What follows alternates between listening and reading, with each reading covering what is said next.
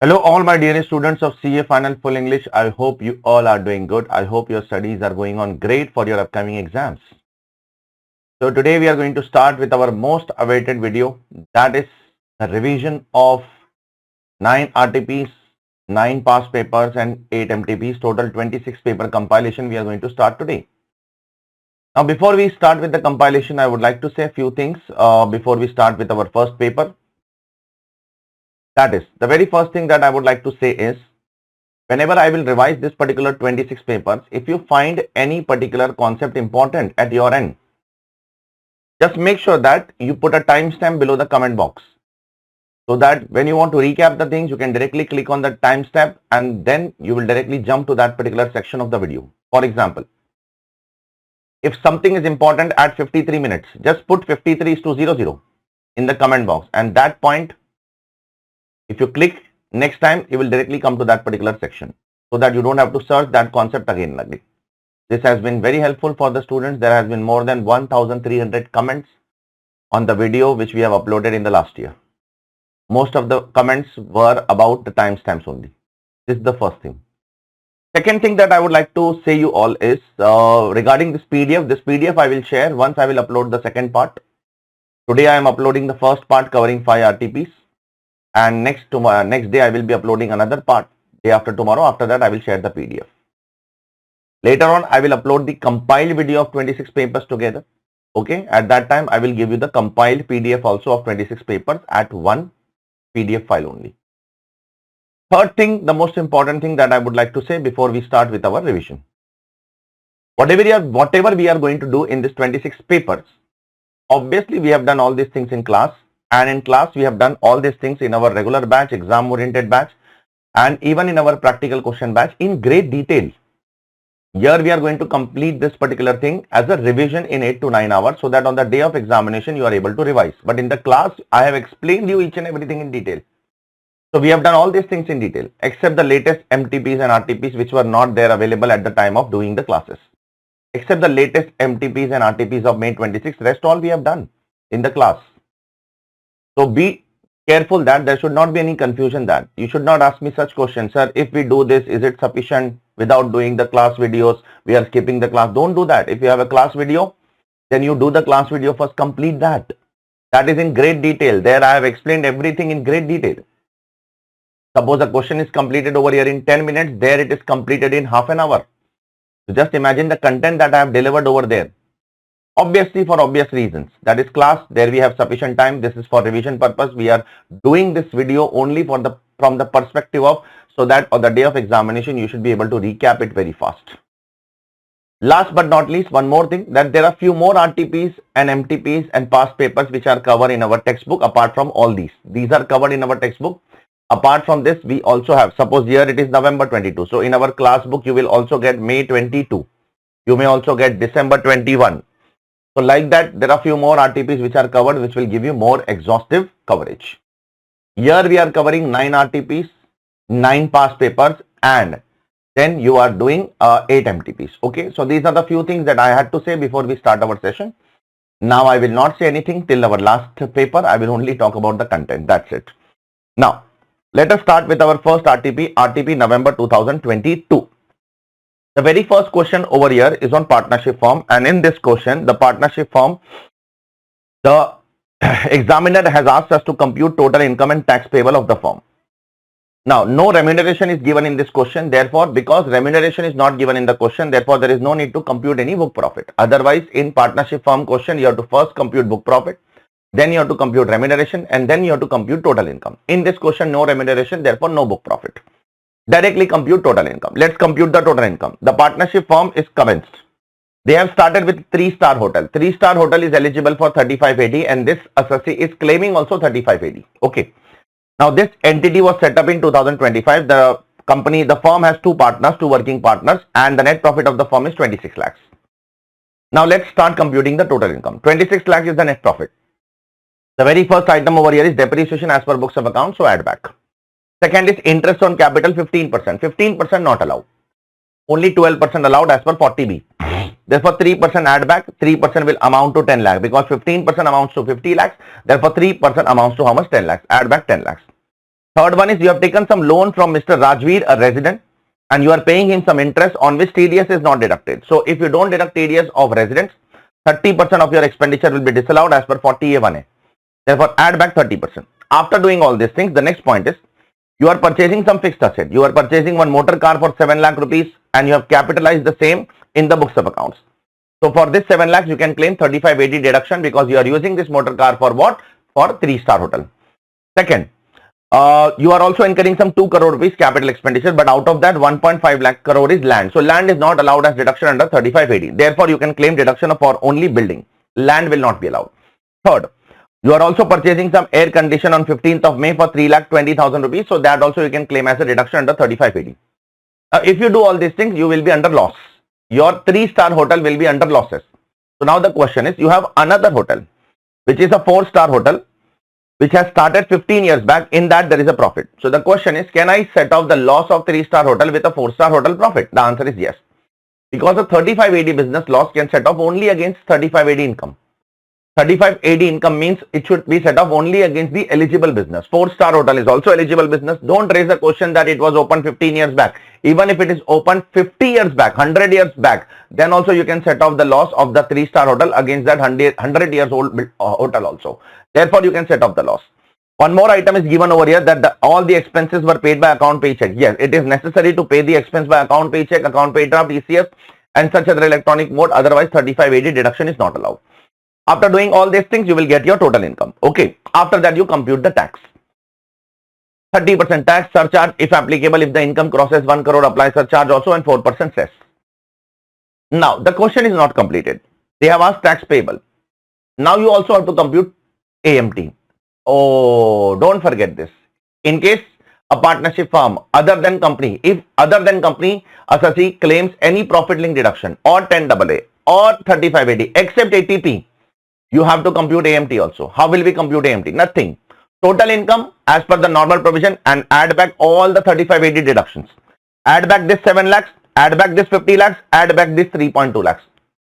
And then claim depreciation on this 7 lakhs, claim depreciation on this 50 lakhs and claim depreciation on this 3.2 lakhs. This 7 lakh is what? Is a motor car. Therefore, claim 15% depreciation on this. This 50 lakh is a building. Claim 10% depreciation on this. This 3.2 lakhs is a new air condition. Claim 15% depreciation on it. After that, whatever amount will come, that will be adjusted total income. On that, apply 18.5% AMT. Then surcharge if applicable if the adjusted total income crosses 1 crore rupees. Then 4% cess. Then compare whichever is higher and then find out if the AMT is more, you will get AMT credit also. I hope it is clear to all of you. So this is what this question is all about. Beautiful question it is. Coming to question number 2. Question number 2. What is question number 2, sir? Question number 2 is a classic total income question. Whenever a total income question will come in the exam, always remember you have to check the last line first. What is the last line over here? Check the last line. They have asked to compute total income. They have asked to compute tax liability and also check as per which regime they are asking. They are asking as per new regime 115BAA. Accordingly, answer the question. First, always read the last question, last line, that which regime they are asking. Sometimes they put the regime in the additional information also, so be careful with that. Okay. In the additional information also, you should check which regime is asked. So let us start with the new regime 115BAA. Asasi is an Indian company engaged in manufacturing of automobiles. 9 crore 50 lakh is the profit. The very first adjustment is depreciation as per accounts, therefore add back. Okay. Second adjustment, donation to political party paid by account paycheck, not allowed in 115BAA. ATG, ATGGA, GGB, GGC, all these things are not allowed under what? Under the new regime 115BAA. Next one, you are paying 50 lakh rupees to a scientific research association. So generally scientific research association is allowed as deduction under section 35, but in new regime 115BAA that is also not allowed. New regime, donation to scientific research association, statistical research association, social science association, not allowed as deduction. Next one, you are receiving dividend from foreign company of 15 lakh rupees. So what should I do? Reduce from here and show under IFOs. Do not gross up. Even the word received is written. Whenever the dividend is received from foreign company, ICI never grosses up. ICI never grosses up dividend received from foreign company, always remember. What about dividend received from domestic company? That we will see later whenever such adjustment will come. Next one, long-term capital gains of 4 lakh on which equity share, on which STT is paid. It means it is a 112A capital gains. Because STT is paid, therefore it is a 112A capital gains. Therefore reduce from here and show under capital gains. 12.5% tax in excess of 1,25,000 rupees. Therefore, reduce 4 lakh from here and show 4 lakh in capital gains. And while computing the tax, 12.5% tax on 2,75,000, 1,25,000 exemption. Next is a very intelligent adjustment. You have taken a loan of 4 crore 20 lakh rupees from State Bank of India at the rate of 10%, but on 1st of June 2025. Now, this loan is taken for the purpose of purchasing some machinery. Okay. And the interest on the loan is outstanding on 31st March, which was paid on 1st of December 2026. Now, very important. First of all, you have taken a loan of 4 crore 20 lakhs. The rate of interest is 10% and the interest is payable for 10 months because the loan is taken on 1st of June. Therefore, the 10-month interest comes to 35 lakhs. First of all, do that. What do you do? You disallow this 35 lakhs completely because this interest is not an expense. It is taken for the purpose of asset. It is taken for the purpose of plant and machinery. So, whatever is the interest of 10 months, that is 35 lakhs, you add back that interest. 35 lakhs, you add back. Once you add back that 35 lakhs, now you check the treatment. When is the machinery purchased and when is the machinery put to use? The machinery is purchased and put to use on 1st of January 2026. It means from June to December, that is 7 months, the interest should be capitalized. Now find out the interest of 7 months. 35 into 7 divided by 10, that comes to 24.5. Add this to plant and machinery. Sir, this will be added to plant and machinery and claim depreciation? Yes. But sir, it is not paid, doesn't matter. For claiming depreciation, it is not necessary to pay. Only to claim it as a revenue expense, it is necessary to pay. Sir, balance will not be allowed as a revenue expense because it is not paid. It is paid after the due date of filing of return. Always remember, for capitalizing the interest and claiming depreciation, it is not necessary to pay. Only to claim that as a revenue expense, it is necessary to pay. I hope it is clear to all of you. Therefore, ultimately, what is the treatment? Again, I am saying this 35 lakhs will be added back, and then this 35 lakhs into 7 divided by 10, that will be added to the plant and machinery, and the remaining portion will be remaining disallowed forever. Okay. Forever means whenever you will pay in the next year you can claim the deduction. Next one, there is a profit on sale of land of 8 lakh rupees to PQR Limited. Who is a PQR Limited? This is a transfer of land between 100% holding subsidiary. If an 100% holding subsidiary transfers any capital asset within themselves, then it is exempt provided the recipient should be Indian company. If the recipient is an Indian company, it is exempt. In this case, it is exactly happening like that only. So reduce 8 lakh from PGBP and show under capital gains, write a note that it is exempt. Okay. Next one. You have paid a salary of 1 crore rupees to foreign technician for installation of machinery. So this is related to machinery, you cannot debit to P&L. Therefore add back to PGBP and capitalize to plant and machinery. Next one. You have sold some goods of 22 lakh rupees to a customer. So I am crediting 22 lakh rupees to P&L account. Then out of that 12 lakh rupees has become bad debts. So I am writing off bad debts of 12 lakh rupees. Now how much is receivable from the debtor? 10 lakh rupees is receivable. Now the debtor has expired. Debtor died. Debtor is dead. After that we tried to recover and we recover unfortunately 11 lakh rupees. We were supposed to recover only 10 lakh, but we have recovered fortunately 11 lakh rupees. And unfortunately we credited entire 11 lakh rupees to P&L account, which is wrong. You should have credited only the excess 1 lakh rupees to P&L account because 10 lakh is already credited to P&L account when you sold the goods. Therefore, you cannot credit entire 11 lakh rupees once again to the P&L account. Whatever is excess recovered, how much is receivable? 10 lakh. You have recovered how much? 11 lakh. Therefore, excess 1 lakh should be credited to P&L because unfortunately, you have credited entire 11 lakh to P&L. Therefore, reduce 10 lakhs from P&L. That is the ultimate effect of this particular adjustment. Next one, depreciation as per income tax, 1 crore 50 lakhs reduced. Then some additions have been made to fixed asset. Building, which is purchased on 15th of December. Therefore, half depreciation because it is used for less than 180 days, 5% will be allowed. Computer, purchase and put to use on 11th May, full depreciation 40%. Plant and machinery. What is the total cost of plant and machinery? See, it is installed and put to use on 1st of January 2026. 500 lakhs is the basic cost, plus 100 lakhs is the foreign technician salary, plus 24.5 lakhs is the interest which will be capitalized. Therefore, the total cost of machinery is 624.5. On that, you will claim half depreciation because the machinery is put to use for less than 180 days. Therefore, you will claim 7.5% depreciation. And additional depreciation not allowed because you are following 115 BAA. Additional depreciation will not be allowed to you. Last but not least, you are declaring some dividend to your shareholder on 31st of May 2026, which is 1 month before the due date of filing of return. Therefore, as per ATM, you will be eligible to claim deduction. How much? Dividend received or dividend distributed, whichever is lower. How much is dividend received? You can see about the dividend received is 15 lakhs and dividend distributed is 12 lakhs. Therefore, you will be eligible to claim deduction of 12 lakh rupees here. After that, you compute the tax. How many taxes are there?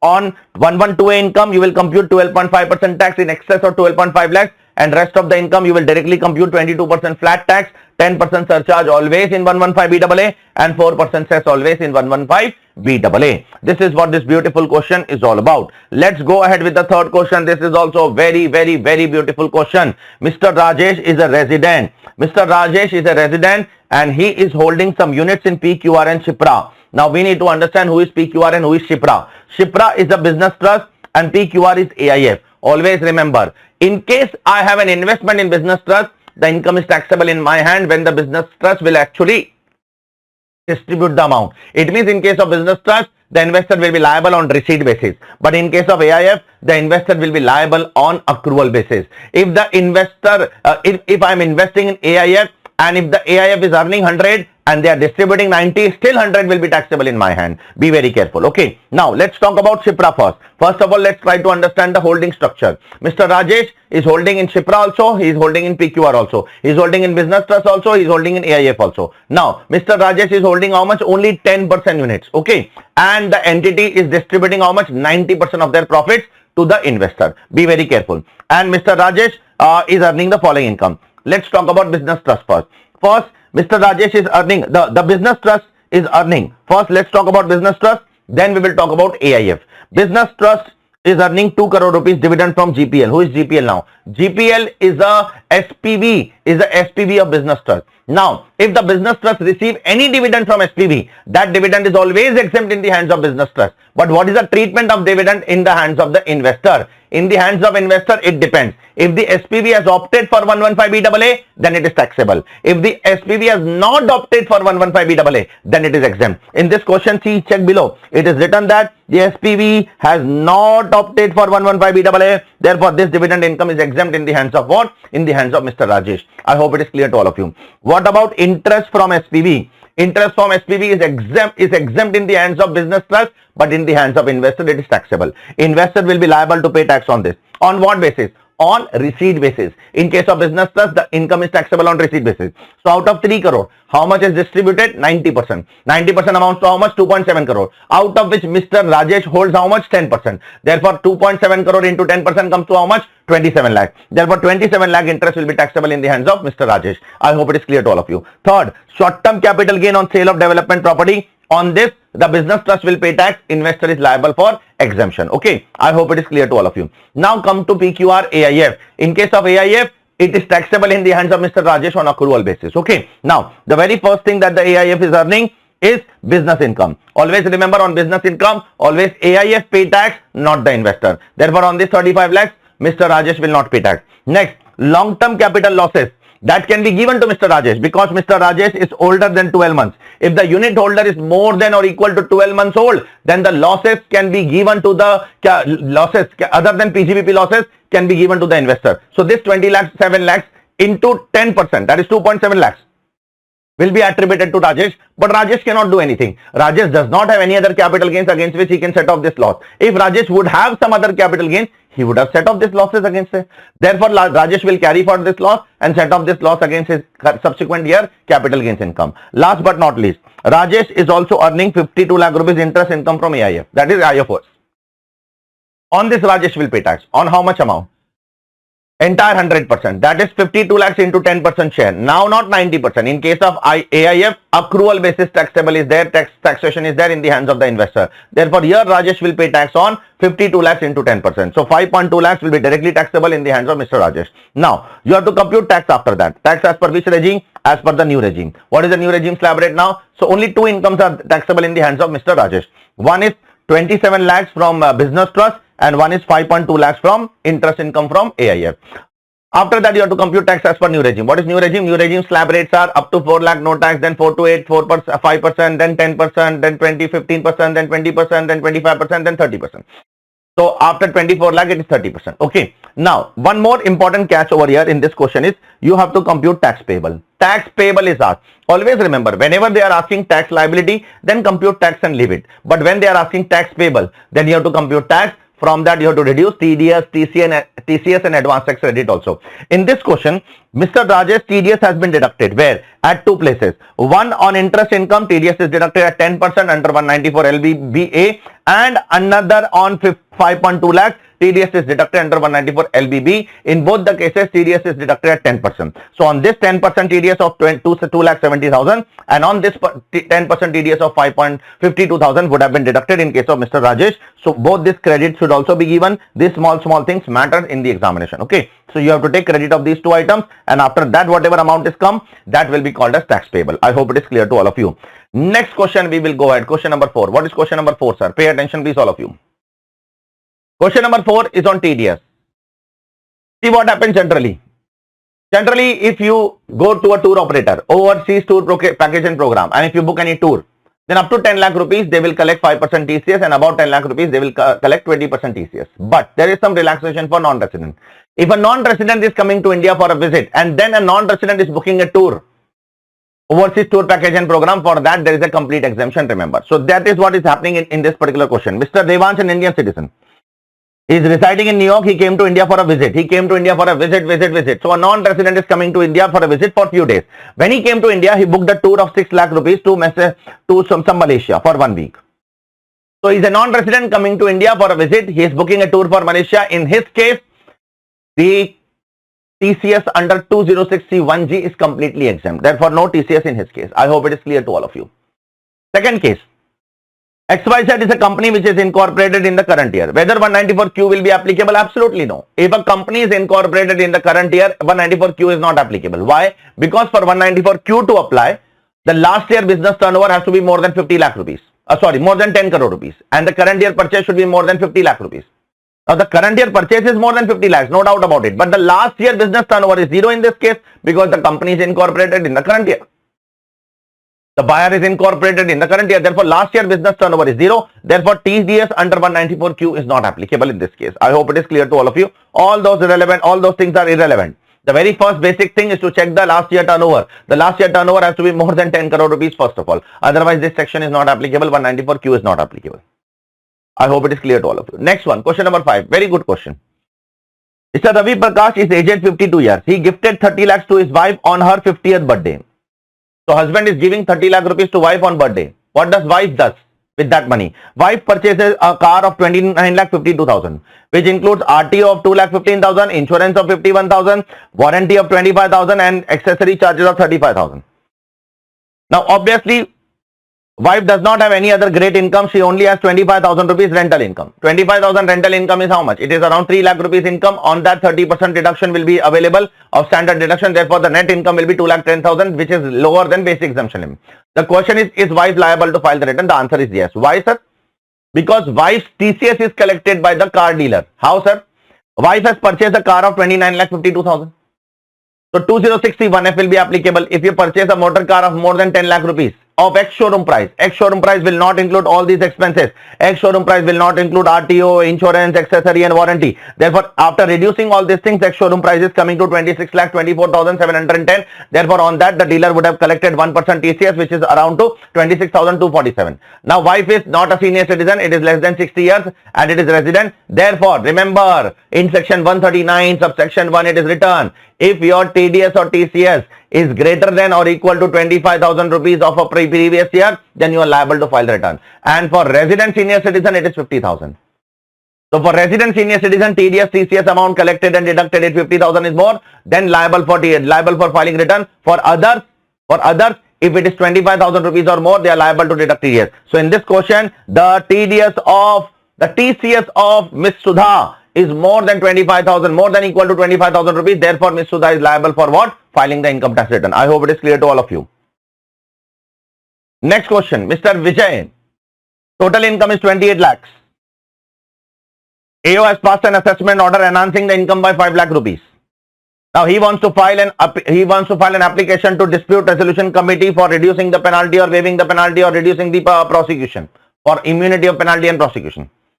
There is no order of detention against him. There is no prosecution against him. There is a penalty in the 271D which is initiated against him. So he has a lot of question now. Can he file an application to DRC? The answer is yes. What is the condition to filing application to DRC? Your total income as per your return of income should not exceed 50 lakh rupees, which is not exceeding 50 lakh. and the AO should not increase more than 10 lakh. The AO is not increasing more than 10 lakh. There should not be an order of detention against you. There is no order of detention against me. There should not be any prosecution against you. There is no prosecution against me. There can be a penalty against you. Penalty is there or not, it doesn't matter. All other conditions are fulfilled, therefore he can file an application. Second question, what is the time limit? The time limit is 1 month from the date of receipt of order. The order is received on 26th of November 2026. So 1 month from 26th November 2026 comes to 25th December 2026. This is the last date for giving the application to DRC. Third, if I am not happy with this application, if I am agreed with this application, can I file an appeal? No. No appeal is possible against the order of DRC. No appeal or revision is possible against the order of DRC. Order of DRC is non-appealable. And last but not least, would your answer be different if the AO's assessment order is based on the information received under a DTAA with country X? Yes, answer will differ.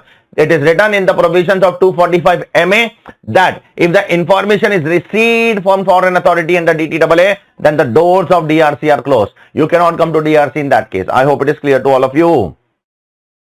Next question is a simple DTAA question. Compute total income, net tax payable, follow the old regime. Miss Rajni, 63 years, therefore she is a what? She is a resident as well as she is what? She is a senior citizen. Be careful. She earns income from multiple places. First, she is earning income from country M 10,120, so multiply that by 69 rupees. Then she has some house property rental income $25,000. Minus $200 is a municipal tax, so minus that and then claim 30% standard deduction. Then 15 lakh rupees from performance in India, take that as PGBP income, 4.2 lakhs from bank FD and 15,000 rupees from saving bank.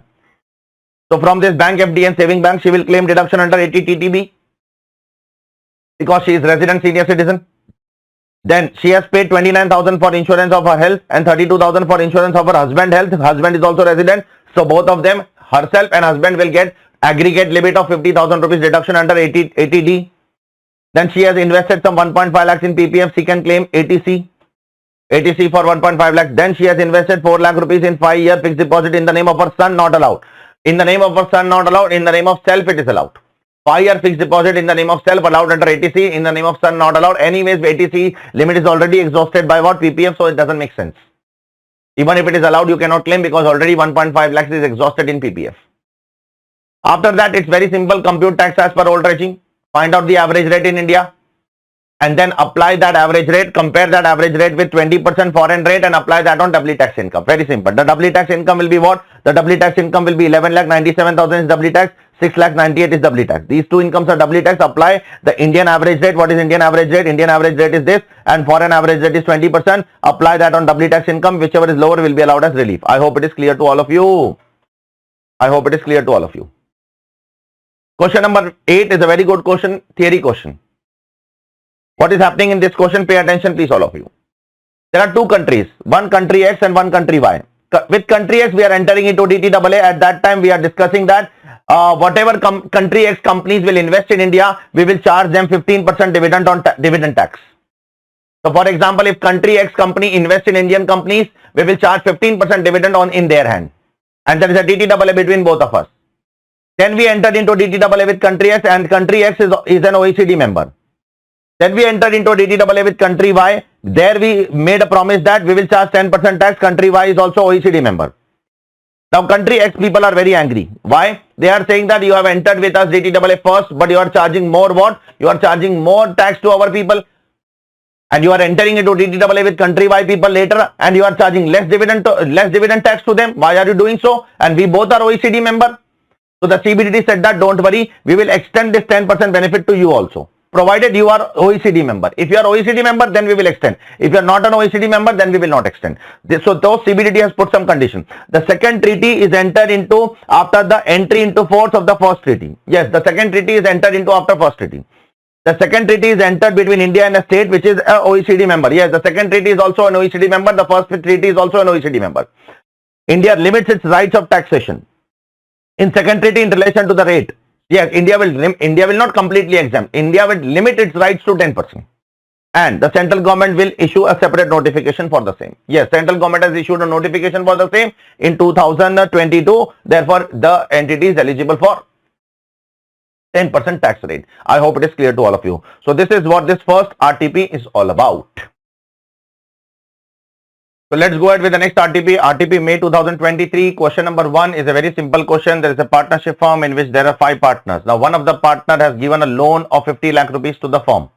Now if I am a firm, you are a partner. Just take an example. I am a firm, you are a partner. You are Mr. Raghav, you are a partner. I am a firm, you are giving me a loan of 50 lakh rupees. Now the firm is questioned by the assessing officer. The assessing officer is questioning firm that from where you have got this particular 50 lakh rupees. So I said that I received from the partner. So now the assessing officer is asking the partner from where you have got the money. The partner is not able to explain the source.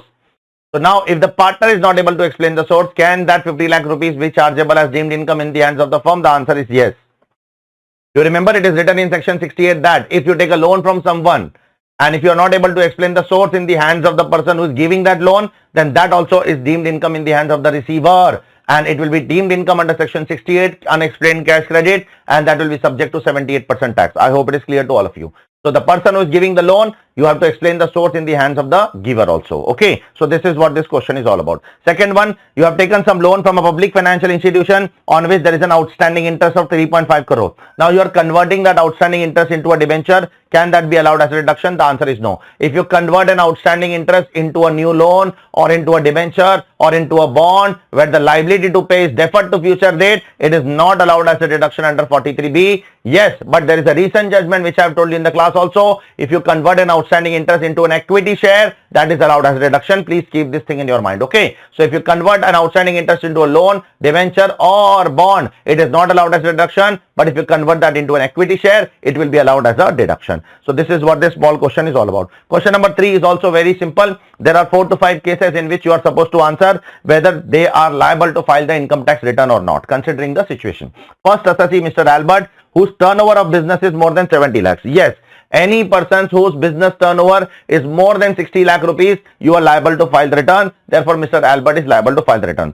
Second, Mr. Ashish is earning lot of income. First, he is earning 2.5 lakhs from profession. Then he is earning 4 lakh from interest on fixed deposit. Then he is earning another 50,000 from saving bank. Therefore, definitely his total income exceeds basic exemption limit. Therefore, Ashish is liable to file the income tax return. Third, ABC company, a law firm. I will not read ahead. A firm and company is always liable to file the income tax return, irrespective of any condition. If you are a partnership firm, LLP or a company, you are always liable to file the return. Don't read ahead.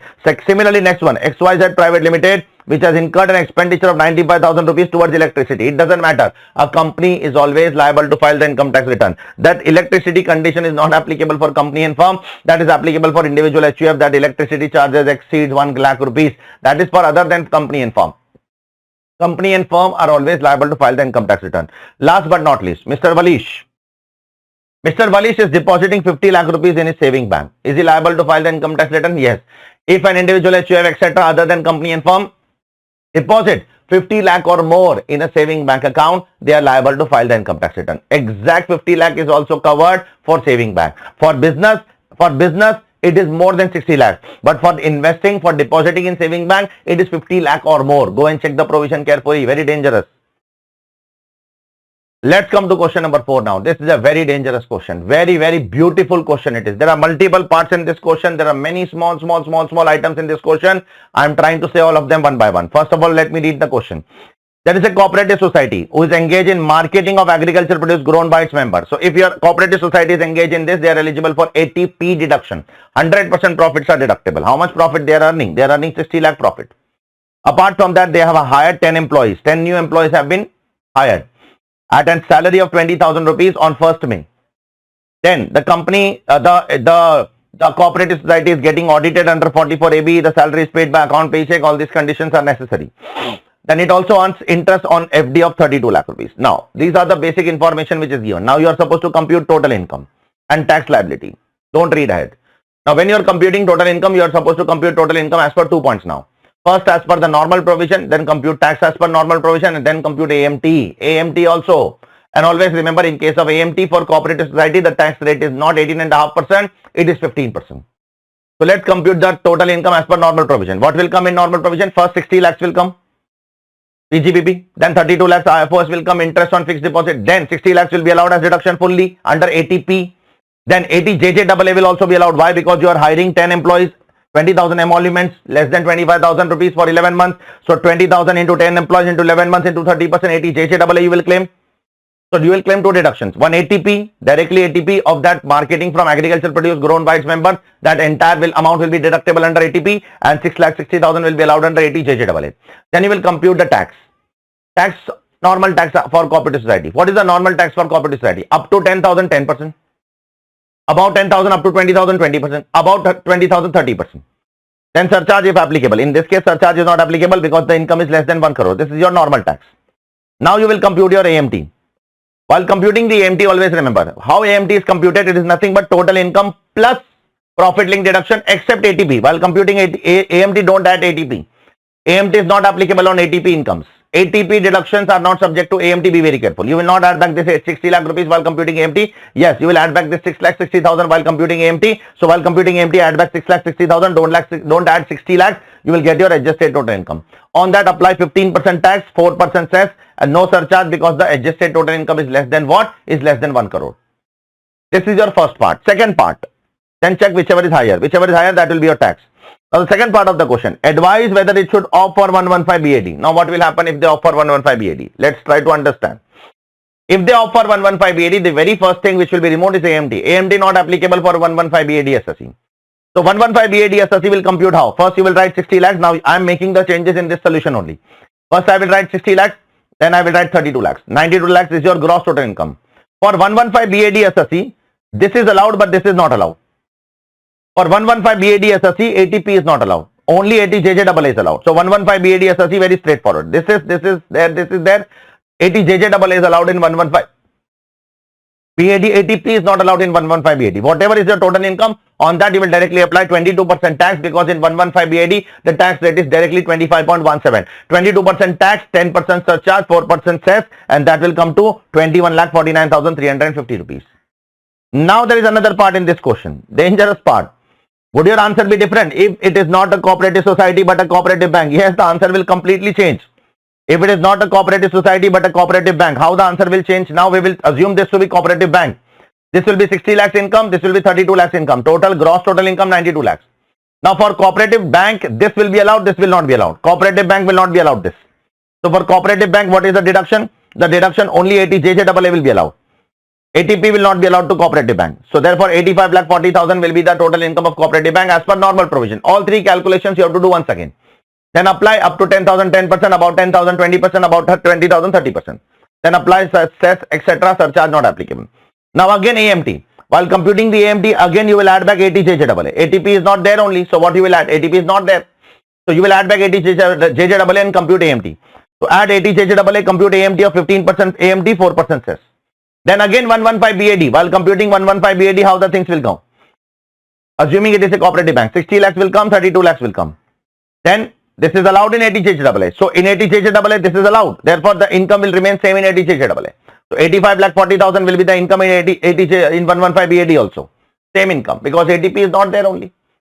Now you will compute 22% tax, 10% surcharge, 4% cess and compare the answer whichever is more beneficial. Okay. So this is what this beautiful question of what? Beautiful question of cooperative society is there. I have given you a chart of cooperative society in the class. Go and check. Okay. Next question is a total income question.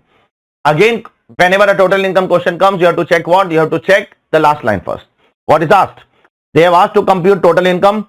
They have asked to compute tax liability as per 115 BAA. Okay, 115 BAA is coming again and again. Be very careful with that. 115 BAB is not very important. BAA is very important for us in the examination. SF Limited is a company engaged in manufacturing and sale of pharmaceutical products. So very first thing is they are engaged in pharma company. Their profit is 930 lakhs after debiting and crediting the following item. Now the very first item over here is the opening stock is overvalued. The opening stock is overvalued by 10%. Now the opening stock is 66 lakhs. It is overvalued. It means it is standing at 110%. Therefore, how much it is overvalued? So 10% is how much? 6 lakh. It is overvalued. So if the opening stock is overvalued, means the debit side of the P&L is overvalued. If the debit side of the P&L is overvalued, it means you have claimed more expense, so add back. You have claimed more expense, na? So add back this 6 lakh. This 6 lakhs will be added back. Similarly, the closing stock is undervalued. Now your closing stock is 63 lakhs. It is undervalued by 10%. It means it is standing at 90%. Therefore, 10% is how much? Cross multiply. It comes to 7 lakhs. So if the credit side of the P&L is undervalued, it means the profit is less. So add back the 7 lakhs. So the opening stock will also be added back. The closing stock will also be added back. I hope it is clear to all of you. Next one, you are purchasing some know-how from foreign company. Now know-how is nothing but an intangible asset, but you are debiting that to P&L, which is wrong. Add that to P&L and claim what? 12.5% depreciation, because you are putting to use for less than 180 days. Therefore, you will not get full 25% depreciation. You can claim depreciation of 12.5%. Next one is a grandfathering clause. Grandfathering clause, you are selling some shares of a listed company, 2,97,000 is the profit. First, reduce this 2,97,000 from PGBP, and then under capital gains compute separately. But always remember, whenever 31st Jan 2018 will come in the examination, it means there is a grandfathering clause. Whenever this date only has one relevance, that is grandfathering clause for the purpose of capital gains under 112A. So how will you compute the capital gains? First step, actual cost. Actual cost means the price at which you have acquired the shares, 85 rupees. Then compare with lower of FMV on 31st January 2018, that is 195, and selling price. Lower of the two is 195. Then lower of the two will be compared with actual price. Then whichever is higher, that will become your ultimate cost. Therefore, in this case, your ultimate cost will be 195 and your sale price will be 220. The difference between them will be called as capital gains. On that will show you that you will show under capital gains, under the head capital gains.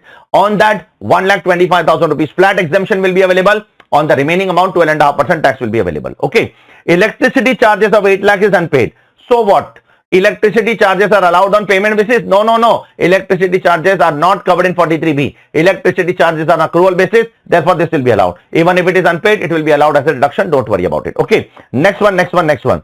You are incurring some loss of 2.2 lakh rupees due to hedging contract in respect of import of raw material. So, you are importing some raw material. On that, you are incurring some loss. How much loss you are incurring? You are incurring loss of 2.2 lakh rupees on foreign currency fluctuation due to hedging contract. So that loss is nothing but a revenue loss, because that loss is on raw material. Therefore, that will be allowed as a deduction. It is allowed as a business loss. Next, depreciation as per books of accounts, add back. Next, dividend from foreign company. Dividend from foreign company, I have already told you, reduce from here and show under what? Income from other source. Show under income from other source. Next, 32 lakh rupees you have received from some company for entering into a non-compete contract. So whatever amount you receive in cash or in kind under an agreement for not carrying out any activity in relation to business and profession, that is for non-compete contract, that is considered to be a PGBP income. So let it be part of PGBP. There is nothing wrong in that.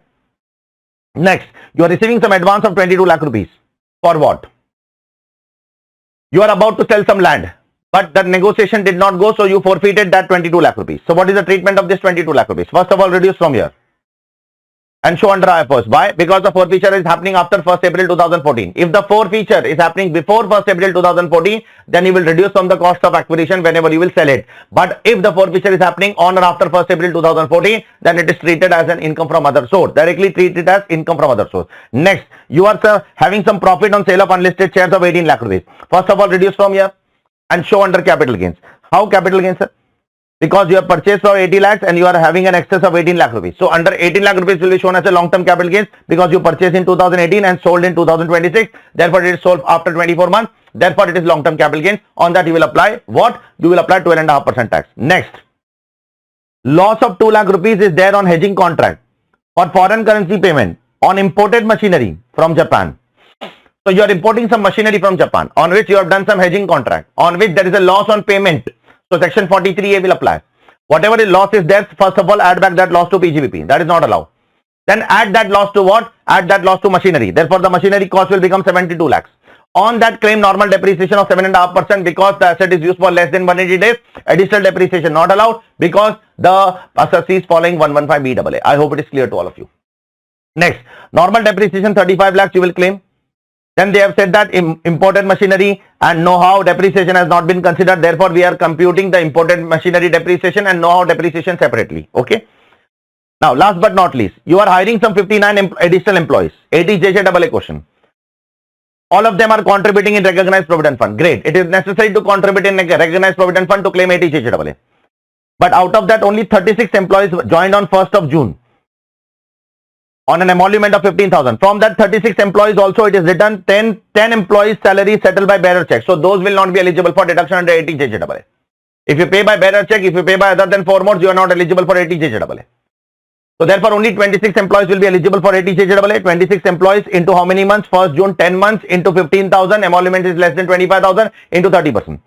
But be careful with one more thing. The 10 employees whose salary is settled by bearer check, their salary should be disallowed in PGBP also as per 48.3. So disallow their salary in PGBP. because in PGBP also that expense will not be allowed. I hope it is clear to all of you.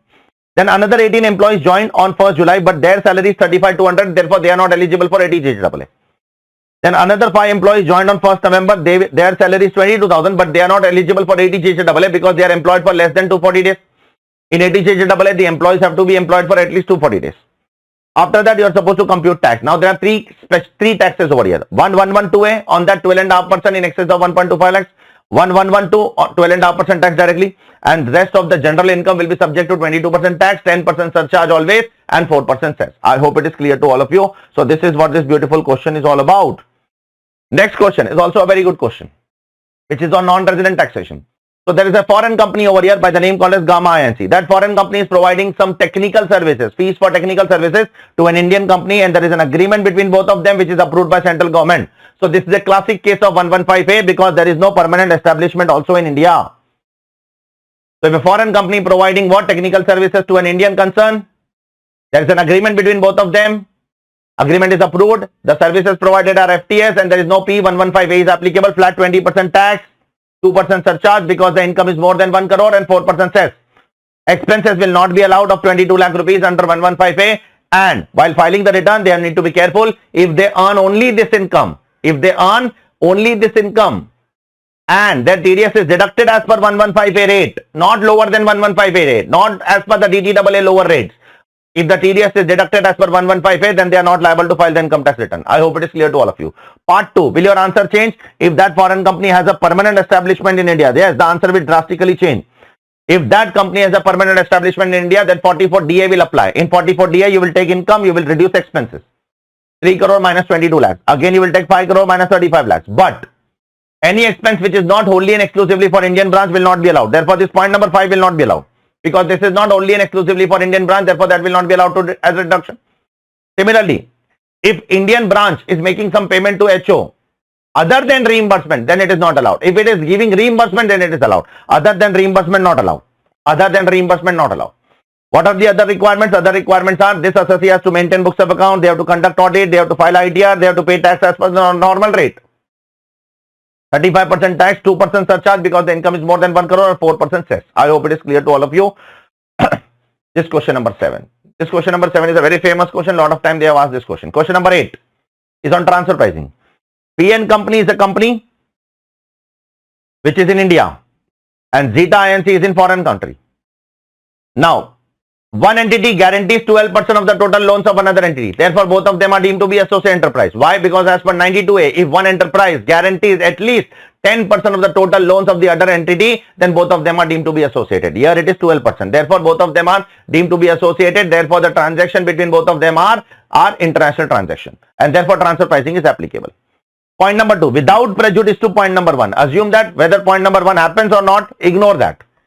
And then answer, if AO makes a primary adjustment of 3.1 crore rupees on 1st April and the same is accepted by the assessee, what are the conditions and the money is not repatriated to India up to 31st March and the transaction is denominated in INR. So, if the AO makes the primary adjustment of more than 1 crore rupees, then secondary adjustment is applicable if the money is not repatriated to India within 90 days from the date of order.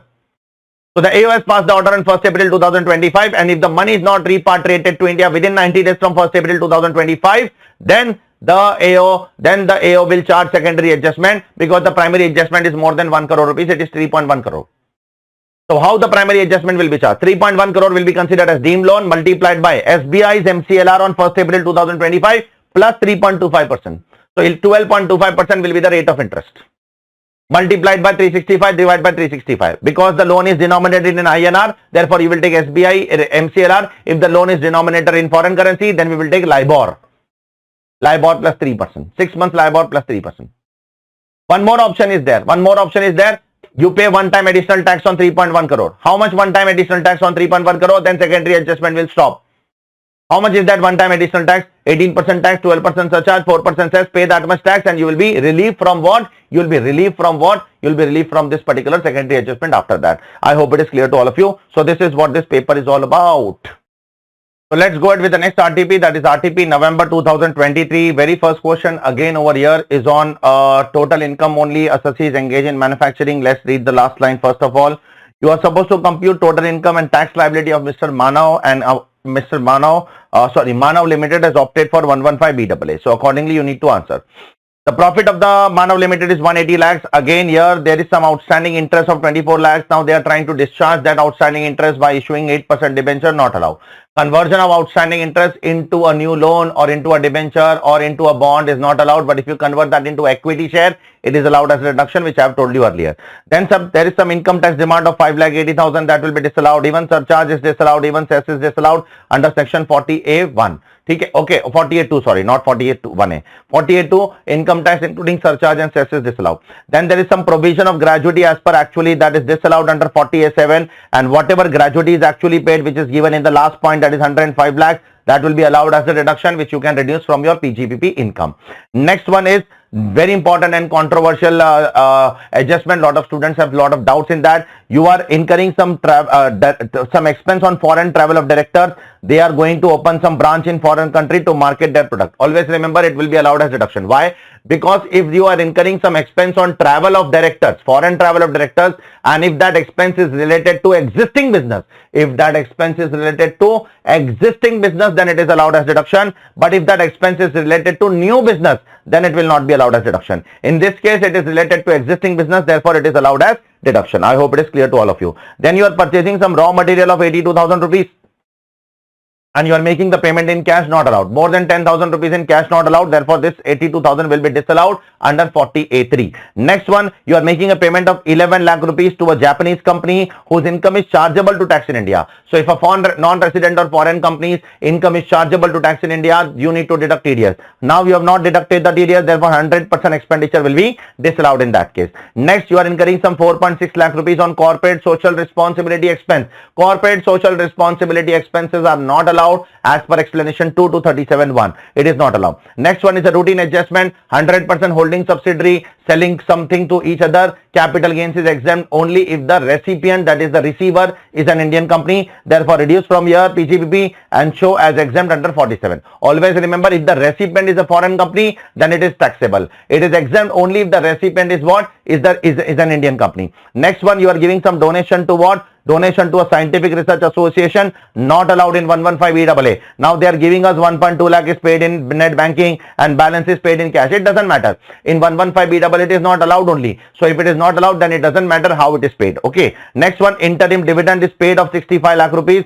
So interim dividend will be claimed as a deduction under ATM, but the dividend will be subject to what? Dividend received. Dividend received or dividend paid, whichever is lower, will be allowed as deduction under ATM. See, always remember, in 115 BAA, you cannot claim any chapter 6A except ATM, ATLA and ATJJAA. These three deductions you can claim in what? 115 BAA. Next one is you are contributing. The employer is contributing to some pension scheme of employees, which is 15% of the salary and dearness allowance. How much is allowed? Only 14% of basic salary plus DA in terms is allowed. But you are contributing how much? 15%. Therefore, 1% you have to disallow as per section 36 subsection 1 clause 4A. Next, you are receiving some dividend from a foreign company. How much? 36 lakhs. So reduce this from PGPP and show that 36 lakhs in what? In IFOs. And compare that 36 lakhs with dividend received 36 lakhs, dividend paid 65 lakhs. Therefore, whichever is lower will be allowed as deduction under ATM. Next, you are giving some donation to a political party, not allowed under AT, not allowed under 115 BAA. Next, normal depreciation allowed, additional depreciation not allowed under 115 BAA. Next, brought forward UAD allowed because it is out of normal depreciation. If this brought forward UAD would have been from additional depreciation, even this would have not been allowed. Okay. And last one, I have already told you. There is no special income in this case. Therefore, only 22% tax, 10% surcharge and 4% cess will be imposed. No special income, no long-term capital gains, no short-term capital gains, nothing is there. So this is what this question is all about. Let's go to the next question. Next question is on TDS and TCS. There is a buyer, Delta Limited, which is the buyer, and there is a seller by the name called as Free Limited. What are we buying?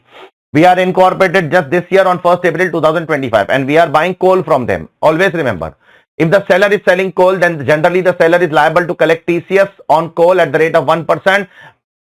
Coal is covered under 206C subsection 1.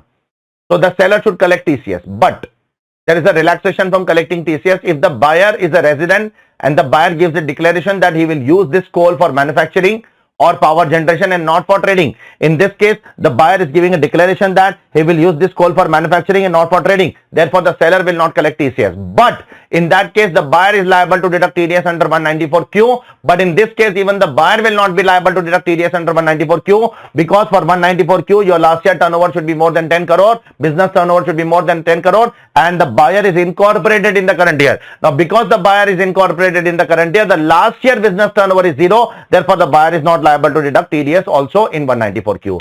So again, I am saying one more part is there in this question. Again, I am saying the seller is not liable to collect TCS on coal because the buyer is giving declaration.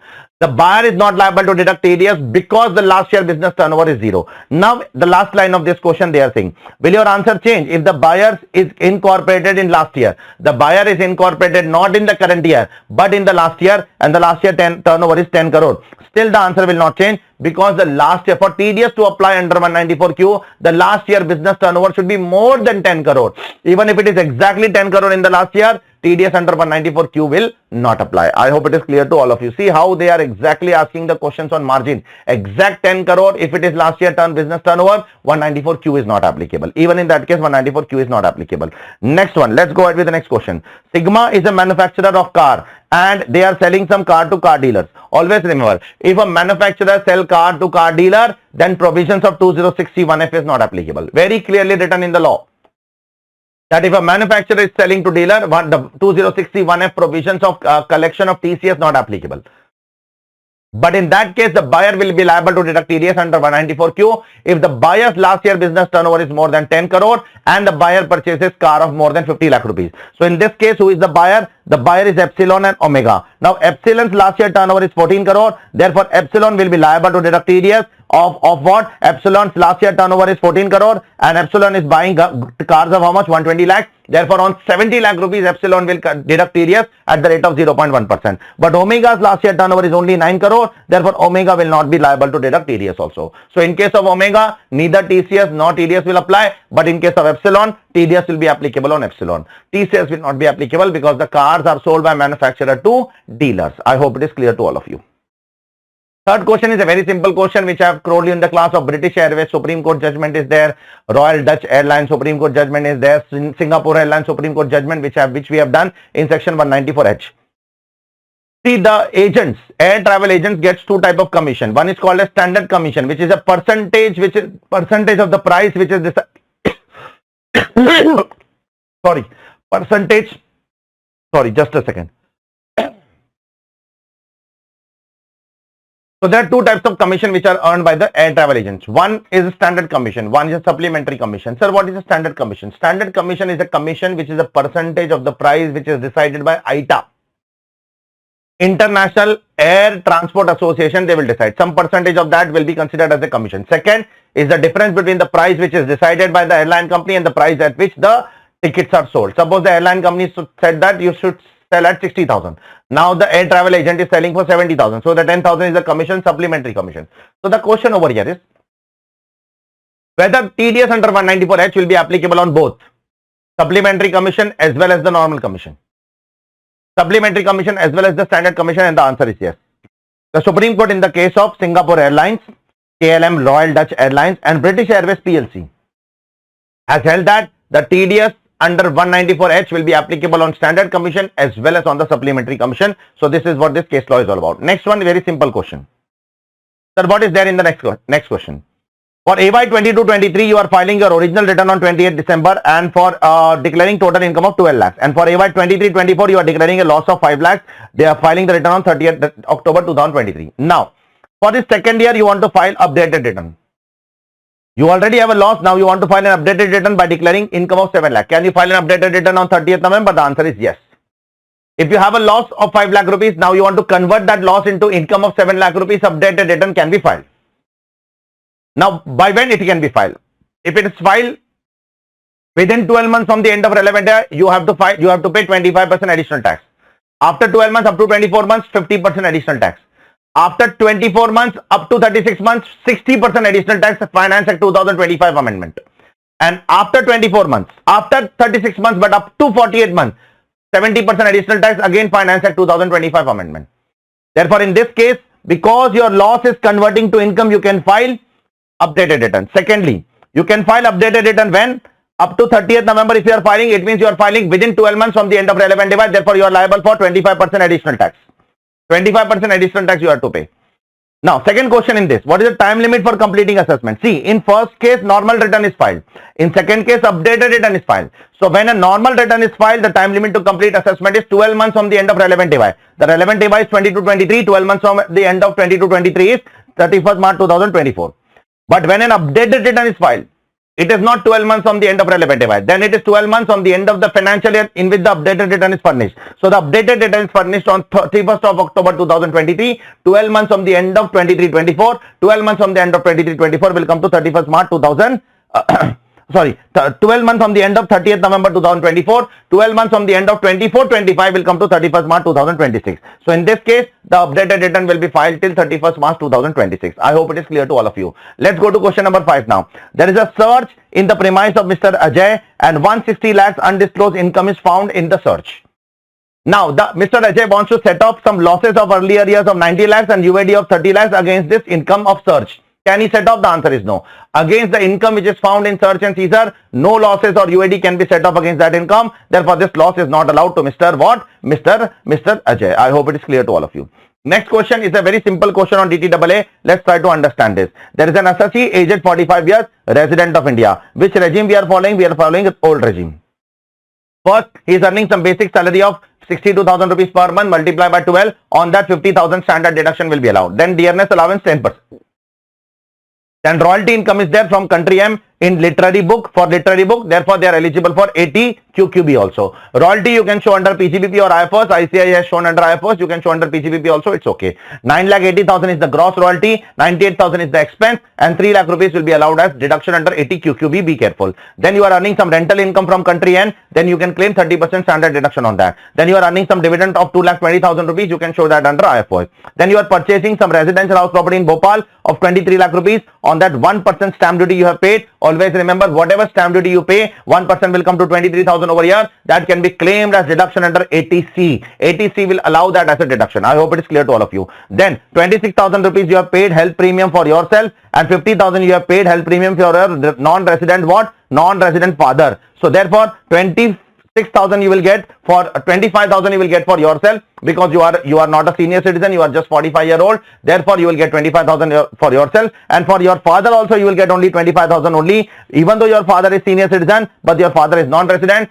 Therefore inflated limit of 50,000 will not be available for non-resident. It is only available for resident senior citizen. Therefore for yourself you will get 25,000, and for your father also you will get 25,000 rupees. After that you compute the tax. You compute the tax as per old regime and then find out the doubly tax income. As simple as that. While computing the doubly tax income, you need to be very careful. For doubly tax income, 1,96,000 is doubly tax income. Then your royalty is 8,82,000 is not doubly tax income. For computing doubly tax income, you have to take 8,82,000 minus 3,80,000 QQB also, and then find out the doubly tax income. That will be your doubly tax income. I hope it is clear to all of you.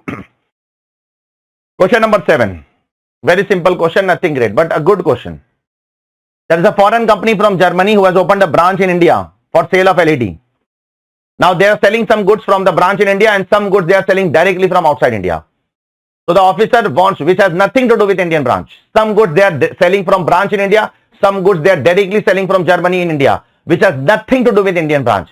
The officer wants to charge the goods which are directly sold to India from Germany also. Can he do so? He can do that in UN model, but he cannot do that in OECD model. Why? Because such concepts are called as force of attraction. Do you remember? Rolls-Royce example I have given you in class. If you open a branch of Rolls-Royce in India, and if you sell the Rolls-Royce through India, that is definitely taxable. But in force of attraction, if you directly also sell Rolls-Royce in India, that will also be taxable under UN model. That is called as force of attraction. But unfortunately, force of attraction is only there in UN model. It is not there in OECD model. Therefore, in OECD model, such items will not be charged. In OECD model, only the items which are sold through Indian branch, through Indian PE will be subject to tax, not something which is directly sold. Okay, I hope it is clear to all of you. So this is what this RTP is all about. Please comment below, how is it going? Fast. Let's go ahead with the next RTP, that is RTP May 2024. The very first question again over here is of total income. Assessee is engaged in manufacturing and selling of pharma products. And here we have to compute lot of things. You are supposed to compute total income and tax liability in the most beneficial manner. Therefore, you have to make 3 calculations first. First, you have to compute total income and tax as per normal provision. Then you have to compute total income and tax as per 115 JB, that is book profit, etc. Then compare whichever is higher, that will be answer number 1. And then you compute total income as per 115 BAA, because they have asked us to compute as per most beneficial manner. So first, three calculations you have to make: normal provision, MAT, and then 115 BAA. First, I am computing as per normal provision. The very first thing over here is 900 lakh is your net profit. First thing is, now the things will repeat, adjustments will repeat to some extent. Okay. As and when you go ahead, the adjustments have to repeat. Obviously, after doing all the 26 papers compilation, 90% of the adjustments will be repeated in the examination. Don't worry about it. Okay. Now, in the month of November, you are purchasing some know-how, and this know-how is purchased in November. Therefore, add back this know-how. Know-how will be allowed as a depreciation, and you can claim 50% depreciation, that is 12.5%, because it is put to use in the month of December. It is used for less than 180 days. So you can claim 12.5% as a depreciation. Next, electricity charges are unpaid. Doesn't matter, electricity charges are allowed on accrual basis. Even if it is unpaid, it is allowed as a deduction. No worries. Next, loss of 4 lakh for purchase of raw material on foreign exchange fluctuation price. So you are importing some raw material, you are doing some hedging contract, and on that hedging contract there is some forex loss. So that forex loss is allowed as a deduction. Same adjustment has come earlier also, it is allowed as a business loss. Okay.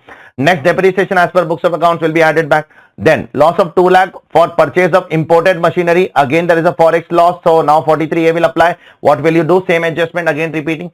2 lakh rupees you will add back to PGBP income, and then you will add back this 2 lakh to the cost of asset. You will add back this cost of asset. So therefore the machinery cost will be 65 lakhs plus 2 lakhs, 67 lakhs. On that you will claim 7.5% depreciation, because the machinery is used for less than 180 days, and you will also claim 10% additional depreciation because the assessee is engaged in manufacturing. And now we are computing income as per normal provision. In 115 BAA we will add back this additional depreciation. Okay, so when we will compute the 115 BAA total income, at that time we will add back this depreciation. Then 20 lakhs you are receiving as a non-compete fees for entering into a contract, for not entering into a certain business. So that is considered as a PGBP. Let it be part of PGBP. Write a note for the same. Okay. Then you have received some advance and you have forfeited that advance in respect of transfer of a capital asset.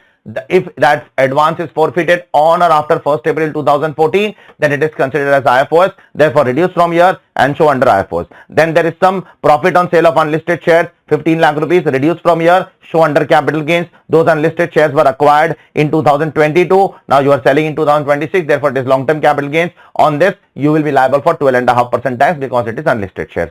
Normal depreciation, 35 lakhs, you can claim depreciation. That's it. After that, you have to compute your tax. Total income you have computed. After that, you have to compute your tax. What will be the tax rate? The turnover of last year is 282 crore. Therefore, the tax rate will be 25% as per normal provision plus surcharge if applicable and cess. Okay, this will be your normal calculation. Now you will compute your book profit. Book profit will be how much? 1520 directly they have given. Book profit is 1520 lakhs. 1520 lakhs directly book profit they have given. Therefore, book profit is 15 crore 20 lakhs. So how much tax you will apply on this book profit? 15 crore 20 lakh rupees into 15% tax plus 12% surcharge, because the book profit is more than 10 crore plus 4% cess. Okay, I hope it is clear to all of you. Then compare normal provision or book profit, whichever is higher, that will be your answer number 1. Then you compute the tax as per 115 BAA. In 115 BAA, only one thing will be added back, and that is the additional depreciation on plant and machinery. That's it. That's the only thing which will be added back in 115 BAA. You can check it over here. Additional depreciation you will add back. That will give you your total income. In this total income, there are two incomes. One is special income. Long-term capital gains will be chargeable at 12.5%. Other income will be chargeable at normal rate of 22% tax, 10% surcharge, 4% cess. And ultimately, you check which is beneficial. Is the normal provision beneficial, or is the 115 BAA beneficial? That whichever is the most beneficial, you have to give comment on that particular thing, because that is the question which is asked over here. Next is a theory question, small question. The commissioner has a power to revise the order of AO under 263. Okay, so therefore the commissioner has issued some notice to the assessing officer that I want to revise your order under 143. So step number 1, the commissioner has issued notice under 263 that I will revise your order under 143.3. After that, survey has happened in place of assessees. At assessee's place, survey happened. There some new information came. Now the commissioner is issuing second notice after the survey. The content of the second notice is different from the first notice. So there is a 3-step discussion over here. Step number 1, commissioner is starting revisionary proceeding under 263. After that, survey happened at assessee's place. Now the commissioner is sending a second notice to the AO. The content of the second notice is different from the first notice. Can the commissioner do so? The court has said that no. The commissioner should stick to the decision which he has taken earlier. The commissioner should stick to the points which he has given in notice number 1. Just because the survey has happened later on, now he wants to withdraw the first notice and send a second notice, and based on that he wants to revise the order under 143.3. That cannot be done by the commissioner. Therefore, the commissioner is incorrect over here. I hope it is clear to all of you. Question number 3 is on black money law. Black money law, always remember, for understanding the black money law, the very important term of black money law is assessee. You should be assessee in black money law. There are 2-3 points which you need to keep it in mind to understand black money law. First of all, the definition of assessee. Who is an assessee? Assessee can be any of the person. A person should be resident in the current year in which you are caught. In our example 25-26, or the person should be resident in the year in which the income was taxed, income was earned, or in which the asset was acquired.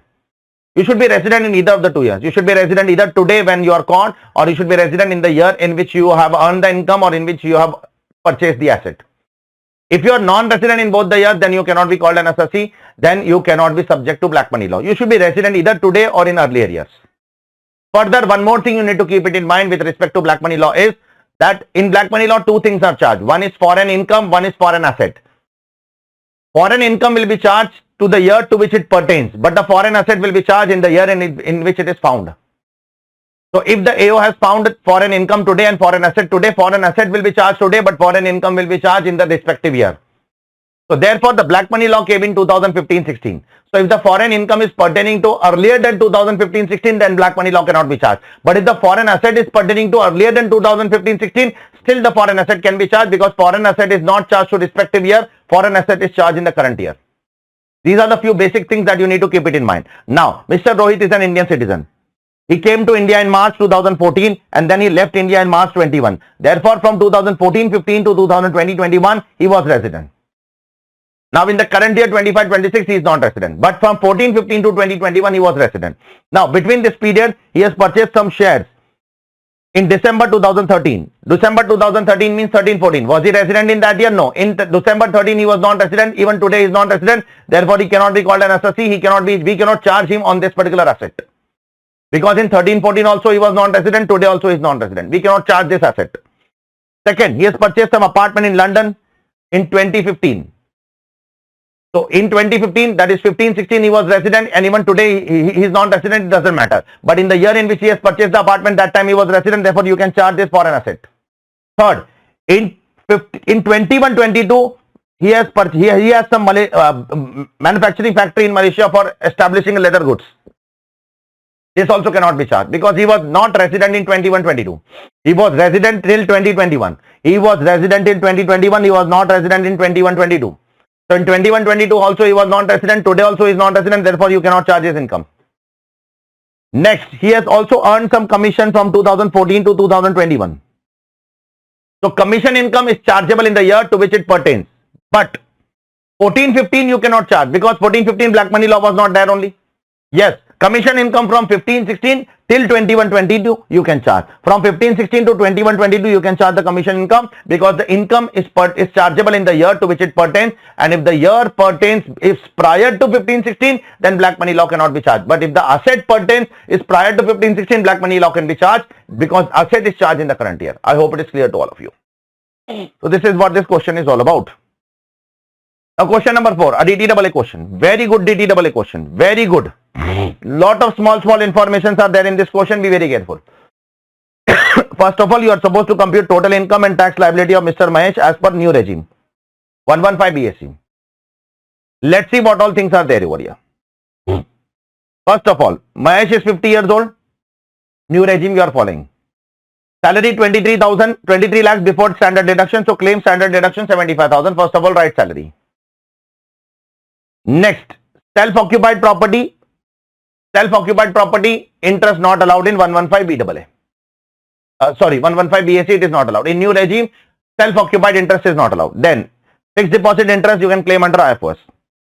Income from business $25,000. How will you convert this $25,000 into rupees? You will convert this as per rule 115. What does rule 115 say? You have to take TTBR on the last day of the financial year. What is the TTBR on the last day of the financial year? It is 71. So you have to convert this as per 71. So multiply this by 71. Similarly, income from house property 4,500 minus 450. That also you will convert as per last day of the financial year TTBR as per rule 115. Then dividend income. For dividend income, rule 115 says something else. For dividend income, you have to convert dividend income into INR as per the TTBR of the last day of the preceding month in which the income is earned. The income is earned in March 26. So you have to take TTBR of 20th Feb. Therefore, on 20th Feb, the TTBR is 70 rupees. You have to multiply by 70. Same for STCG also. You have to take TTBR of the last day of the preceding month. After doing all these things, you will compute your total income and you will compute your tax. Let's see. Salary 22,25,000. House property you will take and convert. Self-occupied house property interest not allowed. Business income you will take. Short-term capital gains you will take. 1,60,000 FD interest you will take and 1,70,000 dividend income you will take. After that you will get a total income of 54,11,290. On that you will apply the slab rates. After applying the slab rates, you will also apply 10% surcharge because the income is more than 50 lakhs. Therefore, apply 10% surcharge and 4% cess. You will get your total income and tax as 13,76,000. On that 13,76,000, you will divide this by what? You will divide this by 54,11,000. Therefore, you will get average rate in India. Now, this average rate in India, you will apply on doubly taxed income in India. What is doubly taxed income in India? The doubly taxed income in India is 2,01,000 is doubly taxed, 17,75,000 is doubly taxed, 3,50,000 is doubly taxed, and 7 lakh is doubly taxed. On this, you will apply this 30,26,285. This is doubly tax. This is the tax paid in India. Now you will compare that with foreign tax. In foreign country, you are paying how much tax? You are paying 20% tax in foreign country. But be careful. In foreign country, you are not getting this municipal tax deduction. Therefore, in foreign country, you are paying 20% tax on 25,000. You are directly paying 20% tax on this 4,500. You are directly paying tax on this 10,000, and you are paying tax on this 5,000. Therefore, in foreign country, you are paying 20% tax on $44,000. If I total all these four, you will get 20% of 44,000 rupees, approximately $44,000. So on that 44,500, you will take 20%. Whatever amount will come will be your foreign tax. On that, you have to convert that into rupees now. How will you convert your foreign tax into rupees? You need to check when it is paid. It was paid by Mahesh on 25th of May. So now you will convert this foreign tax into rupees as per rule 128. See, to convert foreign income into rupees, you have to apply rule 115. But to convert foreign tax into rupees, you have to apply rule 128. And what does rule 128 say? You have to convert as per TTBR on the last day of the preceding month in which the tax is paid. The tax is paid on 25th May. So the last day of the preceding month is 72. So now you will multiply this entire tax. 44,500 is your total income in foreign country. 20% is the total tax in foreign country. Multiply by 72. That will give you your tax paid in foreign country. So the tax paid in India is 769. Tax paid in foreign country is 640. Therefore, whichever is lower will be allowed as a relief. And the balance amount you have to pay from your pocket. I hope it is clear to all of you. Let's move on to the next question. Question number 5. What is this question, sir? This question is on rollback provision. Do you know that you can make an application for APA for future 5 years and rollback for past 4 years? So you have made an application for what? Rollback on 50, application for APA on what? 15th of February 2025.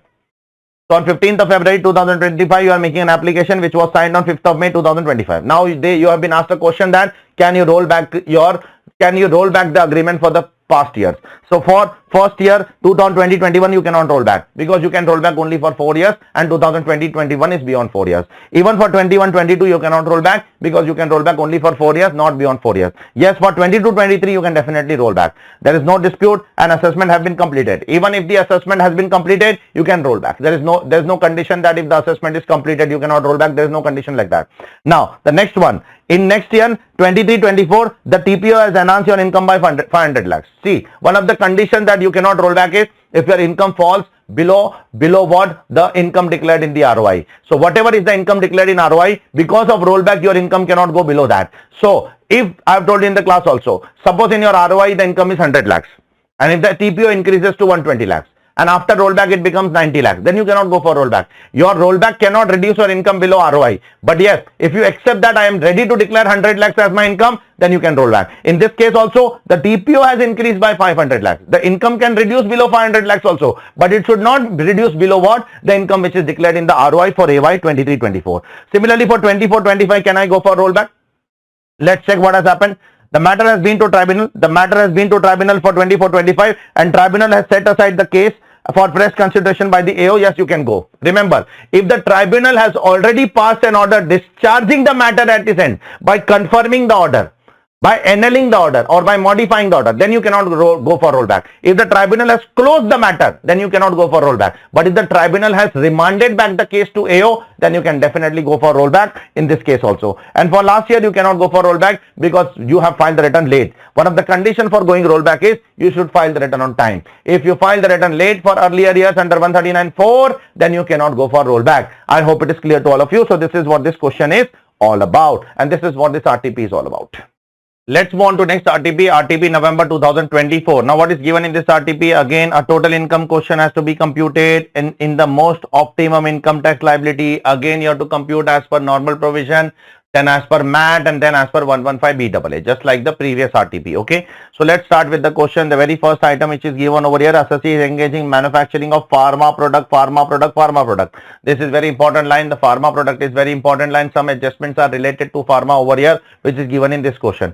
First thing which you are doing, you are incurring 6 lakh rupees as a public issue expenses that will not be allowed as a deduction. Any expense incurred for issuing shares not allowed, even though the public issue could not be materialized due to non-clearance by SEBI. It doesn't matter. Any expense which is incurred with respect to what public issue, share issue, it's a capital expenditure. Therefore, it is not allowed as a deduction. Be very careful. Okay. The next adjustment is also a new adjustment. You are purchasing some goods of 5 lakh rupees from a micro enterprise Sunny Traders on 25th of February 2026, and you have made a commitment that I will make the payment in 25 days. So if you purchase anything from micro or small enterprise, and if you make a commitment that I will make the payment in 25 days, if you make the payment within time, then the expenditure will be allowed on accrual basis. But if you make the payment beyond time, then the expenditure will be allowed on payment basis. Now, if you make a commitment that I will make the payment in 25 days, now you are making the payment on 29th March 2026, which is beyond 25 days. So you will be allowed the deduction on payment basis, not on accrual basis, because you are not making the payment on time, you are making the payment late. But even though you are making the payment late, still the payment is made in the same financial year. Therefore, no need to worry, you will get the deduction in the current year itself. Yes, if this 29th March would have been 3rd April, then you would have been given the deduction in the next year, 26-27. Now, because this 29th March is also in the same financial year, you can claim the deduction in the current year, no issues. Okay. Third one, you are a pharma company, you are giving freebie to medical practitioners, not allowed. Pharma company giving freebies to doctors, medical practitioners, medical associations, not allowed as deduction. Next one, it is disallowed under explanation to section 37(1). Depreciation as per books of accounts disallowed. One-time license fee you are paying for obtaining a franchise, then that is disallowed, and on that you can claim 25% additional depreciation later on. Okay. Next one, you are setting up some warehouse in rural area for storage of agriculture produce. Now this is eligible for 3580 deduction. Now on that there is a profit of 17 lakh rupees. So do one thing, show this profit separately. Don't merge this profit with your pharma business. So reduce from here and show under PGBP separately. Next one, you are receiving some power subsidy that is considered as a revenue income. Therefore, let it be part of income. Write a note that power subsidy is an income as per section 2, clause 24, subclause 18. It is deemed to be income under section 224(18). Next one is your again grandfathering clause. I am irritated with this grandfathering clause. Again and again it will come. 4,80,000 is your profit. Whenever 31st Jan 2018 will come, it means it is a grandfathering clause. 4,80,000 is your profit from shares on which STT is paid. So that profit you will reduce from PGBP, and under capital gains you will compute separately whatever capital gains will come. How will you compute? You will compute the cost separately. Cost will be actual cost compared with lower of FMV on 31st Jan 2018 or fair or share or selling price, whichever is lower. Compare that with actual cost and then whichever is higher. That will be your cost. Okay. Now next one is also a very intelligent adjustment. Now one thing you need to remember in point number H, whatever capital gains will come, on that 12.5% tax will be imposed. In excess of what? In excess of 1,25,000 rupees, because it is covered in 112A.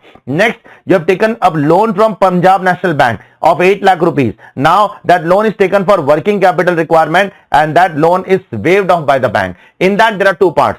6 lakh is your what? Is your principal, and 2 lakh rupees is your interest. So whatever principal is waived, now entire 8 lakh rupees you have credited to what? P&L account. Now that on that principal which is waived, that is considered to be your income. Why? Because it is remission and cessation of a trading liability. Therefore, that principal will be subject to tax. What about interest? Interest will not be subject to tax. Why? Because interest as an expense was not allowed as deduction because of 43B. Because as per 43B, if you take a loan from PNB, interest is allowed on payment basis.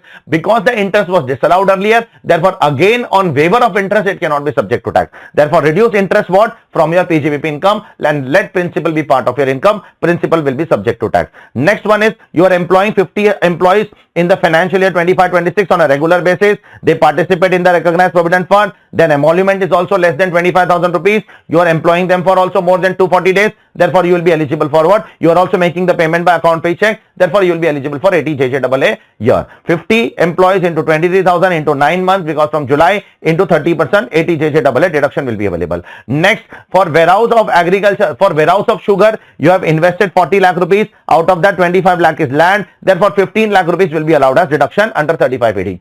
So, under 35AD, what will be your income? You have already shown 17 lakh as a profit. From that, 15 lakh rupees you will claim as a deduction. Therefore, 2 lakh rupees will be taxable profit under 35AD. Last but not least, your depreciation as per income tax law is how much? 9,20,000. You can claim that as deduction. Your turnover of last year is 395 crores, which is less than 400 crore. Therefore, 25% tax will apply, surcharge if applicable, and cess. Now you will compute tax as per what? Tax as per book profit. 115 JB, 99.5 lakhs is your book profit. Therefore, 15% tax and 4% cess. No surcharge because income does not exceed 1 crore rupees. Now you will compute optimum tax. For that, you will compute 115BAA. What is different in 115BAA and normal provision? Only one thing. Whatever 35AD deduction you have claimed, 15 lakh rupees, you will add back that 15 lakh rupees, and on that 15 lakh rupees, that is a building, on that 15 lakh rupees, you will claim what? Normal depreciation of 10%. That's the only thing which is different under 115BAA and normal provision. So in 115BAA, what are you going to do? Add back the depreciation, add back the 35AD deduction of 15 lakh,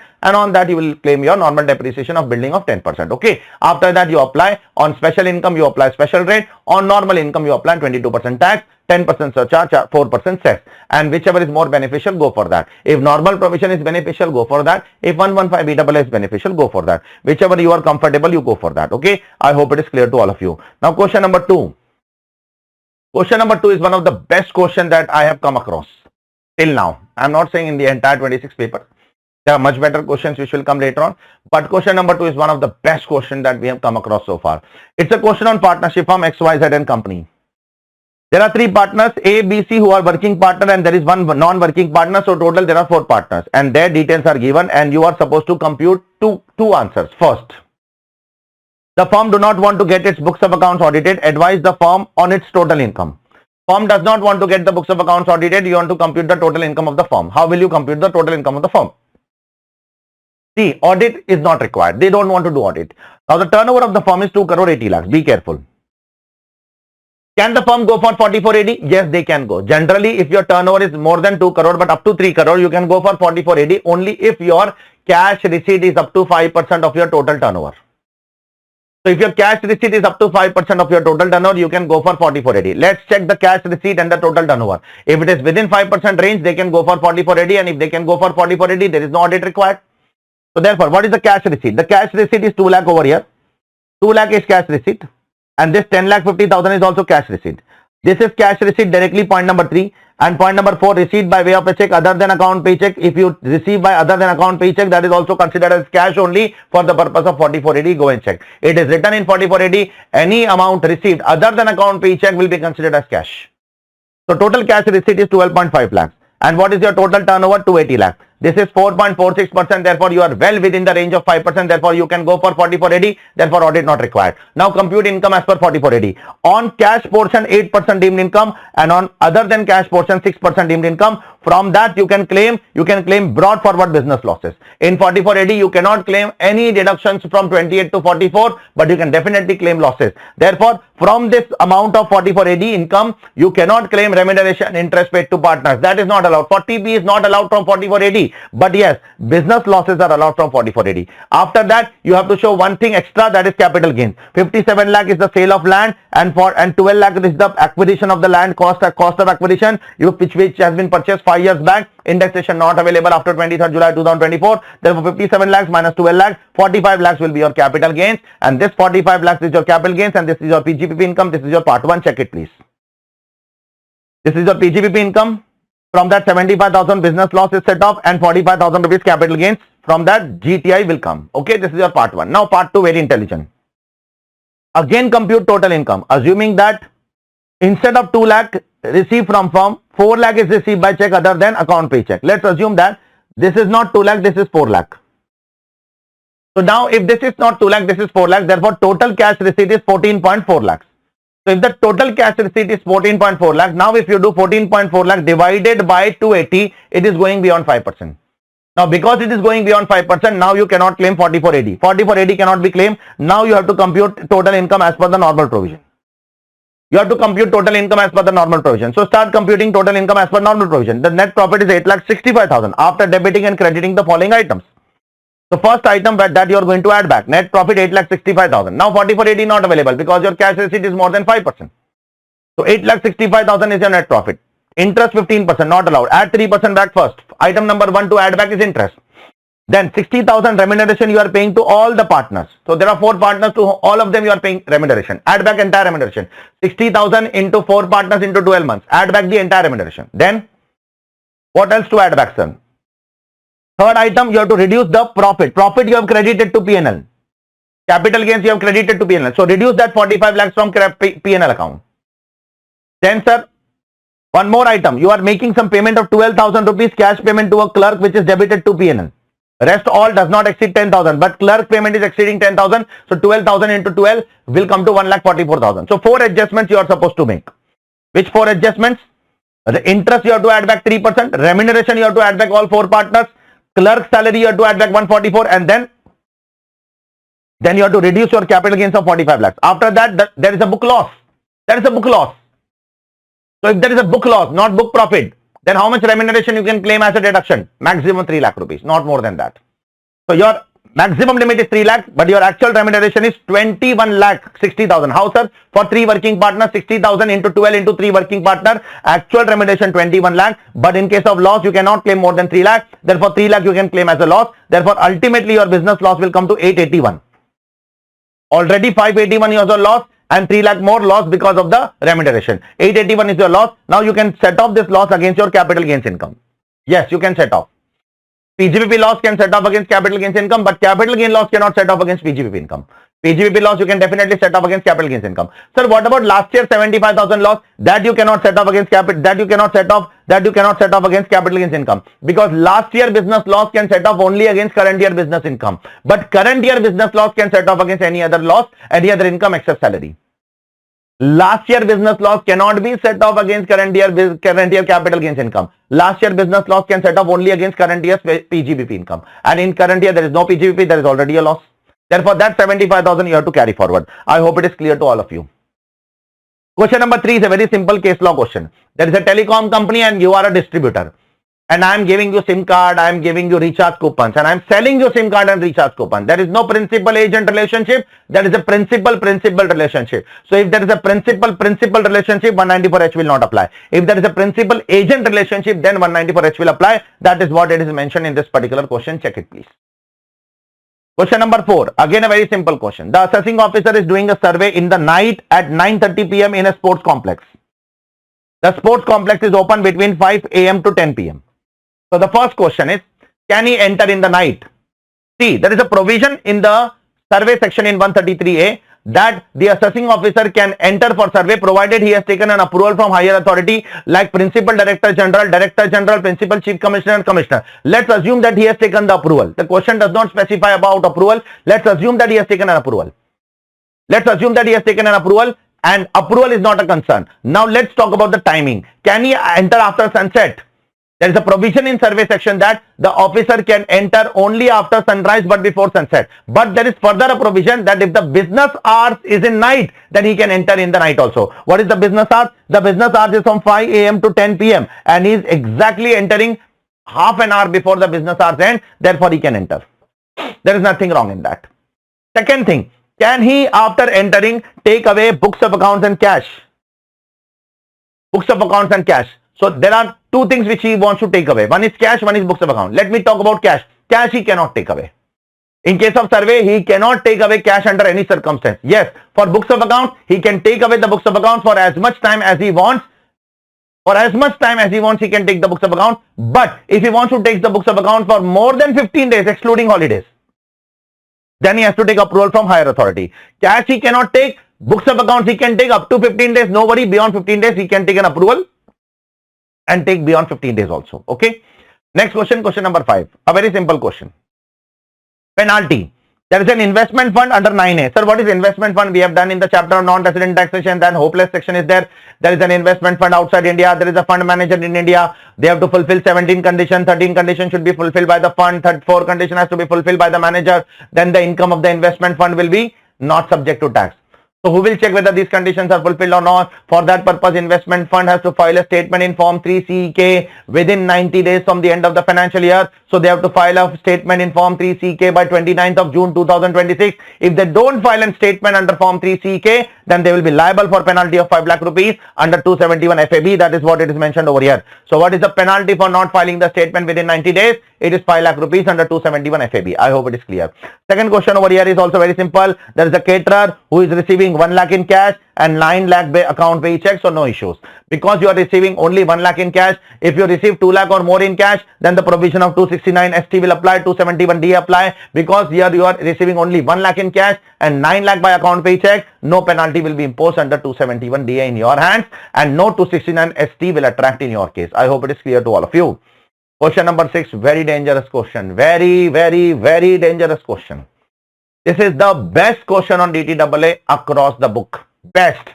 No DTAA question can be better than this. First of all, Mr. Rakesh or Mr. Ram Prakash, whomsoever it is a resident. You need to compute the income as per and tax liability as per new regime 115 BSE.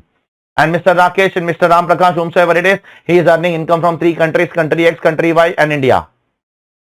Let's compute total income in India. When you compute total income in India, you will take house property 2 lakh 50, 2 lakh 50, 5 lakh minus 30% standard deduction. Then all these losses will be set off against all this PGPP income of 2 lakh 80, 3 lakh 40 and 1 lakh 80. 10 lakh 80,000 STCG will go in short-term capital gains. 37 lakh long-term capital gains on sale of house.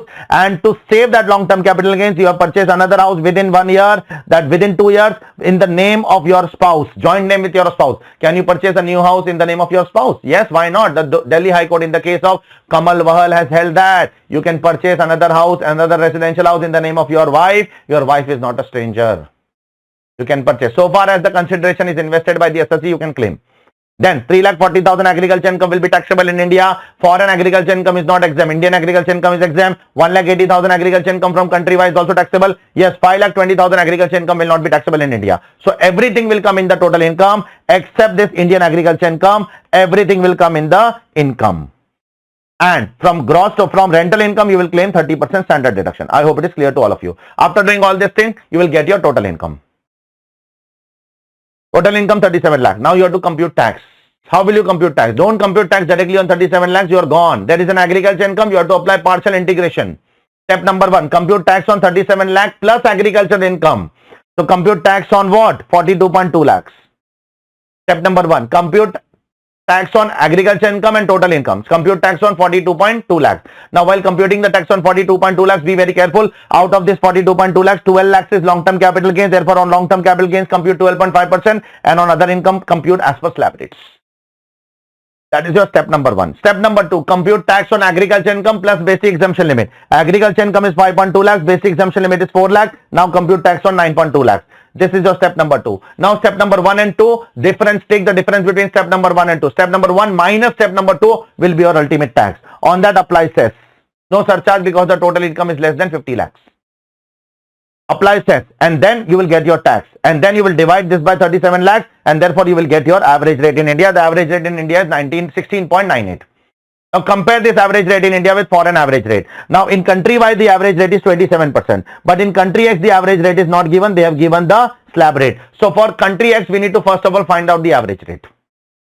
How will we find out the average rate in country X? For country X we need to find out the average rate by taking country X total income in the denominator and then computing tax as per the slab rates and taking that tax in the numerator. So what is country X total income? Let's try to understand what is country X total income. Try to understand please. Pay attention please. Sir, will this 2,50,000 come in country X total income? Yes, 2,50,000 will come in country X total income. In country X you will not get any 30% standard deduction. Sir, will I reduce this 1,20,000? No. In country X this loss is not allowed. Check. not in country X. Loss from cannot be set off in country X, therefore in country X do not set off. Sir, will I take business income? Yes, take business income in country X. Sir, STCG, yes, take STCG in country X. And sir, agriculture income is exempt in country X, so don't take country X agriculture income. In country X, you don't pay tax on agriculture income. Therefore, country X only 3 income will come: 2.5 lakhs, 2.8 lakhs, 10.8 lakhs. This is your denominator. On this denominator, apply this slab rate. You will get the tax. After you get the tax, you will get the average rate. Now that average you will compare with Indian rate. And now you will compare the average rate, whichever is lower, and now you will apply that on doubly taxed income.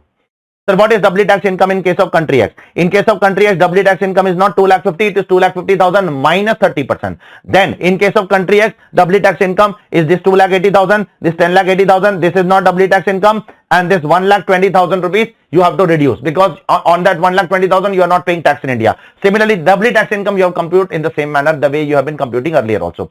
2,50,000 minus 30% is doubly tax income, then 1,30,000, then this. And in country Y, agriculture income is taxable. Therefore, in country Y, this 1,80,000 is also what? Is doubly tax income. Country X only agriculture income is exempt. In country Y, it is taxable. Therefore, in country Y, this 1,80,000 is also doubly tax income. Very, very great question. No question can be better than this in the entire 26 paper. They cannot ask you such question, such big question in the same manner. They have to reduce the content and then ask. Such a big question, if they start asking in the examination, students will go mad. They cannot ask such big question in the examination. It is very, very, very big. Next question. Question number 7, which is on poem. There is a foreign company which is located in USA. Their global assets are 50 crores and their Indian assets are 25 crores. Now, if they pass ABOI test, then their poem is outside India. But the first condition of ABOI test is what? The second condition of ABOI test is failed. What is the second condition of ABOI test? The Indian asset should be less than 50% of total asset. Now, Indian assets are exactly 50% of total asset. Therefore, ABOI test is failed. Further, one more condition is there, that there are 10 board meetings are held, out of which only 4 are held in India. But major commercial decisions are made in India only. Now, this is sufficient evidence. They are failing the ABOI test and majority of the big decisions are taken in India. Therefore, poem is in India. Therefore, this foreign company is a foreign company, but at the same time, it is resident also.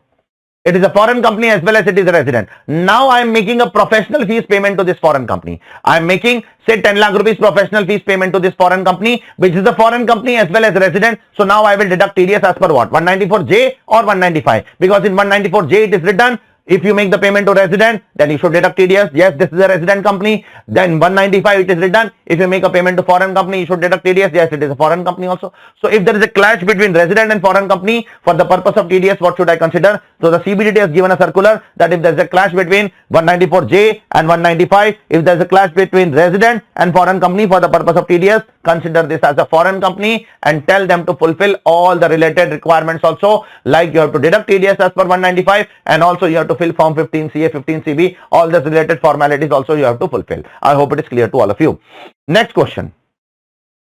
It's a very simple question. There is an Indian company which is located in SEZ, in which a foreign company holds 30% share, therefore both of them are deemed to be associate enterprise.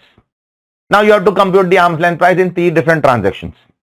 Now you are selling 90,000 pieces at rupees 10 to your associate enterprise. To third party you are selling at 12 rupees.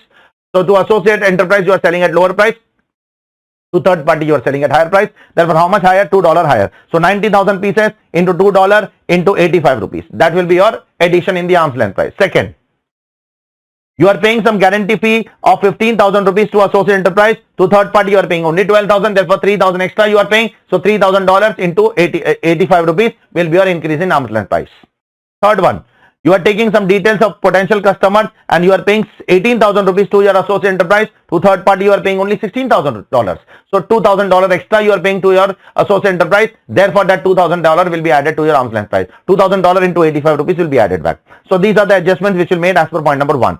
Point number 2 says that if such adjustments are made by AO, can you claim deduction under 10AA on the enhanced income? No. If the AO increases the arm's length price, then as per 92C subsection 4 first proviso, the AO increases the arm's length price, then you cannot claim profit link deduction, you cannot claim chapter 6A on that income, and you cannot claim 10AA on that particular income. So this is what this particular paper is all about. So let's go ahead with the next RTP, that is RTP May 2025. Now the very first question over here is on total income question. The assessee is a domestic company.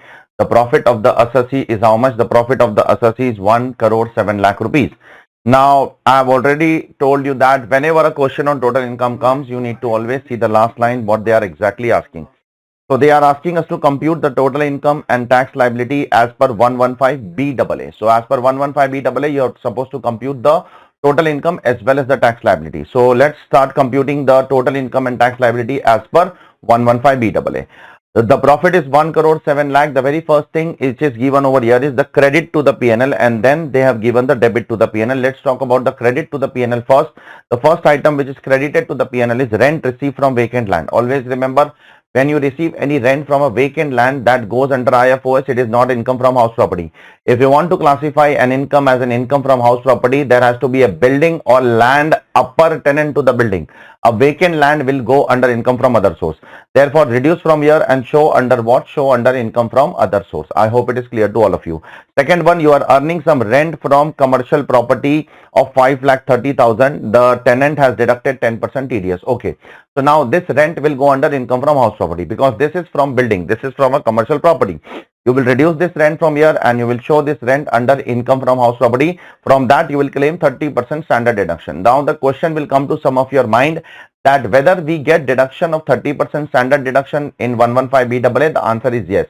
In 115BAA, 30% standard deduction is allowed. In 115BAB, it is not allowed. In 115BAB, the rent is directly taxable. But in 115BAA, you get the deduction of standard deduction and municipal tax also. I hope it is clear to all of you. Next one, you have got some income tax refund. On that, there is some interest. So what is the treatment of interest on income tax refund? It goes under income from other source. Reduce from here and show under income from other source. Next one, you have sold some plot of land for, and the profit on the sale of land is 8 lakh rupees. So first of all, do one thing, reduce this profit from what? PGBP, and show this profit under capital gain. So how to compute this profit? So for that purpose, they have given some information in the point number 6 in the additional information. You can check it over here. The plot was purchased in Jan 24 and it is sold in March 26. The plot was purchased for 50 lakhs and it is sold for 58 lakhs. Therefore, the capital gains will be considered to be long-term capital gains. So how it will be considered? Long-term, because it is sold for after 24 months. Therefore, this 8 lakh rupees will be long-term capital gains. So what is the ultimate treatment? Reduce from PGBP, show under capital gains. Under capital gains, you have to show 12.5% as your tax. I hope it is clear to all of you. Next, you are receiving some dividend from foreign company of 6 lakh rupees. So the very first thing you will do is reduce from PGBP, show under IFOS. But at the same time, to invest in this foreign company, you have taken a loan. Check here in point number 8. You have taken a loan. On that loan, you have incurred an interest of 1,50,000 rupees. So do remember that against the dividend income, do you get any deduction? Yes. Against dividend income under IFOS, we get only one deduction, that is interest expense. That to up to 20% of the dividend. Now, what is the treatment? You are paying 1,50,000 as interest.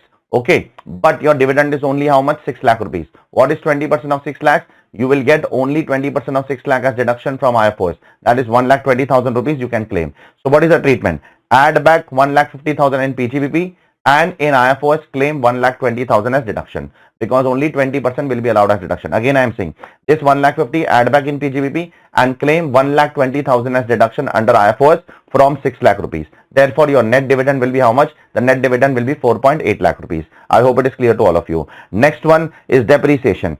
Add back depreciation as per books of accounts. Then next is donation you have given for Swachh Bharat Abhiyan. That is ATG, but ATG is not allowed in 115BAA. Therefore, add back this ATG deduction also. Next is you are contributing some pension for your employees. Now, if an employer contributes pension for employees, is the employer eligible for deduction? The answer is yes. How much? 14% of basic salary plus DA in terms. 14% of basic salary plus dearness allowance in terms. Now, what is the basic salary in dearness allowance in terms? That is given in point number 7 below. It is 10 lakh rupees. The basic salary and dearness allowance is 10 lakh. Therefore, 14% of that is how much? 1,40,000 will be allowed as deduction. But you are contributing how much? You are contributing 1,90,000. Therefore, how much deduction will be allowed to you? Only 1,40,000 will be allowed to you. Therefore, 50,000 expenditure will be disallowed over here. Next, you are making some payment of 60,000 rupees to a road transporter. Now, generally, if you make a payment to a road transporter, you are supposed to deduct TDS under 194C.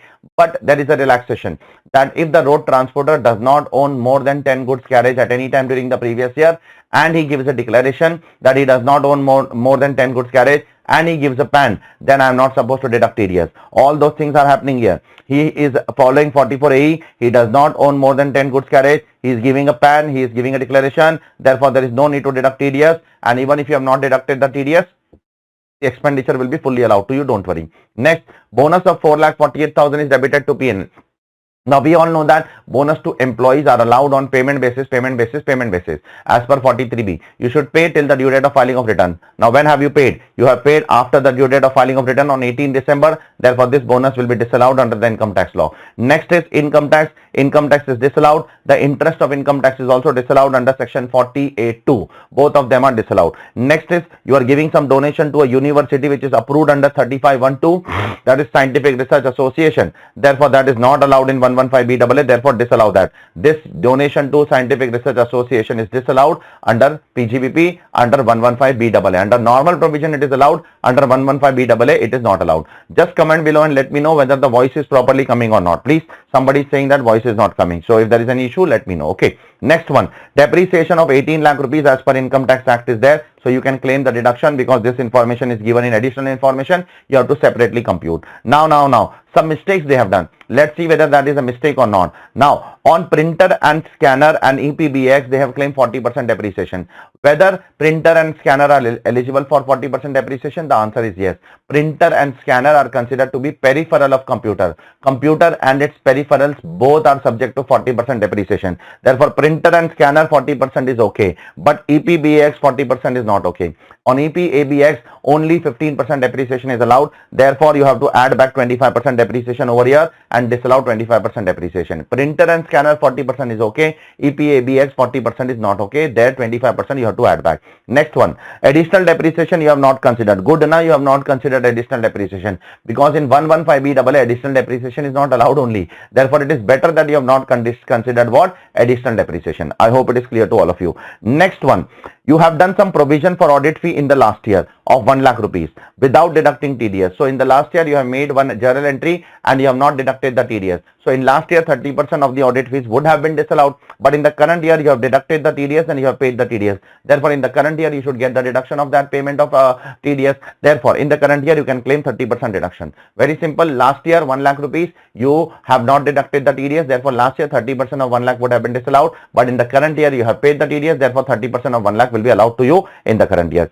Similarly, last year there was an outstanding expense of 90,000 rupees on which you have claimed the deduction for purchase of raw material. You would have purchased some raw material by passing journal entry. Purchase account debit to creditor's account, 90,000 rupees. Now in the current year you are making the payment by cash. 45,000 you have paid by cash. That is wrong. So if you claim deduction of an expense on accrual basis in 1 year, and in the next year if you make the payment by other than account pay check, account pay draft, ECS and such other electronic mode, in the next year it will be added to your income and it will be called as deemed income. I hope it is clear to all of you. Next adjustment is of no use to us. Earlier it was relevant, now it is not relevant. You are issuing some shares of 1 lakh rupees at rupees 90, whereas the fair market value is 60 rupees.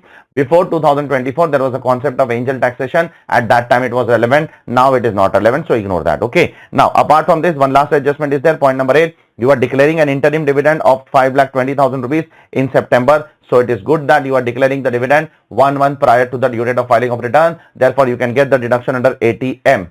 ATM you can get the deduction, but how much? Dividend received minus dividend paid, whichever is lower. So dividend received is how much? 4.8 lakhs. I have already told 6 lakhs minus 1,20,000 interest expense. 4.8 lakhs is the dividend income. And how much is the dividend expense? The dividend expense is 5.2 lakhs. Therefore, whichever is lower, that is 4.8 lakhs will be allowed as deduction to you in this case. Now, after that, you will compute the tax. There are two types of income. One is LTCG, which will be taxable at 12.5%, and other incomes will be taxable at 22%. And on the total tax, you will impose 10% surcharge and 4% cess. So this is what this beautiful question is all about. Now, coming to the next question. Question number 2. Question number 2.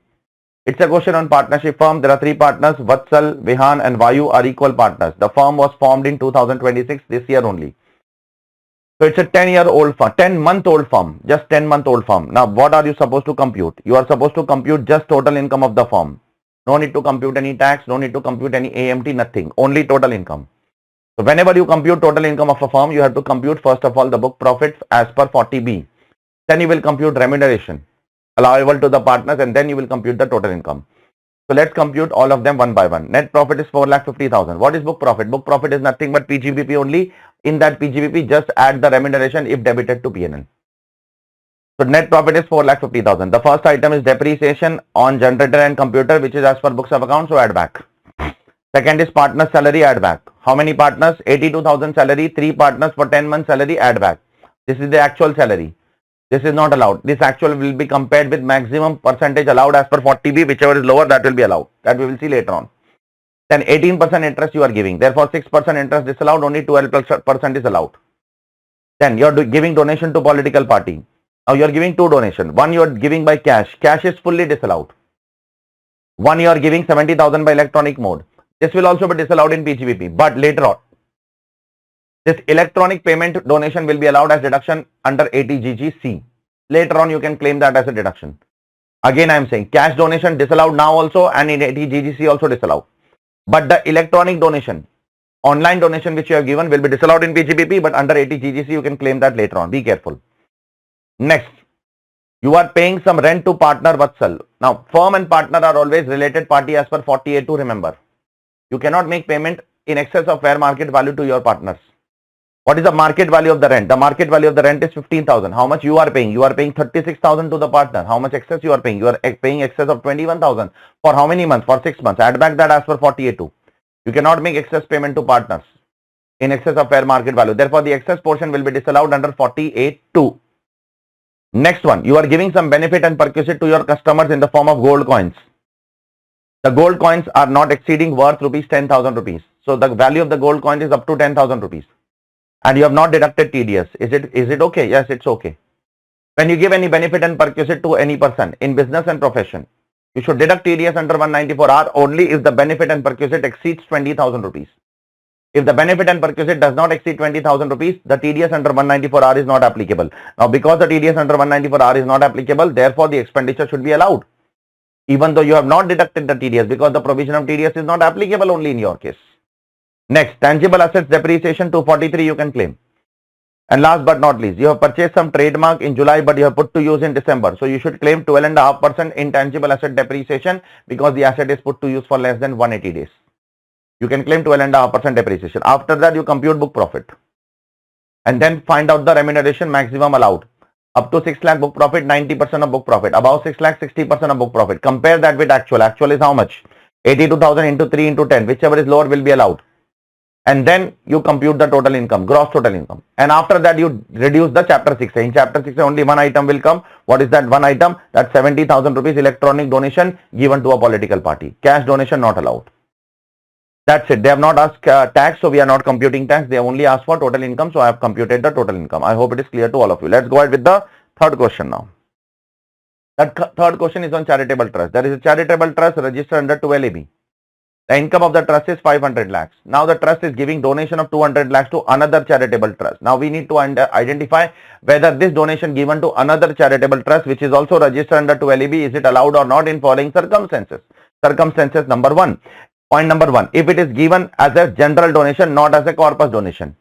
So if it is given as a voluntary donation to another charitable trust registered under 12AB, not as a corpus donation, is it allowed? The answer is yes, it is allowed. Voluntary donation given to another charitable trust registered under 12AB or 1023C is allowed, provided it is only allowed to the extent of 85% of donation given.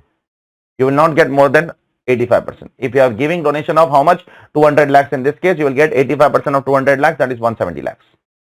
Second, in case 2, if this donation is given as a part of a corpus, then it is not allowed. Corpus donation given to another charitable trust not allowed as deduction. Corpus donation given to another charitable trust not allowed as deduction. Be very careful.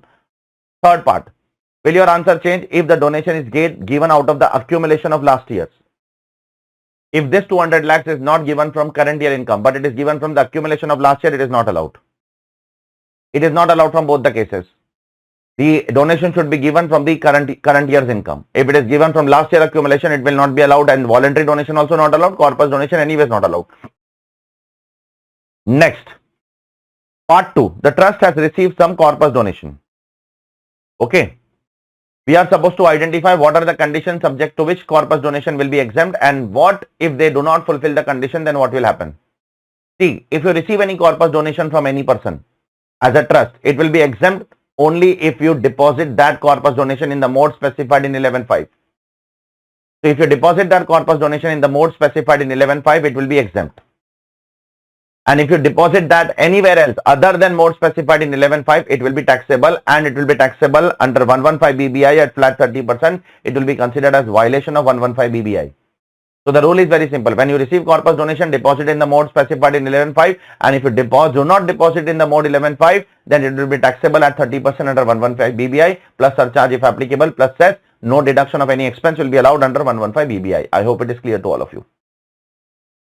Let's go to next question. Question number 4. In question number 4, we are supposed to compute Mr. Amit, an Indian resident, his tax payable. Whenever tax payable will come, always remember you have to reduce from the tax liability, advance tax, TDS and TCS. Then only tax payable will come. Mr. Amit is opting for option to shift out of the 115 BAC. It means he is following old regime. So you have to compute tax as per old regime. Let's try to understand what Amit is doing. Amit is purchasing some virtual digital assets like cryptocurrencies and some non-fungible tokens also, NFTs. So Amit is purchasing some cryptocurrencies and NFTs. So what all things he has purchased? He has purchased one Bitcoin for 60 lakh rupees, first thing. Then his friend Sushil has given one NFT whose market value is 5 lakh rupees on his birthday, second thing. Then Amit also bought one NFT for 10 lakh rupees. So Amit has bought one Bitcoin, then he got one NFT as a gift from his friend, and then he bought another NFT. Now, what is due to financial need? Amit needs some money. Therefore, he has sold half Bitcoin.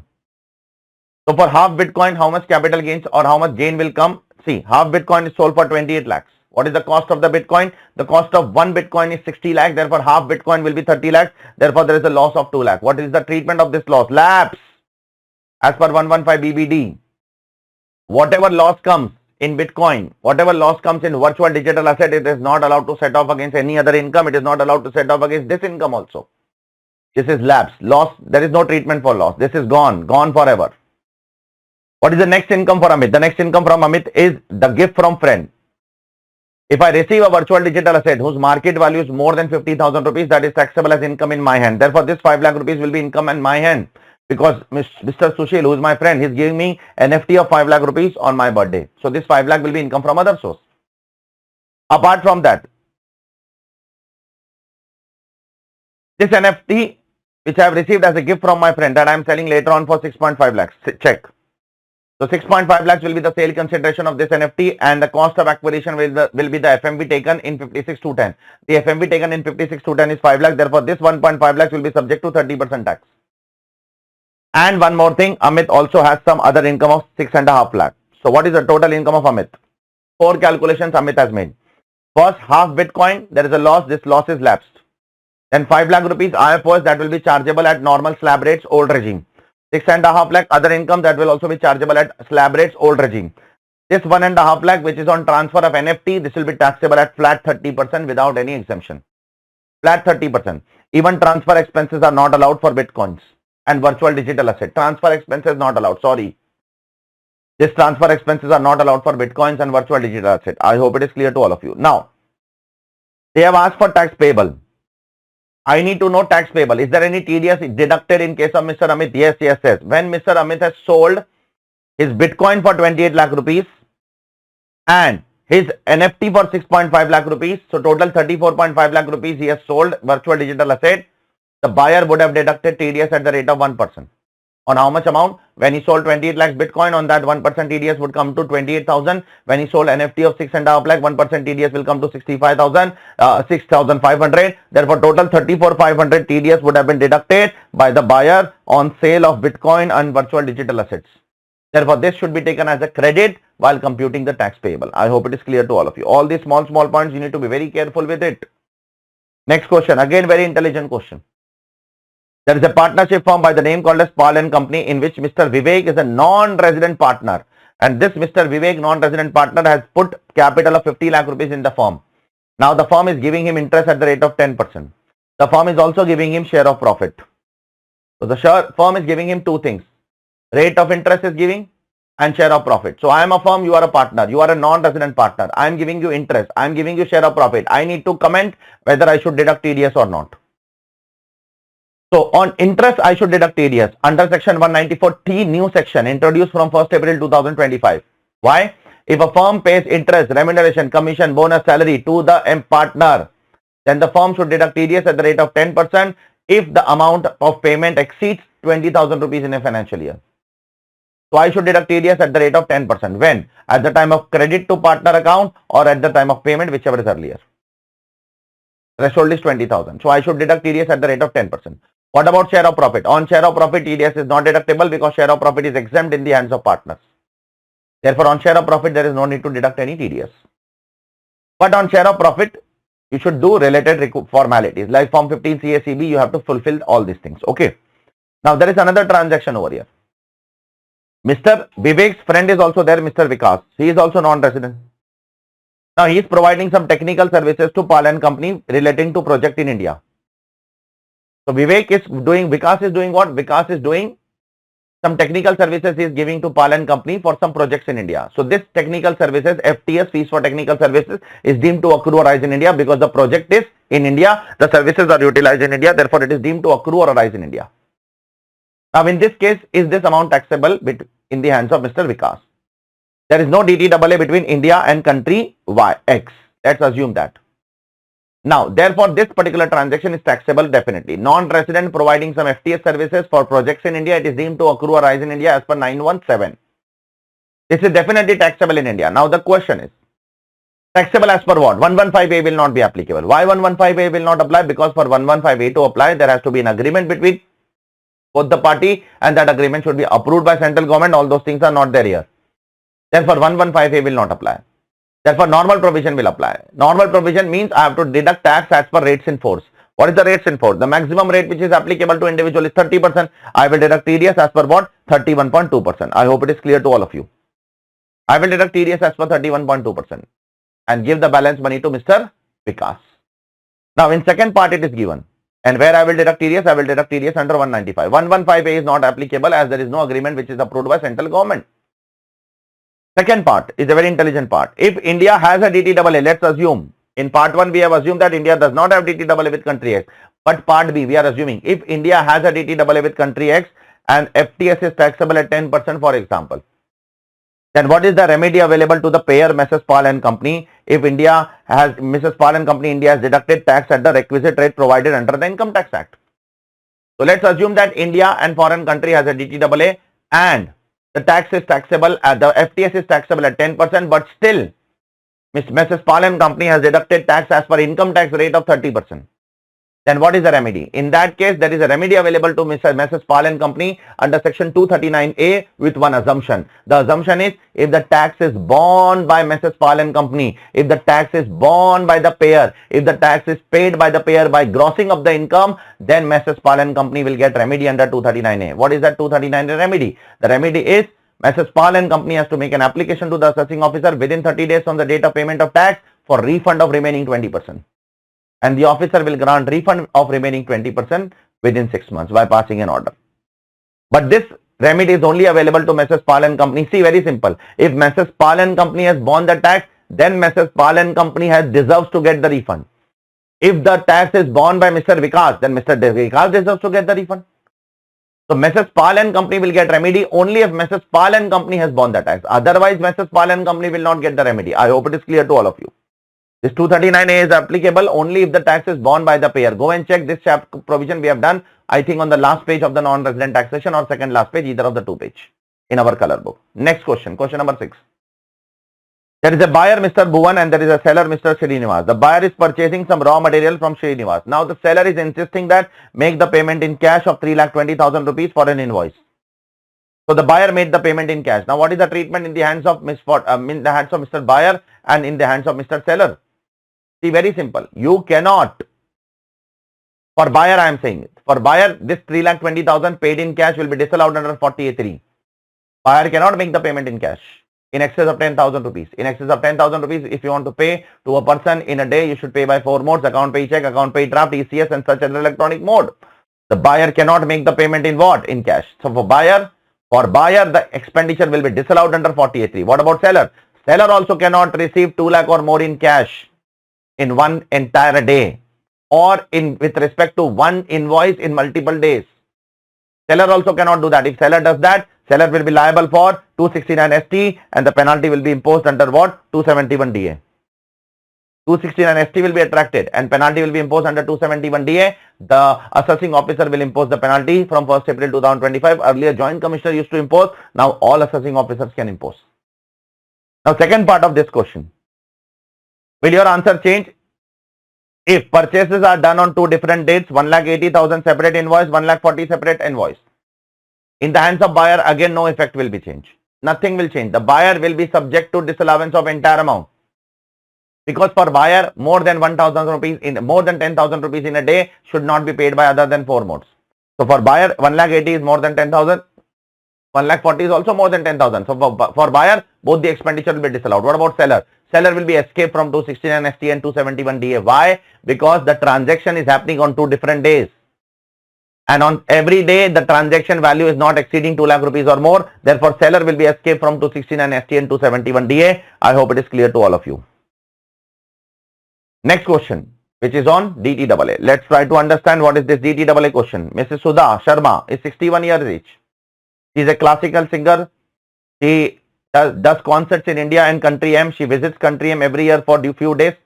Therefore, majority of the time she is in India. Therefore, she is resident and ordinary resident, 100%. There is no doubt about it. Now, which regime she is following? Let's try to understand. She is trying to follow. We need to compute total income, net tax liability. If she opted out of default regime, it means she is following old regime. We need to follow old regime for her. Now, let's try to compute the total income of Miss Sudha. Now, which all income Sudha is earning? First of all, she is performing some concerts in India. 10 lakh rupees she is earning. You will put this in PGBP. Then another 12,245 from concert she is earning in country M. So you will convert that into rupees as per TTBR on the last day of the financial year.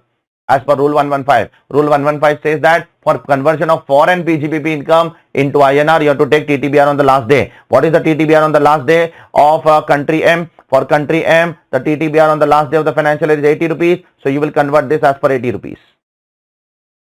Then she also earns 10,000 rupees from country N, which is with respect to what? Which is with respect to again copyright. So this will also be converted as per TTBR on the last day of the financial year of country N. So for country N, the last day TTBR is 79. You will multiply this by 79 and you will take in India. Then she is earning some fixed deposit interest, 4 lakh rupees on that and 25,000 rupees interest from saving bank. And from this 4 lakh and this 25,000 rupees, she will get 50,000 rupees deduction under 80 TTB because she is a resident senior citizen and she will get deduction under 80 TTB, not 80 TTA. Then she pays medical insurance of 25,000 for herself and 30,000 for her resident husband. Therefore, herself and husband taking together, she can claim 50,000 rupees limit deduction under 80D for mediclaim because she is following old regime. And she deposits 1.5 lakhs in PPF, so she can claim deduction under PPF 1.5 lakhs under 80C. And then she makes 3 lakh rupees 5-year FD in the name of son. In the name of son, if you make an FD, you are not eligible for deduction. You should make in your own name. So if you make in the name of your son, then it is not allowed. Now, one important thing we need to understand. With country M, we don't have DTAA, but with country N, we have DTAA. Therefore, with country M, we don't have DTAA. Therefore, the income will definitely be taxable in India and country M also, and India will give relief. What about country N? Country N, we have DTAA. Therefore, we need to identify this country N income is there, not this $10,000. It is taxable in India or not. We need to understand Article 12 of DTAA between India and country N. For that, royalty and fees for included services arising in a contracting state. Where it is arising? It is arising in country N. It is accrued in country N. Paid to a resident of other contracting state. Where is the resident located? In India. Paid to a resident of India may be taxed in that other state. It means it may be taxed in India also. Therefore, this royalty will be taxed in country N also, and this royalty will be taxed in country India also. Therefore, we will include in India and we will give relief as per Article 23A, Article 23, elimination of double tax, which is similar to Section 91 unilateral relief only if you read this paragraph. So now we have included all the income. Concerts, Indian concerts 10 lakh. Royalty from country N will be taxable here also, there also. Royalty from country M, concert from country M will be taxable here also and there also. Then fixed deposit from Indian bank, and then bank account, saving bank account interest. From that 80C deduction, 80 deduction, 80 TTB deduction. After that, I will get 29,44,600 as total income. I will apply slab rates as per old regime because the assessee is following old regime. Old regime, Senior citizen, therefore up to 3 lakh rupees, no tax, above 3 lakh 5%, above 5 lakh 20%, and above 10 lakh 30%. Therefore, my tax is coming to 693 plus cess 721 is my tax. Therefore, average rate in India is 24.489. Now I will compare this average rate in India with average rate in foreign country and I will give the FTC. Now I will go by country by country. Now in case of India and country N, what is the doubly tax income? In case of India and country N, the doubly tax income is 7,90,000. Therefore 7,90,000 into India's average rate. This is one tax. Compare with the tax paid in country N. What is the tax paid in country N? Whichever is lower, that will be allowed as deduction. The tax paid in country N, you have paid tax at the rate of 10% of 10,000. 10% of 10,000 is $1,000. Now this $1,000 you have paid on 25th of March.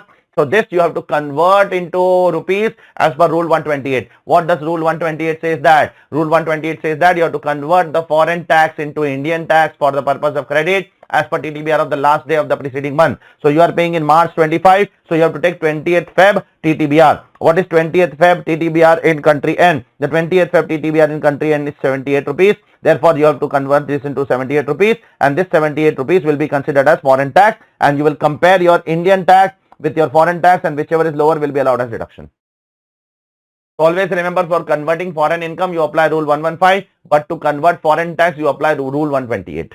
Similarly, for country M, what is the doubly tax income? For country M, the doubly tax income is 979,600. So I will write 979,600 over here into what is the average rate tax paid in India. It is 24.489, that is 239,894. And what is the tax paid in foreign country? We need to again check over here. They have given the data of tax paid in foreign country. In country M, you have paid $2,500 in the month of October. So you have to again take the TTBR of 30th September. The TTBR of 30th September in country M is, in country M, the TTBR of 30th September is 80 rupees. So you will convert this $2,500 into 80 rupees. And therefore, as per 80 rupees, it will come to how much? It will come to 2 lakh rupees. Check please. So you will take this as 2 lakh rupees. You will convert this into 80 rupees.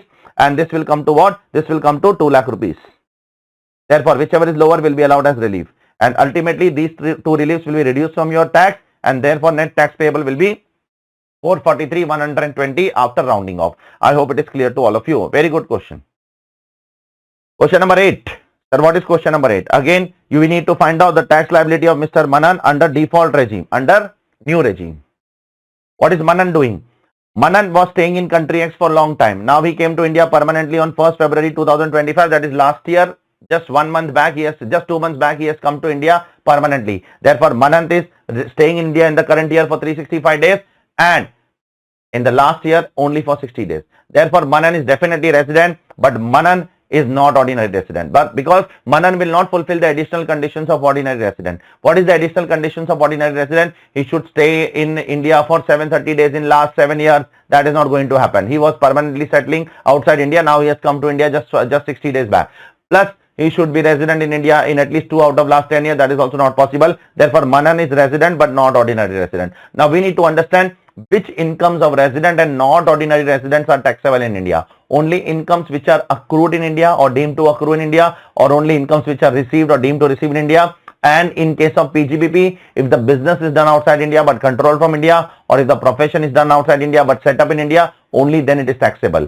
If an income is accrued outside India, received outside India, then that is not taxable for NOR. That is only taxable for R and OR. Therefore, Manan is earning what? Manan is earning some rental income from country X. See, the rental income from country X will not be taxable in India. Why? Because this is accrued outside India. This is received outside India in the bank account in country X. Therefore, that will not be subject to tax in India. What will be taxable in India for Manan is only the business income in India of 12,50,000. That Manan will pay tax in India. And along with that, Manan has purchased some land in Indore on 18th of March 2023 for 30 lakhs. Now Manan is selling that land on 23rd of December 2025 for 80 lakh rupees. So this land is sold after 24 months and this land is situated in India. Therefore, this capital gains will be chargeable to tax in India. Okay. Now, but on this 50 lakh rupees, Manan has two options. That's the catch in this question. Which two options? Which two options? The two options which is given to the grandfathering assessees. That is, if an assessee is resident and he is purchasing land and building before 23rd July 2024 and he is selling land and building on after 23rd July 2024, then he has two options. He can take 12.5% without indexation or 20% with indexation. Manan has both the options. Check. So on LTCG, you will apply both the option, whichever is beneficial, you will take that. And on business income, you will apply slab rates as per new regime. I hope it is clear to all of you. That is the reason they have given you indexation also. All this TTBR, TTSR is not useful. It is for time pass. It's of no use to us. I hope it is clear to all of you. And one last question over here in this particular RTP. It is a very big RTP. One of the best RTPs out of 9 RTPs is this one. It's very big and all questions are also very good. So there is an Indian company, Triveni Cement Limited, TCL, and which is having a head office at Chennai. Now there is a foreign subsidiary, Drift Inc., which is of Triveni. Therefore, that Drift Inc. and Triveni are what? Associate enterprise. Now Drift is paying some royalty. Drift is paying some royalty of $3 million to Triveni. So Triveni is providing some services. Drift is paying royalty of $3 million to us. Whereas Triveni is receiving royalty from others at $4 million. So I am Triveni from associate enterprise Drift Inc. I am taking $3 million. But from others, I am taking $4 million. From associate enterprise, I am taking $1 million less. $1 million means 10 lakh. $10 lakh less I am taking. Therefore, that much I have to add back. $10 lakh into 82 rupees is the rate of dollar which is given over here in the question. Where it is given, 82, somewhere it is given. Here it is given. So 10 lakh into 82, that will be added back. Again, I am saying, I am Triveni, I am in India. When I am giving services to my associate enterprise Drift, so I am taking $3 million. When I am giving services to third party, I am taking $4 million. Therefore, I am taking $1 million less from associate enterprise. That I have to add back into 82. Therefore, I have to add 820 lakhs over here. Second issue, TCL has borrowed 220 crore from Swift Inc. So whether TCL and Swift are deemed to be associate enterprise? If yes, whether transfer pricing adjustment will be met? Yes, TCL and Swift are deemed to be associated. Why? See, TCL has taken how much loan? 220 crore. And the balance sheet of TCL says that the book value of the asset of TCL is 330 crores. So out of 330 crore asset of TCL, 220 crore they have taken as a loan from Swift, which is 67% approximately. Therefore, if one entity finances 51% of the book value of the asset, market value is not relevant for me, then both of them are deemed to be associate enterprise. Therefore, TCL and Swift are deemed to be associate enterprise. Now, we are paying how much interest? We are paying how much interest to Swift? We are paying 8% interest to Swift, whereas the market rate is 7%. So, we are paying 1% extra. We are paying 17.6 crore. Therefore, 17.6 crore we are paying at 8%, which is 1% extra. Therefore, 1% is how much? Cross multiply. That will be added back to your income statement as a transfer pricing adjustment. So, to our associate enterprise, we are paying 17.6 crore, which is 8%. To others, the normal rate is 7%. Therefore, 1% extra. Therefore, add back. Third transaction. TCL supplies goods to True Words Limited. The paid up capital of True Word is 92 crore and TCL holds 22 crores. So let's check how much percentage it holds. So 22 crore divided by 92 crore comes to approximately 23.91%, approximately 24%. Therefore, they are not associate enterprise. Because they are not associate enterprise, transfer pricing adjustment cannot apply in this case. I hope it is clear to all of you. So out of 3 transactions, 2 transactions are subject to transfer pricing, 1 is not subject to transfer pricing. So this is what this RTP is all about. How did you like the RTP? Please comment below. Let's go ahead with the next RTP, that is RTP September 2025. Again, the first question is on total income. Now we need to read the last line. We need to compute total income. As per the normal provision, do not go for 115 JB or do not go for concessional tax regime. Nothing has to be done. Just total income as per the normal provision. Not even tax computation is asked. Okay. So let's start with the first adjustment. Assassi is a company, Rainbow Limited. The profit of the Assassi is 27,22,000 rupees. The very first adjustment is Assassi has taken some loan for purchasing some land. On that land, they will construct some factory building. They will construct some factory building for which approval is not yet received. So because the approval is not yet received, whatever interest you have incurred on loan, that will be capitalized. Okay. That will not be allowed as deduction. That will be disallowed over here. Whenever the building will be ready, at that time the interest will be capitalized till the time the building is not put to use, till the time the building is put to use. After that, interest will be allowed as deduction. So as of now, because the building is not ready, the approval is not received, you have to disallow this interest. You have to capitalize this interest. Whenever it will be ready in the next year, that time you can claim that as a depreciation. Okay. Next one, you have paid some commission of 1 lakh rupees in the month of February. You have deducted TDS in February and you have paid the TDS in September. Absolutely correct. When you want a deduction of an expense, you should deduct the TDS in the same financial year by 31st of March, and you should pay till the due date of filing of return. Therefore, in this case, the assessee has deducted the TDS before March, but paid and also paid till the due date of filing of return. Therefore, this 1 lakh rupees will be allowed as deduction. But the problem is with this 1,25,000 rupees. On this 1,25,000 rupees, which is paid in the month of March, the TDS is deducted in May. Now here they have made a mistake. The TDS should be deducted by March. If you don't deduct TDS by March, it will be disallowed in the current year. Even if you deduct the TDS of March on 1st of April, still in the current year, the expenditure cannot be allowed as deduction. Therefore, this 1,25,000, 30% will be disallowed under section 40A1A, and in the next year, it will be allowed as deduction. This is disallowed because of late deduction. Okay. Now, you are incurring some travel expenses for foreign tour of director, and directors are going outside India for new line of business. This is disallowed. Now, you need to be very careful. Don't get confused with something which we have done earlier. Whenever you incur some expenses for foreign tour for director, where the director goes outside India for existing business, then it is allowed as a deduction. Earlier one adjustment has come similar. You will find that in that adjustment you have allowed the year where it's allowing, both are different. There the directors were going for existing business. So if the directors are going for existing business, it will be allowed. But if the directors are going for new business, it will be disallowed. Okay. Next one. There are some outstanding interest of 3 lakh rupees. Now the company is converting that outstanding interest into a new loan. Conversion of outstanding interest into a new loan does not amount to actual payment. Therefore, that conversion will be disallowed. However, that new loan, whenever that new loan will be paid, that will be allowed as deduction. So, how much you have paid? You have paid 50,000 out of that. Therefore, the 50,000 rupees will be allowed as deduction. So, 3 lakh rupees will be disallowed and 50,000 will be allowed as what? Deduction. I hope it is clear to all of you. Next one, EPBAX and mobile phones. They are subject to 15% depreciation, but mistakenly you have taken 40% depreciation. Therefore, 25% depreciation on EPBX and mobile phone will be disallowed. So, 25% you have to disallow. Okay. Next one, there is a wholly owned subsidiary over here, S Limited. Now you are giving a contribution, you are giving a donation of 5 lakh rupees to that wholly owned subsidiary. For what? For construction of school. For whom? For the benefits of the employees.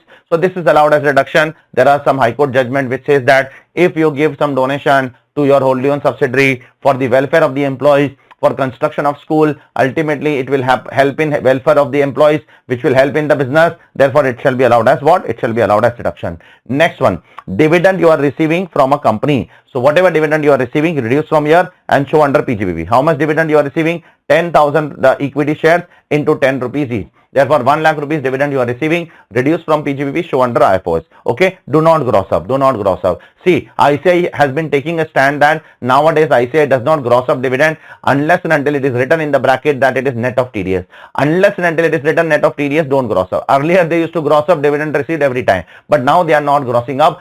Unless and until it is written, it is net of TDS. So please don't gross up. Okay. Then there is a grandfathering clause over here which you can apply. Reduce the profit from PGBP and show under what? Show under capital gains. How much is the profit? The profit on grandfathering clause capital gains is 3 lakhs. Reduce from here and show under capital gains tax at 12.5% in excess of 1.25 lakh. Now, whenever the date 31st Jan 2018 will come, always remember there is a concept of grandfathering clause. Next one, very simple adjustment. There is a provision for gratuity as per actuary. So the provision for gratuity as per actuary of 6 lakh rupees will be disallowed under 40A7, and whatever you have actually paid will be allowed. So actual paid will be allowed and actuary provision will be disallowed over here. Last one or two adjustment, that is bonus of last year bonus 2024-25, which was paid on 15th of November 2025. So last year bonus paid in the current year. Therefore, bonus of last year will be disallowed in the last year because bonus is allowed on payment basis. Now last year it was not paid on time. Therefore, last year this 98,000 would have been disallowed. But in the current year it should be allowed because it is paid. But in that also you have made a mistake. You have paid 34,000 by bearer check. Therefore, I will not allow you full 98,000. Out of 98,000, 34,000 will not be allowed. Therefore, only 64,000 will be allowed. For 34,000, you can write a note that this will be not allowed because it is paid in bearer check. Okay. Last but not least, you have purchased some commercial vehicle of 8 lakh rupees on 21st of March 2026, and you have claimed full depreciation of 15%, which is wrong. You cannot claim full depreciation. You can claim only half depreciation, and this is also debited to the statement of P&L. If this would have not been debited, then it would have been a different case. But you have debited that to P&L. Now, because you have debited to P&L, You have to add back 50%. So you have wrongfully claimed 15%, you should claim only 7.5%. Therefore, 7.5% will be disallowed in this case. Okay, that's the only thing which is asked. No 115 BAA, no MAT, no tax calculation also. Only total income as per the normal provision. I hope it is clear to all of you. Let's go ahead with the next question. Question number 2, which is on charitable trust. So there is a charitable trust registered under 12AB, engage in preservation of forest. The very first question over here is, they are following mercantile system of accounting. Now they have incurred some electricity expenses of 1,20,000 in 25-26, but it was paid in 26-27 on 15th April 2026. So when they will get the deduction? See, always remember, for charitable trust registered under 12AB or 1023C, their deductions are allowed on payment basis. So even though the expenditure is of 25-26, but the deduction will not be allowed in 25-26, the deduction will be allowed in 26-27 only on payment basis. Trust get deduction on payment basis, not on accrual basis. This is the first point. Second, the charitable trust is earning some agricultural income of 10 lakh rupees, which is exempt under 10(1). Will they be eligible for this exemption? The answer is yes. Generally, if you are registered as a charitable trust under 12AB, then section 11 subsection 7 says that no exemption under section 10 will be allowed to a trust except 10(1). 10(1) a charitable trust can claim. So in this case, charitable trust can claim what? 10(1). They cannot claim other exemptions. So in this case, charitable trust, along with the exemptions of section 11, 12, they can also claim agriculture exemption under 10(1). So this is also correct. They can claim exemption under 10(1). Third one, the charitable trust has earned rental income of 4 lakh rupees. They have earned 4 lakh, out of which 3 lakh is received in the current year, 1 lakh is not received, 1 lakh is received in future. So you might have done one point with me in the class, that if you have not received a particular amount, then how will I apply? So you can make an application, the trust has make an application that whenever I will receive, I will apply at that time. So the trust has exercised for the relevant option. That 1 lakh rupees I have not received, whenever I will receive, I will apply. So the law says that you should apply when you receive, or you should apply the year following the receipt. Otherwise, it will be deemed income of the year following the receipt. So 3 lakh rupees you have received, that's okay. You have applied. 1 lakh rupees you have not received, so you have made an application for deferral. You have made an application for deferral. You said that I will apply this in future. When have you received? You have received on 31st August 2026. Now what is your duty? Your duty is to apply by 31st March 2027 or 1 year extra grace by 31st March 2028. You should apply in the year of receipt or the year following the receipt. The year following the receipt is 27-27. So you should apply till 31st March 2028. If you don't apply till 31st March 2028, it will be deemed income of 31st March 2028. I hope it is clear to all of you. Question number 3.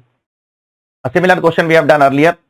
Point number 1 we have done earlier, similar. Not exactly similar, but kind of similar.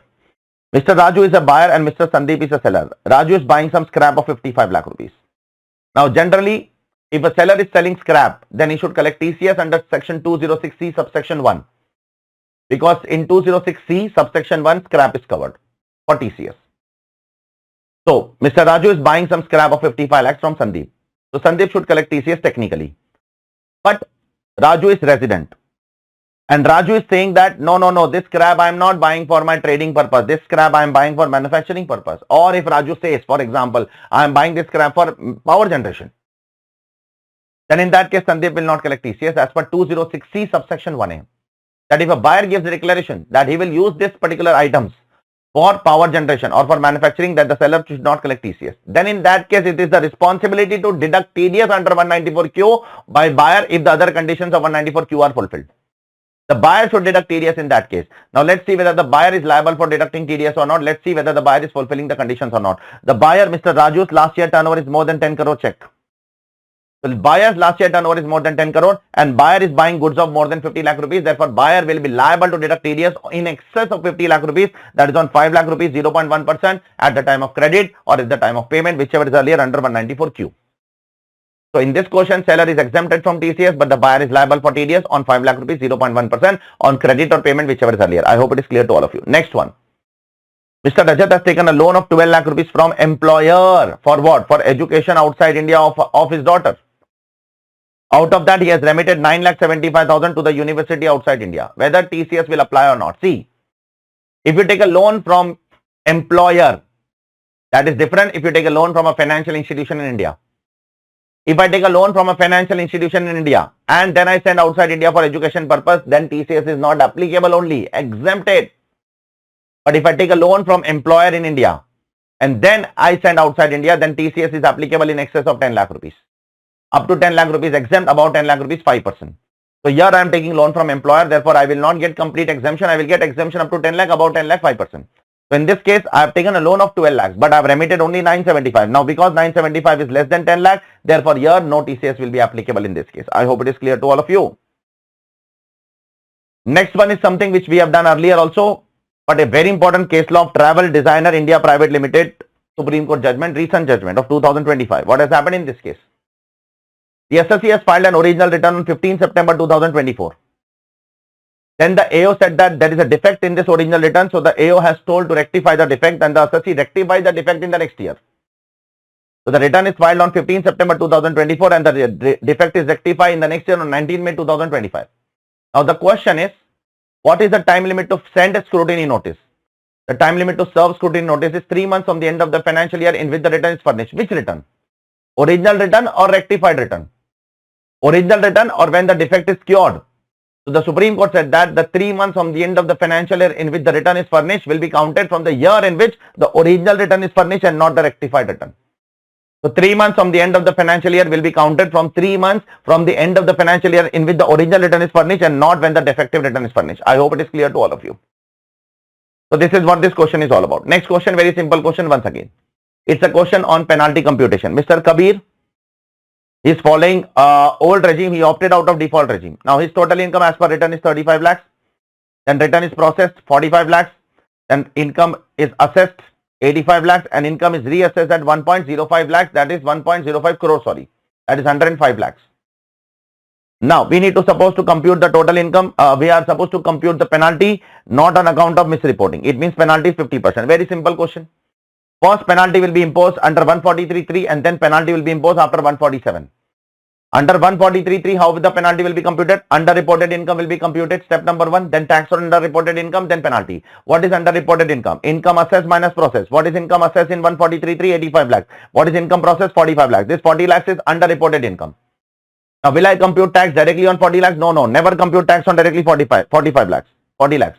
First compute tax on 85 lakhs. When you compute tax on 85 lakhs, you have to apply surcharge of 10%. And then compute tax on 45 lakhs. When you compute tax on 45 lakhs, no surcharge. And then cess, and then you will apply 50% penalty. Similarly, underreported income at the time of 147. Income reassess 105 lakhs. Income previously assessed 85 lakhs. Check please. Reassess 105 lakhs, previously assessed 85 lakhs. Therefore, underreported income is 20 lakhs. Now, how will I compute tax on this? Will I compute tax directly on 20 lakhs? No. That is the catch. First, you will compute tax on 105 lakhs, then tax on 85 lakhs. Tax on 105 lakhs, when you will compute, you will apply surcharge of 15%. Tax on 85 lakhs, when you will compute, you will apply surcharge at 10%. And then you will compute the tax. On that, you will apply surcharge. On that, you will apply cess. I hope it is clear to all of you. And then you will apply 50% penalty. Next question is also a very good question. There is a foreign company which is incorporated in Belgium. This foreign company is doing two things. First, it is selling raw diamond in special notified zone. Where is special notified zone? It is in Mumbai, Bharat Diamond Bourse, and in Surat Diamond Bourse. So, this foreign company is selling raw diamonds in Mumbai and also in Surat. This foreign company is also displaying raw diamond in what? In special notified zone, that is Bharat Diamond Bourse, Mumbai and Surat.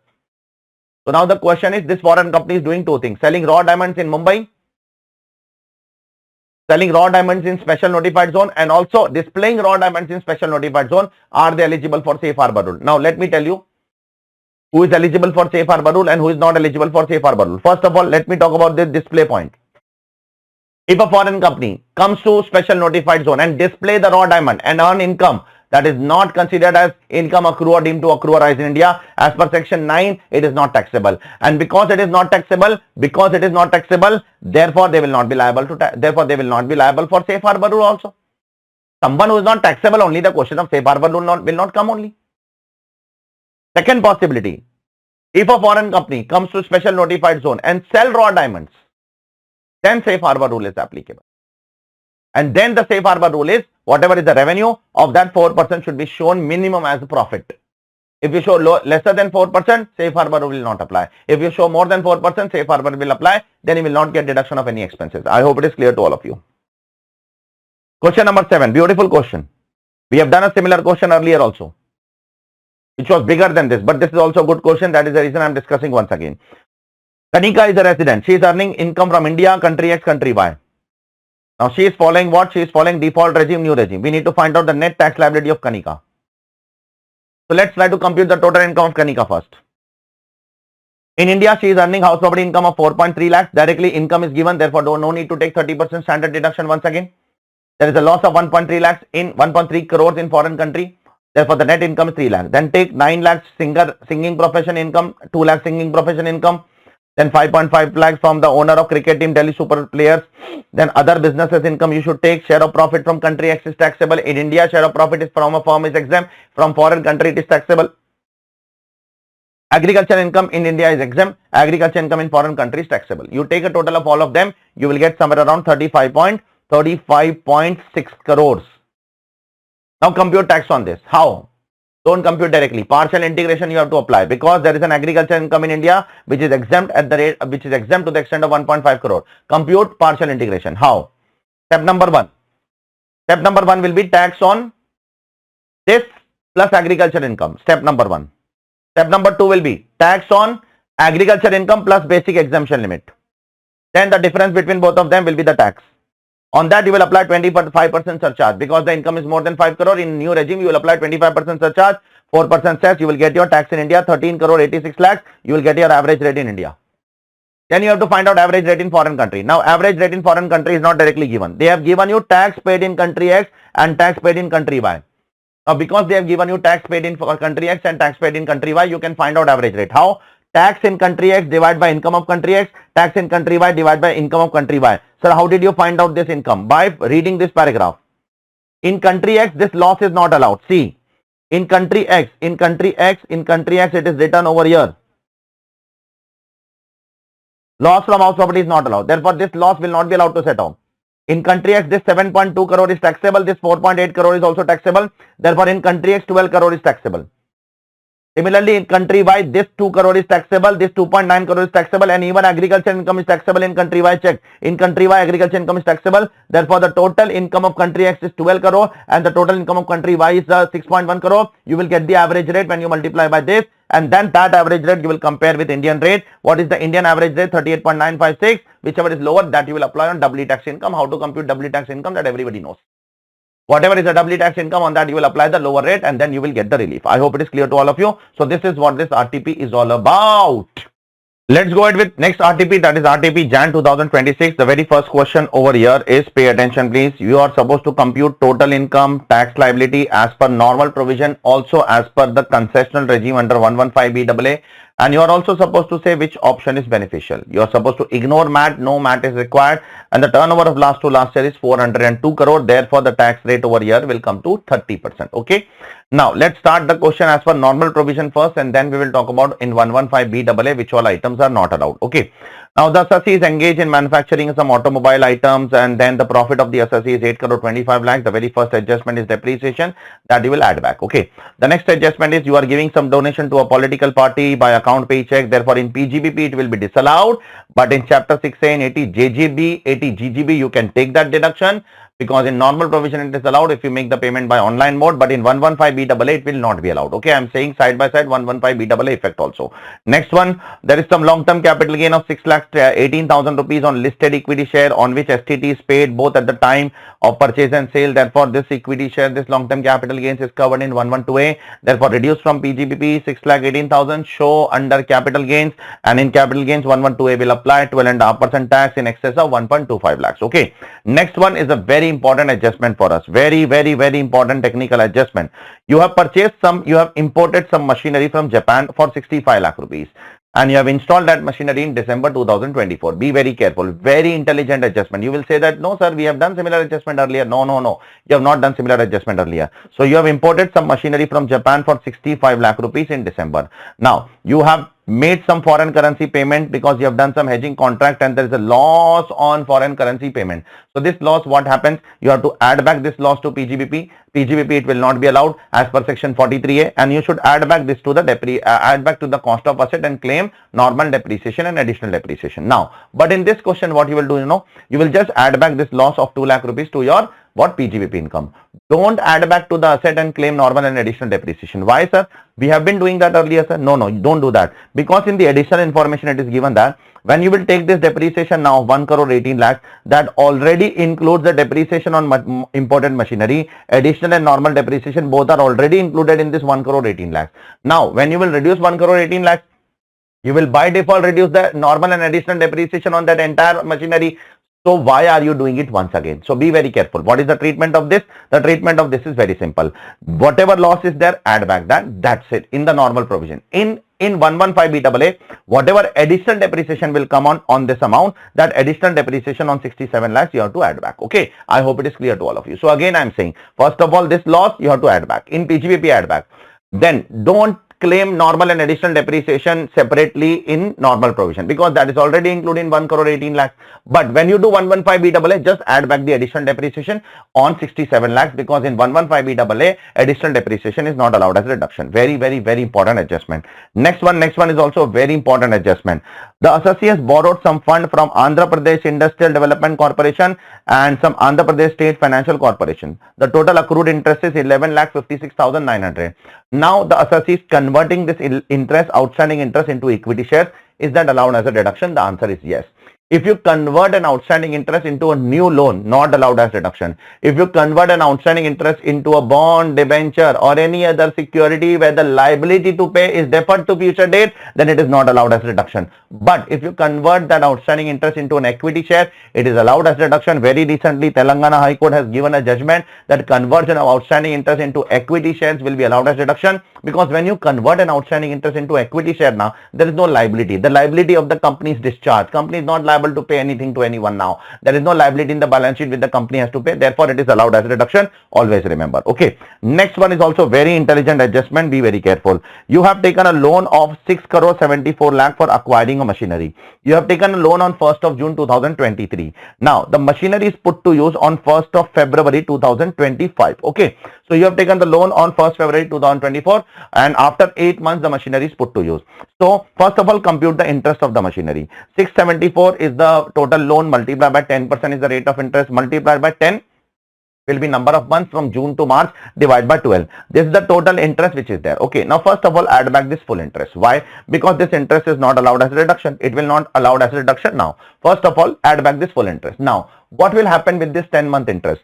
From 1st June to 31st Jan, that is 8th month interest will be added to the asset, and you will claim depreciation and additional depreciation. Again, don't take separately while computing normal regime, because this also is already included in 1 crore 18 lakh check. Machinery purchase through borrowed from HDFC. This additional and normal depreciation also included. So what is the only treatment that you will give over here? You will add back. Okay. Add back the addition, add back the entire interest to the PGBP, and whatever effect has to be done that the company has already done while computing the depreciation, don't give anything else. Okay. Now, out of this 56 lakh, how much will be added to plant and machinery? 8-month interest will be added to plant and machinery, 44.93, and the 2-month interest will not be allowed as deduction. Why, sir? Because the interest is paid after the due date of filing of return. Therefore, 2-month interest will not be allowed. Don't do all this calculation while computing normal regime. This is relevant for computing 115BAA, because in 115BAA you have to add back the additional depreciation.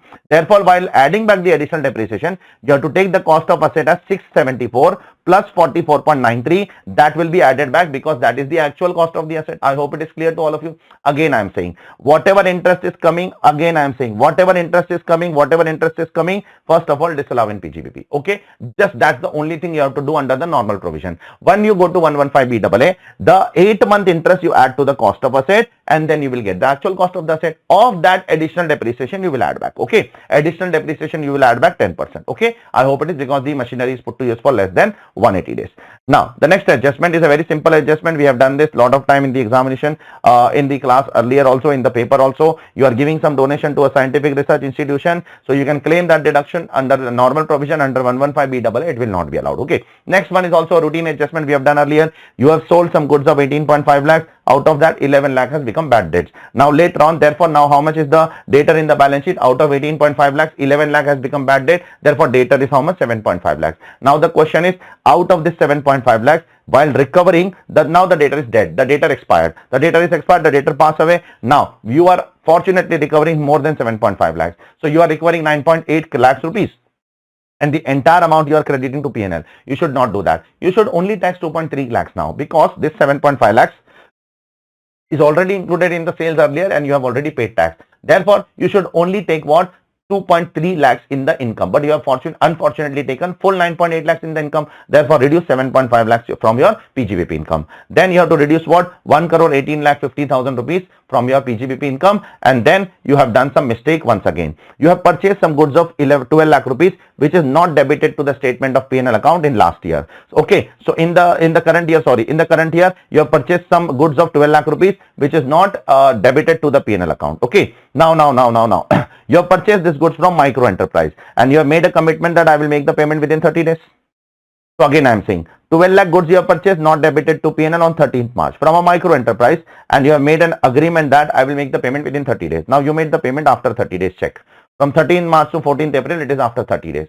Now, because you have made the payment after 30 days, you will be getting the deduction on payment basis. Now, the payment is happening when? Payment is happening next year, 14th April 2025. Therefore, in the current year, the expenditure will not be allowed. This is not debited to P&L. Therefore, don't take the deduction. If this would have been debited to P&L, I would have added back. This is not debited to P&L, so don't reduce. If this would have been already debited, I would have added back. I hope it is clear to all of you. This is how you have to read the words. Now, one last thing. After that, you have to compute the total income and tax as per normal provision. Tax I have already told you 30%. Now in 115BAA, what will happen? 4 items will be added back. First, donation given to political party will be added back in 115BAA. Then scientific research donation will also be added back. Then additional depreciation on imported machinery. At that time, it would be relevant. Okay, while computing the normal provision, don't take additional depreciation because that is already included in 1 crore 18 lakh 50,000 rupees. Then additional depreciation on local machinery, which you have borrowed from HDFC loan, that should also be disallowed over here. These 4 items you have to disallow. Once you do this, you will get what? You will get your total income as per 115BAA. Then on capital gains income, you have to apply 12.5% tax in excess of 12.5%. In I think so it is 112A capital gains. Yes, 112A capital gains. So you have to take 12.5% tax in excess of 1.25 lakhs, and other income you will apply 22% tax, 10% surcharge and 4% cess. I hope it is clear to all of you. Coming to the next question, which is on trust. There is a charitable trust which is registered under 12AB. What are they doing? There are 3 independent situations. We need to answer all 3 of them one by one. First charitable trust is registered as advancement of any other object of general public utility. Now, do you remember that? If you are a charitable trust which is registered as advancement of any other object of general public utility, then you can claim exemption only if your commercial receipt is up to 20% of total receipts. Now, in this case, the commercial receipt is 45 lakhs and the total receipts of the trust is 190 lakhs. Therefore, the commercial receipts divided by total receipts 45 lakhs divided by 190 lakhs is greater than 20%. Therefore, the trust will not be eligible for exemption. The trust will not be eligible for exemption in this case. I hope it is clear to all of you. So, what is commercial receipt? Commercial receipt means the fees which you charge to your customer. The amount which you charge to the customer deliberately for providing the service, that is called as commercial receipts. So, that should be up to 20% of total receipts. So, it is exceeding 20%. Therefore, you will not get exemption. Sir, will my registration also get cancelled? Registration will not cancel. Only exemption will be denied to your registration. You can continue. I hope it is clear to all of you. Second question. Good question, intelligent question. There is a charitable trust which is engaged in vocational training. They are providing some training. They have a training institute. They are providing some certificate courses for sewing machines, for handloom weaving, for handicraft. At the same time, this charitable trust also has a clothing shop at the entrance of the training institute. The shop derived 40 lakhs from sale of clothes, and whatever money they have derived, they are using for the purpose of training. They are maintaining separate books of accounts also for the separate books of accounts for the shop. So there are 2 things which the trust is doing. One, trust is providing training to the students. Another trust also has a shop from which they are selling clothes and they are earning money. Whatever money they are earning from selling the clothes, they are using for the purpose of training. They are maintaining separate books of accounts also. Can they claim exemption? The answer is yes. A charitable trust can have a business activity which is incidental to the business. A charitable activity which is incidental to the business is allowed, provided the money should be applied for charitable purpose and they should maintain separate books of accounts. So here, whatever money is coming from sale of cloth, they are applying for the purpose of what? Training institute, and they are maintaining separate books of account. Therefore, they are eligible for claiming exemption under section 11 and 12. I hope it is clear to all of you. Next question. There are two charitable trusts. One is engage in clean drinking water. Another is engage in water for all. Now they want to get merged. Both of them are registered under 12AB. Now they want to get merged and they have a question whether if they merge, whether exit tax will apply to them. Now for that purpose, the government has brought a new section in Finance Act 2024 by the name 12AC. 12AC says that if you fulfill three conditions, we will not apply exit tax. Condition number one, both of them should be registered trust. One trust getting merged with another trust, both should be registered under 12AB or 1023C. Second, their object should be similar. Here the objects are similar. Drinking water, clean drinking water, water for all. It is a similar object relating to water. So the object should be similar. And the third condition, they should fulfill some prescribed condition which the government has not yet prescribed. So as of now, only two conditions are there technically. Both of them should be registered trust under 12AB or 1023C and their object should be similar. If these two conditions are fulfilled, you can merge with another trust without worrying about what? Without worrying about the implications of exit tax. No exit tax implication will be applied on you. I hope it is clear to all of you. Next question, which is on TDS now. There are some independent situations in which TDS provisions will be asked. First, there are some amendments which are there, which I will tell you the amended answers. Some of the answers are not amended, but listen to my answer. Don't see the solution in this paper at least. Only this paper is of Jan 26, so therefore this is an old paper. The rest all are amended by me. Now, Mr. Rajesh is a lottery distributor, and Golden Lottery Agency is a very old lottery agency. It has a turnover of 98 lakh rupees in the last year. The last year turnover is 98 lakhs, and they are giving Mr. Ramesh some commission of 18,000 rupees first and then 14,000 rupees later. Is Golden Lottery Agency liable to deduct TDS? The answer is yes. Under 194G, Golden Lottery Agency, which is a distributor, they will deduct TDS of the lottery agent. What is the threshold? The threshold is 20,000 rupees. The annual payment should exceed 20,000 rupees, then they should deduct TDS at the rate of 2%. Sir, the last year turnover is less than 1 crore, not relevant. Last year turnover is less than 1 crore, more than 1 crore. Those things are relevant for individual HUF under 194A, 194C, 194H, 194I, 194J, 194R, 194S, 206C subsection 1 and 206C subsection 1F. That is relevant in these 9 sections. That is not relevant in 194G. In 194G, they have just given us to confuse. In 194G, you are not supposed to see the last year turnover. I hope it is clear to all of you. Second question of TDS. Smart Switch Private Limited. It's a platform. It's a platform which is selling cryptocurrencies like CoinDCX, WazirX. Now, Mr. Adesh has purchased some cryptocurrency for 1 lakh rupees in 2024. November 24, and he has sold that cryptocurrency in December 24 at a profit of 347. Therefore, he has purchased for 1 lakh and sold at a profit of 347. Therefore, he has received 447. Selling price is 447. So, I am buyer, you are seller. I am buying something from you for 447. You are selling something to me at 447, but I am buying through exchange. You are also selling through exchange. Who will deduct TDS? The TDS will be deducted by the exchange. I will not deduct. The buyer will not deduct. The TDS will be deducted by exchange at the time of credit or payment, whichever is earlier, at the rate of 1% under 194S on the sale consideration. What is the sale consideration? The sale consideration is 447, not 347. 347 is profit. When the buyer is buying from Adesh, Adesh is selling, na? Buyer is buying. So the buyer is buying at 447, na? Adesh is selling at 447. Therefore, the cryptocurrency agency, that is the cryptocurrency platform, that is CoinDCX, DCX, and in this case, Smart Switch Private Limited will deduct TDS at the rate of 1% on 447. I hope it is clear to all of you. Next question, question number 16, which is on assessment procedure. There is an assessing officer who has taken an approval from Principal Commissioner and directed that Greenfield Textile has to get their books of accounts audited under 142(2)A. So he has given a direction for special audit under 142(2)A. Okay. Now the Commissioner has appointed the Chartered Accountant. Principal Commissioner has appointed the Chartered Accountant. Now the Chartered Accountant is not doing the audit on time. Deliberately he is delaying the audit. He is not doing the audit. Because of that, there is a delay in the audit, and therefore the assessing officer said that because the Chartered Accountant is not doing the audit, I will apply what? I will apply best judgment assessment on the assessee. Now the question over here, which came in front of Supreme Court in the case of Swadeshi Polytechs Limited, whether 144 can be imposed on the assessee if the Chartered Accountant is not doing the audit. There is no mistake of assessee. Assessee is completely cooperating. But the CA is not doing the audit for any frivolous reason. Frivolous means any hopeless reason. There is no reason. Can the assessing officer impose 144? The Supreme Court said that no. If there is a mistake, if there is a delay, if there is a non-compliance by chartered accountant, then the assessee cannot bear the burden of 144. The AO cannot impose 144 on the assessee. If assessee does not cooperate in audit, then the AO can impose 144. But if the CA is not cooperating, or if the CA is frivolous reason he is not doing the audit, or hopeless reason, unnecessary reason he is not doing the audit, you cannot impose 144 on the assessee. I hope it is clear to all of you. Next question. There is a partnership firm. Very simple question of penalty. The total income of the partnership firm is 40 lakh as per return. Then income processed at 42 lakh. Income assessed at 58 lakhs.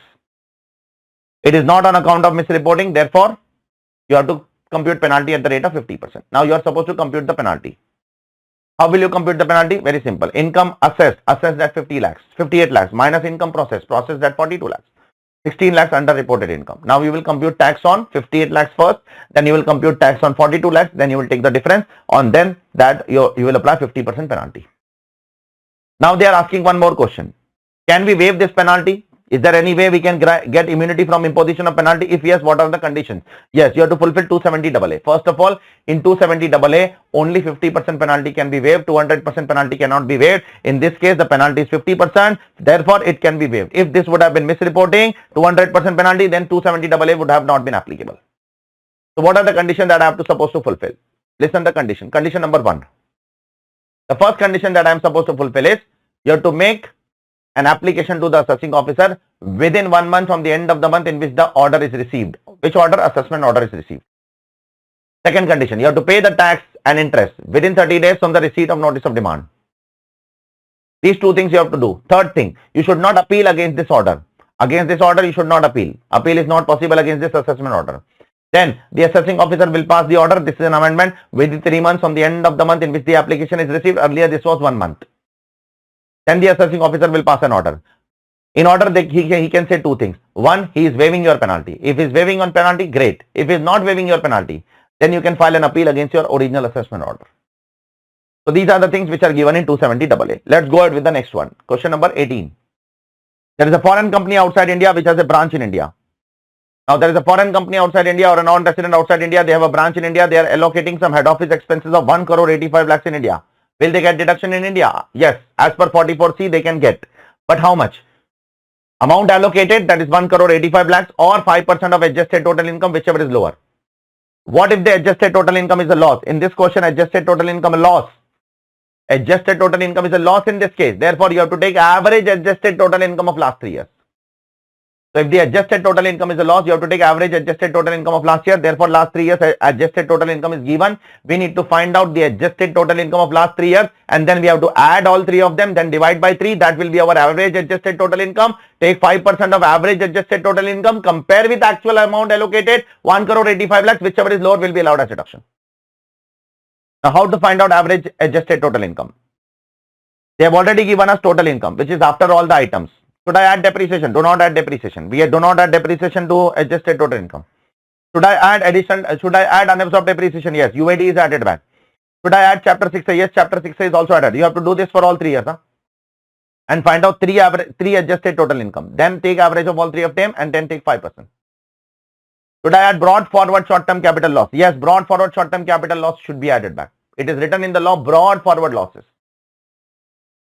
Should I add current year long-term capital loss? No, current year losses are not added back. Only brought forward losses are added back. Should I add brought forward speculative loss? Yes, add back that. Should I add VRS? Do not add VRS. This is already 1/5. If this would have not been 1/5, then we would have added back 4/5. This is already 1/5, so it is correct. If this would have been full amount, then we would have added back 4/5 because only 1/5 is allowed for VRS. Should I add back head office expense? Yes, head office expense definitely add back. After adding all these things, you will get 3 adjusted total income. Take total of all 3, divide by 3, multiply by 5%. Compare that with actual. Whichever is lower will be allowed. I hope it is clear to all of you. Next question is on safe harbor rule. Transfer pricing with safe harbor rule. High chances it can come in the examination. Be very careful. There are 3 transactions. We need to find out whether safe harbor will be applicable or not. First of all, we need to identify whether both the entities are associate enterprise or not. First of all, the services are provided by Tech Mitra Solution, an Indian company, and it is provided to Blue Orbit Solution, and both of them are associated because one entity holds 30% voting power in another. Therefore, both of them are deemed to be associate enterprise. This is the first thing. Second thing, we need to find out the nature of service. The nature of service is provision of software development services, which is nothing but provision of support services, which is nothing but software development services, and software development services is covered in safe harbor rule. Therefore, now we need to find out the transaction limit and the percentage. The transaction limit, if it is up to 100 crore, in this case it is 99 crore, you have to show a margin of 17%. Now let's see how much margin they are showing. How to find out margin? Operating profit upon operating cost. Operating profit is 8 crore, operating cost is 50 crore, therefore this is 16%. No, you have to show minimum margin of 17% because your actual margin is only 16%. Safe harbor is not applicable in your case. Sorry, the doors of safe harbor are closed. Second transaction, this next era system Indian company and this new Neurocore Technology is a foreign subsidiary, therefore both of them are deemed to be associate enterprise. Now we will find out whether the service is covered in safe harbor or not. Provision of data processing services with the use of information technology. Yes, it is IT enabled services. Go and check the definition of IT enabled services, you will get that over here.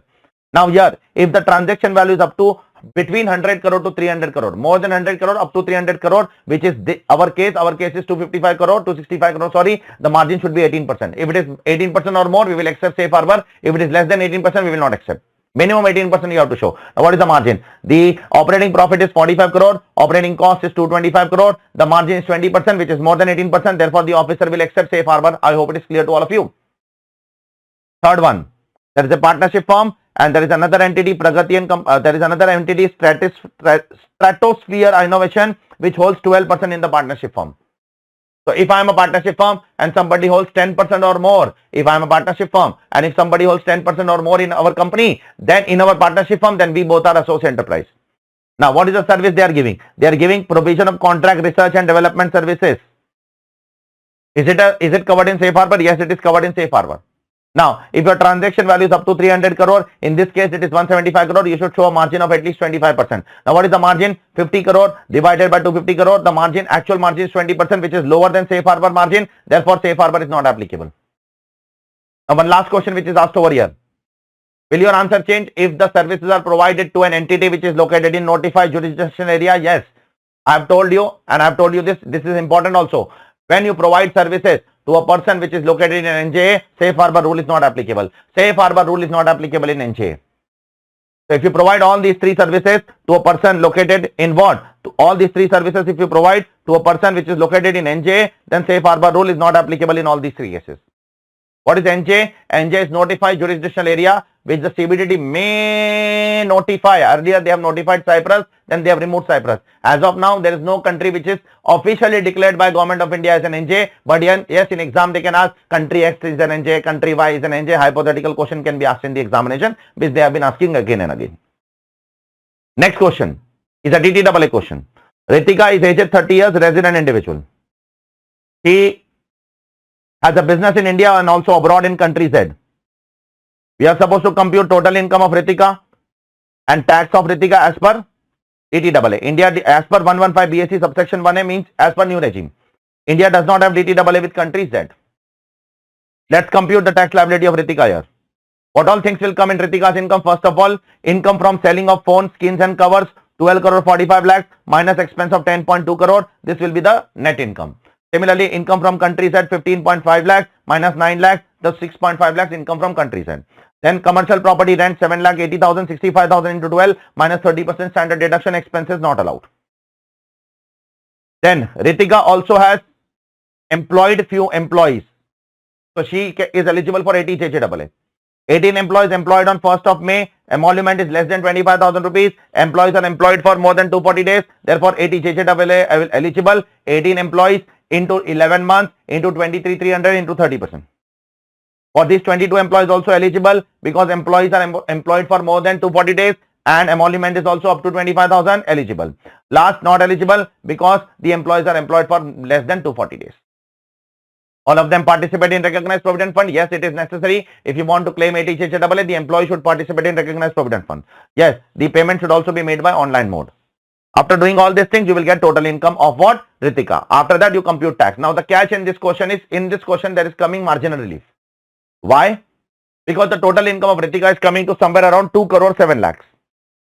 Now, if I compute tax on 2 crore rupees and surcharge on 2 crore rupees, then I compute tax on 2 crore 7 lakh rupees, the extra tax is coming more than the extra income. The extra tax is coming more than the extra tax is coming somewhere around 9 lakh. The extra income is coming only 7 lakh. Therefore, marginal relief you have to apply here.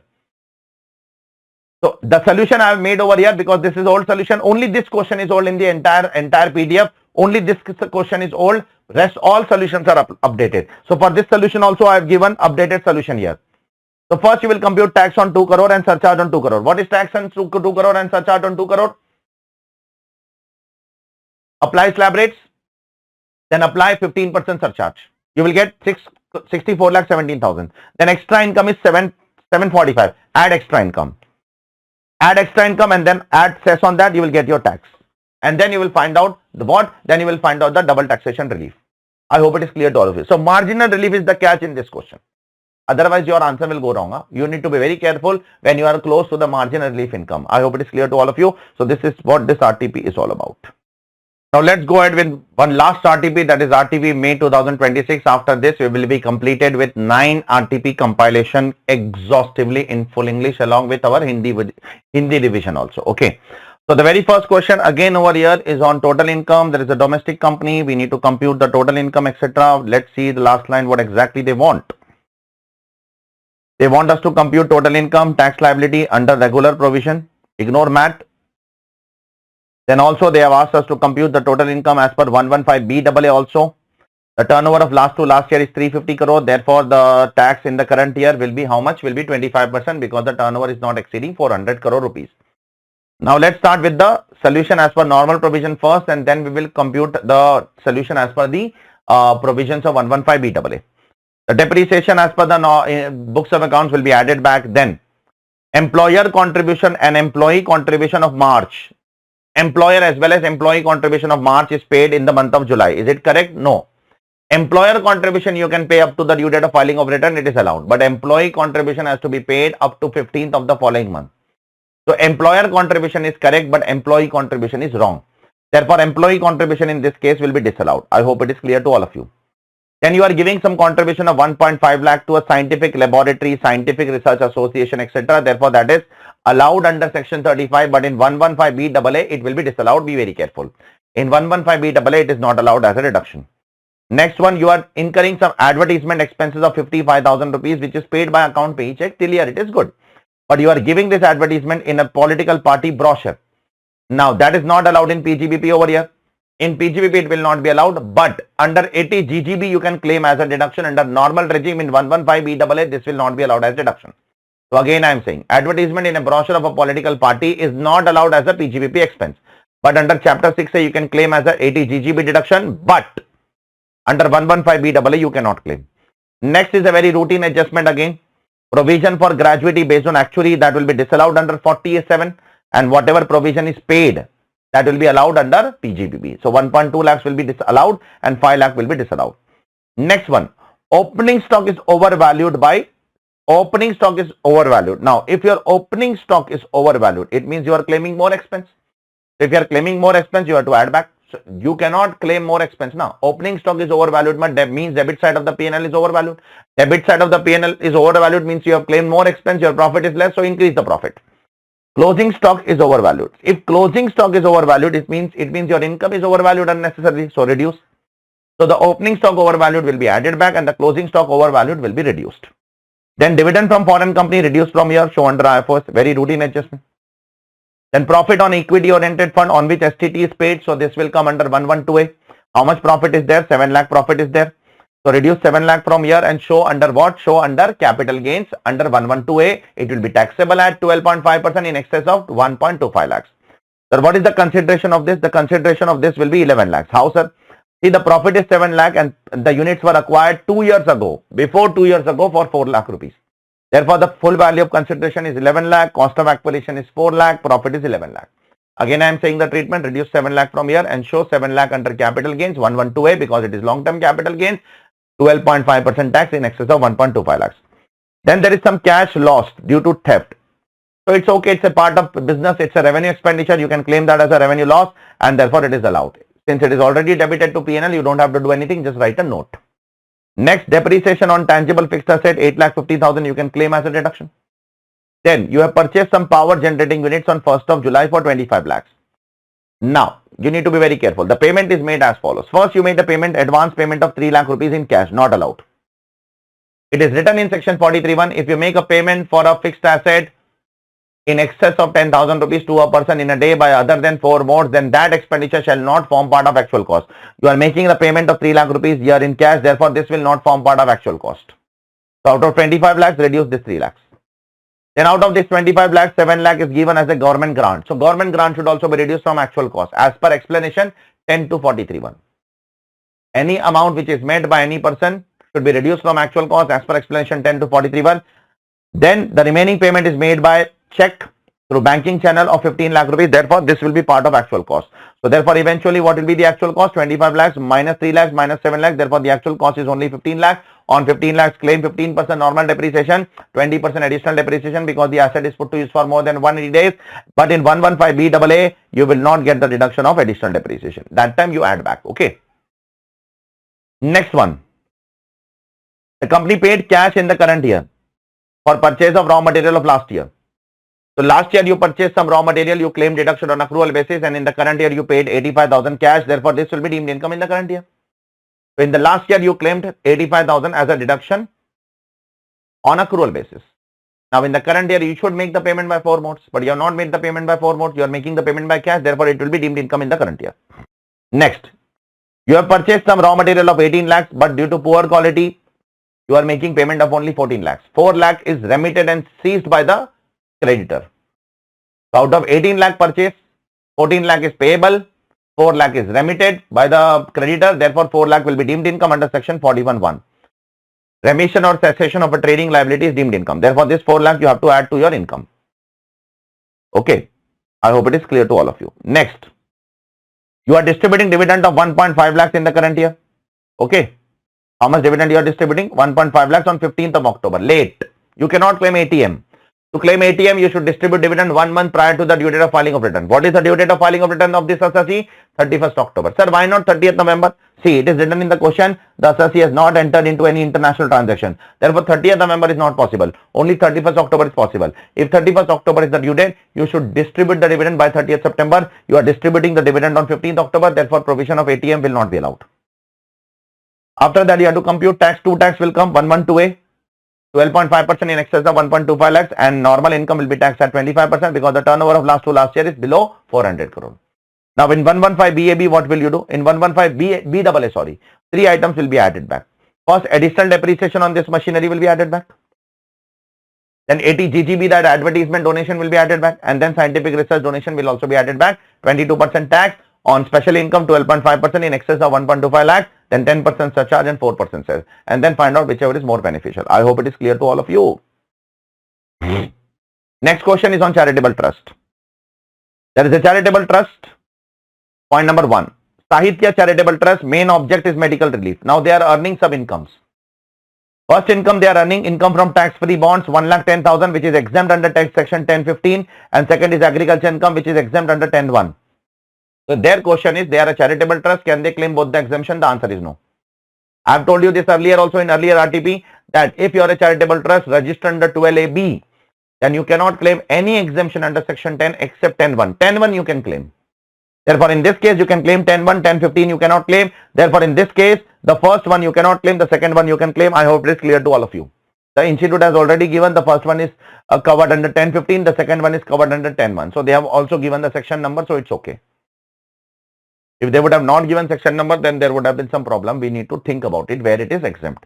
But anyways, anything apart from agriculture income is not eligible. You have to think like that. You don't have to remember each and every section. Next trust. Jyoti Vidya Jyoti Educational Trust. Registered under 12AB. They own a building. So the trust own a building. Now they are giving this building on rent to a private coaching institute which is owned by the wife of the founder of the trust.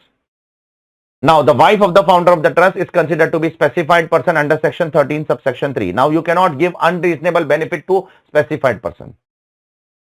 So if you are giving that building on rent to the wife of the founder, it is okay. There is nothing wrong, but give at market value. If you give unreasonable benefit, then the trust will be gone.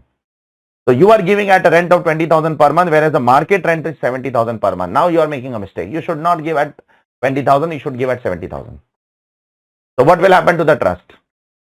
Multiple implication. First of all, 115 BBI will apply. Specified income, 30% tax. Then penalty will be applied 271 AE. If you pass unreasonable benefit to your specified person, first time the penalty will be 100% of the unreasonable benefit given. Second time it is 200%. Then whatever rent they are earning, how much rent they are earning? They are earning a rent of 20,000 rupees. This part of income is not eligible for exemption. On this 20,000 rupees, they will not get 15% exemption. They cannot apply and claim exemption also. So 3 implications, you have to keep it in mind. Similarly, next trust is also doing something similar only. There is an Arogya Welfare Charitable Trust, which is providing free medical facilities to poor people. Now in this case, there is one person by the name called as Mr. Karan who has contributed 75,000 rupees to the trust in the current year, and till last year he has contributed 9,50,000 rupees. So is Mr. Karan a specified person? The answer is yes. There is an amendment in the definition of specified person, if you remember. Who is a specified person as per the amended definition as per Finance Act 2025? If a person is contributing more than 1 lakh rupees in a financial year, he is a specified person. No, Mr. Karan is only contributing 75,000. Therefore, because of this reason, he is not specified person. Second condition, if a person is contributing aggregate amount to the trust till the last day of the financial year of more than 10 lakhs. Is Karan contributing more than 10 lakhs? The answer is yes. Till last year, Karan has contributed 9.5 lakh. In the current year, Karan has contributed 75,000. Therefore, the aggregate contribution by Karan to the trust is 10 lakh 25,000. Therefore, because of this reason, Karan is a specified person, and now you cannot give unreasonable benefit to the Karan. Now you are doing unreasonable things for Karan. Check. First of all, you have to prove that Karan is a specified person, which I have proved because of this 10.25 lakhs. Now, are you giving unreasonable benefit to Karan? The answer is yes. You are selling some old furniture at 1,20,000 rupees, whereas the market value of the furniture is 2,80,000. So you are giving unreasonable benefit to Karan of 1,60,000 rupees. You are selling at a cheaper rate, which is wrong. Again, 115 BBI will apply in the hands of the trust, and 271 AAE will apply in the hands of the trust. And this amount which is trust is receiving by sale of furniture, that cannot be subject to exemption under 11 and 12. I hope it is clear to all of you. Next question. Very good question. We have done that in class. It's a Delhi High Court judgment of UCO Bank. CBDT has also accepted this view of Delhi High Court. So it's a well established principle now. Suppose I have gone to court and there is some case going on me. Now the judge is saying that you have to deposit 10 lakh rupees till the time the case is not completed. So I gave 10 lakh rupees as a security to the judge. Now what will the judge do? The registrar of the court will deposit that money in the bank and will earn some interest. Now the bank is paying some interest to the registrar of the court. Will bank deduct TDS under 194A of the registrar of court? The Delhi High Court in the case of UCO Bank has said that no. This is not our income. This is not the income of the court. We are just doing it on behalf of what? On behalf of the person who is fighting the case. So therefore, whatever interest which is paid by banks to the registrar of the court will not be subject to TDS. Registrar of the court is not payee for the purpose of 194A. The payee is ultimately who? The person who will win the case. And who will win the case? That only time will say. Now I cannot say. Therefore, this amount which is paid as an interest by registrar of court to by bank to the registrar of court will not be subject to TDS. I hope it is clear to all of you. Next question has 4 transactions. You need to say whether TCS will apply or not. First transaction, the assessee is selling some timber under forest lease. So whether TCS is applicable? Yes. 2% TCS is applicable at the time of debit or receipt, whichever is earlier. See here, the assessee is Messrs. Green Resource Limited. It is engaged in extraction of foreign produce and minerals. It is selling some timber under forest lease to Messrs. Buildwell Infrastructure Private Limited. So on this transaction, 2% TCS will be applicable. Then there is some scrap which is sold by assessee to resident. Now scrap is sold by assessee to resident. This will be subject to 1% TCS under 206C subsection 1. This is also covered in 206C subsection 1. This is also covered in 206C subsection 1. Third, the assessee is selling some coal to a resident and the buyer is giving a declaration that he will use this coal for generating power. He will use this coal for generating power. Therefore, you should not deduct. You should not collect TCS. So in the third case, the assessee is supplying coal, but the buyer is saying that I will use this for electricity purpose. I will not use this for trading purpose. So in that case, TCS is not applicable under 206C subsection 1A. Fourth one, you are giving toll plaza on lease. So if you give on toll plaza on lease or parking lot on lease or mines on lease or quarry on lease, you should collect TCS under 206C subsection 1C. But if you give this to public sector undertaking, then TCS is not applicable. Go and check. Such minute things they are asking. If you give this to public sector undertaking, then TCS is not applicable. I hope it is clear to all of you. Next question is on provisional attachment. Let's try to understand what is this question all about. First of all, the regular assessment for AY 23-23 of the SSC, 23-24 of the SSC was completed on 16th of July 2025. Okay, regular assessment completed.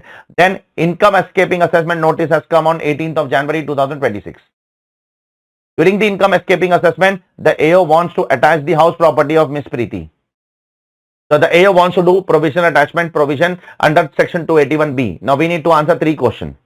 First, the circumstances under which the AO can make provisional attachment of the property. So 281B says that if there is a pendency of assessment and if the officer has taken approval from Principal Director General, Principal Chief Commissioner, etc., and it is in the interest of the revenue to protect the revenue of the government, then they can do provisional attachment under 281B.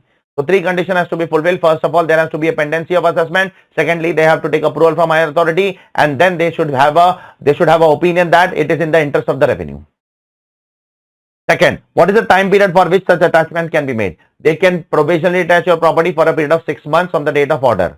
Can that be extended? Yes. The officer has to record the reasons in writing. They have to record the reasons in writing. Then it can be extended for a period of 2 years or 60 days from the end of the completion of assessment, whichever is later. So it can be extended for 2 years, or if the assessment is completing later, then 60 days from the completion of assessment, whichever is later. Can such provisional attachment be revoked by AO once he has attached? Now, can he revoke that? Can he leave that property? Yes, he can leave in writing. He will revoke in writing, provided the assessee has to fulfill some condition. First, assessee has to give a bank guarantee. Second, the bank guarantee should be given from a scheduled bank. Third, the bank guarantee should be equivalent to the FMB of the asset. If these conditions are fulfilled, the AO will revoke the provisional attachment order, and the property will be given back to you.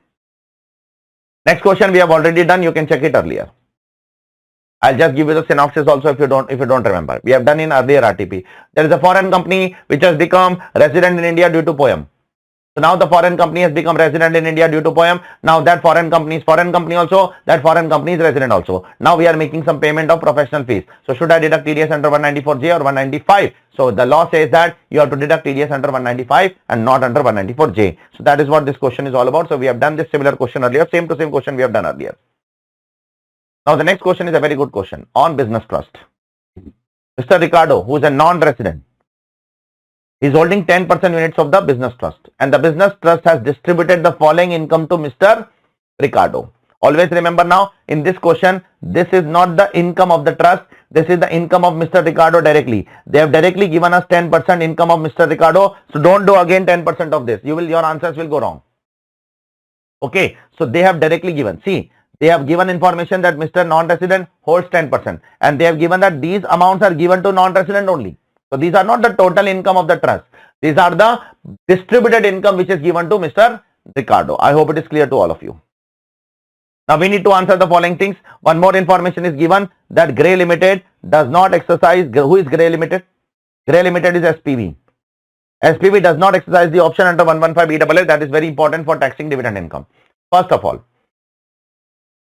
let's try to understand one by one. Rental income from real estate property. What will happen? Rental income from real estate property is exempt in the hands of trust. Business trust taxable in the hands of investor under 194 LBA. The investor, the company will deduct TDS. The trust will deduct TDS. So if a business trust invests in land and building, earns rental, exempt in the hands of business trust, taxable in the hands of investor. Investor is non-resident, therefore deduct TDS under 194 LBA at rates in force. Rates in force is the highest rate applicable to the Mr. Ricardo, that is 30% tax plus 4% cess. Interest income from SPV. Again exempt in the hands of business trust, taxable in the hands of investor. Because investor is non-resident, you should deduct TDS at 5.2%. 5% tax, 4% cess. Dividend income. What is the treatment of dividend income? Dividend income exempt in the hands of business trust, always.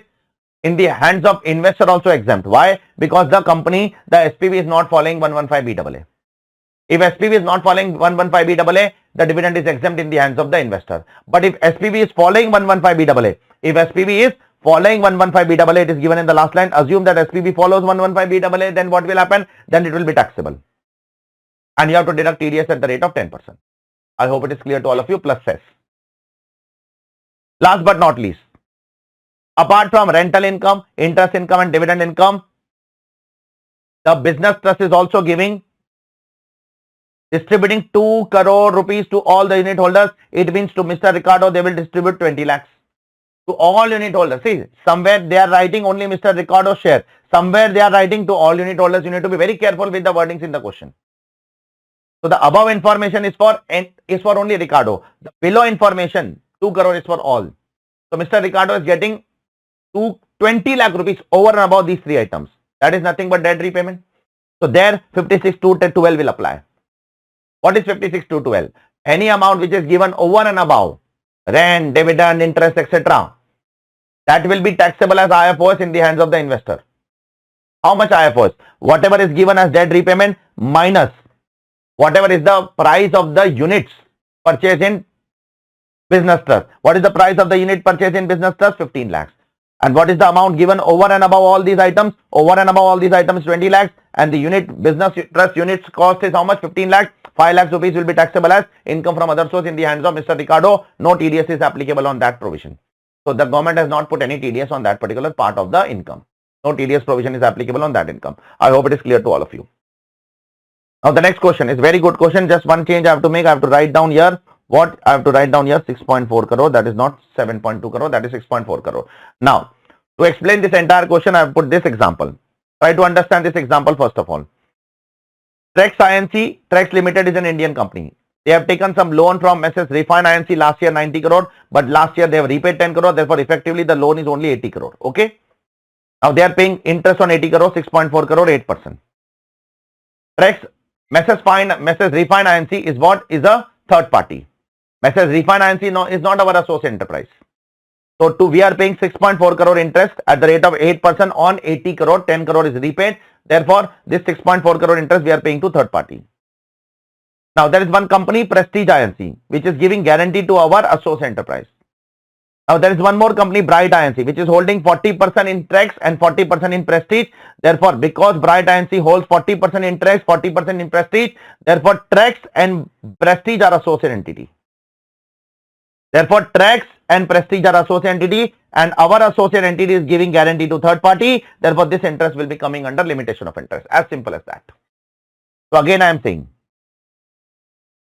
Prestige is now eventually our what? Prestige is eventually our associate enterprise. Prestige is our associate enterprise. Why? Because Bright holds 40% in us, 40% in Prestige. Therefore, we and Prestige are associated and associate entity gives guarantee to Mrs. Refine Inc. Therefore, the interest paid to Refine Inc. will be coming under limitation of interest under 94B. Now, the question is that there is some disallowance of last year also. Last year also some disallowance is there of 7.5 crore under 94B. How much we can claim in the current year as a deduction? We can claim up to 30% of EBITDA. For that, we need to find out EBITDA. EBITDA is how much? 18 crore is your net profit. Add interest in that 6.4 crore. Add 4 crore depreciation and add 2.7 crore tax. 31.1 crore is your EBITDA. Up to 30% will be allowed in the current year. What is 30% of EBITDA? In excess of 30% is disallowed as per 94B. It means up to 30% is allowed. Therefore, 30% will be allowed in the current year. Therefore, 9.33 crore will be allowed in the current year. Now, 9.33 crore interest you can claim in the current year, out of which 6.4 crore is current year interest. Therefore, remaining 2.93 crore you can claim for last year. So, out of 7.5 crore, you can claim 2.93 crore in the current year, and balance out of 7.5 crore you can carry forward for the next years. I hope it is clear to all of you. It's a good question. We have done a similar question earlier also. And one last question over here, which is on DTAA. Shrestha, resident individual, 34 years. He is earning some income from the various country. India does not have DTAA with foreign country. He has not opted out of default regime. See, they are playing with language, English. Is this a tax paper or English paper? I don't understand. He is not opted out of default regime means she is following default regime. It means she is following new regime. They could have easily said she is following default regime. No, but she is not opted out of default regime. It means she is not going out of default. It means she is remaining in default. It means she is following new regime. What the hell is this? Is this an English paper or a grammar paper or a tax paper? I don't understand. Anyways, whatever is there, we have to take care of it. Now let's try to compute the income. First of all, she is earning income from business from Jaipur. On that, she is incurring expense of 3.5 lakhs. So the net income is 26 lakhs minus 3.5 lakhs. Then she is earning the rent from country M, 95,000 rupees per month minus 30% standard deduction you will take. Expenses will not be allowed in India. Only 30% standard deduction allowed. Then she is earning agriculture operation income of 18 lakhs. On that, she is incurring expense of 8.5 lakhs. So 9.5 lakhs will be taxable. Then she is earning dividend income from country M, IFOS. Now, agriculture income is exempt in country M. So this is not doubly taxed. This will not be doubly taxed because this is exempt in country M and only taxable in India. Okay. So we have to compute total income. So total income will include what? 26 lakhs minus 3.5 lakhs. Then 95,000 minus 30%. Then 18 lakhs minus 8.5 lakhs. And then 4,20,000. Then you have to compute tax. After you have computed tax, now you need to find out doubly tax income. Now the most important catch over here is doubly tax income. Which incomes are doubly taxed? Is this first income doubly taxed? No, because this is Indian income. This is not doubly taxed. Is this second income doubly taxed? Yes, this is doubly taxed. Is this agriculture income doubly taxed? No, because agriculture income is not taxable in country M, so you cannot say it is doubly taxed. Is this dividend income doubly taxed? Yes, dividend income is also doubly taxed. So two incomes are doubly taxed. I am highlighting with different colors. So this dividend income is doubly taxed and this rent income is doubly taxed. Now dividend income is doubly taxed how much? 4,20,000. And the rate is how much? 20%. Compare with average rate in India, whichever is lower will be allowed as relief. But there is a catch in rent doubly tax income. Rent is doubly taxed in India. In India, rent is taxed at 7,98,000 because 95,000 into 12 minus 30% comes to 798. But in country M, the rent is taxable at 6,15,000 only. Why? Because in country M, the rent is taxable at 95,000 into 12 minus 5,25,000 because in country M, all these expenses are allowed. Therefore, what is doubly taxed in India? In India, rent is taxable at 798 because the deduction is allowed different. In India, it is 30%. In country M, it is 5,25,000. Therefore, in India, the income tax is 7,98,000. In foreign country, the income tax is 6,15,000. Therefore, doubly tax is how much? Doubly tax is only 615. You cannot say 798 is doubly tax. Therefore, on 615, you have to apply whichever is lower rate. I hope it is clear to all of you. And on dividend income, you have to apply on 4.2 lakhs because dividend income is same in both the countries. I hope it is clear to all of you. So this is what this RTP is all about. So here we complete 9 RTPs exhaustively in full English. The next target after this will be to complete 9 past paper including the Jan 2026 paper for your reference exhaustively in the same manner and probably in a better manner if it is possible from my side. I request all of you to do only few things. First, watch this video again and again. Again and again, you try to watch this video as many times as possible. This is the most important video for you. Second thing, you have to make sure that if you want to learn all these things in great detail, I am doing just revision. If you want to learn all these things in great detail, we have covered all these things in great detail in our regular batch, in our exam oriented batch and also in our practical question batch. In this compilation video, we are going to cover around 200-250 videos. But in our regular batch, exam oriented and practical question batch, we have covered more than 550 questions. More than 550 practical questions. And there I have explained each and every point in detail. Here the objective is from the exam day perspective. How will you revise on the day of examination? But if you want to do it in detail, you can enroll for our respective batches in full English, which is available on our website. You can check it over here. Third thing, the PDF of this I have already uploaded on our Telegram channel. You can download the PDF from there. Okay. So today we are starting with our 9 past papers compilation, including the latest paper, that is Jan 2026 CA final direct tax paper in full English for our dearest students of South India mainly. So earlier we have also completed 9 RTPs in full English. I hope you all have enjoyed that. If you have enjoyed, again I would like to say, please comment below on the video and also put timestamp on whatever point you find important, so that when you refer for the next time, it is very important for you to identify it very easily. Okay. So the very first paper over here is May 2022 paper. Let's start with May 2022 paper. The very first question is on total income.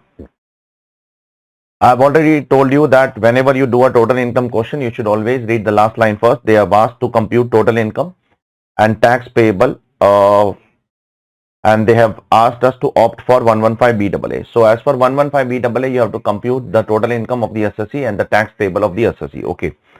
We are not supposed to do the normal provision. Only 115BAA is relevant over here. Now, the very first question over here is, the very first line is, assessee is a manufacturer. The profit of the assessee is 850 lakhs. And then they have given us some adjustments which are debited and credited to P&L account. The very first adjustment is the routine adjustment of depreciation, which you will add back because it is as per Companies Act. The second adjustment says that employer contribution of 18 lakh and employee contribution of 18 lakh of March 26, that is of the last month, is paid on 20th of May 2026. Now we all know that the employer contribution you can pay up to the due date of filing of return as per 43B. But the employee contribution has to be paid by 15th of the following month. So here you are making a mistake. What mistake you are making? Employer contribution is correct, but employee contribution is late. Therefore, employee contribution has to be paid by 15th of the following month. In this case, it has to be paid by 15th of April because the contribution is pertaining to March. But you have paid in May. Therefore, employee contribution will be disallowed. Employer contribution will be allowed as per 43B. I hope it is clear to all of you. Next one is the GST penalty. GST penalty is penal in nature, therefore it is disallowed. It is for breaking a law, therefore it is disallowed. GST interest is considered to be compensatory in nature. Interest on GST late payment is allowed as a deduction. Interest on income tax late payment is not allowed as a deduction. Next one, you are giving some 10 lakh rupees on notified skill development project under 80CCD, not allowed under 115BAA. 115BAA does not allow 80CCD. Next one, you have some old machinery which is destructed due to fire on which there is a loss of 20 lakhs. So very simple, add back this loss to PGBP. This will not be allowed as a PGBP deduction because it's a capital loss. So add back this loss and adjust in the WDV of the asset, but WDV of the asset is not given to us. So ignore that. Okay. Because the WDV of the asset is not given to us. So ignore that. If they would have given the WDV of the asset, we would have adjusted. Similarly, there is a scrap of 5 lakh rupees which you would have credited to P&L, reduced from the P&L account and adjust in the WDV, but WDV of the asset is not given to us, so ignore it, so leave it. So what is your ultimate treatment? Loss you will add back and scrap you will reduce. Then you are receiving some dividend from foreign company of 15 lakh rupees. So reduce from here and show under IFRS. Now, to earn this dividend, you have incurred an expense of 50,000 rupees.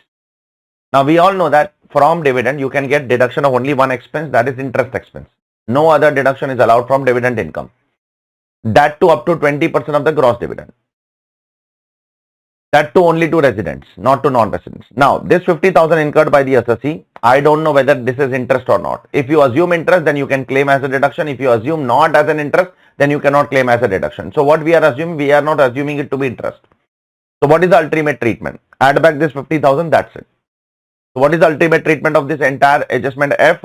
For dividend received 15 lakh, reduce from PGBP, show under IFRS. And for this expenditure, add back, do not claim deduction because we are assuming it to be not an interest. If it is not an interest, then it is not allowed as a deduction. Next is a very routine adjustment. 15 lakh profit is generated when an 100% holding subsidiary sells assets to each other and the recipient company is an Indian company, then it is exempt under capital gains under section 47. Provided the relation should be 100% holding subsidiary and the recipient company should be an Indian company. So in this case, this 15 lakh will be reduced from PGBP and it will be exempt under section 47. You can write a note under capital gains, it is exempt. Next, some additional information is there. Additional normal depreciation of 92 lakhs, you can claim as a reduction normal depreciation. Then one more information is there. In last year, 24-25, you have purchased a new machinery on 10th of January for 20 lakhs. Therefore, in the last year, you would have taken 50% additional depreciation because the asset was put to use last year for less than 180 days. Therefore, last year, you would have taken 50% additional depreciation. Can I claim balance additional depreciation of 50% in the current year? Yes, you can.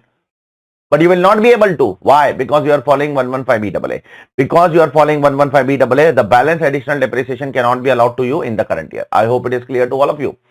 Next one is also pertaining to last year. Last year, you have done some repair to your factory building and you have credited an amount of 7 lakh rupees to contractor's account. You should have deducted TDS and paid TDS. But you have deducted the TDS, but you have paid the TDS late. That is on 31st December 2025. You should have paid before the due date of filing of return of last year, but you have been late. So what will happen? In this case, it's very simple.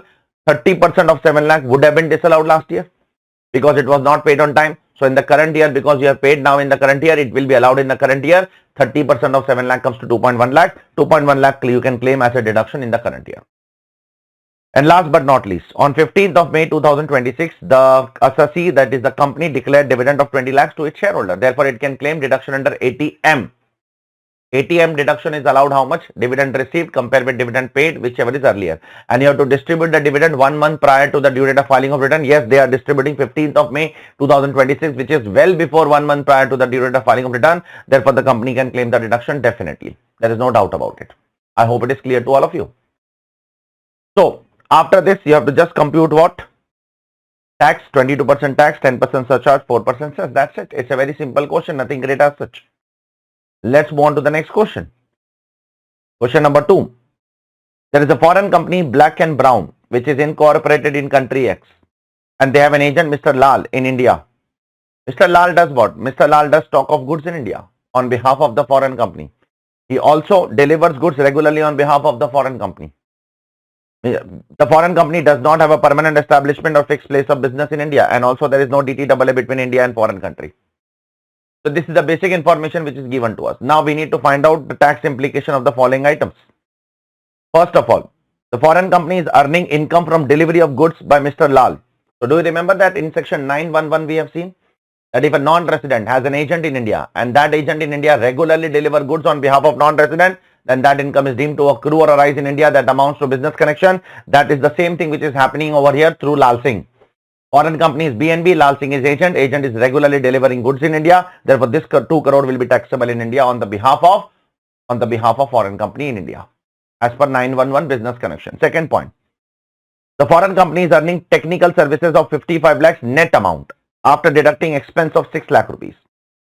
Now here ICAI has taken 2 views. View number 1, if there is an agreement between the foreign company and the Indian company, and the agreement is approved by central government, then you can take 115A, and if you take 115A, then it will be subject to tax at 61 lakh rupees, because in 115A you do not get deduction of expenses.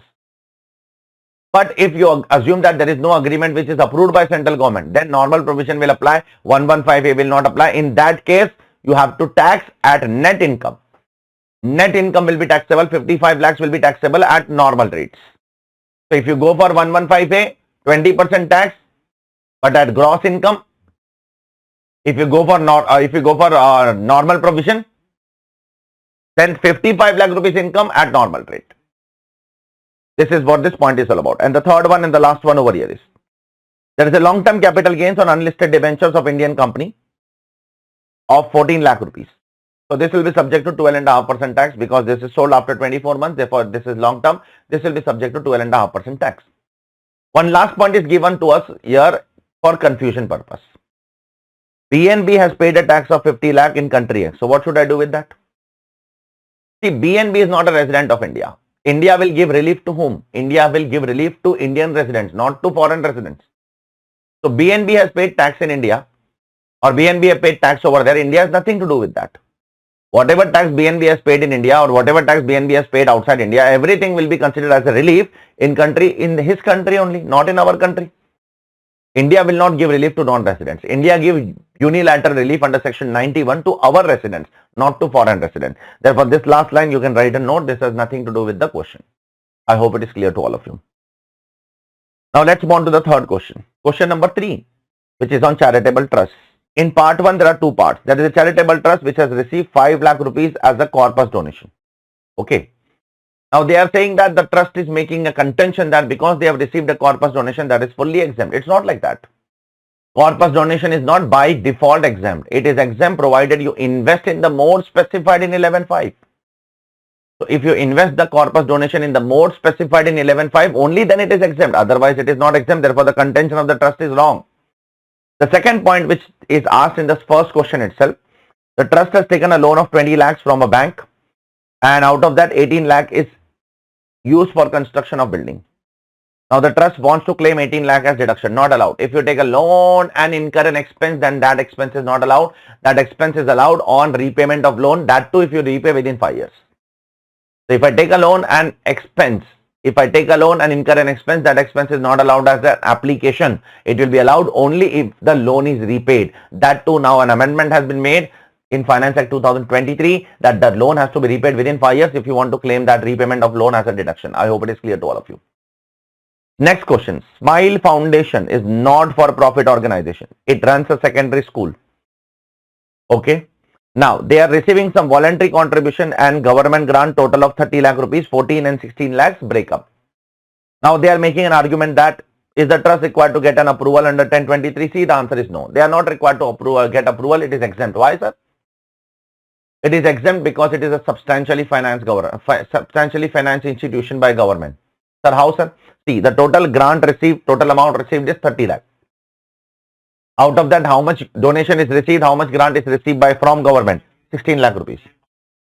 Out of that, 15 lakh rupees is received from government. 16 lakh rupees is received from government. Therefore, out of 30 lakh, if 16 lakh is received from government, then more than 50% is financed by government. Therefore, it is by default exempt. They need not have to take any registration. They need not have to take any registration. A substantially financed institution means what? A substantially financed institution means an institution where the government grant is more than 50% of the total donations. So here the government grant is more than 50% of total donation. Therefore, this trust is not subject to take any approval. They can claim exemption without approval. And last but not least, a trust is registered under 12AB. It is also registered under 1023C. It wants to enjoy both. Both you cannot enjoy. It is written in section 11 subsection 7 that if you are registered as 12AB trust, then you cannot enjoy 1023C also. You have to surrender one of them. And from 1st October 2024, I have told you already that from 1st October 2024, the government is not accepting new application under 1023C. The doors of 1023C are closed. But still, if you have earlier registered under both, you cannot claim both exemption. You have to surrender one of them. You cannot claim both the exemptions simultaneously at the same time. I hope it is clear to all of you. So this is what this small question is all about. Next question, question number 4, which is on TDS question. Question number 1. In TDS, we need to identify whether TDS is applicable or not. So Mr. Rajat is there. The age of Mr. Rajat is 79 years. He is a resident. He has a saving bank account. He has a fixed deposit account in an ABC bank. Now he is earning following incomes from ABC bank. He is earning interest on saving bank 75,100, pension of 55,000 rupees per month, and 1,20,000 rupees interest on fixed deposit. He does not have any other income. He is following old regime. Now what is the ultimate conclusion of this question? The bank will deduct TDS under 194P, a special section. Do you remember 194P? Count conditions with me.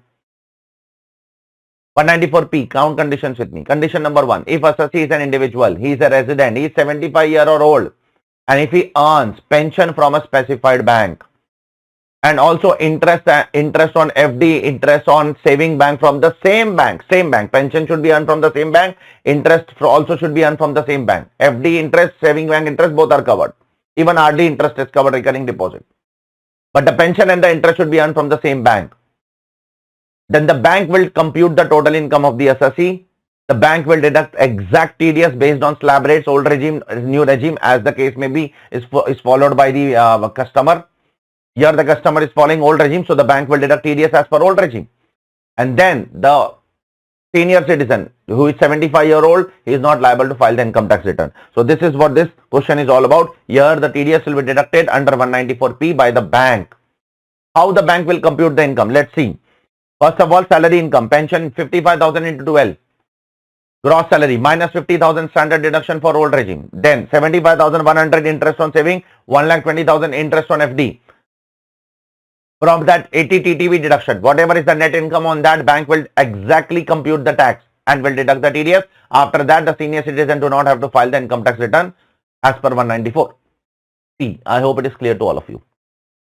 Next question, beautiful question. Aryan Limited is a domestic company having last year turnover more than 10 crore rupees. So if the Aryan Limited is a buyer, if the buyer's last year turnover is more than 10 crore rupees, last year business turnover is more than 10 crore rupees, buyer is liable to deduct TDS under 194Q if the purchase of goods exceeds 50 lakh rupees during the financial year. How much TDS? 0.1% on excess amount. Let's see how much they have purchased. They have purchased 85 lakhs. Excluding purchase return from Varun and Company, which is a residence. Yes, the seller should be resident. When should I deduct the TDS? On payment or credit, whichever is earlier. The other person is giving what? The other person is also giving PAN to us. So we will deduct TDS at 0.1% only. Now let's see when we should deduct TDS. First, we are purchasing on 25th of May, 30 lakhs. So no TDS because the amount is not exceeding 50 lakhs. Then on 28th of June, we are purchasing another 25 lakhs. So now 5 lakh is exceeding 50 lakhs. Therefore, on 5 lakhs, 0.1% TDS will be deducted on 28th of June. I hope it is clear to all of you. Third one, on 10th of December, 20 lakh, and again we are purchasing. So again, we will deduct 0.1% TDS on 20 lakh. I hope it is clear to all of you. But out of this 20 lakh, 5 lakh is returned in future. And 5 lakh goods are returned by the buyer and money was also refunded. So remember, CBDT has given a circular that if you have already deducted TDS and paid to the government, and later on if you have returned the goods and money is refunded, you can adjust that much TDS against future purchase. So TDS of 5 lakh rupees you can adjust against future purchase. So in future against same seller only, not against different seller. So against same seller, we are again purchasing 10 lakh rupees in future. So now you have to deduct TDS only on 5 lakh rupees. You can adjust the previous purchase return against this particular purchase. So how much we have returned earlier? 5 lakh rupees goods you have returned earlier, taken the money refunded also.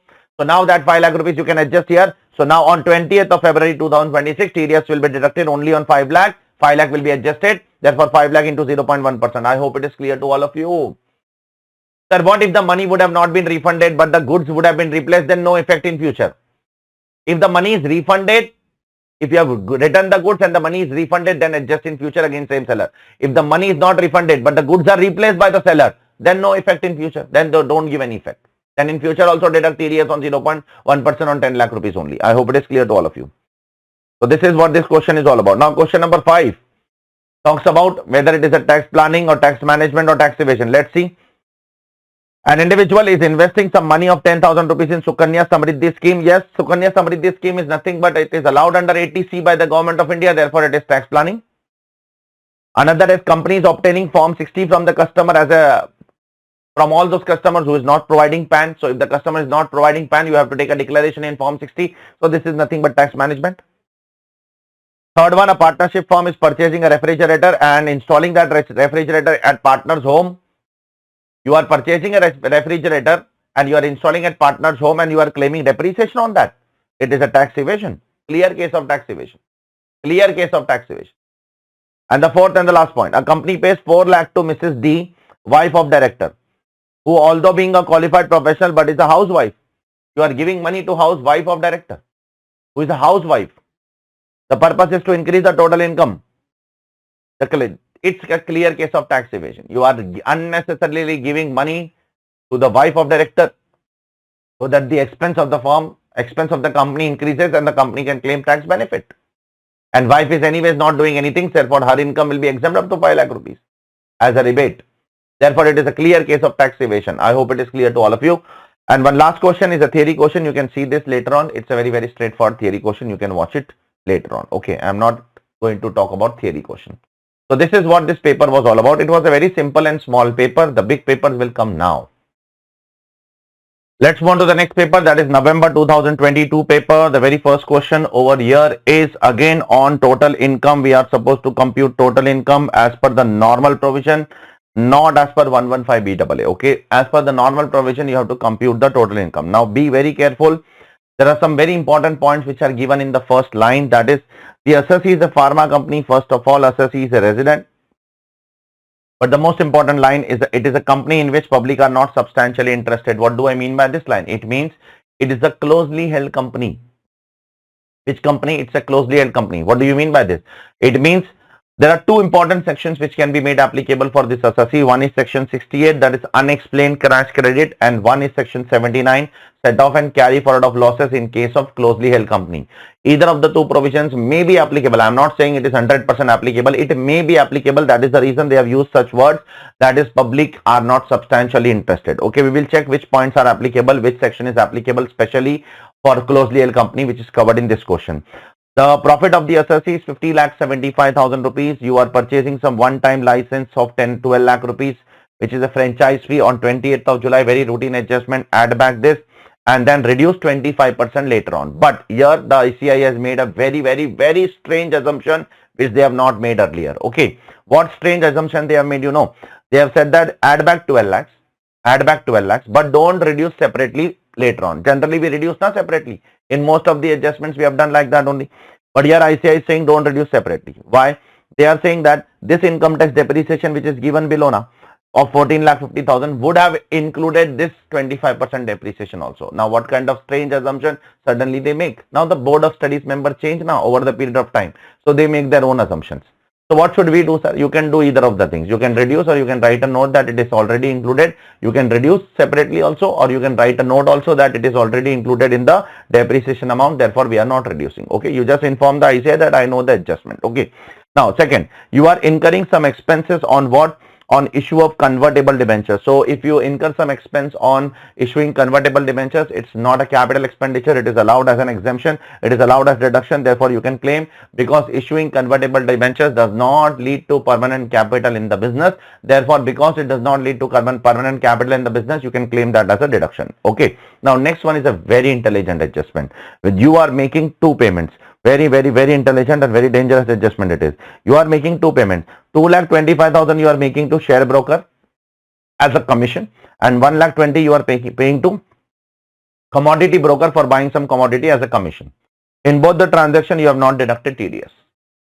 To share broker also you have not deducted TDS, and to commodity broker also you have not deducted TDS under 194H. Commission TDS is covered under 194H.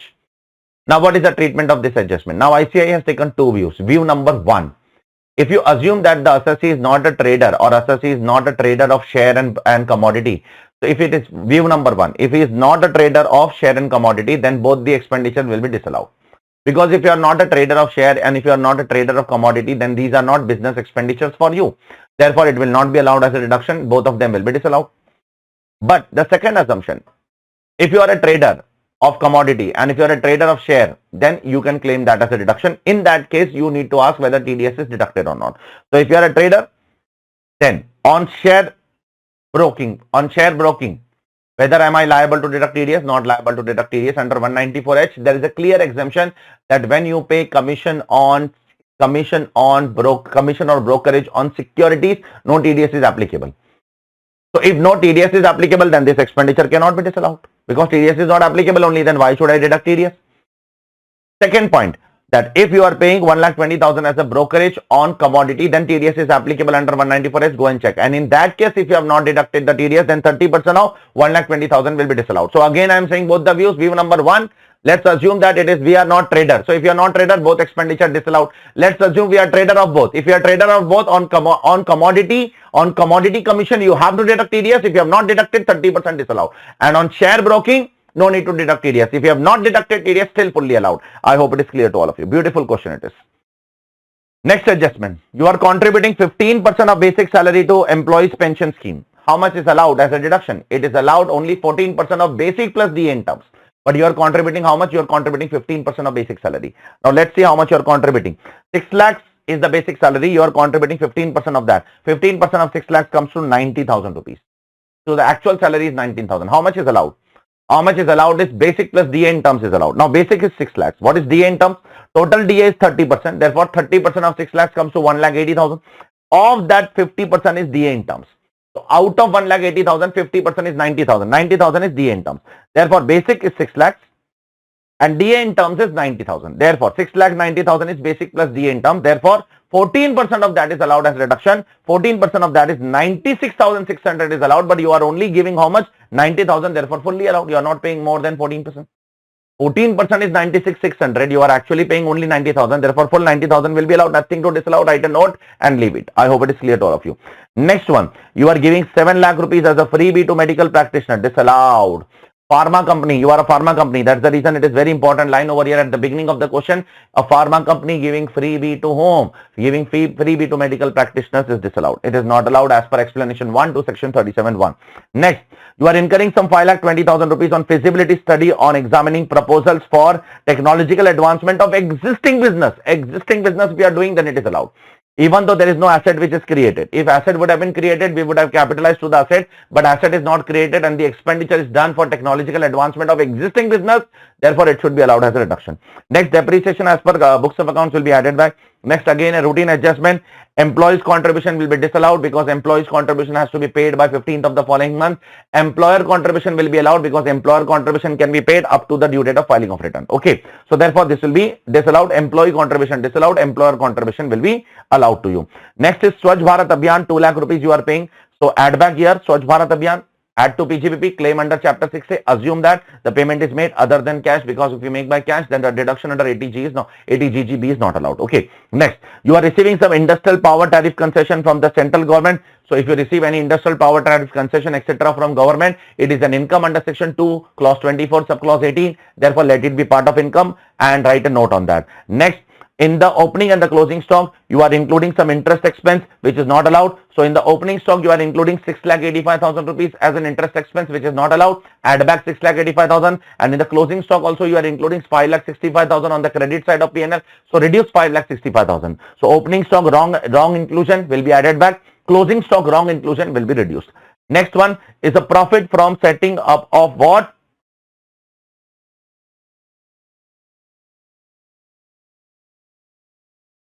Next one is the profit from setting of warehouse warehouse for storage of sugar. How much profit you are earning? Now this is a 3580 business. You have to reduce this profit from here. Show separately. Don't merge with this pharma business. Reduce this 10 lakh from here. Show separately. And how much expenditure you are incurring for the 3580 business? You can check it in the fourth adjustment. 35 lakhs you have incurred. Out of that 20 lakh is land. Therefore only 15 lakh will be allowed.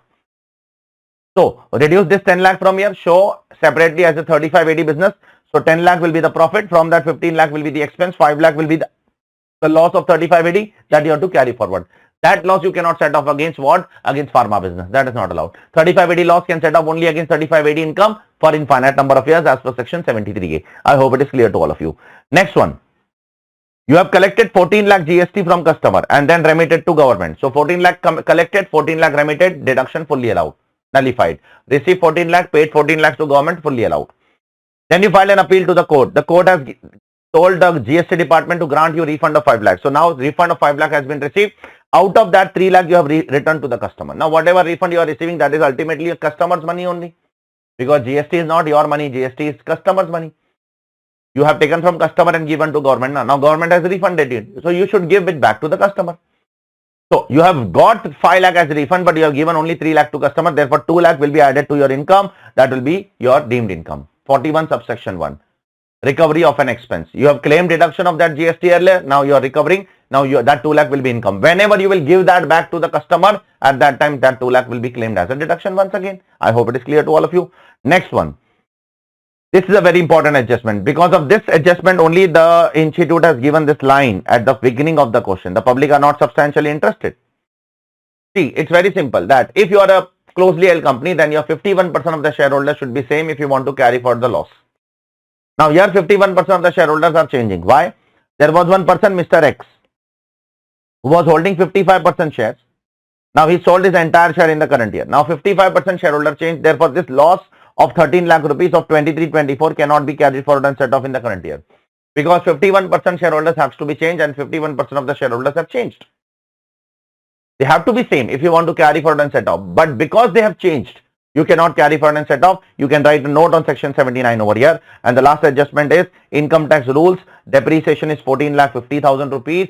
You can claim this as a deduction. I hope it is clear to all of you. We are supposed to just compute total income and we have computed the total income. That's it. Nothing great is asked in this question. Question number 2 is again a very intelligent question. In this question, we are supposed to compute total income, tax payable, AMT also, alternate minimum tax also, AMT credit also, all these things we are supposed to compute. It's a question on LLP. This LLP has a SEZ since 2019. Now, because it has an SEZ unit since 2019, it is eligible for deduction under 10AA, but only 50% because the unit is more than 5 years older. 50% deduction will be available of the profits. Now, because it is a partnership firm question, LLP question, you have to first compute book profit. Then you will compute remuneration as per 40B. Then you will compute total income. Then you will compute tax as per normal provision. Then we will compute AMT and then we will compute AMT credit. It's a long question. So first we will compute book profit. Okay. So what is book profit? Book profit is nothing but PGBP income only. Just add remuneration debited to P&L already. So let's compute book profit. The net profit of the P&L as per the LLP 65 lakhs. Profit on sale of license. Is it a part of book profit? Yes. Book profit is nothing but PGBP income. Profit on sale of license is a part of book profit. Don't do anything. Remuneration to partner, add back. This is actual remuneration. Interest 16% not allowed, only for 12% allowed, add back 4%. Donation to political party, add back now, claim as a deduction later on under chapter 6A. Depreciation as per books of accounts, add back. Then remuneration to partners and interest are authorized. It's very important. If you want to claim deduction of remuneration and interest, it should be authorized by deed. Business loss you cannot reduce while computing book profit because business loss are not covered in section 28 to 44. It is covered in section 72. Yes, unabsorbed depreciation you have to reduce while computing book profit. And then you have to compute the depreciation as per the normal provisions. That is, whatever is your income tax depreciation, that you have to reduce. I hope it is clear to all of you.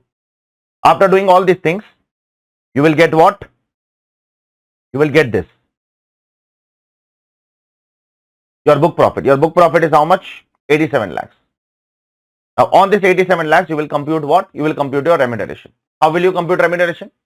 Up to 6 lakhs, 90% of book profit, and above 6 lakhs, 60% of book profit. It comes to 48 lakh 60,000 rupees plus 5 lakh 40,000, total 54 lakhs. What is your actual remuneration? The actual remuneration is as follows. You can check it over here. The actual remuneration is 58 lakhs.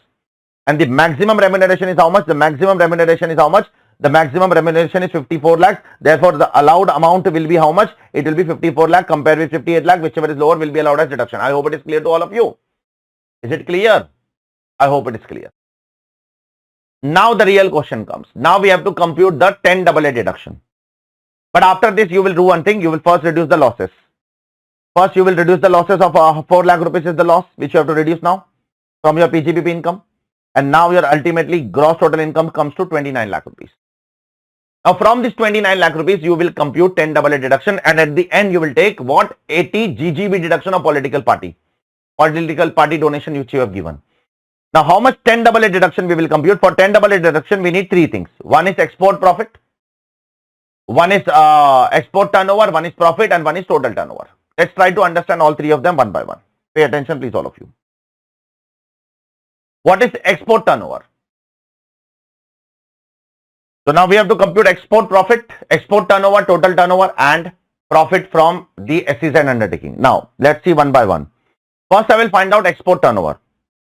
The total turnover of the SSC is 45 crores, but out of that, only that much turnover will come in export turnover, which is received within 6 months from the end of the financial year. Therefore, I have to take only 38 crore in export turnover. From that also, if there are any charges like insurance, freight, telecommunication charges, I have to reduce that. So therefore, the export turnover eventually will come to 36 crore. Now I have to consider the total turnover. What is the total turnover? The total turnover is 45 crore. And in the total turnover, you don't have to check how much money is received in India, how much money is not received in India. You have to take everything. While computing export turnover, you have to check how much money is received in India within 6 months. But while computing total turnover, you don't have to check how much money is received in India within 6 months. You have to take everything. But only one thing has to be reduced, that extra charges like insurance, freight, telecommunication charges, those have to be removed. Therefore, that is 5 crore in 45 crore. Therefore, total turnover comes to how much? 45 minus 5, that is 40 crore. Therefore, I have got two things. Export turnover 36 crore, total turnover 40 crore. Now I have to find out profit, which I have to multiply. And then I will take 50% of that, because this is the 6th year of business. What is profit? Profit is given here. The profit of the SSC is around, we have already computed the profit. We have computed the profit 33 lakhs. Now the question is whether we should take 33 lakhs or 29 lakhs. ICAI has taken two views. First view, ICAI has taken that you should take 33 lakhs, which is before loss. Second view, ICAI has taken you should take 29 lakhs, which is after loss. Both the answers are correct. But from both the answers, you have to reduce one thing, profit on sale of license. Because profit on sale of license, duty drawback and export incentives are not part of what? Are not part of what? Profit of the SEZ. Therefore, if you are taking 33 lakhs, remove profit on sale of license. How much is the profit on sale of license over here? 9 lakhs. Therefore, in that case, your profit will be 24 lakhs. If you are taking 29 lakhs, then remove 9 lakhs, then in that case, your profit will be 20 lakhs. See, they have taken both. In one case, in the original solution, they have taken 24 lakhs, that is 33 minus 9. But they have also given a note below and they have said that you can also take 24 lakhs. Therefore, that will be 29 minus 9, that will come to 20 lakh rupees. I hope it is clear to all of you. You can solve by either of the way. After doing this, you have to compute your deduction under what? SEZ of 10AA. How much deduction you will claim? Multiplied by export turnover divided by total turnover into profit into 50%. So that your deduction will come to how much? 10,80,000 rupees. Then you will claim one last deduction, 80 GGB, that is political party donation. Then you will apply your 30% tax, 4% cess, that will give your tax liability. I hope it is clear to all of you. Now the answer is not ended. After that you have to compute your adjusted total income. Adjusted total income is nothing but, because you have to compute AMT also, it is total income plus 10AA deduction. That is 15,20,000 plus 10AA deduction. This is your adjusted total income. On that 18.5% tax, 4% cess, that will give you ultimately your AMT liability. And then compare your AMT with your normal, whichever is higher. If AMT is higher, you will get your AMT credit. In this question, AMT is higher. Therefore, you can take AMT credit in this case of 26,000 rupees. I hope it is clear to all of you. Let's move on to question number 3 now. Question number 3 is on trust. Taxation of trust. There is a trust by the name called as Fit Me Foundation. Now they have received 125 lakhs as a corpus donation, and they have invested that corpus donation in private sector company. Not allowed. See, I have told you earlier also, corpus donation, if you receive, it is exempt provided you invest in the mode specified in 11.5. And if you see the 11.5 modes, private sector company shares are not covered in 11.5. If you invest in private sector company shares, it is not 11.5 mode. Therefore, you will not get the exemption. Sorry. Your exemption will be denied in this case. I hope it is clear to all of you. Second, apart from above, they have also received 95 lakhs other donation, which is voluntary donation, not corpus donation. Yes, they can claim exemption for that. And 60 lakh for fees for providing yoga services. Yes, yoga is also covered in charitable purpose. So for other contributions, for voluntary contribution and fees from yoga services, yes, for that they can claim 15% exemption, and on balance amount, they have to apply it for the purpose of claiming exemption. If they want exemption, they have to apply for the purpose of the trust. If they apply for the purpose of the trust, on the balance amount, they can claim exemption. I hope it is clear to all of you. Next one is a similar question which we have done earlier. Nagaraj is a founder of SSVB Trust. Okay. This trust is a hospital. Okay. So Nagaraj is a founder of the trust, and the trust is a hospital. Now, Nagaraj's son is admitted in the hospital. Is there any wrong if Nagaraj's son, that is the trustees or founder's son, is admitted to the hospital? No, there is nothing wrong. First of all, trustee's son or founder's son is a specified person under section 13 subsection 3. There is nothing wrong in admitting a trustee or founder's son in the hospital. There is nothing wrong. You can do it. But the question over here is, you cannot pass unreasonable benefit to them. To others, you are charging 5 lakhs. To Nagaraj son, you are charging 3 lakh rupees. That is wrong. Here, the provisions of income tax law will apply. Like this extra 2 lakh rupees which you are providing, unreasonable benefit. On that, 115 BBI will apply. 30% flat tax. Then 271 AAE penalty will be imposed if you do for the first time 100% of unreasonable benefit passed on to the specified person. Second time, subsequent time, 200% of the unreasonable benefit passed on. And this 2 lakh rupees which you are incurring now, extra 2 lakh rupees, that will not be subject to what? Exemption also. So there are a lot of complications. We have seen a similar, but whether the registration will be cancelled? No, registration will not be cancelled. In such case, you have to bear 115 BBI. In such case, you have to bear 271 AAE. You will not claim, you will not get exemption under 11 and 12, but the registration will not be cancelled in this case. Don't worry about it. I hope it is clear to all of you. Okay. So this is what this question is all about. Now let's move on to the next question. Very, very beautiful question. Next question is also a beautiful question of DTAA. Mr. Ritesh is a resident individual aged 42 years. We have to compute total income and tax payable of Mr. Ritesh and follow old regime. We have to follow old regime for the purpose of calculation of tax. Now, the very first thing which we need to understand over here is, we will compute the total income of Ritesh in India. First, income from business in India, 4,85,000, that I will write here. Income from royalty from country N. Now, for that we need to read one additional information here, because India and country N has a DTAA.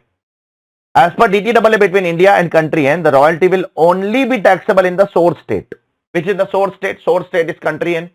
Because Ritesh is a resident of India, therefore India is a resident state and country N is a source state, and the royalty earned from country N is taxable in country N only. Therefore, you do not take this in India, please. Do not take this in India. This is not taxable in India. Ignore this. I hope it is clear to all of you. What about interest from country Y? What about interest from country Y? For that we need to read, as per DTAA between India and country Y, interest can be taxed in both the states. So interest can be taxed in India also, interest can be taxed there also. So interest you will take in India, and then in India we will give him a relief. TTAA relief we will give. Okay. Because it is written, the tax credit will be available in respect of tax payable in the resident state. So you will get the relief in India. So country Y you will get relief. Country Y interest you have to include. Now the question is, this is which interest? Because it is given in dollars, you have to convert in rupees as per rule 115. And in rule 115, for interest there are two rates. For interest other than security, it is last day of the TTBR, last day of the financial year TTBR. But for interest on security, it is the TTBR of the preceding month in which it is earned. So which interest it is? I don't know the nature of interest. It is not clearly written in the question that which interest it is. Is it written anywhere? Can you see whether it is interest on security or other than security? I am assuming other than interest on security so that I can take 31st March TTBR. You can assume interest on security also, but I am not assuming, even ICI is not assuming. ICI is also assuming interest other than security. So let's see the TTBR of 31st March, it is 80 rupees. So you will multiply 9,500 into 80 rupees. That will be the income which is taxable in India. And the third income, agriculture income in country M. So in country M, it is exempt, check please. But in India, foreign agriculture incomes are not exempt. So you will take this in the income. Okay. So ultimately, how much points, how much income will come in the total income? 3 income will come. Let's see, the total income will include which all things? One is business income from India. Then country N royalty will be taxable only in country N. So you will not take in India. Then country Y interest other than security, you will multiply by 80 rupees, 80 into 9,500. We are assuming to be other than interest on security. And then agricultural income, which is taxable in India, not taxable in country M. After that, you will compute tax on 13,54,000 and you will find out what average rate in India. The tax is 227,448 divided by 1354. The average rate in India is 16.798. Now we need to find out how much is doubly taxed income. Is this business income doubly taxed? No, it is only taxed in India. Is this royalty doubly taxed? No, royalty is taxed in foreign country. It is not doubly taxed. Is this 7,60,000 doubly taxed? Yes, it is taxed here also. It is taxed there also. Is this 1,09,000 doubly taxed? No. Country M agriculture income is exempt. Agriculture income is only taxable in India. Therefore, it is not doubly taxed. Therefore, only doubly taxed amount is 7,60,000. Therefore, on 7,16,000, you will apply India's average rate. India's average rate is 16.798. This is the tax payable in India on 7,60,000. Now, how much is the tax payable in foreign country on this particular income? Let's see. You have paid $950 in country Y. When you have paid on 21st of February. So you will now convert this tax into rupees as per rule 128 now. So always remember, to convert tax, rule 128 is there. To convert income, rule 115 is there. Now we are converting tax. So you will apply rule 128 on $950 which you have paid in country Y. For $950 at what rate? The rule 128 says that last month TTBR. The tax is paid in February. Last month is January. January TTBR is 78. So you will multiply 950 into 78. That is the tax paid in foreign country. 950 into 78, 31st January TTBR, 74,100, whichever is lower will be allowed as relief from your total tax. So 74,100 will be allowed as a relief. I hope it is clear to all of you. Beautiful question it is. You can check it once. Now, next question.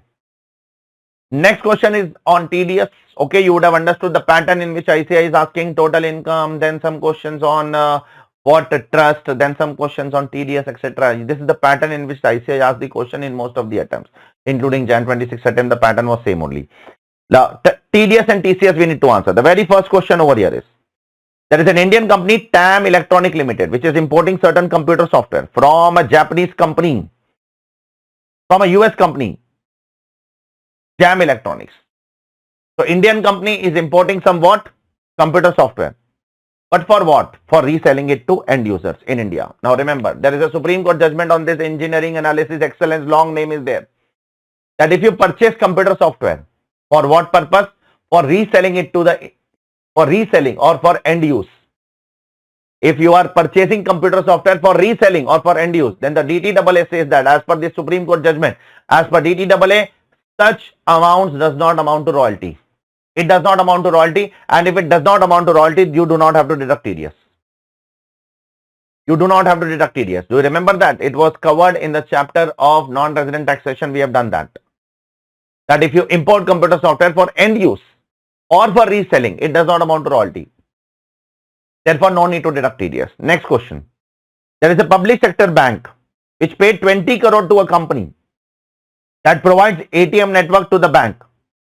as commission for facilitating ATM, debit card, credit card. So I am a bank. There is a company which is providing me some services. I have paid 20 crore to them. They are providing some ATM, debit card, credit card services to me. So I have paid 20 crore as a commission. Should I deduct TDS? No. 194H is not applicable in this case. This is a case law of UCO Bank, I think so. UCO Bank case law. 194H is not applicable. The reason is, I don't know the exact name of the case law, but this is the case law which is covered in our book also. 194H is not applicable because in the case law it was written there is a relationship of principal between bank and that agency. So if there is a principal relationship, 194H is not applicable. 194J is also not applicable because there is no human intervention or no manual intervention. It is totally machine intervention. So if it is a total machine intervention, then 194J is not applicable. To apply 194J, there has to be some professional services. There has to be some manual intervention. Therefore, neither 194H nor 194J will be applicable in this case. Question number 3 and 4 are very simple question. Question number 3 we have done so many times in class also, that I have come to you. You are a contractor. I have come to you and I have told you that you have to stitch shirts for me. You are saying cloth. I said that cloth purchased from me or from my associate entity.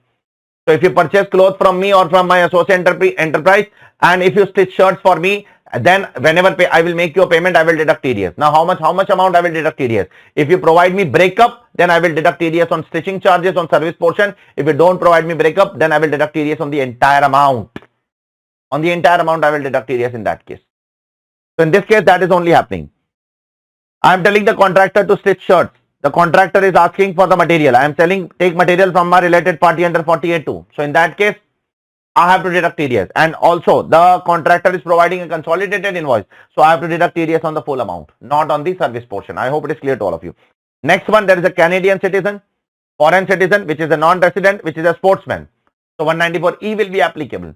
So if you are a foreign citizen and if you are a non-resident, then the provisions of 194E are applicable. If you participate in matches in India, 20.8% TDS will be applicable, 20 plus 4%, 20.8. And if you earn some honorarium from writing an article in sports magazine, and even advertisement income will be also subject to 20.8% tax. I hope it is clear to all of you under 194E. But this is only applicable to non-resident sportsmen who are not citizen of India. You should not be citizen of India. Okay. Next question is a transfer pricing question on cost plus method. The ICAI is very clearly writing which method to follow. Cost plus you have to follow. In cost plus method, what happens when I am providing some services or when I am selling some goods to my associate enterprise? First, I have to find out the cost with respect to my associate enterprise. Then step number 2, I have to find out the third party margin, arm's length margin. Then I will adjust the margin and I will apply on my cost. I will get my arm's length price. So here MNO Limited is an Indian company and MNO INC is a foreign subsidiary. Therefore, MNO and MNO INC are deemed to be associate enterprise. The transaction between them will be deemed to be international transaction. And HTY Hong Kong is a third party. It's an uncontrolled transaction. It's an uncontrolled transaction. First, we will see some basic information. You are billing MNO $85,000 per month. All data is per month. So we will make calculation on per month basis only. You are billing HTY third party $92,000. The direct cost is $120 per hour and indirect cost is $210 per hour.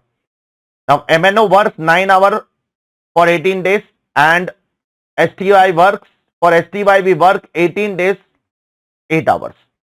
So both are 18 days only, but for MNO, INC we are working 9 hours and for STY we are working 8 hours. Apart from that, some other informations are also given. Now we need to find out two things here. What is the margin of HTY? HTY margin, because HTY margin is third party margin, that we will apply on what? That we will apply on MNO cost. And that will give us our arm's length price. Let's try to find out the HTY margin now. What is the margin of HTY over here? First of all, the direct cost of HTY is 120 into 8 hours every day, 18 days. And indirect cost is $210 into 8 hours, 18 days. This is the direct cost of HTY. Okay. 47,520. Is this the only cost which when we provide services to STY? This is the only cost? No. There is one more cost which we have to incur when we provide services to STY. That is, when we provide services to STY, we have to give 1.5% of the direct cost as a warranty cost. That is also a part of cost. So 1.5% of the direct cost. 1.5% of the direct cost is 17,280. That is the total direct cost. Of that 1.5%, that also have to add back. So 47,520 is my direct and indirect cost, and 2.259 259 is my warranty cost. This is my total cost of my third party, and my billing amount for third party is $92,000 as you can see over here. Therefore, the differential amount will be my profit. This is my profit. This is my cost. Therefore, my margin is 92.55%. So this is my arm's length margin. Now I have to apply this arm's length margin on my cost. What is my cost when I provide services to whom? MNO-INC. So when I provide services to MNO-INC, same $120, $210, but I provide services for 9 hours and 9 hours. Days are same, only 18.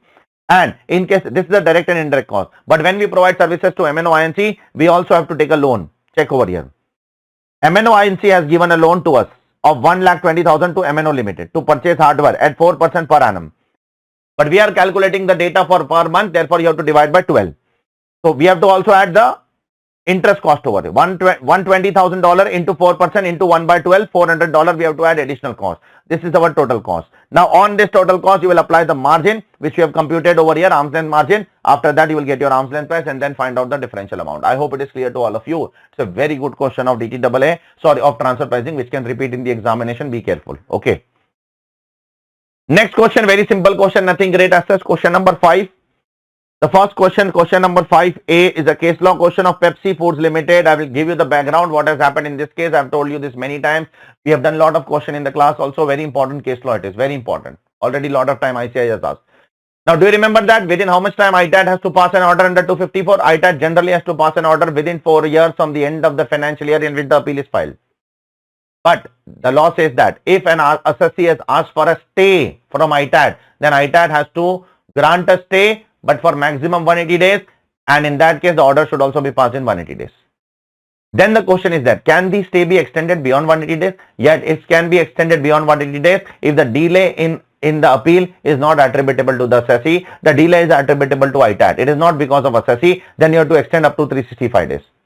Then the question is, can you extend beyond 365 days? The law says that you cannot. But here comes the Supreme Court in the case of Pepsi Foods Limited, which says that if the delay is attributable to ITAT, not to assessee, if the delay is not attributable to assessee but to ITAT, then beyond 365 days also you have to extend the stay. You have to extend the stay beyond 365 days also if the delay is not attributable to the assessee. I hope it is clear to all of you. This is what it was written in this particular case law. Next one is a question on board for advance ruling. There is an assessee by the name called as Ricky, who is a resident. He is agreed by the order of board for advance ruling. Now the question is that if a board for advance ruling passes an order, is it binding? No. It is not binding. You can file an appeal to High Court within 60 days. And if there is a reasonable cause, High Court can also give you extension for another 30 days. Therefore, total 90 days time is there. I hope it is clear to all of you. 60 plus 30.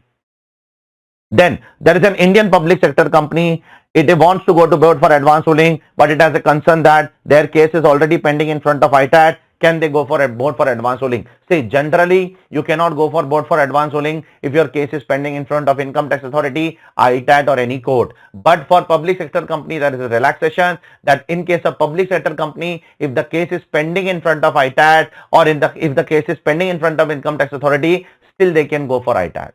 Still they can go for board for advance ruling. For other assessee, this relaxation is not available. This relaxation is only available for public sector undertaking. Yes, for public sector undertaking also, if the case is pending in front of High Court or Supreme Court, they also cannot go. Public sector company can go to BFAR only if the case is pending in front of Income Tax Authority or ITAT. So that by that logic, they can definitely go for this particular thing. Okay. And one last question over here is question number 6. We need to identify whether GAR is applicable or not. In the very first question over here is, there is an Indian company which is making losses, which is doing amalgamation with another company. So that the losses can be transferred to the another company. Whether GAR will apply, GAR will not apply. See, GAR applies when?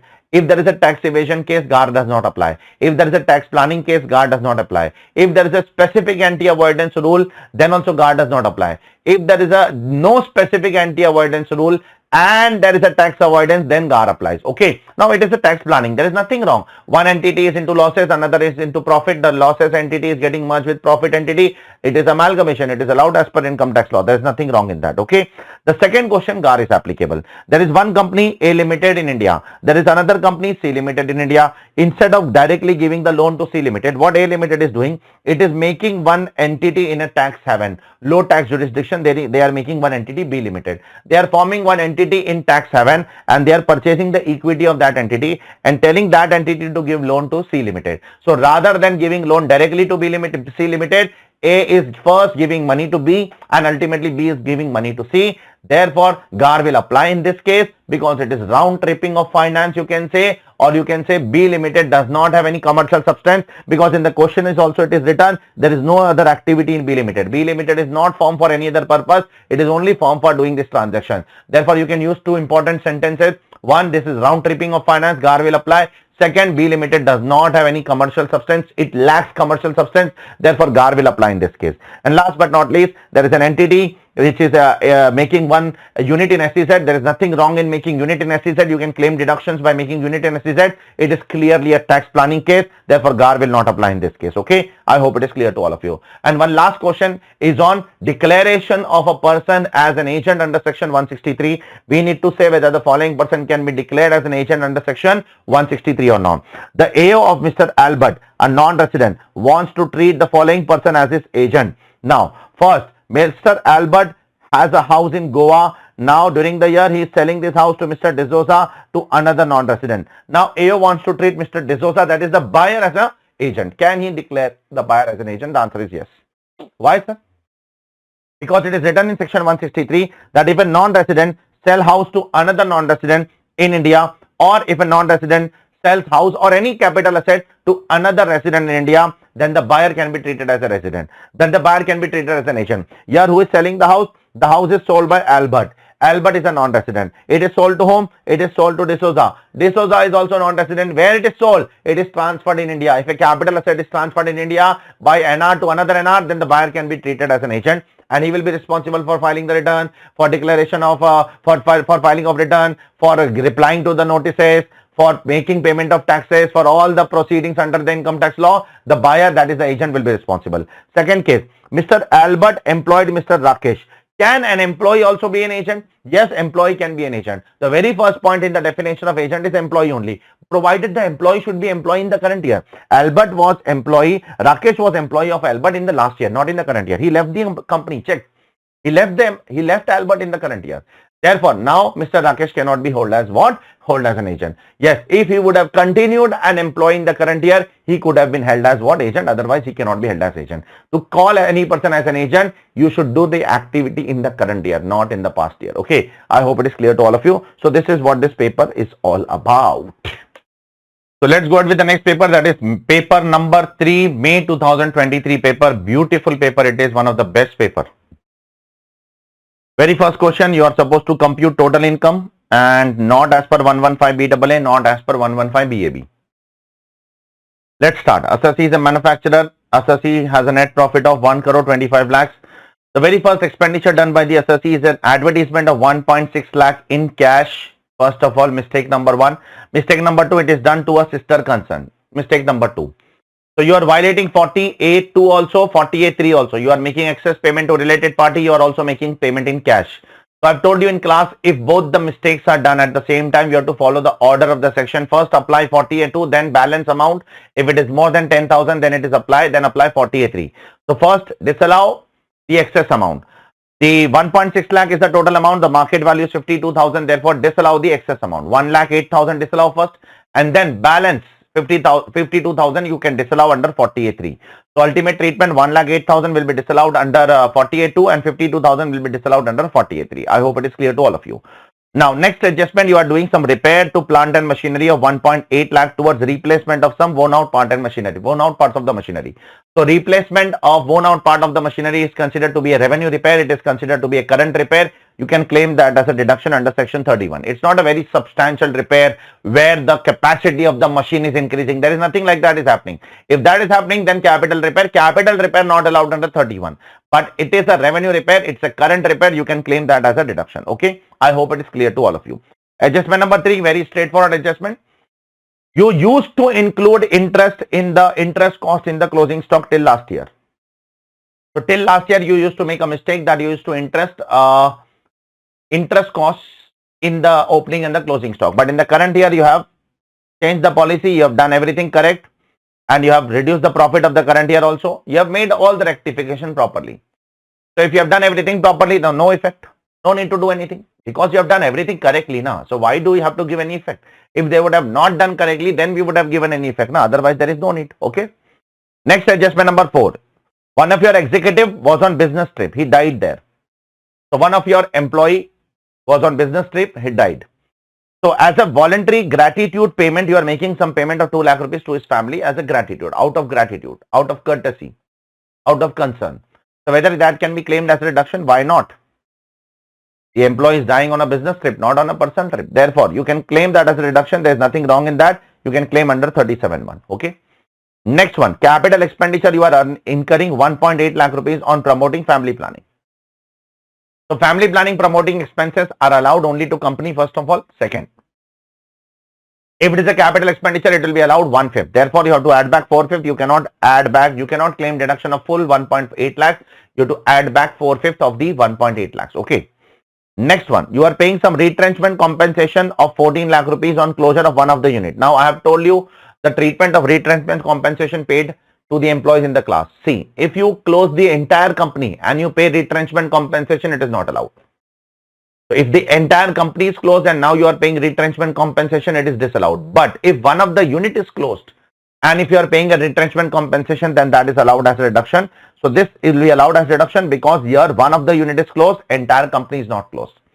Next adjustment we have done earlier, you have taken some loan from a cooperative bank for working capital.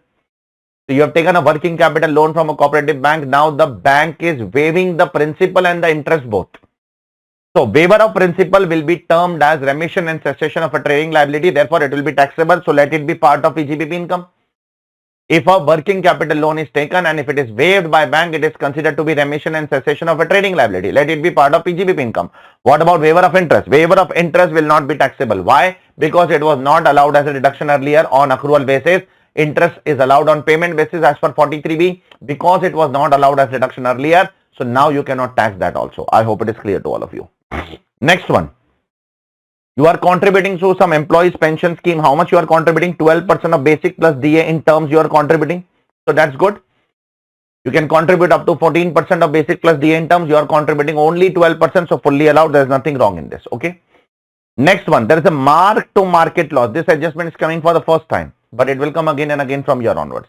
There is a mark to market loss of 6 lakh rupees in respect of an unsettled derivative. Now what should I do? So generally mark to market loss is allowed as deduction under section 36 subsection 1 clause 18.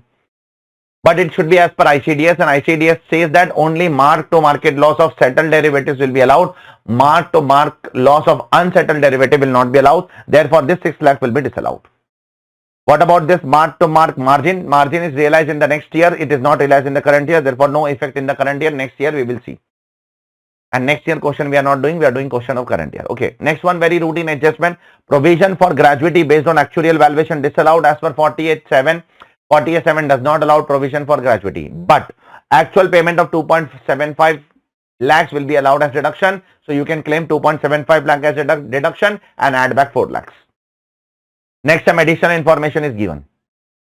The assessee has invested in a private company in which assessee holds 16% shares. So if I hold 10% or more voting power in a private company is nothing but a closely held company, and if that company gives me a loan, that is deemed dividend in my hand under 222E, but the deemed dividend cannot be more than accumulated profits. So how much loan they are giving me? They are giving me loan of 4 lakh rupees, out of which the deemed dividend will be how much? The deemed dividend will be only 1 lakh because the accumulated profits are only 1 lakh. So 1 lakh will be taxable in my hand under income from other source. Next, I am giving some iPhone to my distributors, 5 iPhones of 60,000 rupees each. Total 3 lakh rupees iPhone I have given, but I have not deducted TDS. I should deduct TDS under 194R because I am giving benefit and perquisite in business. And if I give benefit and perquisite in business of more than 20,000 rupees, I should deduct TDS under 194R at the rate of 10% if the payee is a resident. I am not deducting TDS, therefore 30% of the expenditure will be disallowed because it is written in the question that this expense is already debited to the business promotion expense. You are already debiting this to PNL, therefore I will disallow 30% of 3 lakh, which is what? 90,000 rupees.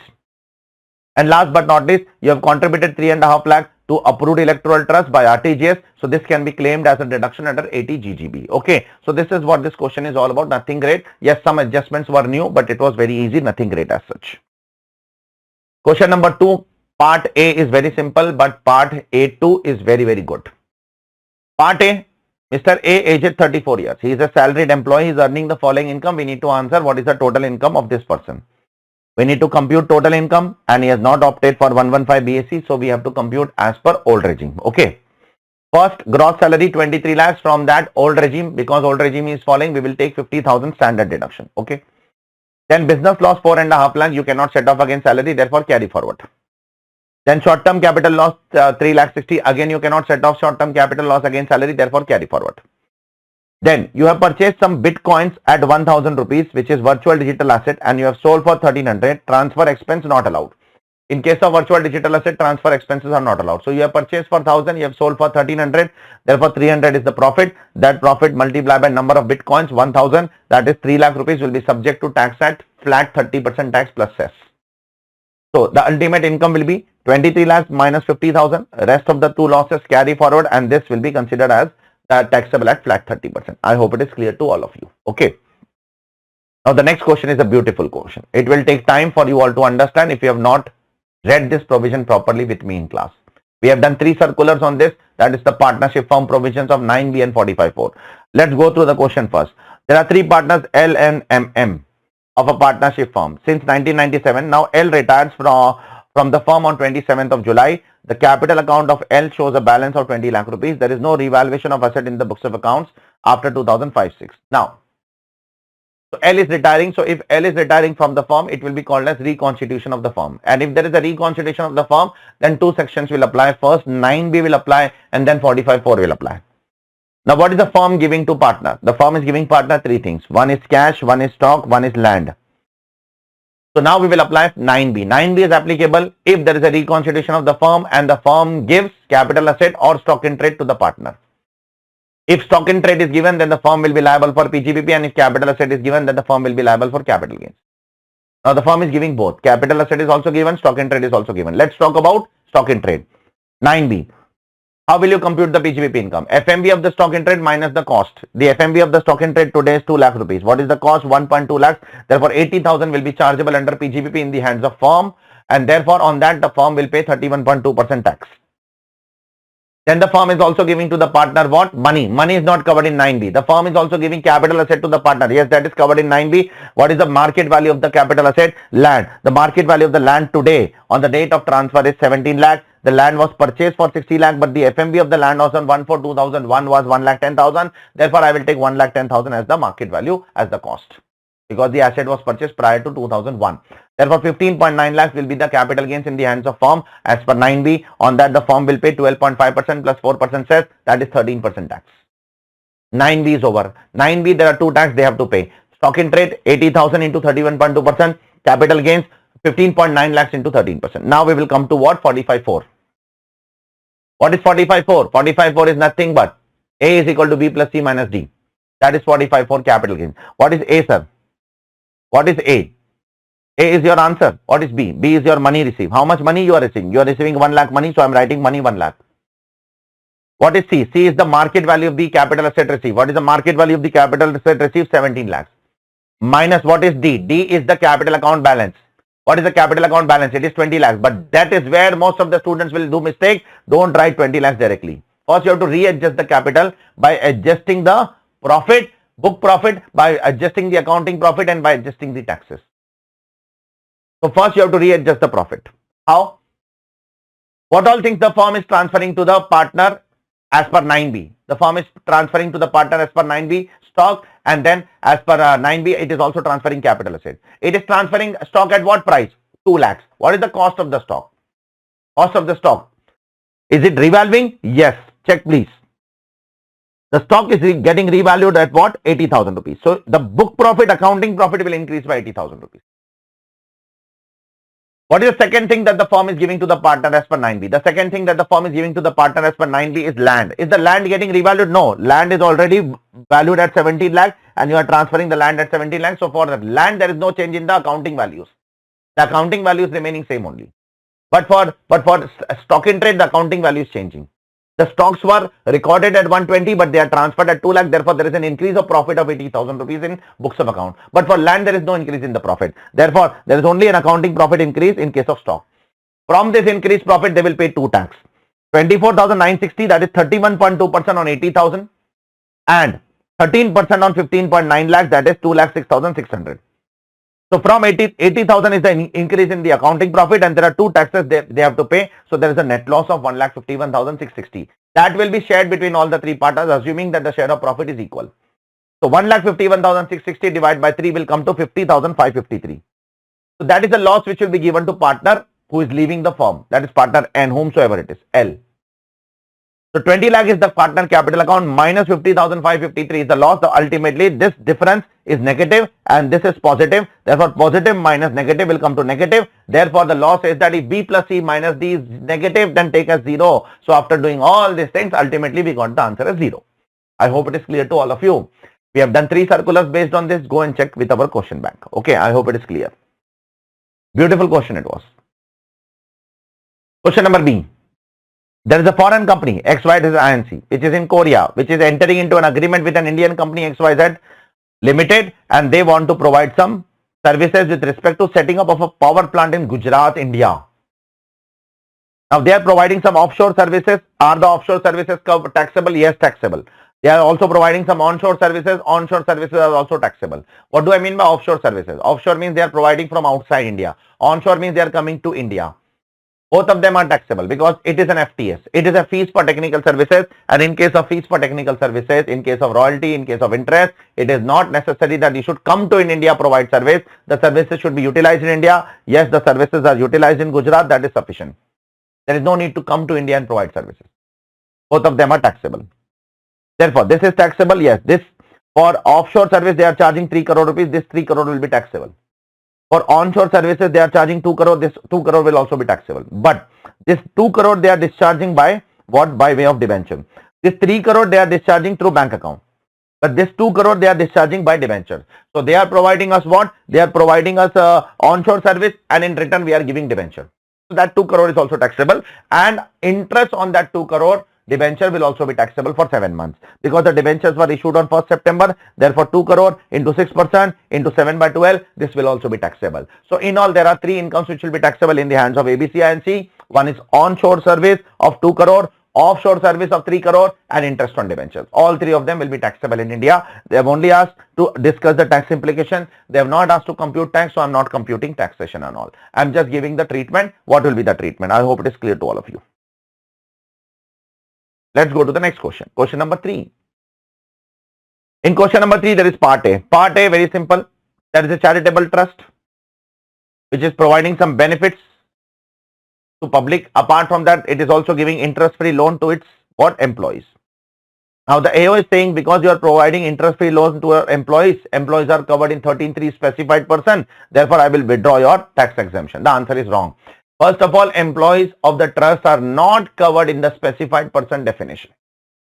Employees are not covered. There is a case law of Tata Trust also, which is there in the first page of our textbook of taxation of trust. You can go and check over there also. And I have told you in the class also, I made you write separately that the employees of the trust are not covered in specified person. Therefore, if you pass any benefit to the employees of the trust, it cannot be called as violation of section 13 subsection 3. Therefore, the AO cannot withdraw your tax exemption. He cannot withdraw because of this reason. Therefore, the AO is incorrect. Second question is a beautiful question of DTAA. Here you have to take 2 views. First of all, you are supposed to compute total income and tax liability of Mr. Rizvi, and you have to follow old regime. You have to keep this thing in mind first of all. Now, first of all, we will find out the residential status of Mr. Rizvi. Rizvi is an Indian resident, aged 35 years. He was working in Valley oil fields in country Sasa as a superintendent, and he was earning AED 9,500 per month. Now, his mother was not well. His mother is staying in Mumbai. She was not well. So he left everything and came back to Mumbai. He shifted to Mumbai on 1st of July 2025 permanently. Now definitely he is a resident because he is coming to India on 1st of July. So from 1st of July till 31st of March, obviously he is staying for 182 days or more. He is definitely resident. There is no doubt about it. But is he ordinary or not? There is a doubt about that. We don't have the data of the last 10 years. We don't know how many days he has stayed in the India for the last 10 years. For last 7 years he was staying in India for how many days? I don't have that data. Therefore, we can assume both. First assumption we can take, he is an ordinary resident. The easy assumption we can take is a not ordinary resident. If he is an ordinary resident, then world income will be taxable. And if he is a not ordinary resident, then only income which is accrued in India, which is received in India will be taxable. Let's assume that he is an ordinary resident. Then world income will be taxable. Which all income will come? First of all, 3 months he was working there as a salary and he was earning salary there, that will also be taxable, because for ordinary resident world income is taxable. 9,500 into 3 months into what is the rate, 23, this will come. Then he has come, when he came to India, he has given his property on let out in country, in his country at 3250. So when he came from July to India, from July he has given the property on rent. So 9 months rental income will also be taxable, minus 30% standard deduction. Then business income in India will be taxable, fixed deposit interest will be taxable, saving bank interest will be taxable, dividend income will be taxable. Yes, he can claim 80 TTA also as a deduction under chapter 6A, because he is following old regime. And then you have to apply the tax rate in India, find out the doubly taxed income, find out the average rate in India, and then apply the doubly taxed income or average rate, whichever is lower on that. Okay, the tax rate in foreign country is 23%, find out the tax, then it becomes a routine question. But the easier answer to assume is, let's assume that he is not ordinary. If he is not ordinary, then only income which is accrued in India, income which is received in India will be taxable. Therefore, salary income will not be taxable because it is accrued outside India. House property income will not be taxable because that is also accrued outside India. Business income will be taxable. Fixed deposit will not be taxable because that is also accrued in country. Yes, FD, saving bank interest can be taxable in India. Dividend income can be taxable in India, and then 80 TTA he can claim on saving bank interest. That's it. No double taxation, no double taxation relief, no need to find out average rate in India, nothing to do. Because there is no double taxation only now, only Indian incomes are taxable, the double taxation cannot happen only. Therefore, it is very easy to make this assumption. Therefore, the answer to this question is very long. In first assumption, they have taken everything. They have found average rate in India, which is 21.25. Then they have compared that with foreign rate, whichever is lower. In second assumption, very simple, nothing will get taxed, only business income in India, SBI interest this, and then 80 TTA deduction he can claim, and then 1 or 2 mediclaim deductions are also there that you can claim, you can check. 48,000, 60,000 he has incurred for his father and himself, etc. That you can claim as a 80 deduction. That's it. So whatever assumption you want to make, you can make. Okay, that is your choice.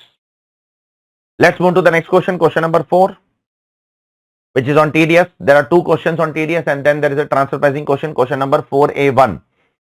Now what is this particular question all about? Good question. There is a person who is providing me what? Technical consultancy. So if a person is providing me technical consultancy, let's assume that it is fees for technical service. I have to deduct TDS at the rate of 2%. But the other person is going to assessing officer and getting a lower deduction certificate of 1%. And is giving that certificate to me, then I have to deduct TDS at 1% only. Generally, I have to deduct TDS at 2%. If it is a technical service, then 2%. If it is other professional service, then 10%. But if the payee is going to assessing officer and getting a lower deduction certificate, giving it to me, then I have to deduct TDS at 1% only. I hope it is clear to all of you.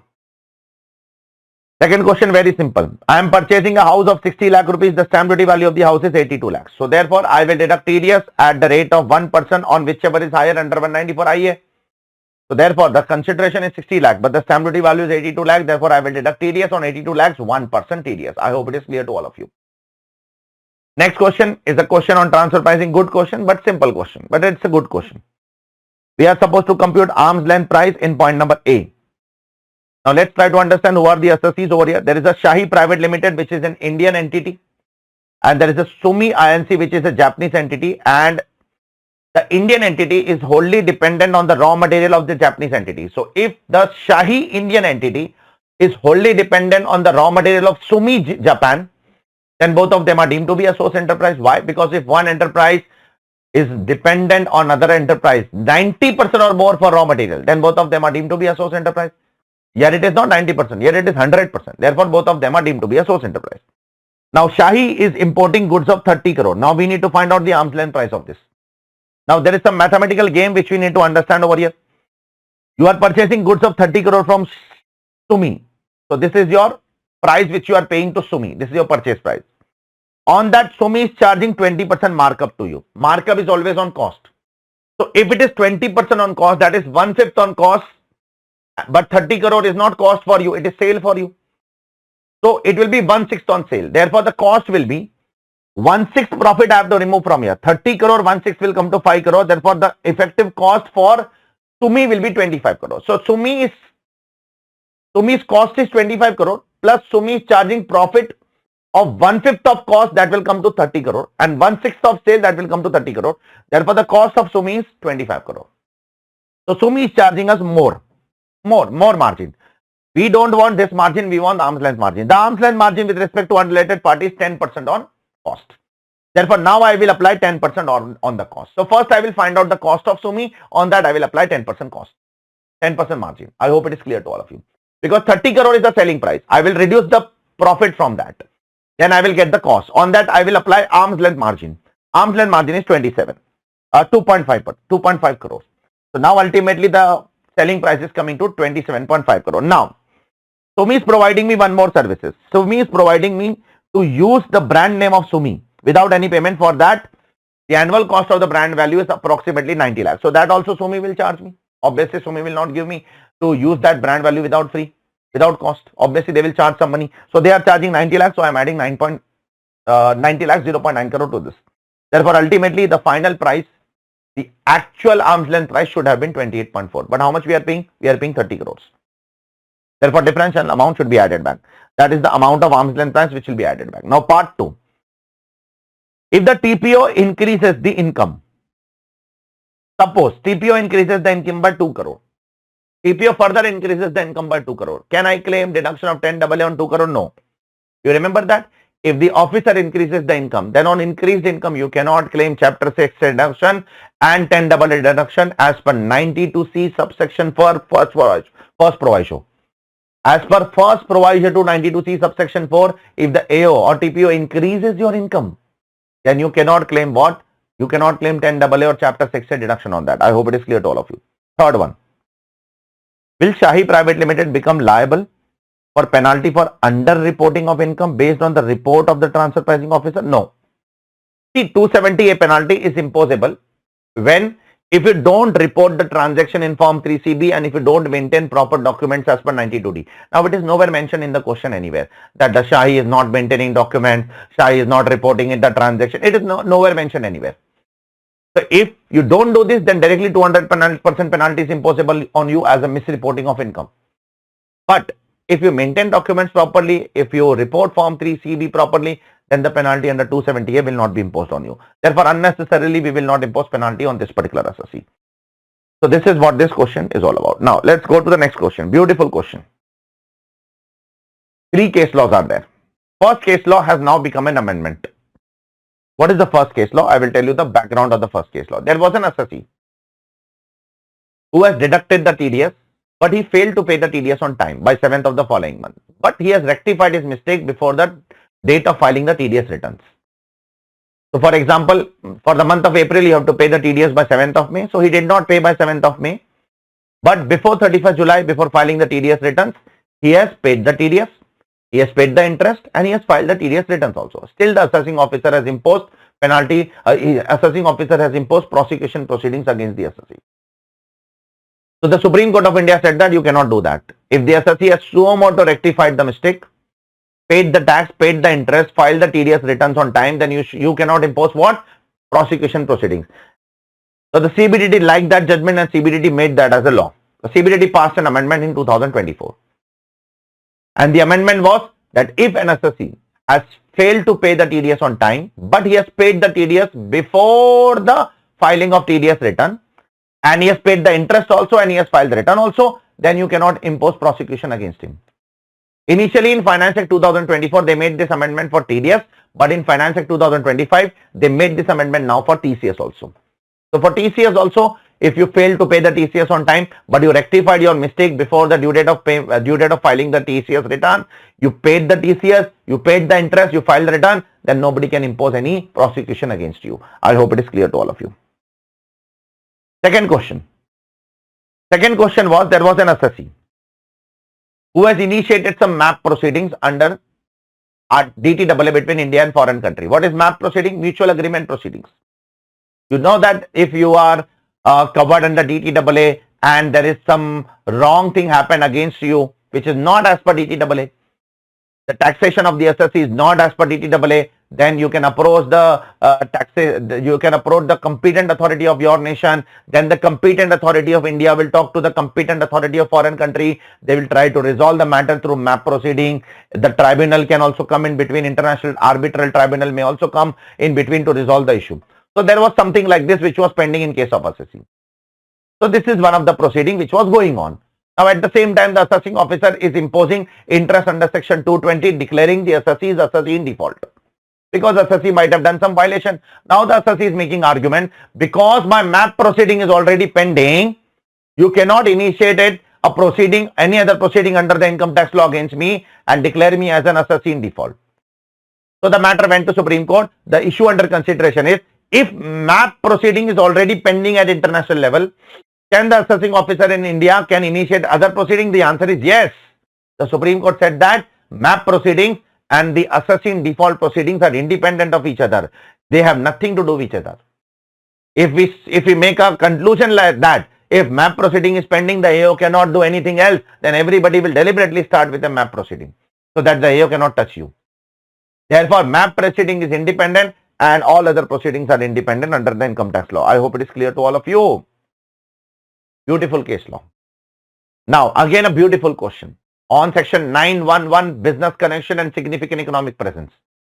What is a significant economic presence? If a non-resident is doing transaction with a resident for any goods, services, and if the payment is exceeding 2 crore rupees, then that amounts to business connection. The non-resident has to do transaction with resident.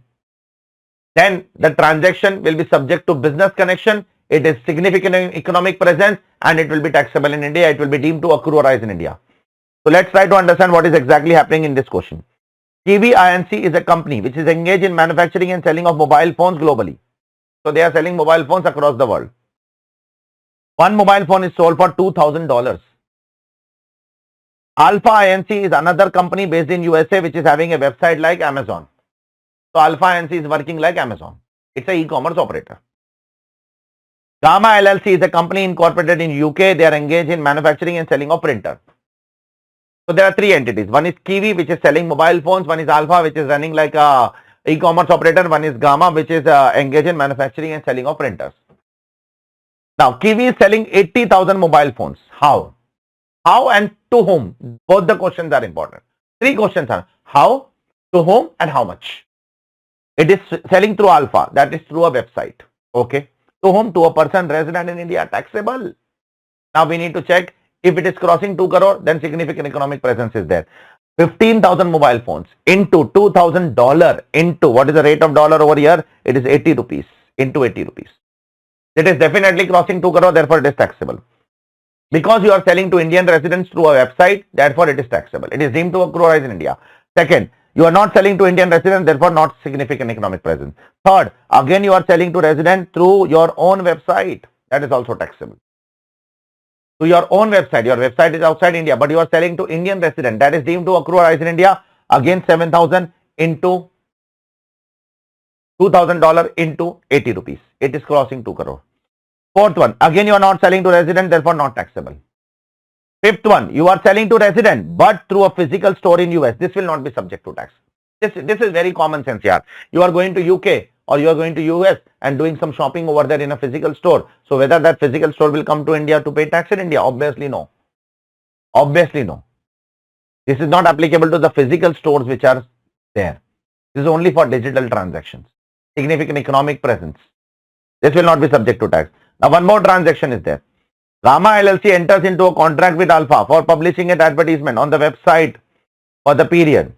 Now the Gamma paid $50,000 for advertisement in India for Indian customer deemed to accrue rise in India. I have told you in the class, remember, if Samsung is telling Facebook that do advertisement for me, now the Facebook is asking Samsung, which is your target customer? If your target customer is India, then that advertisement income is deemed to accrue rise in India. But if your target customer is UK, then that advertisement income will not be deemed to accrue rise in India. So this 50,000 is targeting Indian customer, therefore it is taxable. This 20,000 is targeting advertisement in UK, therefore this will not be subject to deemed to accrue rise in India. I hope it is clear to all of you. And one last question over here, which is on This last question is on SFT reporting. Whether the following transactions will be reported in SFT by the reporting entity or not, we need to answer this. Let's see. First, Mr. A is purchasing 5 bank draft of 3 lakh each from a current account with State Bank of India. No, it will not be reported. If you purchase a bank draft of 10 lakh or more, it will be reported by the bank only if you purchase in cash. Here you are not purchasing it cash, you are purchasing in online mode through your current account, therefore it will not be reported. Second transaction. You are making 2 time deposits, one of 7 lakh, one of 5 lakhs, total 12 lakh. It will not be reported. Why, sir? Time deposit of 10 lakh or more if you make, then it will be reported in SFT. But the renewal is not covered in 10 lakh. Fresh 10 lakh is covered. 7 lakh is fresh. 5 lakh is renewal. This will not be covered in 10 lakh limit. Therefore, only 7 lakh FD is made for the purpose of SFT. Therefore, this will not be reported. Third, credit card. Credit card transaction will be reported when? If the credit card bill is paid in cash of 1 lakh or more, or the total credit card bill of the entire year by any mode is 10 lakh or more. Now, the cash payment is 19,500 each month in cash from April to July for 4 months. Now, this is not exceeding 1 lakh. Wait. But one more cash payment is made. Check from Jan to March. Now, if I take the first and the third transaction, the cash payment is exceeding 1 lakh. It is 1 lakh or more. Therefore, the first transaction will be reported, third will be reported, second will not be reported because second is made through online payment and therefore that will not be reported because for online payment, the limit is what? The limit is 10 lakh and it is not crossing 10 lakhs. The first and the third transaction will be reported, the second one will not be reported. And last but not least, if I am a assessee who is subject to tax audit, and if I sell any goods or provide any services and if I receive more than 2 lakh rupees, in cash, not exactly 2 lakh, more than 2 lakh in cash, then SFT is required. If it is exactly 2 lakh, then SFT is not required. In this case, check, it is exactly 2 lakh, therefore no SFT. I hope it is clear to all of you. Very minute thing they ask in examination. If it is, go and check the SFT limit. For tax audit assessee, if they sell anything and receive more than 2 lakh, then SFT is required. It is exactly 2 lakh, SFT is not required. Whereas, if you receive exactly 2 lakh, SFT is not required. But 269 ST penalty will be imposed on you. Because in the provision of 269 ST and 271 DA penalty, the limit is exact 2 lakh. But for SFT, it is more than 2 lakh. See that inconsistency between the law. I hope it is clear to all of you. Check it, please. So, this is what this beautiful paper is all about. Check it, please. Then we will go ahead with the next paper. Let's move on to the next paper, that is November 2023 paper. The very first question is of a domestic company. We are supposed to compute what? We are supposed to compute the book profit and the minimum alternate tax. Ignore the provisions of normal tax. Okay, just book profit and MAT we have supposed to compute.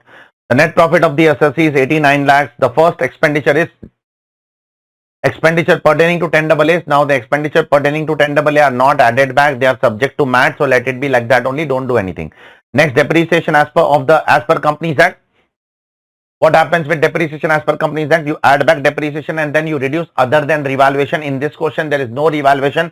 Therefore, add back 30 lakhs and reduce, add back 34 lakhs and reduce 34 lakhs. There is no revaluation in this question. Therefore, you can do two things, write a note or you can add 34 and less 34. Both the answers are correct. Next, interest to financial institution not paid. It doesn't matter. In a MAT, it does not add back.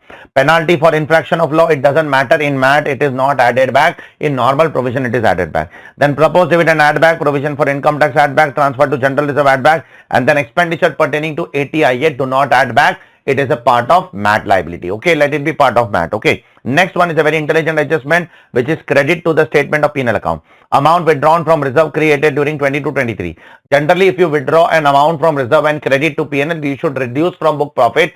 But in this case, I will not reduce, because the book profit of 22-23 was not increased by such reserve. It is very clearly written in the law that you can reduce from the book profit only if the book profit of earlier year was increased by such reserve. Now, if that was not increased by such reserve, you cannot reduce that. I hope it is clear to all of you. Next, profit from 10AA, let it be part of MAT. MAT is applicable on 10AA. Profit from ATIA, let it be part of MAT. MAT is applicable on ATIA. Deferred tax credit, you can reduce. Deferred tax credit is not subject to MAT, so you can reduce that from book profit. Last but not least, you have a business loss as per books of 8.75 lakhs and you have an unabsorbed depreciation as per books of accounts 0, whichever is lower is 0, therefore nothing will be allowed as deduction. Rest of the three items are not eligible for MAT, that they are not relevant for MAT. They will be helpful in calculating the provisions of tax as per normal provision. And in this question, we are not computing tax as per normal provision, we are computing only as per MAT. After that, apply 15% tax, apply surcharge if applicable, if not applicable, ignore,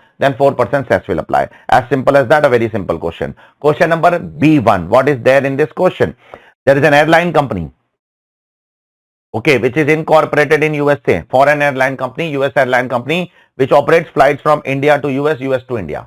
So now we have to compute the total income as per 44 BBA. Now 44 BBA is applicable to non-resident aircraft business. When it is applicable, when the aircraft is leaving India, then it is 100% taxable in India. But when the aircraft is leaving from outside India, then it is taxable only if it is received in India. Okay. Now they are first of all earning 90 lakh rupees for carriage of passenger from Delhi to New York and vice versa. But out of that 90 lakh, it is from Delhi to New York, New York to Delhi, total 90 lakh. But out of that 90 lakh, 40 lakh is received in New York for passenger from New York to Delhi. So out of 90 lakh, 40 lakh is from New York, therefore it is accrued outside India, and it is also received in New York, therefore it is received outside India. Therefore, out of 90 lakh, 40 lakh will not be subject to tax, only 50 lakh will be subject to tax. Similarly, out of this 70 lakh, 30 lakh is same only. It is received in New York from flight flown from New York. The flight is also leaving New York, received also New York. Therefore, out of 70 lakh, 30 lakh is accrued outside India, received outside India. Therefore, only 40 lakh will be taxable in India. So, 50 plus 40 total revenue is 90 lakhs. Of that, 5% will be deemed income. 5% deemed income will be taxable in India, but from 5% deemed income, you will not get deduction of any expenses of PGBP, because under 44 BBA, PGBP expenses are not allowed as deduction. Therefore, this 170 lakhs will not be allowed as deduction. You should write that as a note in the examination, otherwise you will not get complete marks. Okay. Next question, Mr. Adi. Here you can take two views in this question. Mr. Adi is a non-resident Indian. He is an NRI. He is purchasing some unlisted equity shares of 6 lakh rupees and he is selling that from 9 lakh rupees. Brokerage transfer expenses of 15,000 rupees. Now you are supposed to compute taxable capital gains of Adi. Ignore first provision to 48. Don't consider first provision to 48. Assume that Adi has invested in the specified assets before 31st March. Now you can assume two things.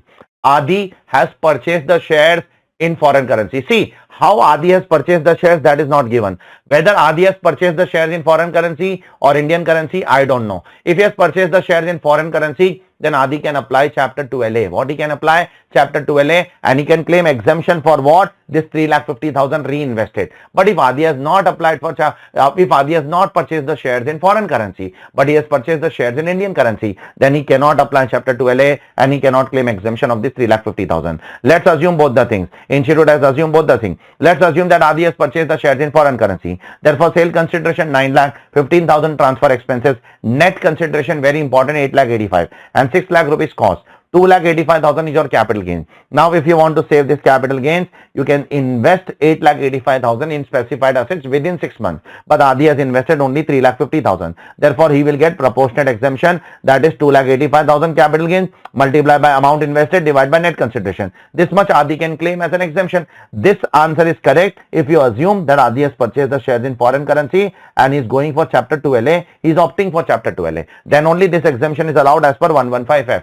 But if Adi has purchased the shares in Indian currency, then the answer is very simple. Adi cannot get this exemption. Therefore, ultimately, Adi's capital gains will be 2,85,000. As simple as that. You don't have to think much. I hope it is clear to all of you. Next question, question number 2 is a very simple question on DTAA. You can do it or you can ignore it. I will say you can ignore it. Don't waste much time. We have done much better questions on DTAA earlier. So there is no need to do such kind of hopeless question once again of DTAA. Ignore that question completely. There is no use of doing that question once again. Okay. Question number 3 we will come to. If there is some absolute repetition, I will not do that. Even if there is 1% change in the question, I will try to do that with you all. But if it is absolutely same to same, then it doesn't make sense to do it once again. Next question is on TDS and TCS. Mr. Kunal is an employee.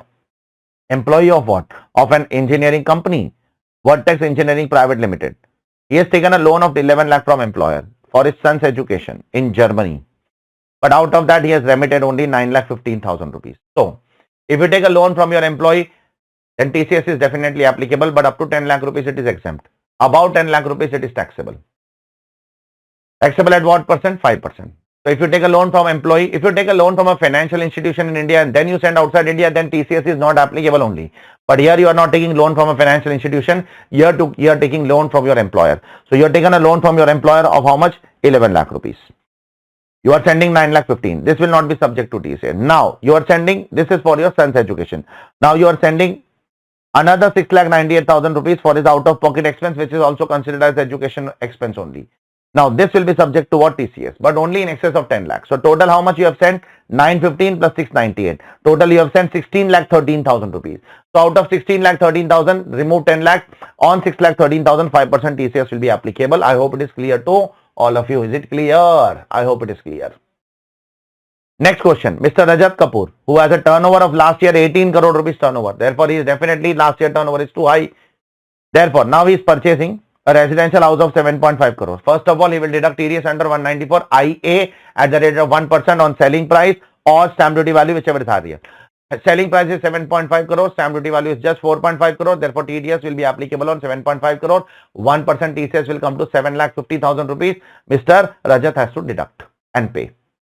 Second, Mr. Rajat is also paying 13% commission on purchase of house.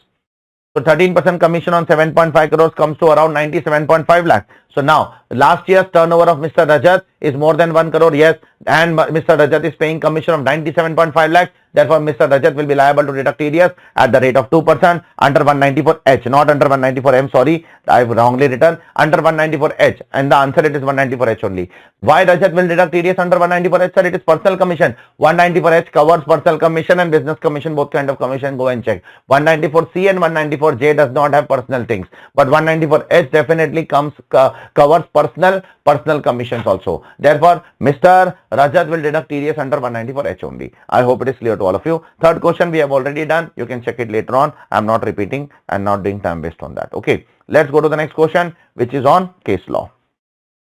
Some good case laws are there. First question. Very long story. I have to tell you the story by reading the question one by one. There is an assessee who has filed e-return with an income of 11,75,000. In the return, he has shown two income exempt, one PPF interest exempt and one long-term capital gain exempt under 1037. He has shown both this in the income tax return as an exempt income. But he failed to claim the business loss of the current year, 4,50,000. He failed to claim that. So two exemption he has claimed, one loss he failed to claim. After a few months, what happened? The return got processed and the return disallowed both this exemption also. The return disallowed the interest on PPF also, the return disallowed long-term capital gains also. Both of them are disallowed. And the intimation was served to the assessee. Then the assessee filed a revised return under 139.5, but again he made a mistake. He did not e-verify the return within 30 days. When you file a revised return or when you file a normal return, whichever return you file, you have to e-verify within 30 days. You have not done e-verification within 30 days. So I will tell you the entire story. First, he has filed the return, he has claimed two exemptions. Third, he has failed to claim the business loss. Now the software has added back two exemption also. Then he filed a revised return but did not e-verify, so there is no use of that revised return. Now he is making a rectification application and telling the assessing officer to rectify both the exemptions also, and he's telling the assessing officer to allow business loss also. So whether the assessing officer will allow or not, the rule is very simple. What does 154 says? If there is a mistake apparent from record in the intimation, I will rectify. See, there is a mistake apparent from intimation as far as what is considered. As far as your two interest and long-term capital gains are considered, the intimation has done a mistake by disallowing that. You have claimed intimation, you have claimed interest, you have claimed LTCG in your ITR, but software has added back. That is a mistake apparent by software.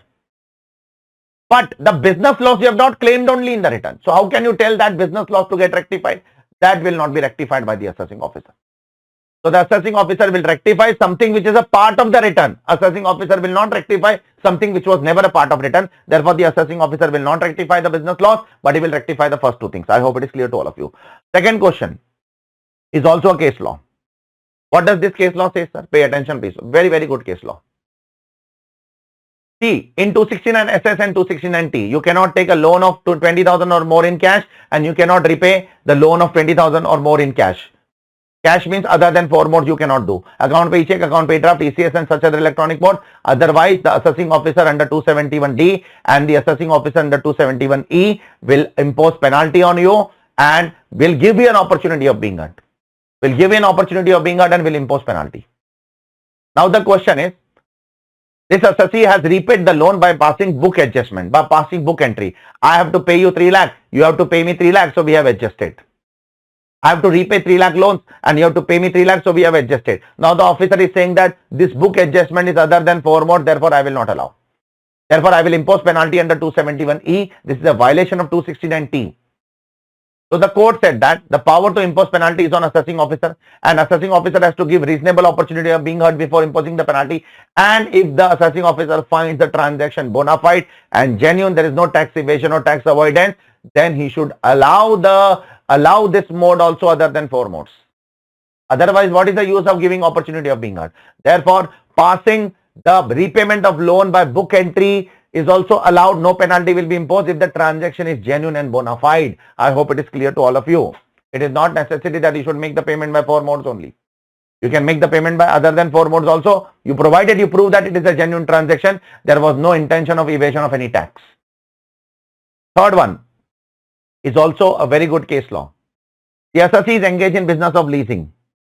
So assessee does what? Assessee purchase capital equipment like cars and other machineries and then give that on lease to the customers. Now, so to give one of the capital equipment on lease to customer, the assessee has taken foreign currency loan. On that foreign currency loan, there is lot of forex loss which is coming on that particular loan. Now that forex loss is claimed as a deduction by the assessee under PGBP. Now the officer is saying no, you cannot claim that as a loss as a loss in PGBP. You have to add that to the asset and claim that as a depreciation.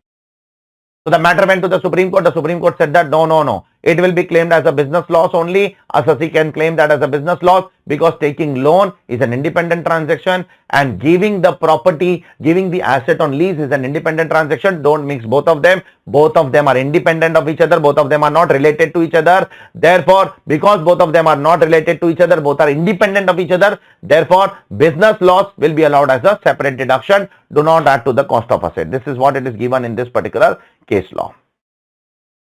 And one last question is a very, very simple question.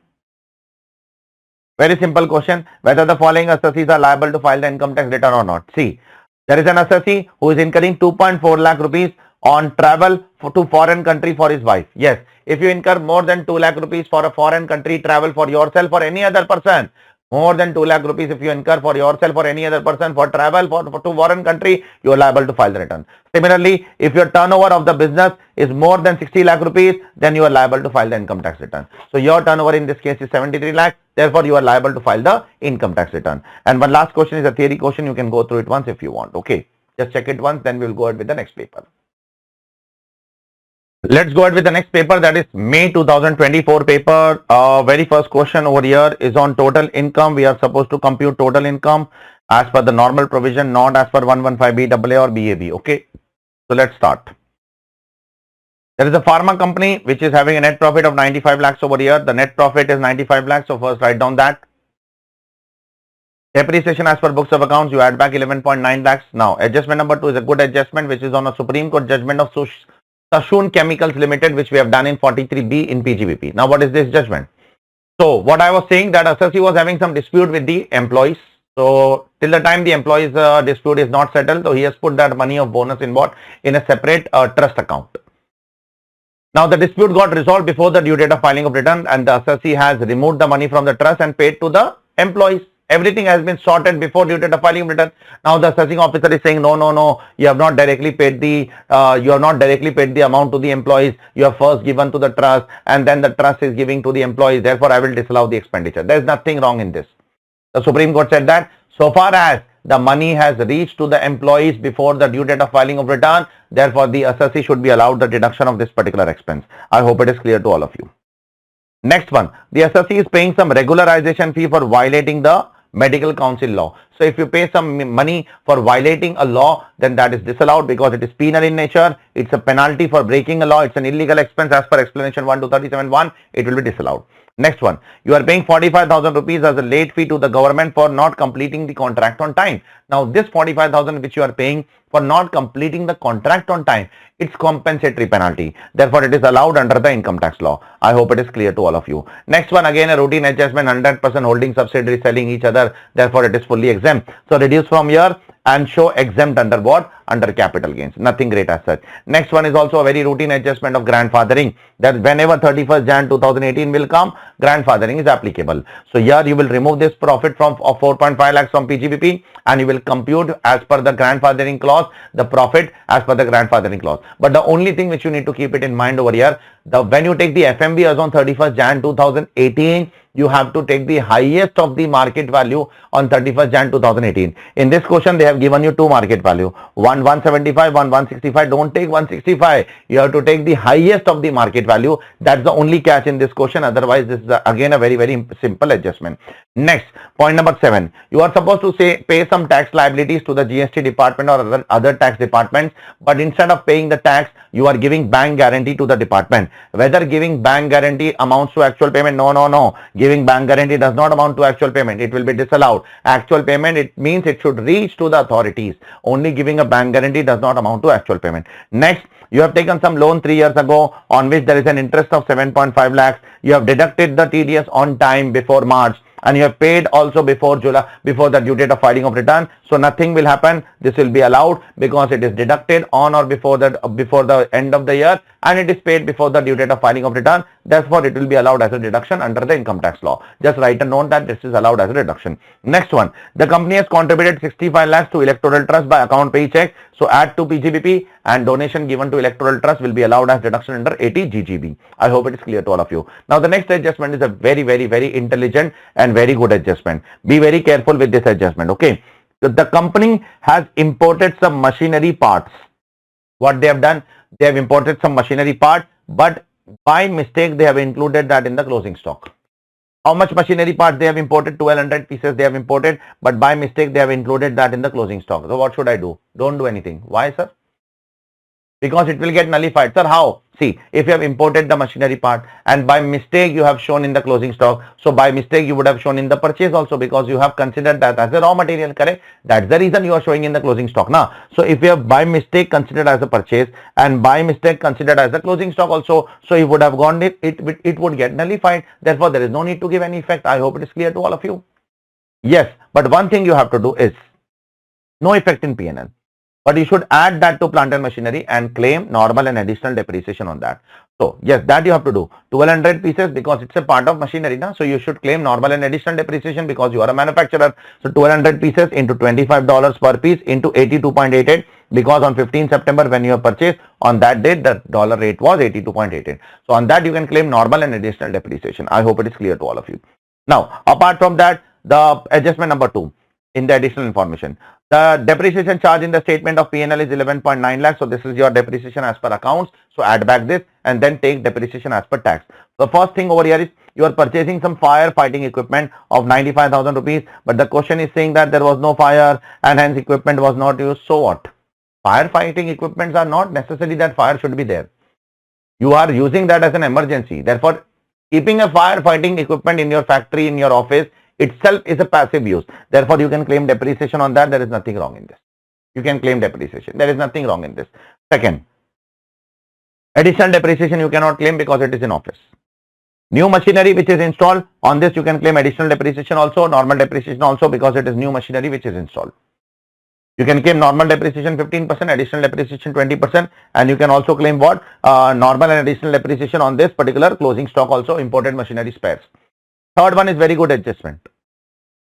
In 2018, you have sold some machinery whose WDV at that time was 35 lakhs. Now you are purchasing that machinery back for 65 lakhs. So do you remember? If you sell an asset and reacquire, then the actual cost of the asset will be determined as per explanation 4 to 43.1. That is the WDV at the time of original transfer or reacquisition price, whichever is lower. Now the WDV at the time of original transfer was 35 lakhs. and reacquisition price is 65 lakhs, whichever is lower will be considered to be actual cost. So therefore you will get 15% normal depreciation on this. Additional depreciation will not be allowed because it is second hand plant and machinery. I hope it is clear to all of you. On second hand machinery, additional depreciation is not allowed. So this is what this question is all about. One or two adjustments were very good, otherwise it was a very routine adjustment, routine sum. Now coming to question number 2, very simple question. There are three parts in this question. First part, Mrs. Urvashi, who is 56 years old. She is a resident. She is individual. She acquired a residential house at Ayodhya in 1994 for 45 lakhs. The market value of the house on 1/4/2001 is 1 crore 20. Stamp duty value is 1 crore 2 lakhs in 1/4/2001. Now she is selling the house on 15th of October for how much? 15 crore 50 lakh rupees. The stamp duty value is 70 lakhs. So which value I should take as an FVC? You will take 15.5 lakh crore as FVC. Why, sir? Because the difference between the FVC and the stamp duty value is not more than 110%. You can take 110% of 15.5, it is not exceeding that.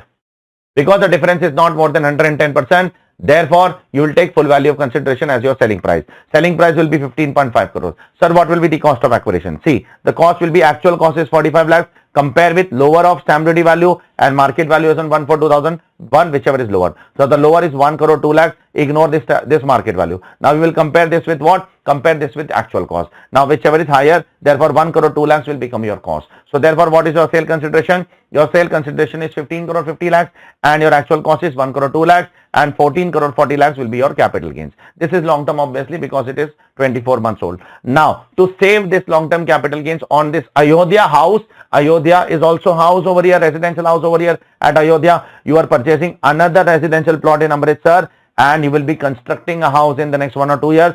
So you are depositing 3 crores in the capital gain account scheme. So total you are reinvesting 11 crore. But remember, you will get exemption under 54 of only 10 crore now after Finance Act 2024. So after Finance Act 2024, we do not get exemption of more than 10 crore in 54 as well as 54F. Therefore 10 crore you can claim exemption. Remaining 448 crore you can pay 20% tax. Okay, sorry, 12.5% tax. But Urvashi has one more option. You can write down in the examination because Urvashi is a resident. She has purchased land and building before 23rd July and she is selling land and building after 23rd July. So Urvashi also has one more option that don't take indexation and without indexation claim what? Claim 12.5%. Whatever is more claimed, don't take indexation. Sorry, Urvashi has two options. Don't take indexation, take 12.5% or take indexation and take 20%. Whichever is more beneficial, Urvashi can do that. So you can write that note. ICAI has not asked, but you can write a note. Alternatively, Urvashi can do what? Has an option to take indexation by taking tax rate 20%. I hope it is clear to all of you. Next one is a case law question of Pradeep Kumar Malhotra. Very important case law which we have done in the chapter of IFOS under 222E. What is Pradeep Kumar Malhotra is doing over here? The name of the assessee in this question is Manju Menon. Manju Menon has 20% share in a private company.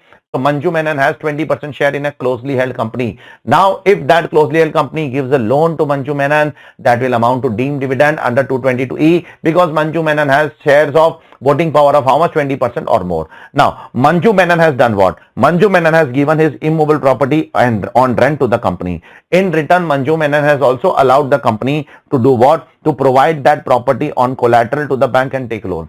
So Manju has given what?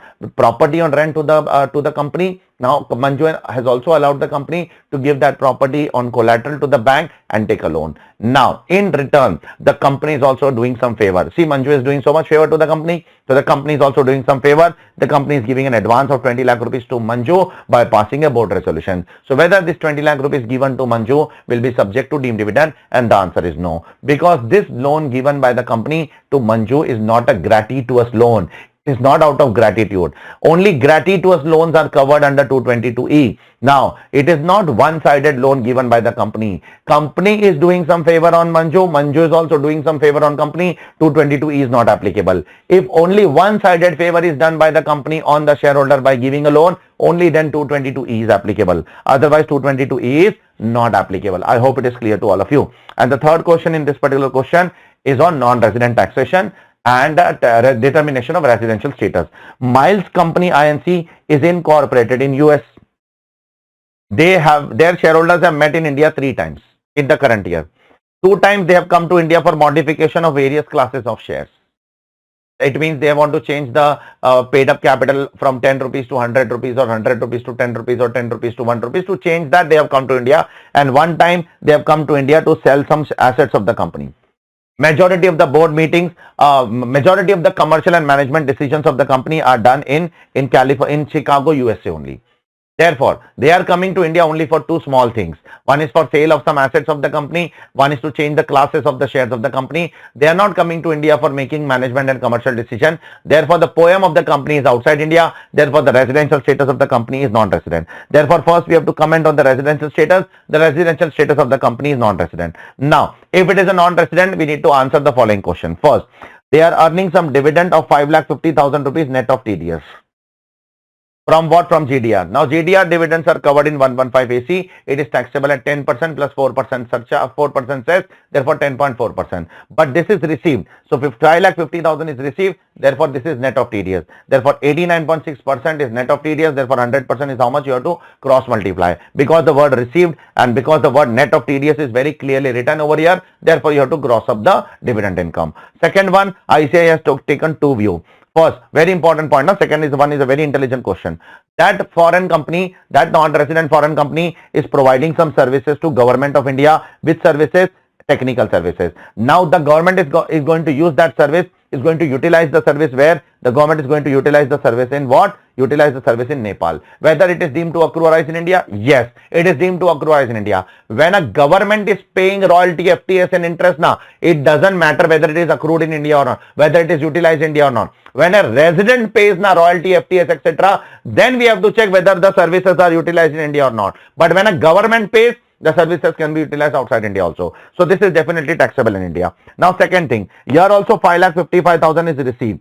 So you have to gross up. You have to gross up. But how much gross up? What should be the tax rate? Should I take this in 115A or should I take this in normal provision? See, that you have to take as a view. Because in the question, it is not written that the agreement is approved by central government. But agreement is not required. Approval is not required in case of central government. Na? In case of central government, approval is not required. That is also another catch. Always remember, when a non-resident provides services to a resident, then there is an agreement and approval. Both are required to come under 115A. But when a non-resident provides services to government, only agreement is required. Approval is not required because government cannot give approval to themselves. Nah. Therefore, even though approval is not there, still you can come under 115A. Again, I am saying for government under 115A, approval is not required. Central government cannot give approval to itself. Therefore, without approval also you can come under 115A. So, government can come in 115A. 2 points to be kept in mind out of this question. Government can come in 115A. Without approval also, government can come in 115A even if the services are utilized by government outside India.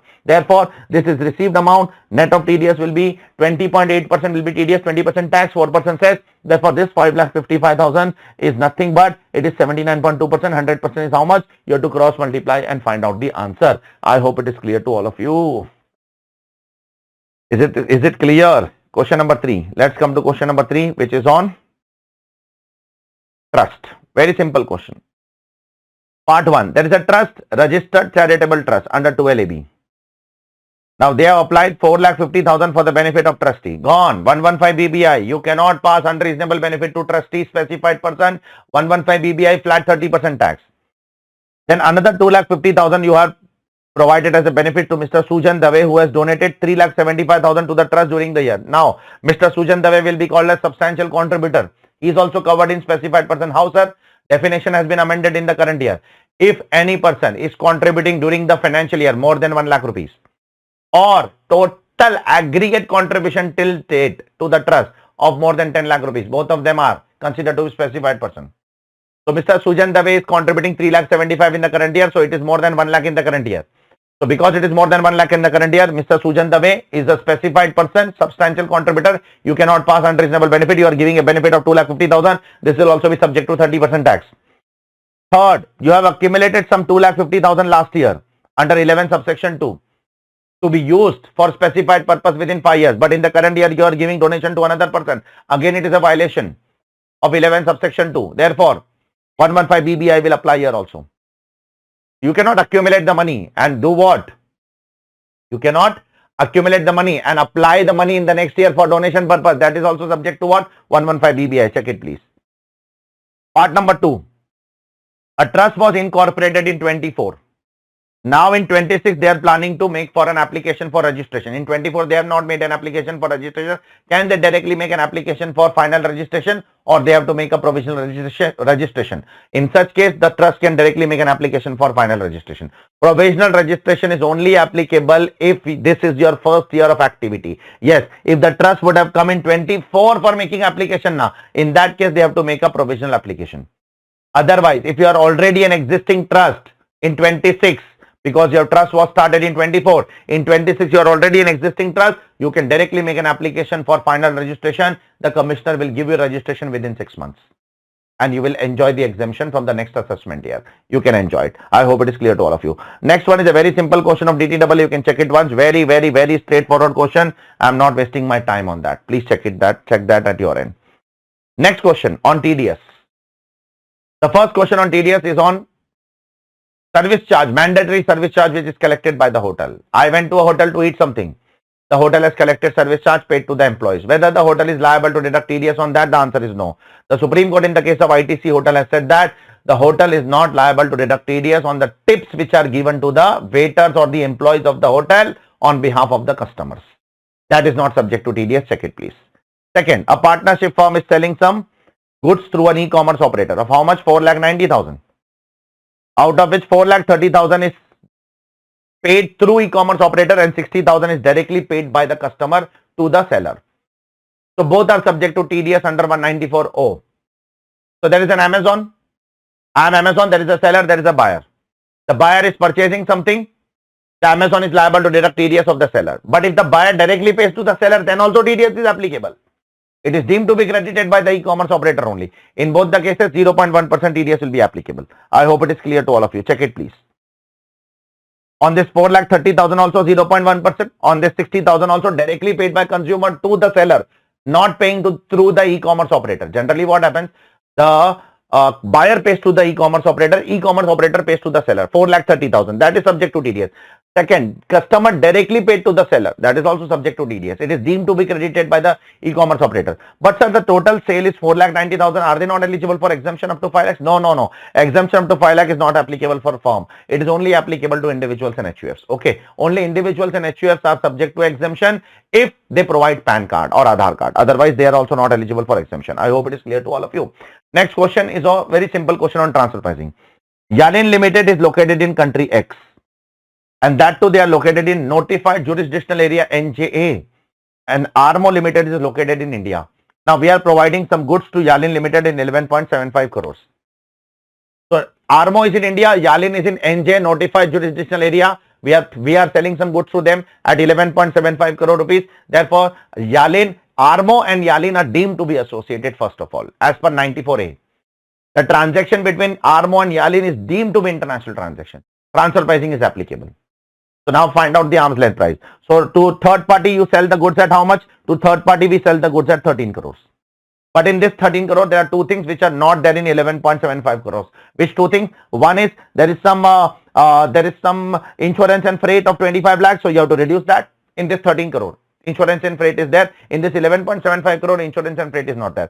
And there is some warranty of 0.19 lakhs, 0.19 crore, that is 19 lakhs. That also you have to reduce. You will get your arm's length price as 12.75 lakhs. What is your actual price? 11.75 lakhs. Shall I check 3% margin? No. For NJ people, 3% margin should not be checked.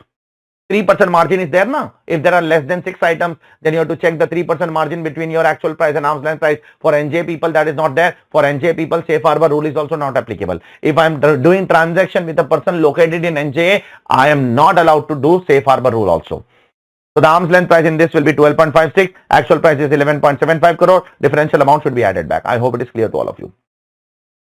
Next, case law. Case law. Question number 5 is generally case law only. They might ask one case law sometime 2, sometime 3 also. And then they will tell you attempt any 2 out of 3. Okay, most of them are the recent last 1 or 2 case laws, 26, 25, 24 case laws. If you do properly, high chances 1 or 2 questions will come from there only. Now what is the first case law over here? Try to understand this case law please. Very good case law. There is Air India over here. Air India is an assessee. Now Air India has taken an engine on lease from a foreign company, which is from Germany. That foreign company does not have a P in India. That foreign company does not have a PAN also in India, but the DTAA between India and Germany says that the tax will be deducted at 10%. Now the question is, because that DTAA says 10% and the non-resident does not have a PAN, should I deduct TDS at higher rate at 20%? As per 206AA, the court said that no. That higher rate of 20% in non-PAN cases should not be compared with DTAA rates. DTAA rates are final and conclusive from every angle. You cannot deduct more than 10% under any circumstance for DTAA.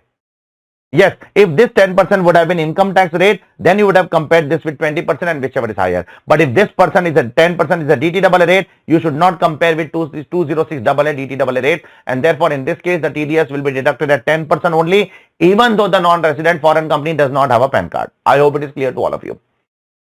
Second case law, very good case law. In this ICAI has taken two views. Two different case laws are applied over here. One is a Supreme Court judgment of Hindwire Limited and High Court judgment of Tony Electronics, and second is Supreme Court judgment of Elegantron Finance Limited and High Court judgment of ICICI Bank Limited. So this is a fight between two judgments. Both of them ICAI has given. ICAI said that you write whatever you want to write. Now what is this actually, both the judgments? I'll tell you. I've explained all these things in class in great detail obviously. The AOS passed an order on 20th of Jan, and in which assessee has made a mistake of reducing depreciation instead of adding. So instead of adding depreciation of 10 lakh, assessee has claimed depreciation of 10 lakh. It means they have claimed double deduction. They have claimed benefit of 20 lakhs. So who has done this? AO has not done this. Assessee has done this. Now AO did not correct this mistake. AO did not find this in the order. So try to understand the first paragraph. Assessment is done. Assessee has made one mistake of reducing depreciation instead of adding depreciation. AO did not found that. AO did not notice that particular mistake. Now, later on, assessee went to appeal for some other issue, not on depreciation. The appeal was finalized on 28th of Jan. The AO gave the effect to the appeal on 23rd of July. Now the AO wants to rectify the mistake on 26th of June and is trying to rectify that double mistake. Now the question is, what is the time limit to rectify a mistake? It is 4 years from the end of the financial year in which the order sought to be rectified was passed. The entire issue is from where the 4-year time limit will be counted, whether it should be counted from the original order or whether it should be counted from the rectified order or whether it should be counted from this appeal order. So there are two views over here. The Hindwire case law and the Tony Electronic case law says that the 4-year time limit should be counted from this subsequent order, not from the original order. But the ICICI Bank and Elegantron Finance Limited case law said that no, 4-year time limit has to be counted from the original order.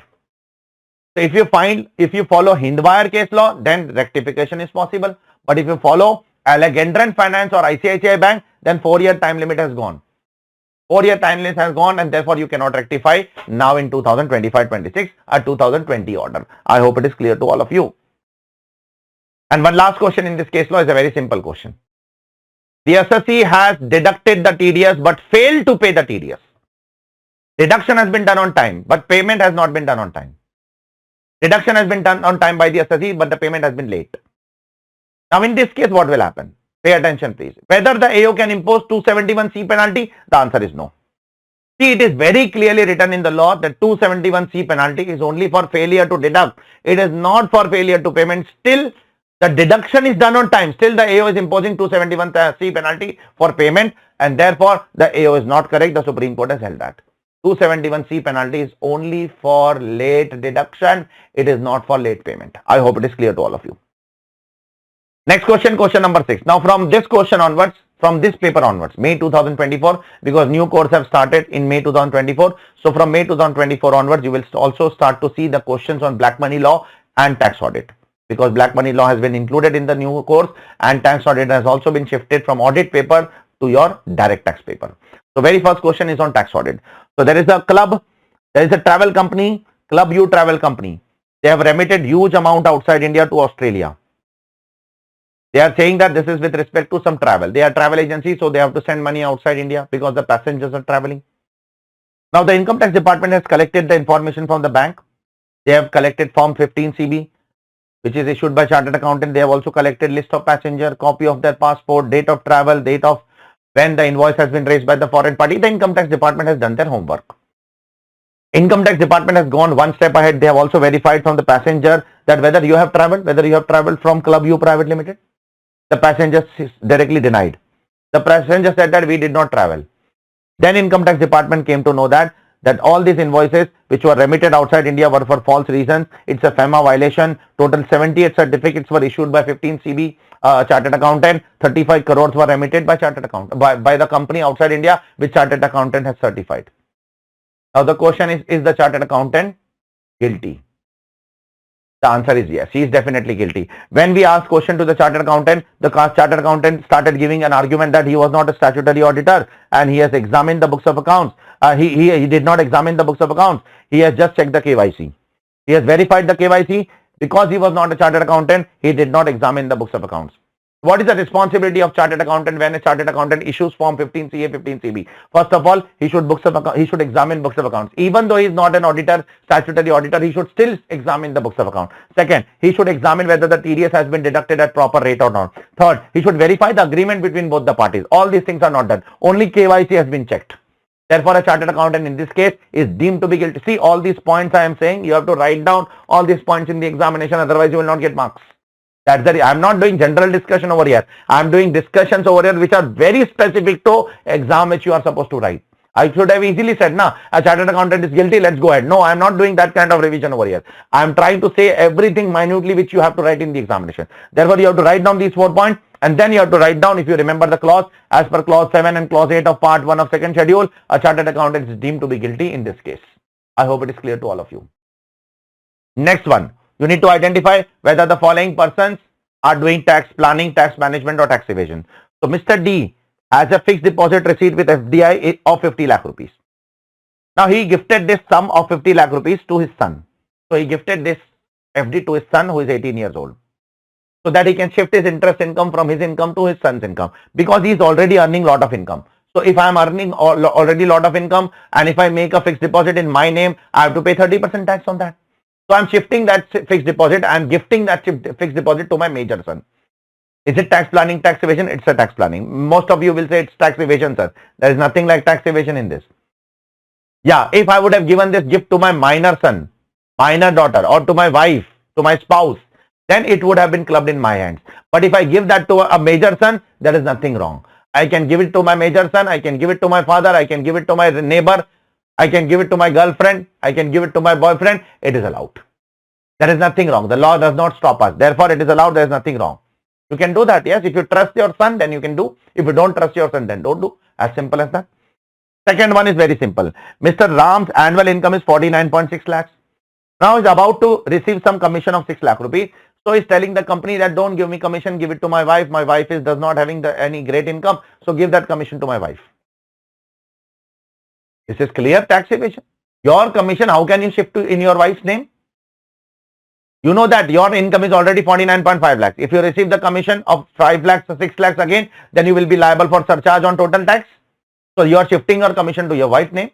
That is absolutely tax evasion. This is clear case of tax evasion.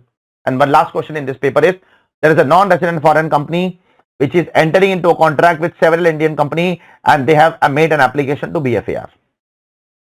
Now, suppose they are entering into contract with 10 Indian companies. So they want to know the tax planning, how much will be the tax liability. They want to know the tax effect.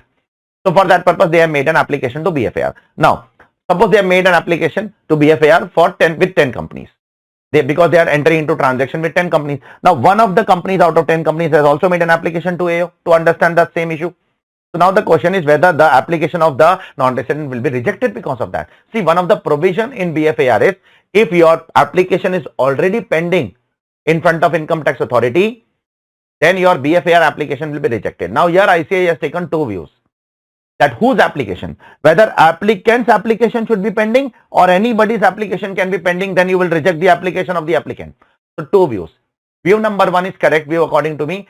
If my application is not pending, somebody else's application is pending, then you cannot reject. View number two. If anybody's application is pending, then also you can reject my application. Second view is very strange, very vague. First view is better. If my application is already pending in front of income tax authority, then you reject my BFAR application. But if somebody else has made an application, then you cannot reject my application. That view is correct according to me. You can write either of them, whatever you want to write. Okay. So this is what this paper is all about. So let's go ahead with the next paper, that is November 2024 paper. The very first question over here is on total income. Assassi is a resident company. It is a manufacturer since 2012. Now, what is this company want us to compute? They want us to compute total income tax liability as per the regular provision. They have not opted for any concessional rate. So, as per the normal provision, you are supposed to compute the total income and tax liability. Then they are also asking us that the turnover of the company of last year is 450 crore. Therefore, the tax rate will be 30%. Now they are asking, would it be beneficial to opt for concessional tax rate? So we can go for 115 BAA later on. Okay. Now let us solve the question first of all as per the normal provision. Then we will solve as per 115 BAA. The very first adjustment is the depreciation as per Companies Act. So you will add back that. Next is you have received some dividend of 5 lakh from a foreign company. So reduce from here and show under IFOS. So reduce 5 lakh from here and show under IFOS. Now you are incurring some interest expense on borrowed fund for investing in the Arnold Limited. So you have taken a loan to invest in Arnold Limited. On that you are paying some interest. So that interest will be disallowed here. But in IFOS you can claim deduction of interest against dividend up to 20%. So 20% of 5 lakhs comes to how much? It comes to 1 lakh. 1 lakh you can claim as a deduction under IFOS.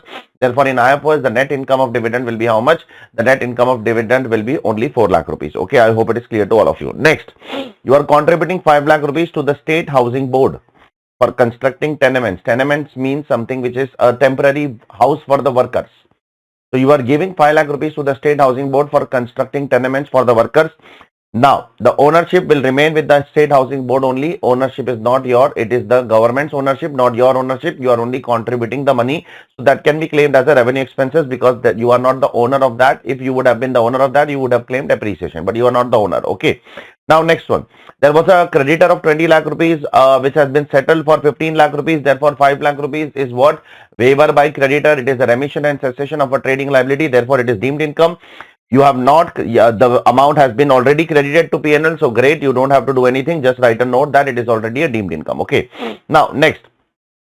There were some debenture holders to whom you have paid some upfront discounted interest. You have paid of 5 lakh rupees. The debenture's life is 5 years. Now, the question is, you have paid some upfront money to the debenture holders of 5 lakh rupees. Should you claim deduction in 5 years? That is over the life of the debenture, or you should claim in one single year. So the code says that you should claim in one single year. There are difference in opinion in that. Some people say that you can claim in 5 years. Some people say that you can claim in one single year also because the liability is already crystallized. The liabilities arise. Therefore, you can claim in one single year itself. So the assessee has taken 1/5. So you can claim full. So if the assessee has taken 1/5, it means you have to take 4/5 more to claim the deduction properly. So take 4/5 more deduction in the current year. I hope it is clear to all of you. Next one. During the previous year 25-26, the assessee started a business of developing and building rental housing projects, which is eligible for deduction under 80 IBA. So you are doing some rental and you are developing and building some housing projects, which is eligible for deduction under 80 IBA. You have earned a profit of 20 lakh rupees. So now this 20 lakh rupees can be claimed as a deduction under 80 IBA because the project is approved during 2021. Yes, it is very important that the project should be approved between 1st June 2016 to 31st March 2022. The project has to be approved between this 6 years if you want to claim deduction under 80 IBA. Assessee's project is completed, is approved between this. Completion can be done within next 5 years from the date of approval. But the project should be approval till 31st March 2022. Therefore, assessee will be eligible for deduction of 20 lakh rupees under 80 IBA. Next, the assessee is also earning 10 lakh rupees from construction of an housing project, but which is executed in the form of a work contract. So they are getting it outsourced through some other person and then they are getting construction done. So this will not be eligible for what? 80 IBA. In 80 IBA, if you want to claim deduction under 80 IBA, you have to do construction yourself. If you do outsourcing in the form of work contract, you are not eligible for doing 80 IBA. So therefore, this 20 lakh rupees you are doing yourself. Therefore, you are eligible for 80 IBA. Just 10 lakh rupees you are doing work contract. You are not eligible for 80 IBA. Okay. I hope it is clear to all of you. Next. The company has purchased the land in 2012 for 5 lakh rupees, which was compulsorily acquired in 2020. Now, the original compensation was 10 lakh, which was awarded, which was given in 2020. So, the original compensation would have been taxed in 2020. Now, you have received 8 lakh rupees additional compensation. So, this will be taxable now. So, now this will be taxable at 8 lakh rupees at 12.5% because enhanced compensation is taxable in the year in which in the year in which it is received. So this 8 lakh will be taxable. Against this, you will not get any deduction of cost of acquisition. Yes, if you would have incurred some legal expenses, you would have deduction of legal expense. You would have got deduction of legal expenses against that. Next, depreciation as per income tax law, you can claim 4.5 lakh deduction. Next, the company has purchased some machinery of 20 lakh rupees in 2022. Now, some fire etc. has taken place in the factory. So the machinery has been broke down. Now, this machinery is the only machinery in the block of asset. Now, the block ceased to exist. Therefore, short-term capital gain will arise. There was only one machinery. There is a fire in the factory. Because of that, machinery got destroyed. And now you are receiving an insurance claim of 22 lakh rupees. So, you need to find out the capital gains of this particular machinery. So, you are selling for how much? You are selling for 22 lakhs. Now, let's find out the WDV of the machinery today. You will take 20 lakh as the cost. Okay. Then you will start taking what? Normal depreciation and additional depreciation in first year. In first year, you have to take normal and additional depreciation. In subsequent year, you will only take normal depreciation. Okay. Then you will get your WDV as 9.3 lakh rupees. Once you get the WDV as 9.3 lakh rupees, on that difference amount, you will apply STCG tax rate 30%. Okay. Last but not least, you are declaring dividend of 6 lakhs to a shareholder. So you can claim deduction under ATM, but be careful. In ATM, the deduction cannot be more than your dividend income. How much is the dividend in your IFOS? Only 4 lakh. How, sir? See the first adjustment, second adjustment. Dividend is 5 lakh minus 1 lakh you are claiming as a deduction. Therefore, net dividend is 4 lakh. Against that, you can claim only, you cannot claim 6 lakh against 4 lakh. You can claim only 4 lakhs against 4 lakh income. Therefore, 4 lakh will be allowed as deduction. That too, it is allowed because you are distributing dividend by 31st of August. You have to distribute the dividend. If you want to claim deduction under ATM, then you should distribute the dividend to the shareholder 1 month prior to the due date of filing of return. Okay, I hope it is clear to all of you. After that, apply tax rate of 30% because the turnover of last year is 450 crore, which is more than 400 crore. Apply 30% tax rate, then surcharge if applicable and cess. Okay. Now we need to talk about 115BAA because the question is asking, would it be beneficial if they opt for concessional tax regime? Let's see. If they go for 115BAA, how the things will change? If they go for 115BAA in the current year, the things will change as follows. The only item which will be added back is ATIBA 20 lakh rupees. The 20 lakh rupees deduction which you are claiming under ATIBA, that is the deduction which will be disallowed. The rest all will be same. What about ATM, sir? ATM is allowed under 115BAA. In 115BAA, ATM is allowed. JJAA is allowed. JJAA is allowed. IBA is not allowed. Therefore, we are adding back this ATIBA. After that, you will apply 22% tax on the entire income, except the long-term and short-term capital gains, whatever it is. On that, you will apply on short-term capital gains also, you will apply 22%. Sorry. Only on long-term capital gains, you will apply 12.5%. Then you will apply 10% surcharge. Then you will apply 4% cess. After that, you will get your tax. Okay. Then you compare whichever is more beneficial. You can go for that. So this is your first question. It was a simple question, nothing great as such. Question number 2. We will talk about this question now. This is a question on slum sale. Salsa Limited has 2 units. One is textile unit, another is chemical unit. You are planning to slum sale your chemical unit. For how much? 242 lakhs. Okay. 242 lakhs is the sale consideration. Now, in slum sale, always remember you have to find out 3 things. First, full value of consideration. What is full value of consideration? FMV1 or FMV2, whichever is higher. First, find out these 2 things. Then you have to find out the cost of acquisition. What is cost of acquisition? Cost of acquisition is the net worth of the undertaking transferred. In this case, it will be net worth of chemical unit. So let's try to find out FMV1 first. FMV1, FMV2, whichever is higher, that will become FVC. Sir, what is FMV1, sir? FMV1 is the FMV of the asset transferred. Whatever chemical unit asset you are transferring, find out the FMV of that. So first you are transferring land. For land, you have to take stamp duty value. As per Rule 11 UAE, for land, you will take what? Stamp duty value. 62 lakhs you will take. Now, second, you are transferring building and machinery. For building and machinery, you will take stamp duty value again. For building, you will take stamp duty value. For machinery, you will take book value. Again, I am saying, for land and building, you will take stamp duty value. So, for land, I am taking what? The stamp duty value. The stamp duty value will be the FMV for land. I am finding out FMV1 first. For building also, you have to find out stamp duty value. Okay. Stamp duty value.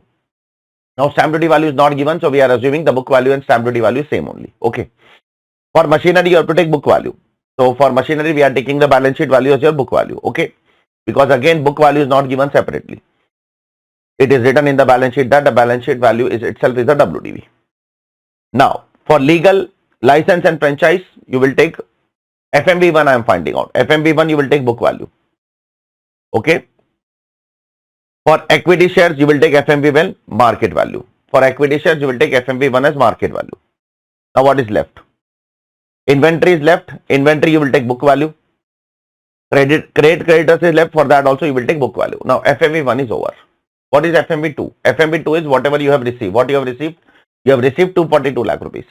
That will be your FMV1. Now compare FMV1 and 2, whichever is higher. Let's see FMV1 and 2 here. What is FMV1, sir? For land I have told you stamp duty value. For building I have told you stamp duty value, but stamp duty value is not given, so we are taking book value. For machinery you have to take book value. For listed shares you have to take market value, sorry. As I have already told you. Inventory you have to take book value. License and franchise you have to take book value. For liability you have to take again what? Book value, okay, which is given in the balance sheet. Once you will get that, you will get your FMV1. Now what is FMV2? FMV2 is 242 lakhs. Whichever is higher, therefore 262 will become what? Will become your full value of consideration. Now let's talk about what will be the net worth. That net worth will become the cost of acquisition. In net worth for land, you will take book value. You will not take market value. You will take book value for land. So what is the book value of land? 50 lakhs. For net worth, you will take book value. For FMV1, you take stamp duty value. For building, you will take, for building and machinery. For depreciable asset, you will take income tax WDV. Now, income tax WDV is same as balance sheet value. So you can take from the balance sheet the income tax WDV. For license and franchise, you have to find out the income tax WDV, because license and franchise is again what? Again your depreciable asset. You have purchased the license and franchise last year in June. So you have to reduce 1 year depreciation from here. Take chemical unit license and franchise 23 lakhs. From 23 lakhs reduce 1 year depreciation, you will get your market. You will get your value. For equity shares, you have to take book value. What is left now? For inventory, you have to take book value. Okay, for trade creditors also you have to take book value. After that, you will get your net worth. Once your net worth is computed, reduce your net worth, that is cost of acquisition, from your full value of consideration, you will get your what? You will get your capital gains. You need to be very careful what you take in FMV1 and what you take in net worth. Some things are minor, things are same, most of them are different. At some places you are taking stamp duty value, at some places you are taking book value. At some places you are taking stamp duty value, at some places you are taking income tax WDV. At some places you are taking book value, at some places you are taking market value. So the things are slightly different at both the places. You need to be careful with that. Let's go to question number 2. So there is a US based foreign company which is having a branch in India. Okay. So now this question is on 44C. So US based foreign company has a branch in India and they are allocating some head office expenses to Indian branch.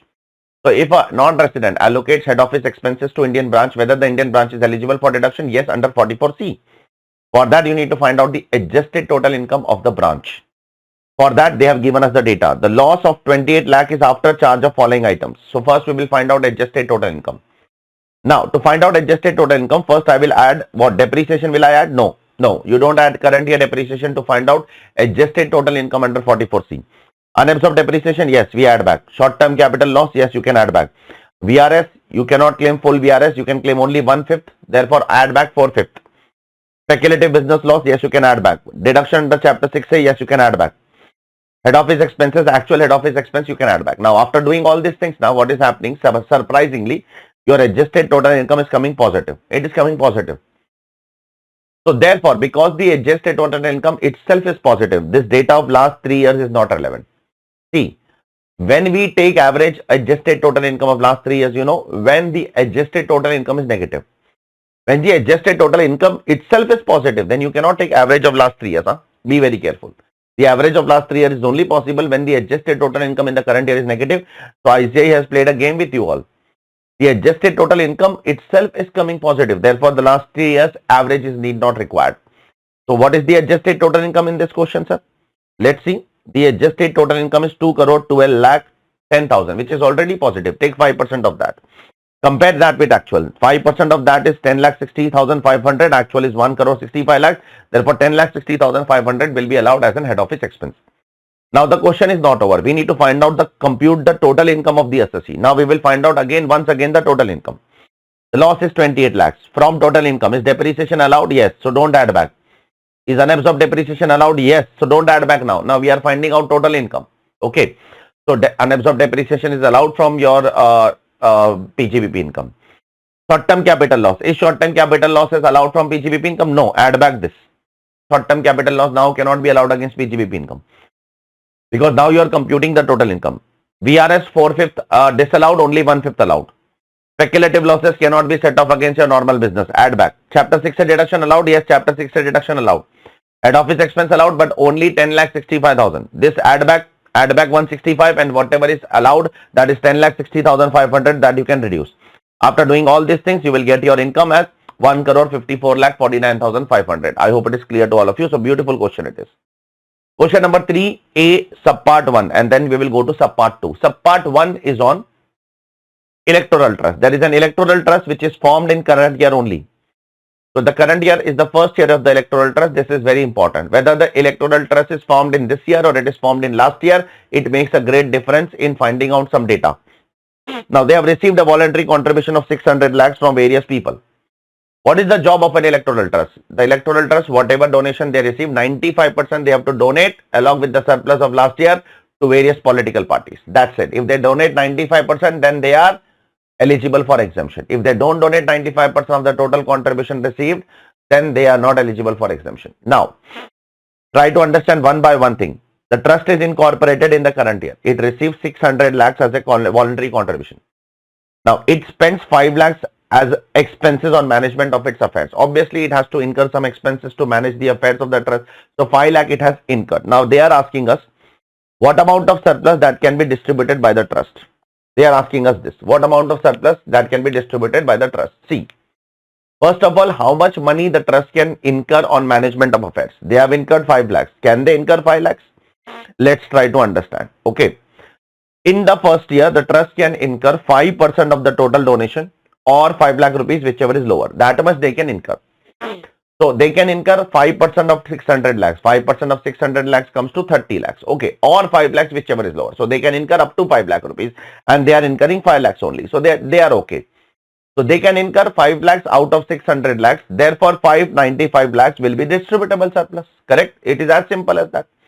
So what is the distributable surplus? Total donation. Out of that, whatever is the allowed management expenses as per law is 5 lakhs. Therefore, 595 lakhs will be considered to be a distributable surplus. This is part 1 of the question. Second part. What will be our answer if out of the total voluntary contribution of 600 lakhs, 100 lakhs is received from individuals who are not citizen of India? Then you are violating the provision. Why? Because as per the provisions of electoral trust under rule 17 CA, it is written that electoral trust shall not accept donation from foreign citizens. You are not allowed to take donations from foreign citizen. If you take donation from foreign citizen, then you are not eligible for what? You are not eligible for exemption only. I hope it is clear to all of you. Part 2. There is a trust. There is an institution which is covered under 1023(6). Now, they want to enjoy 1023C also and 1046 also. Can they enjoy the benefits of both of them together? No, they cannot enjoy both of them together. As per section 11 subsection 7, you can go and check. Section 11 subsection 7 says that if a trust wants to enjoy both, they cannot enjoy both of them. They have to enjoy one of them. There are 2 provisos below that. You can go and check. Okay. Next one is a very simple question of DTAA. You can go through that later on. It's a very simple question. We have done that such kind of questions earlier, lot of time. Okay. Now, next question. Question number 4. 4A1. Discuss the provisions of the Income Tax Act 1961 with respect to the collection or deduction of tax in the following situations. First of all, Mr. Bhavan has purchased an urban land in 2016. Now, the government in the current year has compulsorily acquired that land on 10th of April. The compensation was awarded to Bhavan was 4,40,000 on 10th of April, and then later on in the same financial year, they have given enhanced compensation of 1 lakh to Bhuvan or Bhavan, whomsoever it is, in the same financial year. Okay. So he has been given 2 compensation in the same financial year. First, on 10th of April 2025, he has been given 4,40,000 compensation, and then on 10th of December, he has been given 1 lakh compensation. Whether the government will deduct TDS, the answer is yes. Under which section? Under 194 LA. 194 LA says that when the government gives you what? Payment for compulsory acquisition in excess of 5 lakh rupees in a financial year. First of all, in 194 LA, the limit is 5 lakhs. The entire year payment should be more than 5 lakhs. Is it more than 5 lakhs? Yes, it is 5,40,000. then the government will deduct TDS at the rate of 10% on payment. In 194 LA, TDS is deducted on payment basis, not on accrual basis. I hope it is clear to all of you. Therefore, original plus enhanced compensation is more than 5 lakh. Therefore, TDS will be deducted. Next question. Question number 2. This is also a question on TDS, but which is on online gaming. Now, online gaming, practically it is not relevant, but yes. Section is there, therefore we are doing, because I have told you in the class also that the government of India has removed the concept of online gaming by playing money. Without money you can play online games. With money you cannot play online games. Now let's see what is going to happen in this case. There is a Dream 44 online gaming portal. Mr. Z is a gamer in that. He has a credit balance of 10,000 in the account. Further, he deposited 1 lakh rupees. So now the total amount available in his account, Dream 11 account, will be 1,10,000. Now he earned 30 lakh from online games. He has also received some referral bonus. So this referral bonus is not subject to tax. Okay, because it is used for the purpose of playing. So if referral bonus is used for the purpose of playing, then it is not taxable. If it is given and if you can withdraw that, then it is taxable. Okay. Now let's try to understand when the income will be taxable. See, in online gaming in 194BA, the TDS will be taxable at 30%. When you withdraw the winning or at the closing balance. At the time of withdrawal also it is taxable. At the time of closing balance also it is taxable. Now when is he withdrawing? First he is withdrawing on 1st of February 2026, 25 lakhs. Can I deduct TDS on 25 lakhs? No. You will deduct TDS at the rate of 30% on the winning. How to find out the winning? Very simple.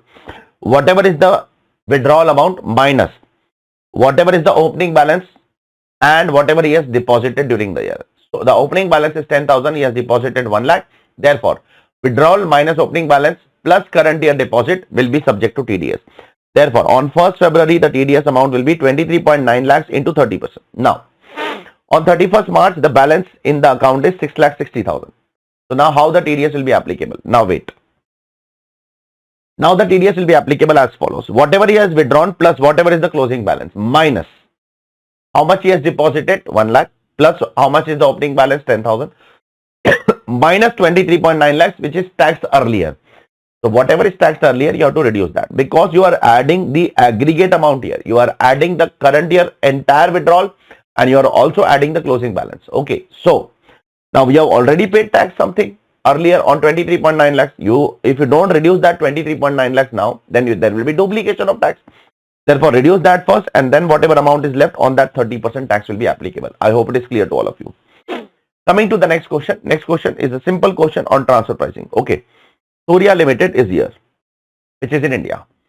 They are importing some raw material from Sun INC and Sun INC guarantees 20% of the total borrowing of Surya. So if one enterprise guarantees 10% or more of the total borrowings of another enterprise, therefore both of them are deemed to be associated. Therefore Surya and Sun are deemed to be associated. Now, we are importing some goods. We are importing some goods from whom? From Sun INC at 60 crore rupees from Sun INC. Now Sun INC, now listen carefully, it's a matter of mathematical calculation. What are you importing? You are importing. Surya is in India, Sun is outside India. Surya and Sun are associate enterprise because Sun guarantees 20% of the total loan. Now, Surya is importing what? Surya is importing 60 crore rupees goods from Sun INC. We need to find out the arm's length price of this. Now, Sun is charging a markup of 20%. Always remember. Sun is charging a markup of 20% for unrelated party, but to Surya it is charging more markup. It is charging 25% markup. Now, markup is always on cost. See, Sun is selling us at a cost plus 25%. Therefore, for us the selling price is 60. Now this is selling price. This 60 is selling price. Always remember, be very careful because this 60 is selling for Surya. So now if Sun is charging 25% markup to us on cost, therefore on sale it will be how much? It will be 20%. Be very careful. 1/4 on cost is 1/5 on sale. Therefore, this is selling price for Sun. For Sun it is selling price. On this, inside this, there is a cost plus there is a 25% margin. So 25% margin on cost is 20% on sale. Therefore, I will reduce what? 20% profit from here. This will give me cost of 48 lakh. Now you can recalculate. 48 lakh is cost for Sun. On that, they are charging 25% margin. That makes 60 lakhs. I hope it is clear to all of you. Apart from that, Sun is also providing some other things to us. Sun is allowing us to use the brand name of Sun. Surya was allowed to use the brand name of Sun. For that, they would have charged 1 crore rupees. So I have to add back that 1 crore rupees. Plus, Sun is also allowing us 1 month extra credit. Check here, please. To others, Sun only allow 1 month. But to us, it allows 2 months extra credit period. Therefore, they will charge 1 month extra cost of credit from us. 57.9 lakhs into 12% into 1 by 12. Okay, I hope it is clear to all of you. So after doing all, sir, how did you get 57.9? 48 plus 1 crore. Okay. Plus our margin. What is our margin? What is our margin? Our margin is 20%. We have to add back our margin also, correct? So therefore, after that, whatever amount will come, that will become your arm's length price. So be careful with the answer. 60 crore is the selling price for Sun, purchasing price for Surya. From that, I am reducing cost. I will get 48. I will add my arm's length margin. Arm's length margin is 20%. That is 9.6. Therefore, my cost is how much? My cost is 57.6. On that, I will add brand value. On that, I will add cost of capital. And then I will compare with my purchase price. Therefore, the differential amount will be added back. Okay, I hope it is clear to all of you. Part 2. What is the due date for Surya for furnishing the audit report under 92E? It is 1 month prior to the due date of filing of return.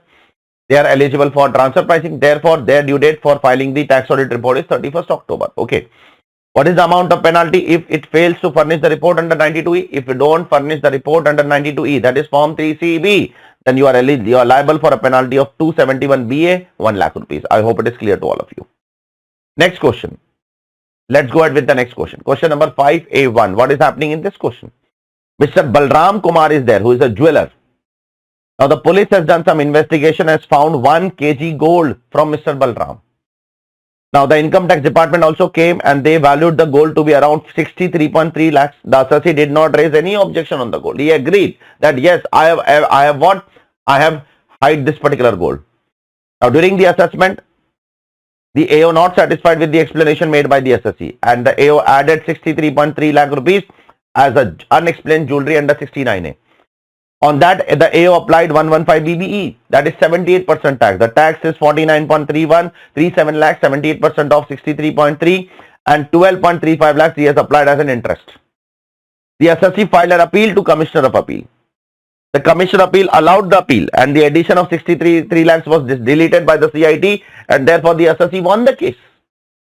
So what is the story? The assessee won this case of 49.3 lakhs and 12.35 lakhs interest. Now the department wants to file an appeal to ITAT. Can they file an appeal to ITAT? The answer is no. Why, sir?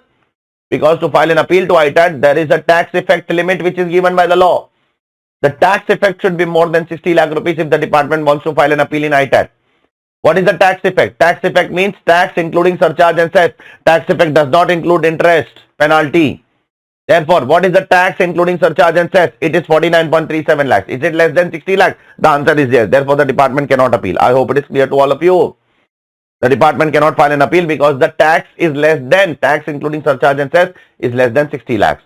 Tax effect does not include interest. Be very careful. Okay. Next one. Due to the nature and the complexity and the volume of the accounts of an assessee, during the assessment proceeding, the AO issued direction for inventory valuation. Can AO issue can AO issue directions for inventory valuation? The answer is yes. The answer is yes. The AO can definitely issue inventory valuation direction under 142(2)(a). The relevant approval was taken by the AO. Now the AO has started making mistakes. The company was given an opportunity of being till here everything is correct. Now AO wants to appoint chartered accountant. No, inventory valuation is not done by chartered accountant. It is done by cost accountant. First mistake.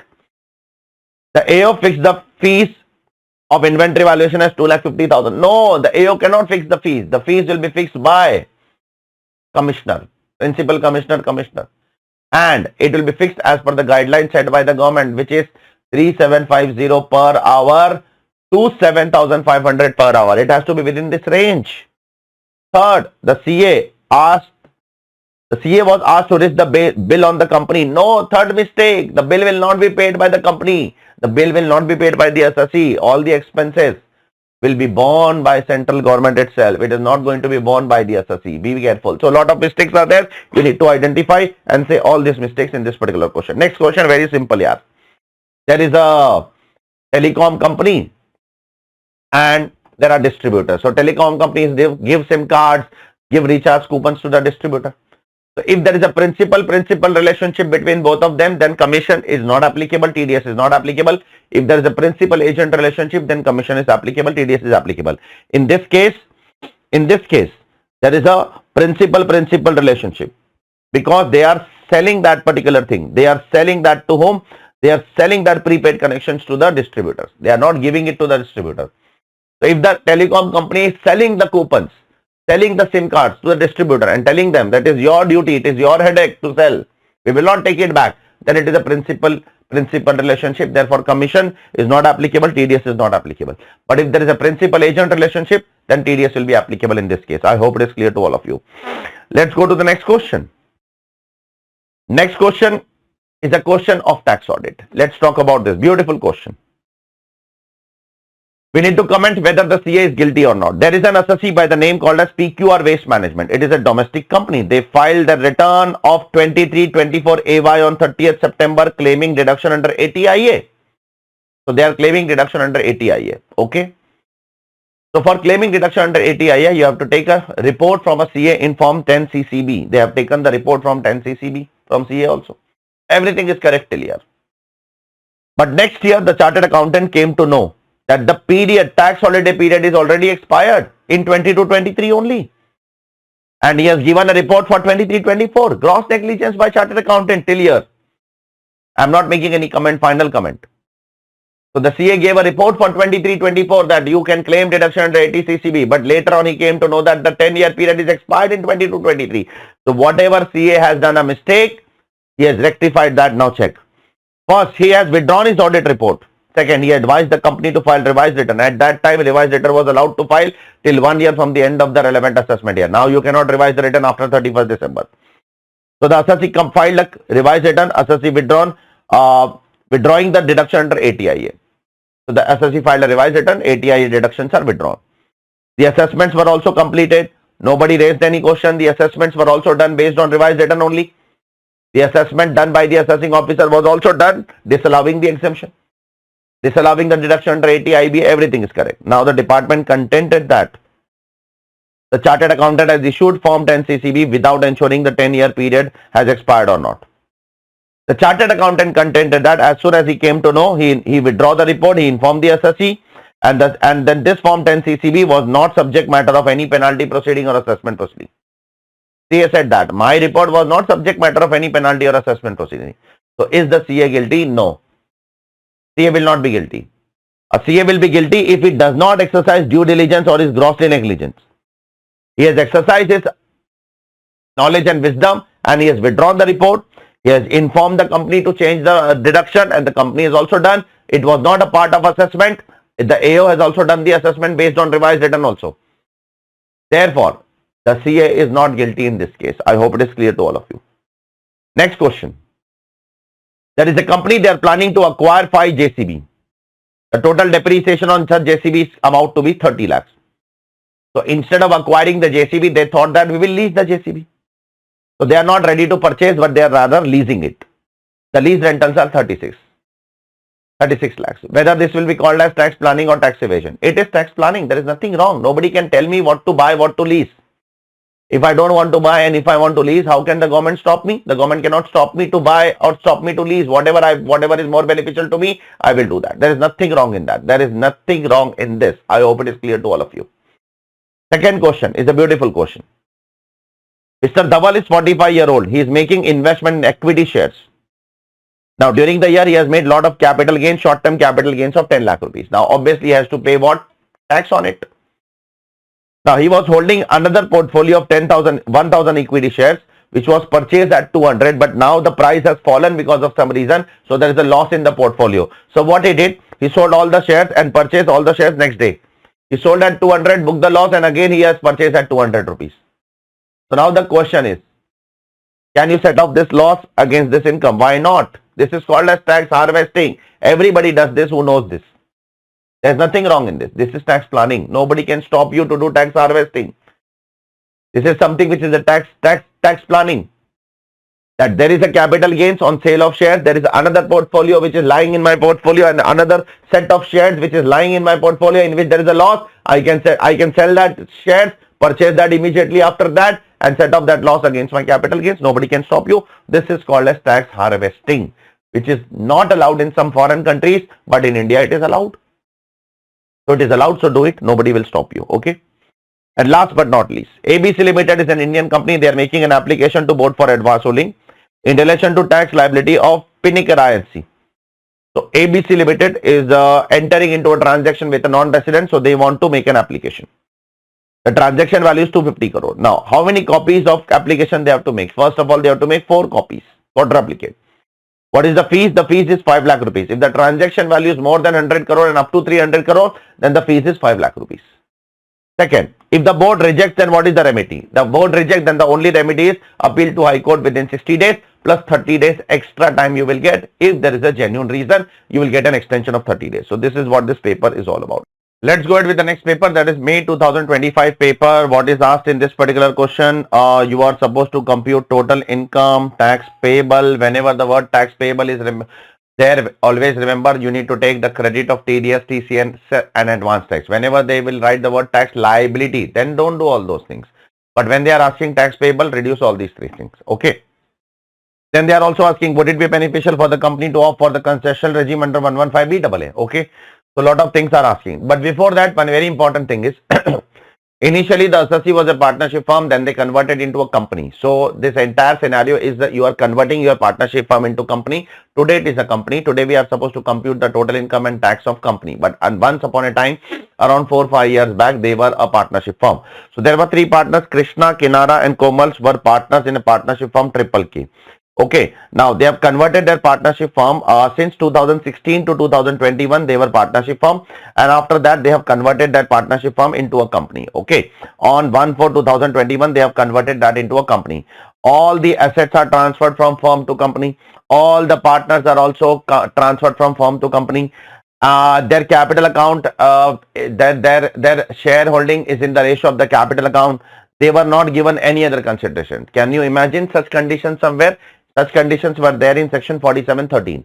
Remember, if a partnership firm is converted into a company or it is succeeded by a company in a business, then if all the partners are transferred and all the partners are getting the shares in the company in the same ratio in which their capital account stood, and if all the partners do not get any other consideration, and if all assets and liabilities are transferred and they maintain this particular, all the partners should be at least 50% and they should maintain this for a period of 5 years. If you fulfill all these conditions, then whatever capital assets are transferred from partnership firm to company, all of them will be exempt. Okay. So now there is some use of this later on in the question. Now today the associate is a company. Today it is not a partnership firm. But once upon a time it was a partnership firm. They have transferred their business and they have claimed exemption under capital gains in 2021. Now the company has a net profit of 1,19,25,000 rupees. Now the first thing which they have done is 1,17,000 they have paid to some road transporter. But they have paid in cash. Can you pay in cash to road transporter? Up to 35,000 you can pay as per 40A3. The first one is 26,000, that will be allowed. Second is 37,000, not allowed, disallowed. Third and fourth allowed, 22,000, 32,000 allowed, up to 35,000 it is allowed. Now, there is one more information which is given with respect to this. The company did not deduct TDS. Why? They should have deducted TDS, but they have not deducted TDS correctly because the payee, that is the transporter, has given a no deduction certificate. Check. So if the transporter has given no deduction certificate, I don't have to deduct any TDS from that. I hope it is clear to all of you. So the only disallowance will be this 37,000 rupees. Next, depreciation, add back. Next, out of the debtors that were transferred, one debtor became bad and the company cannot recover. Nothing could be recovered. Therefore, the company debited that 6 lakhs in the P&L. So one of the debtor of the partnership firm, it has become bad in the hands of the company. Can company claim deductions of the predecessor? The answer is yes. If the predecessor has sold some goods and it has become bad in the hands of successor, it is allowed as a deduction as per the Supreme Court judgment of TV, the Bhadra Rao K. Koteshwara Rao. Remember or not? So this 6 lakh rupees correctly claimed as deduction by the company. Because the company has already claimed that as a deduction, we don't have to do anything. Okay. Next one, very important adjustment. Dividend received from listed company, 5,40,000. Sir, should we gross up this? First of all, reduce from IFOs. Reduce from IFRS, show under what? Show under capital. Reduce from PGBP, show under IFRS. Do not gross up. Sir, why are we not grossing up? Because ICI has stopped grossing up the dividend unless and until it is written in the bracket that it is net of TDS. Otherwise, they are not grossing up. So you also don't gross up. In PGBP question, don't gross up dividend unless the ICI mentioned that it is net of TDS. Otherwise, don't gross up, please. Okay. So reduce from here and show under what? Income from other source. Show under income from other source. Okay. Now, next one is a very good adjustment. The company has invested in the shares of listed company through a stockbroker. During the financial year, the company paid 1,25,000 to the resident stockbroker as a commission for the purchase of shares. Whether this will be allowed as deduction? Not allowed, because the associate's business is not of what shares, na?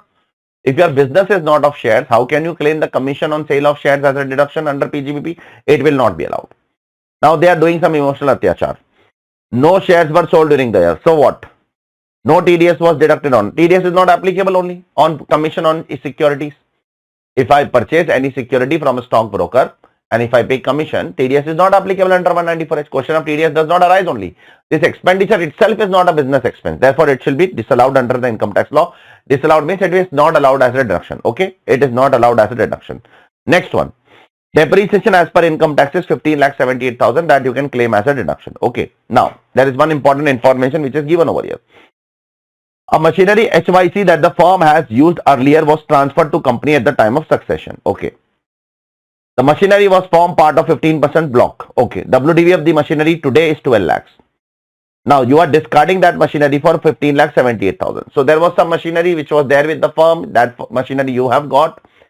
The WDV of the machinery today is 12 lakhs. Now you are discarding that machinery. Okay. So what? What should I do with that? Nothing can be done. Leave it. Sir, why leave it? Why leave it, sir? Because this is only discarded. This cannot be reduced from the block of asset. Why? I have told you earlier, only those machineries and those assets are reduced from block of asset where there is a money payable. There is no money payable on this. Because there is no money payable, you don't have to reduce this machinery from the block of asset. Okay. So therefore, you will claim full 15,78,000 depreciation on it. I hope it is clear to all of you. Now they have made a problem. Remember that partners which are coming from firm to company, the partners which are coming from firm to company, they should hold at least 50% of the shares in the company and they should hold that for a period of 5 years from the date of succession. Now, the shareholding pattern can be seen as follows. Krishna 30%, Kenara 25%, Komal 20%. These three are holding 75%. Now, others are holding 25%. So, it is correct. But they have made a problem. Krisha sold 95% of her holdings to her daughter-in-law, Kirat.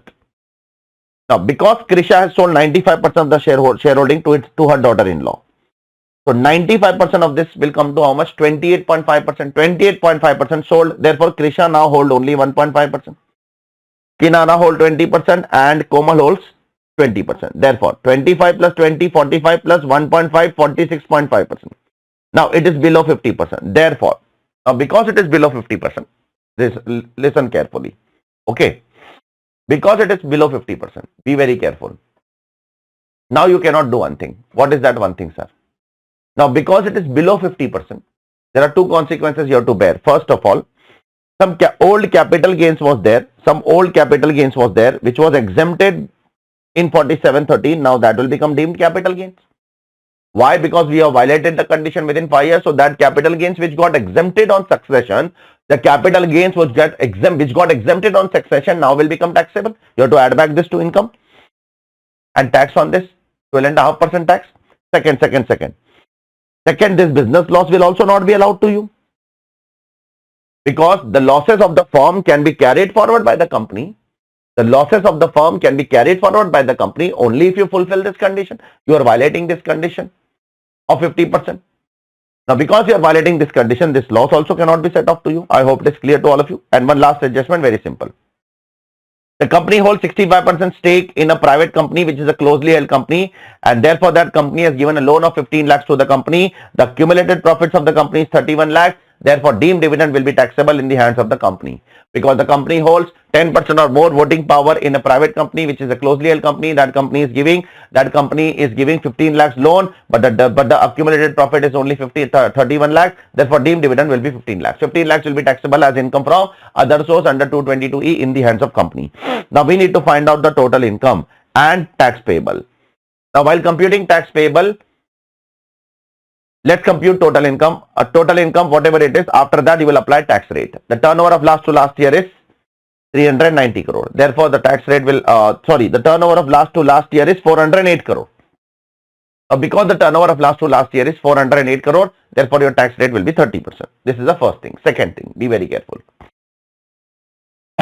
LTCG will be subject to 12.5%. Other incomes will be subject to 30% tax surcharge if applicable. Now we need to find out tax payable. So I will take TDS credit of 2 dividends. First of all, on this dividend of 5,40,000 rupees, on this dividend of 5,40,000, where is dividend of 5,40,000? This 5,40,000 dividend, the company who have paid me dividend, they would have deducted 10% TDS, correct? So on this 54,000, I will get credit, and on this dividend of 15 lakh rupees deemed dividend, on this also I will get credit of 10%. So this 1.5 lakh TDS credit I will get, and there 5,40,000 TDS credit I will get. 5,40,000, 10% is 54,000, 15 lakh, 10% is 1.5 lakh. So 1.5 plus 54, 2,04,000 I will take as a TDS credit. I hope it is clear. Be very careful. Now last but not least, would it be beneficial for the company? Then you find out under 115BAA whether it is beneficial or not. The income is same only. There is nothing which will be added in this question in 115BAA, nothing. You can check, all the adjustments are same. Just tax rate will change. Long-term capital gains will be chargeable at 12.5% and rest of the incomes will be chargeable at 22% plus 10% surcharge plus 4% cess. Check whichever is more beneficial. I hope it is clear to all of you. Very simple question. Second question. Question number 2. A very simple question once again on what? On partnership firm. There is a partnership firm LLP etc. in which there are 3 partners J, K and L, of which J and K are working partners. Partnership deed authorized 14% interest per annum, 14% cannot be allowed, only 12% allowed, and deed also authorizes remuneration to working partners of 75,000 rupees per month. Now what are we supposed to find out? We are supposed to find out total income and tax payable. Ignore AMT. We are not supposed to find out AMT. Now let's try to find out the total income. First of all, the partnership firm is earning income from 2 places. One, they are earning income from 10AA, another they are earning income from 35AD. Now let's talk about from 10AA, how much they are earning. They are earning from 10AA, their profit from 10AA is 24 lakhs. You can check it over here. So I am writing SEZ profit 24 lakhs. Then their profit from 35AD business, warehousing facility, it is 30 lakhs. So I am writing warehousing facility 30 lakhs. Okay.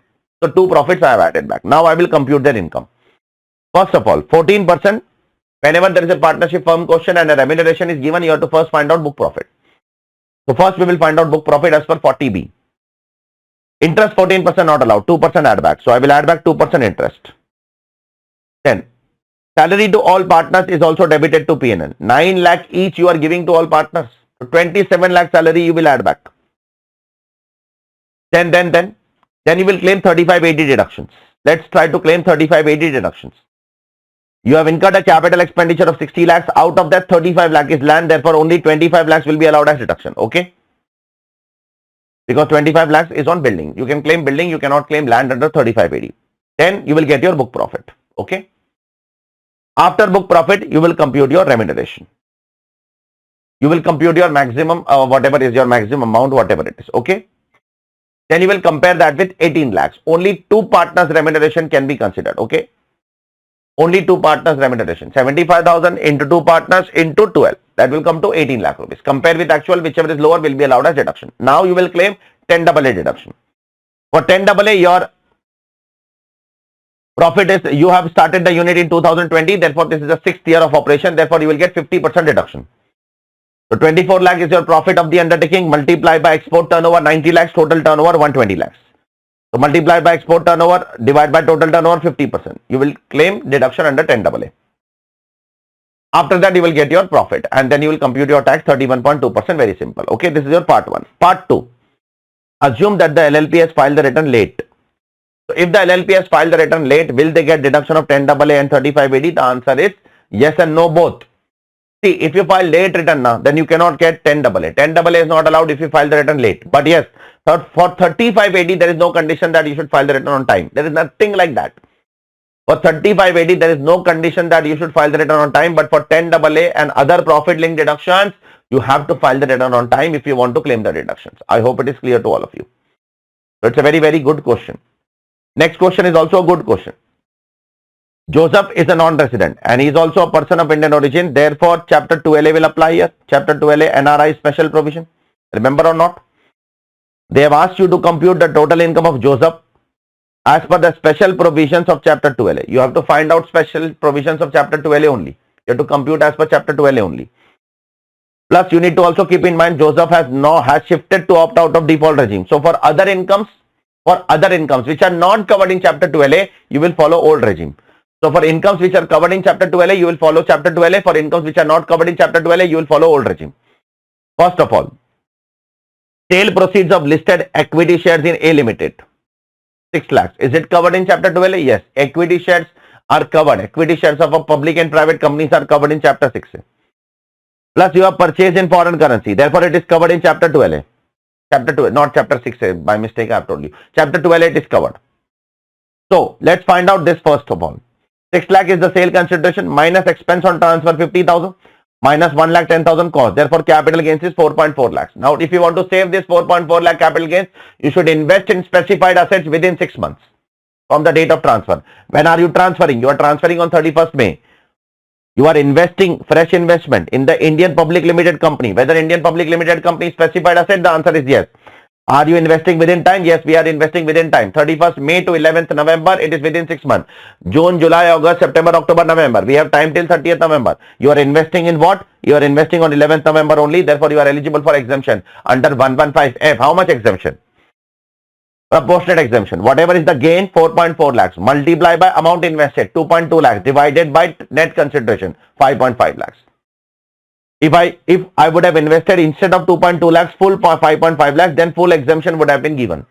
But because I am not investing full consideration, I am only investing 2.2 lakhs, therefore I will get proportionate exemption. I hope it is clear to all of you. So first 3 points are done. Next, interest on government security, net of TDS, acquired in foreign currency. Is government security covered in Chapter 12A? Yes, government security is covered in Chapter 12A if you acquire in foreign currency. But this is net of TDS, so you have to gross up. What is the tax rate? 20.8%. You have to gross up. This is 79.2%. So 100 is how much? Cross multiply, find out. Gross up. Next, interest on deposit with public limited company. This is also acquired in foreign exchange. Is deposit of public limited covered in Chapter 12A? Yes, deposit of public limited is covered in Chapter 12A. Deposit of private limited is not covered. Plus, if you purchase in foreign currency, yes, it is a deposit of public limited company. It is purchased in foreign currency, but the expenses will not be allowed. Yet it is already grossed up, so you don't have to gross up. So tax this directly 3,25,000 into 20.8%. Don't reduce expenses. Expenses are not allowed in Chapter 12A. Then interest on deposit with private company. Private company deposits are not covered in Chapter 12A. On this, you have to apply slab rates. On this, you have to apply what? Slab rates as per the old regime. So, on 5,55,000 rupees, you have to apply slab rates as per the old regime. Beautiful question it is. Let's go ahead with the next question. Question number 3. So, there is a charitable trust which is registered under 12AB. They are engaged in providing some facilities to old age home to senior citizens. They are providing some facilities to senior citizens in old age homes. Now, the total receipts of the trust is 145 lakhs.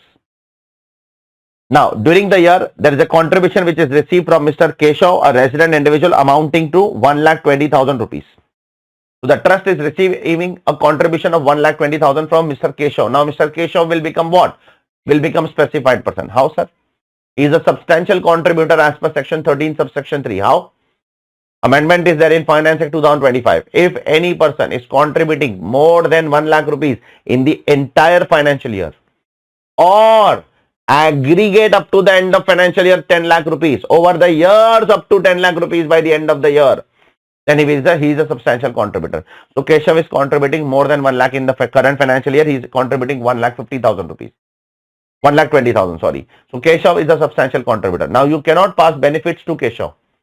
If you pass benefits to Keshav, a lot of consequences you have to bear.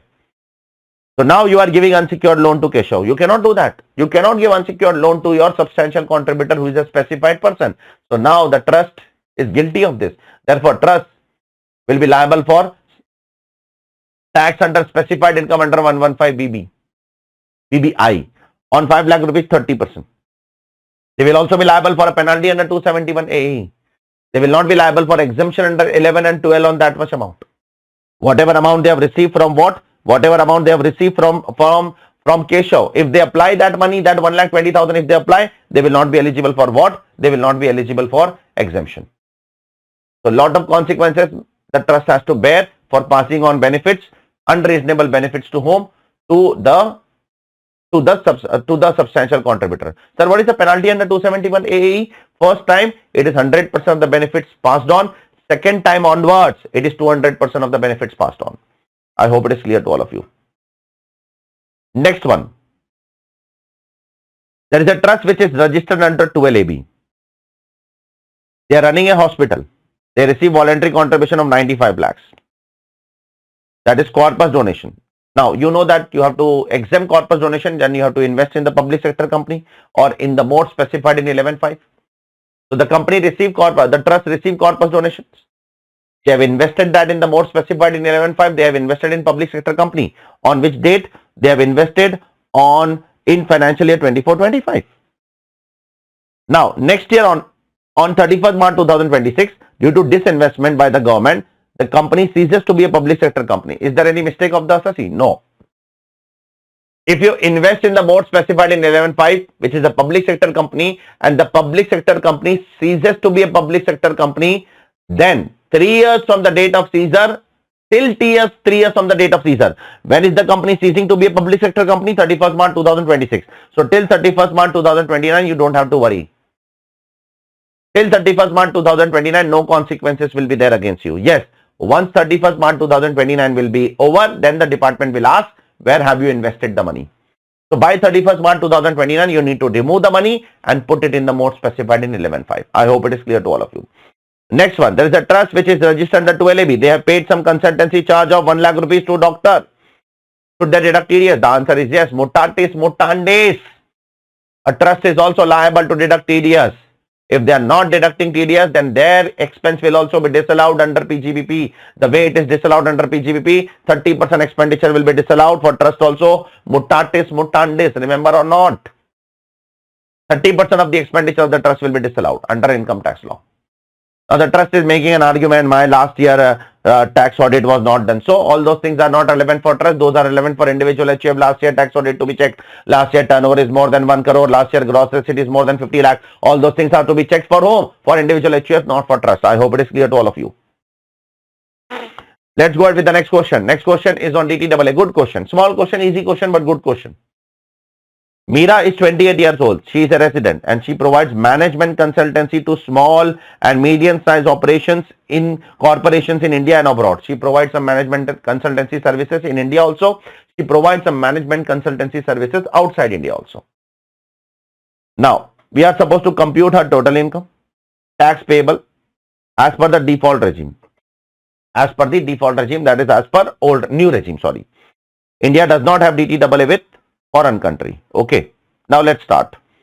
First, she is earning 3,75,000 from providing consultancy in India, and in country case she is earning 12 lakhs. Expenses is 9,60,000 and 2,50,000. Then rent from shop, expenses incurred in earning this rent, so on and so forth. That's the only two incomes which she is earning. Now, additional information. Country K provides two options for management consultancy. They are providing two options. Pay 20% tax without deduction, pay 30% tax after deduction, and you have to take whichever is more beneficial. As it is written in the question that you have to opt the best one, lowest possible tax. So which is more beneficial? Let's see. If they want to pay tax directly on 12 lakhs, then pay 20%. Or if they want to reduce the expense, then pay 37%. What do you feel which is more beneficial? Paying 37% is more beneficial. Sorry, paying 20% is more beneficial. Again, I am saying, if they want to directly pay tax, pay 20% on this consultancy income in country K. Or they can pay 12 lakhs minus 2.5 lakhs, 37% tax, which will be more beneficial. Paying 20% tax will be more beneficial for them according to me. So that is better for them. Okay. What about house property? For house property, they are getting a flat deduction of 20% in country K. So now we will compute the income in India. How we will compute? See, what all things I will take in India? 35,70,000 I will take in India. I will reduce 9,60,000 expense. Then I will take 12 lakhs in India, and then I will reduce what?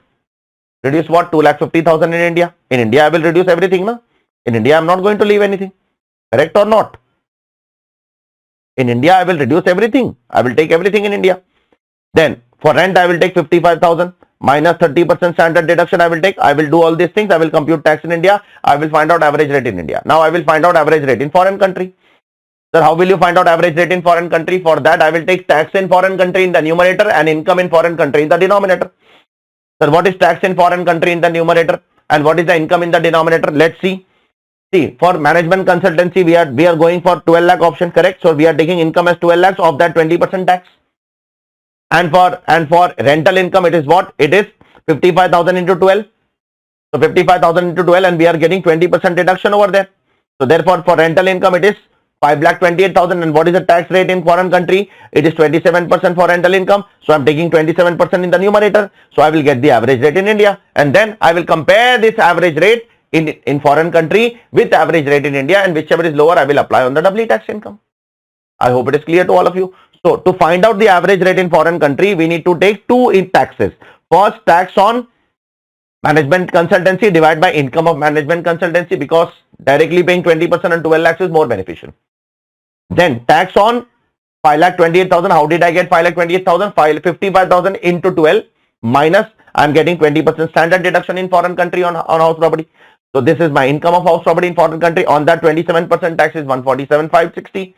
Then I will get average rate in foreign country. I will apply that on doubly tax. Whichever is lower, that will be beneficial for me in India. I hope it is clear to all of you. Next question is on TDS. Let's see. Question number 4A1. There is a non-resident company which is incorporated in country Y. They have factory across the world. In India also they have a factory. It means in India also they have a permanent establishment. Now, their turnover is too much, 200 crore, 400 crore, too much turnover, and they are purchasing some raw material of 1 crore rupees in the current year from a domestic company. So, are they liable for deducting TDS? The answer is yes. Why, sir? Even non-resident buyers deduct TDS in 194Q? Yes. In 194Q, non-resident buyers are also covered if they have a permanent establishment in India. Now, this non-resident buyer has a factory in India, which is a permanent establishment. So, if a non-resident buyer has a permanent establishment in India, they are also liable for 194Q. Other conditions are fulfilled. Like, last year business turnover is more than 10 crore? Definitely. Like, are they purchasing more than 50 lakh rupees? Yes, they are purchasing 1 crore rupees. They are purchasing how much? 1 crore rupees. So, they are liable to deduct TDS on 50 lakh rupees. How much? 0.5%, 0.1%. 0.1% TDS will be deducted on 50 lakh rupees. Next question. There is a domestic company which is paying lot of commission and other charges for their business promotion. So for the promotion and to boost sales, they are paying a lot of commission. First, they paid commission of 1,75,000 on 13th of July. Therefore, 194H will apply 2% TDS on commission. Then again they are paying commission of 1,60,000. 194H will apply because 194H is applicable if you pay commission of more than 20,000 rupees in the entire financial year. Then other incentive they are giving 1,60,000. What does this other incentive includes? It includes reimbursement of expenses for family members and Prakash. 1 lakh rupees for Prakash and 60,000 for his family members who has accompanied Prakash. 194R will apply here. 194R. What is 194R? If I give any benefit or perquisite in business and profession, and if it is more than 20,000 rupees in the entire financial year, then I am liable to deduct TDS under 194R at the rate of 10%. So that's what the company is doing. The company is giving other incentives to Prakash and his family of 1 lakh rupees and then 60,000 again. 194R. Then again they are giving some laptop to Prakash for achieving sales target. Again 194R will apply at the rate of 10%. I hope it is clear to all of you. 194R is applicable here also. Next question. Antique Master is an online website. It is working like an e-auction services. See, under 194O we have done one provision where it is written that for e-auction services TDS is not applicable, provided they should restrict their activity only to listing and pricing. That's it. They should not go beyond that. So, if you are only restricted to, if the e-auction services are only restricted to price discovery, they are not liable to deduct TDS. But here, in this case, they are taking money from buyer and then they are transferring to seller account. All these things you are not supposed to do. If you do all these things, then you are liable to deduct TDS under 194O. E-auction services are exempted from 194O only if you are restricting yourself to price discovery. If you are going beyond that, you are liable to deduct TDS. In this case, therefore, you are liable to deduct TDS on 11 lakh rupees at the rate of 0.1%. I hope it is clear to all of you. Now, next one is a transfer pricing question, simple question. Indiana Limited is an Indian company. It is engaged in manufacturing and trading of various electronic items, electronic projectors mainly. Indiana has the following stakes in different foreign entities. First of all, you need to say whether they are associated or not. First, Indiana holds 30% voting right in Star GmbH. Whether both of them are associated, the answer is yes. Indiana and Star GmbH are associated because one enterprise holds 26% or more of the voting power of another enterprise. Therefore, both of them are deemed to be associate enterprise. Second point, it appoints 6 directors in Moon Inc. Moon Inc. has 15 directors. No, they are not associated. If you want to become associated, you should appoint more than half of the directors. Therefore, they are not associated. Third, it has given a guarantee for a loan of 12 million euros. The total borrowing is 150 million. Therefore, it is also less than what? 10%. If you want to become associated, you should be having at least 10%. You should at least give guarantee for 10% of the loan of the other entity, or you should at least hold 51. If you should at least finance 51% of the total book value of the other enterprise. So here Indiana is not giving 10% guarantee of the total loan. Neither Indiana is giving what? Indiana is giving 51% of the finance to the other entity of the total book value of asset. Therefore, they are also not associate entity. Only Star GmbH and Indiana are associate entity. The second and the third transactions are not associate entity. So first question is that only. Whether Star, Moon and Asteroid are associated, only Star is associated, Moon and Asteroid are not. Justification you have to write properly. It is not MCQ, please. Now, with Star, whatever transaction you are doing, that is subject to transfer pricing. Indiana bought 1000 units of electronic projects from Star for 15,000 for resale. It sold these projects in India without doing any modification. The gross profit margin earned from such resale was 20%. Star GmbH provide after sale service of 1 year. The cost of warranty is 3% of sale price. Now you need to be very careful with this. You need to be careful. You have to apply resale price method in case of Star GmbH. What is first step of resale price method? The first step of resale price method, the price at which you buy from associate enterprise and resale to your third party. First step of resale price method, identify the price which is purchased from associate enterprise and then resale price, resale to third party. You are purchasing at 15,000 rupees and you are reselling at a margin of 20%. It means on sale price, 20% on sale price. Okay.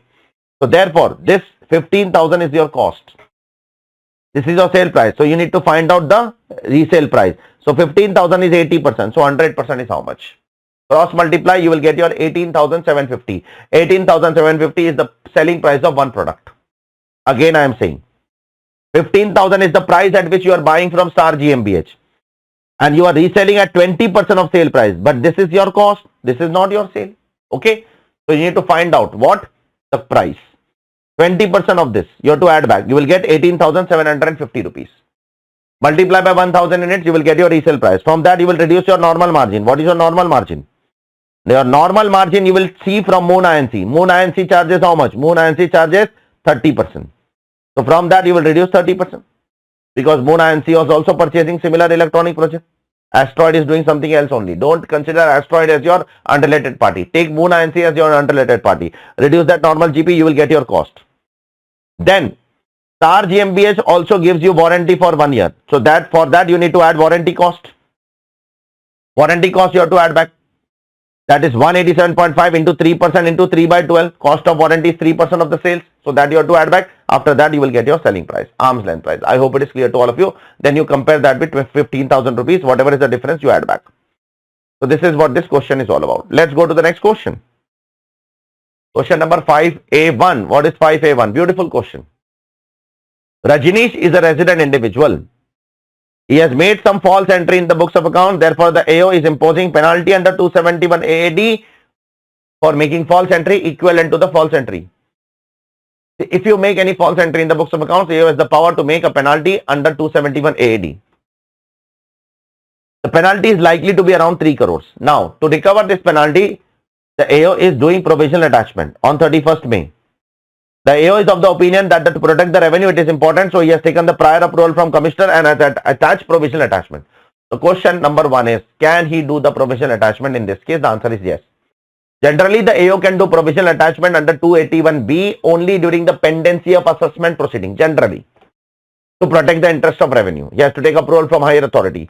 But only during one penalty proceeding also he can do. Generally, during assessment proceeding he can do. But during penalty proceeding, he cannot do provisional attachment. There is only one penalty proceeding during which he can do provisional attachment, that is 271 AD. That too, if the penalty amount is more than 2 crore rupees. Check. So, is the action of the AO valid? The answer is yes. Is there any monetary limit? Yes. For 271 AAD, the penalty should be more than 2 crore rupees. Second part, assume all procedures of the provisional attachment have been made. Discuss the validity of such provisional attachment and can it be extended. First of all, validity is, it is 6 months on the date of order. Whenever the AO will pass the provisional attachment order, it will be applicable for 6 months. Can it be extended? Yes, it can be extended. Therefore, when has the order been made? The order is made on 31st May. Therefore, it is valid till 30th November 2025. It will be valid till 30th November 2025. Now, can it be extended? Yes, it can be extended up to 2 years or before completion of 60 days from the end of the completion of assessment, whichever is later. So, it can be extended for further 2 years or after completion of assessment, another 60 days, whichever is later. Third, is there any option available to Mr. Rajneesh where such provision attachment can be avoided? Yes. Your property is getting attached? Yes. You don't want it to be attached? I don't want it to be attached. I want to sell that property. So, whatever is the market value of the property, that much you have to give what? A bank guarantee from a scheduled bank. So, if you give a bank guarantee from a scheduled bank of the value equivalent to the property, market value FMB equivalent to the property, then the department will not do provision attachment. I hope it is clear to all of you. Next question is of Lakshman Das Khandelwal. Lakshman Das Khandelwal, we have done this particular case law earlier, but again I will tell you because it's a very, very, very important case law for us in the examination. So what is this case law? Pay attention please. Generally, if a late scrutiny notice comes under 143.2 or an improper notice comes under 143.2 and if you cooperate, then the provision of 292BB is applicable. That it is deemed to be valid, it is deemed to be proper. But what if the notice has not come only and if you cooperate? Whether in that case, whether 292BB can apply? No, 292BB cannot apply if the notice has not been sent by the department. So 292BB can only cure those defects where the notice has come late and you have cooperated, then it is deemed to be valid, or where the notice has come improper, you have cooperated, you have not raised objection, and then it is deemed to be valid. But if the notice has not come only, then 292BB cannot attract. That's what it is written in the case of Lakshman Das Khandelwal. Next question is also a very good question of BDR Finvest. The assessee, the payer has deducted the TDS, but the payer has not paid the TDS. So if the payer has deducted the TDS, but the payer has not paid the TDS, therefore in Form 26AS of the payee, the tax amount will not be reflected. The TDS credit will not be shown. So the question over here in front of the court was whether the payee will get the credit of TDS which is not reflected in 26AS even though the payer has deducted it. The payer has deducted the TDS, not paid the TDS, whether the payee should get the credit of TDS without reflection in the 26AS. The court said that yes, the assessee can get the TDS. The moment the payer has deducted the TDS, even though it is not reflected in 26AS, the payee can claim the credit. I hope it is clear to all of you. Beautiful question. Question number 6. What is question number 6, sir? Let's see. It's a small question on tax audit. Mr. Ram is engaged in trading of mobiles and is a proprietor of 6 Mrs. Narang Mobile, some company is there. He is a proprietor of that. Now the turnover is 5 crore 12 lakhs.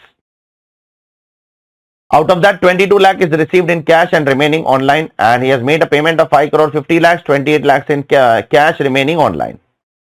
The first question is he required to make the books of accounts audited? The answer is no. Why, sir? Narang is the answer is yes, he is liable to get the books of accounts audited. Why, sir? Why Narang is supposed to get the books of accounts audited? See, what is the turnover for getting the books of accounts audited? 1 crore. If the turnover of business exceeds 1 crore, you are supposed to get the accounts audited. But sir, for some people it is 10 crore also. Yes. For some people, it is 10 crore, provided your cash receipt is up to 5% of total receipt and your cash payment is also up to 5% of total payment. In this case, let's check whether Narang is fulfilling both the conditions or not. The cash receipt is 22 lakh. Cash receipt is, the total receipt is 502 lakh. Therefore, cash receipt is 4.29%. This condition is fulfilled. The cash payment is 28 lakh. The total payment is 550 lakh. This is crossing 5%. Therefore, Narang is not fulfilling this particular condition. Therefore, because the turnover of Narang is 5 crore 12 lakh, he is supposed to get the accounts audited. He will not get the benefit of 12 lakh, or he will not get the benefit of 10 crore rupees. I hope it is clear to all of you. Second question in the same. Narang has issued an invoice of 3,50,000 to Messrs. XYZ and Company for sale of mobile phones. XYZ and Company made 2,50,000 through account pay check and 1 lakh in cash. Is the tax auditor required to report this? No. The tax auditor is required to report this transaction only if the cash receipt is 2 lakh or more. If the cash receipt is less than 2 lakh, there is no need to report this in Form 3CB or Form 3CD, whatever it is. So because in this case, the cash receipt is only 1 lakh, the auditor is not required to report that in Form 3CD. I hope it is clear to all of you. Next question is a very simple question. 100 times we have done this. There are two units. One is eligible for SEZ deduction 10AA. Another is not eligible for SEZ deduction. Whether they are doing transaction with each other, whether GAR will apply, GAR will not apply. Because in that case, SAR is there. Specific anti-avoidance rule is there. One unit is in SEZ. Another unit is in non-SEZ. If they sell anything to each other, then the provisions of SAR is applicable. GAR is not applicable. Specific anti-avoidance rule is there. There is no need to apply GAR in that case. I hope it is clear to all of you. Why? Because there is domestic transfer pricing in that case. If one unit is eligible for ATIA, ATIB 10AA, another is not eligible. If they sell each other anything, then the domestic transfer pricing is applicable, provided the transaction value for domestic transfer pricing should exceed 20 crore rupees. Otherwise, domestic transfer pricing is not applicable. I hope it is clear to all of you. And last question over here. There is an Indian company. They are entering into an agreement for providing some technical know-how to a foreign company. Now, the agreement is expected to be 500 crore. The tax liability is expected to be 150 crore. Can they make an application to board for advance ruling? Yes. A resident can make an application for board for advance ruling if the transaction value is more than 100 crore. In this case, the transaction value is 500 crore. Therefore, they can apply for advance ruling. Second, can the advance ruling authority, can the board ask for production of books of accounts? Yes. The board has given, the board for advance ruling has been given the same powers which are there under section 131 to issue summon by the income tax authority.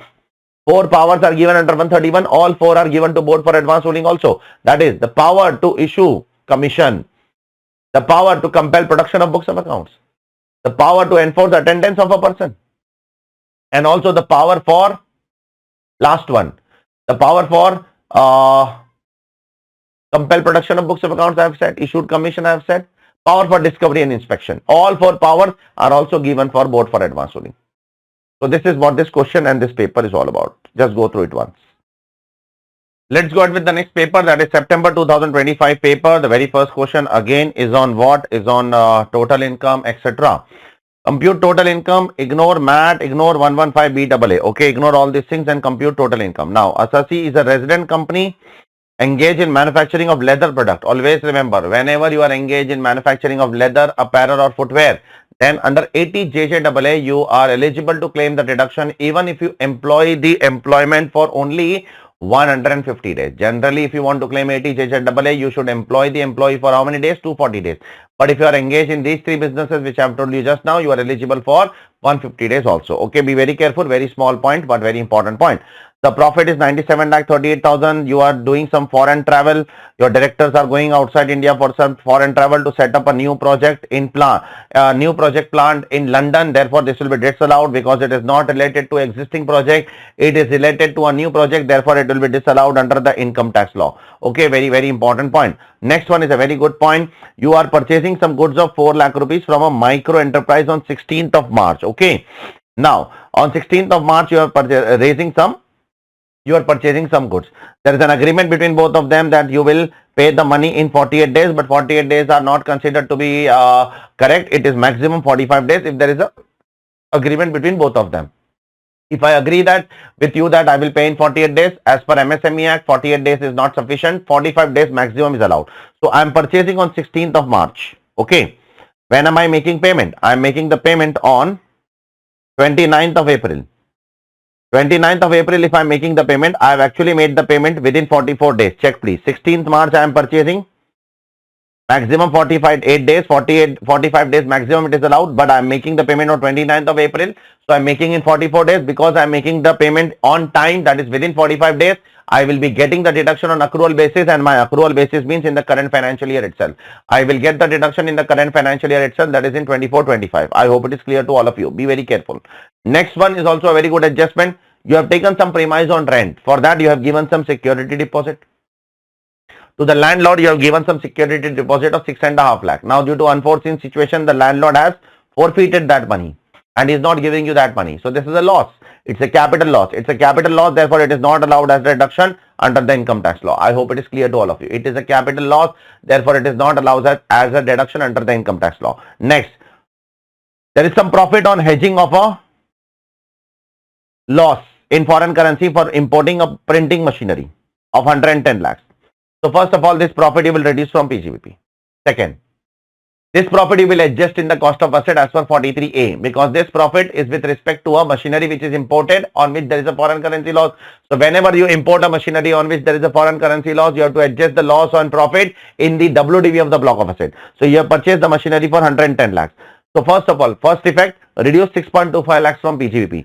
Then reduce 6.25 lakhs from 110 lakhs, and then compute your normal depreciation 7.5%. Why normal depreciation 7.5%? Because the machinery is put to use for less than 180 days, and additional depreciation of 10% because the machinery is put to use for less than 180 days. I hope it is clear to all of you.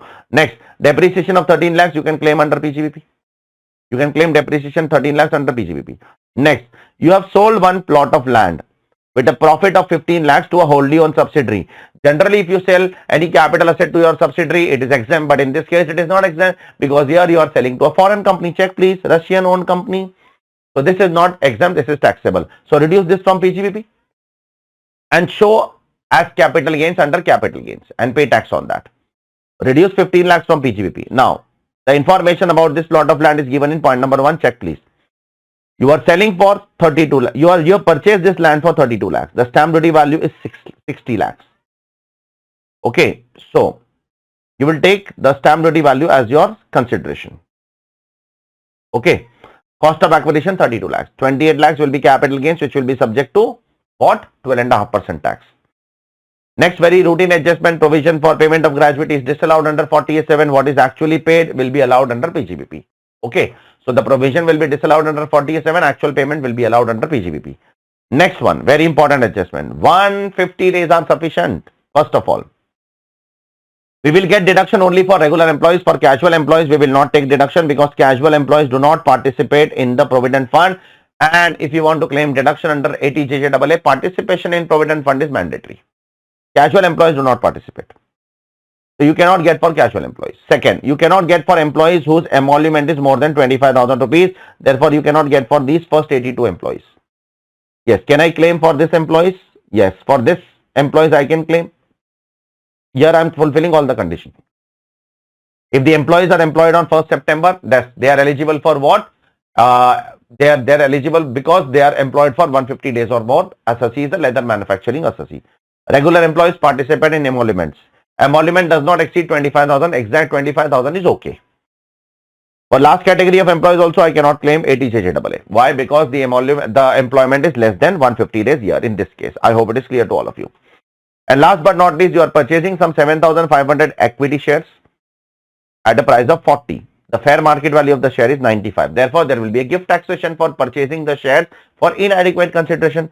7,500 shares into 95 minus 40, that is into 55, will be chargeable as income from other source.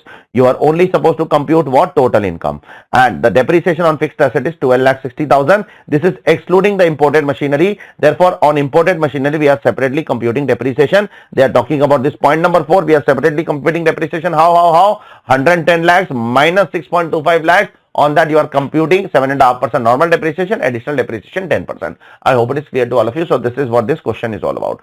Very, very simple question, nothing great. Let's go to question number 2. Very good question. Message PR is an AOP. it is an AOP. And there are two members. PR Associates is an AOP, and there are two members, Mr. P and Mr. R. Mr. P is following old regime and Mr. R is following new regime. Okay, now what are we supposed to do? We are supposed to compute the tax liability of PR Associates and Mr. R. We are not supposed to compute for Mr. P. We are supposed to compute for Mr. R. We are supposed to compute for PR Associates. Now, both of them have a share of 65% and 35% in the AOP. Be very careful now. Again, I am telling you what we are supposed to do. We are supposed to just compute total income of AOP and Mr. R, not for Mr. P. For Mr. P, we are not supposed to compute. Now, what is the total income of AOP? It is 11,80,000. Now, Mr. P is earning 2,40,000, 45,000, and he is following old regime. So his income is less than basic exemption limit. Mr. R is earning 2,97,000. His income is also below basic exemption limit. Okay. He is following new regime. So again I am saying Mr. P is following old regime. So his income is below basic exemption limit.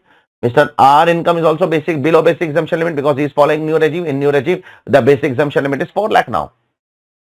So therefore all the members are poor. If all the members are poor, the AOP will pay tax at slab rates. So the AOP will pay tax at the slab rates only. So for AOP, 11,80,000 will be subject to slab rates. Up to 4 lakh, no tax. Above 4 lakhs, up to 8 lakhs, 5%, then 10%, etc., etc. Okay, be very careful. Now, for Mr. R, what are we going to do? Mr. R will have two income. One is 2,97,000 as other income, and one is 35% of AOP income. 35% of AOP income will also be added here. So therefore, the total income of Mr.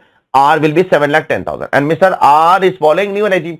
Now, because Mr. R is following new regime and his total income is up to 7,10,000, therefore close your eyes and up to 12 lakhs, it is full rebate. Up to 12 lakhs, Mr. R is not liable to pay any tax. Therefore, you can claim full rebate under 87A. There is no need to compute rebate under 86 separately. Directly under 87A, you can say that full amount is exempted. I hope it is clear to all of you. It is fully exempt, not subject to a single rupee tax. Now, the second question is a beautiful question. This is a very good question. You need to be careful with this question.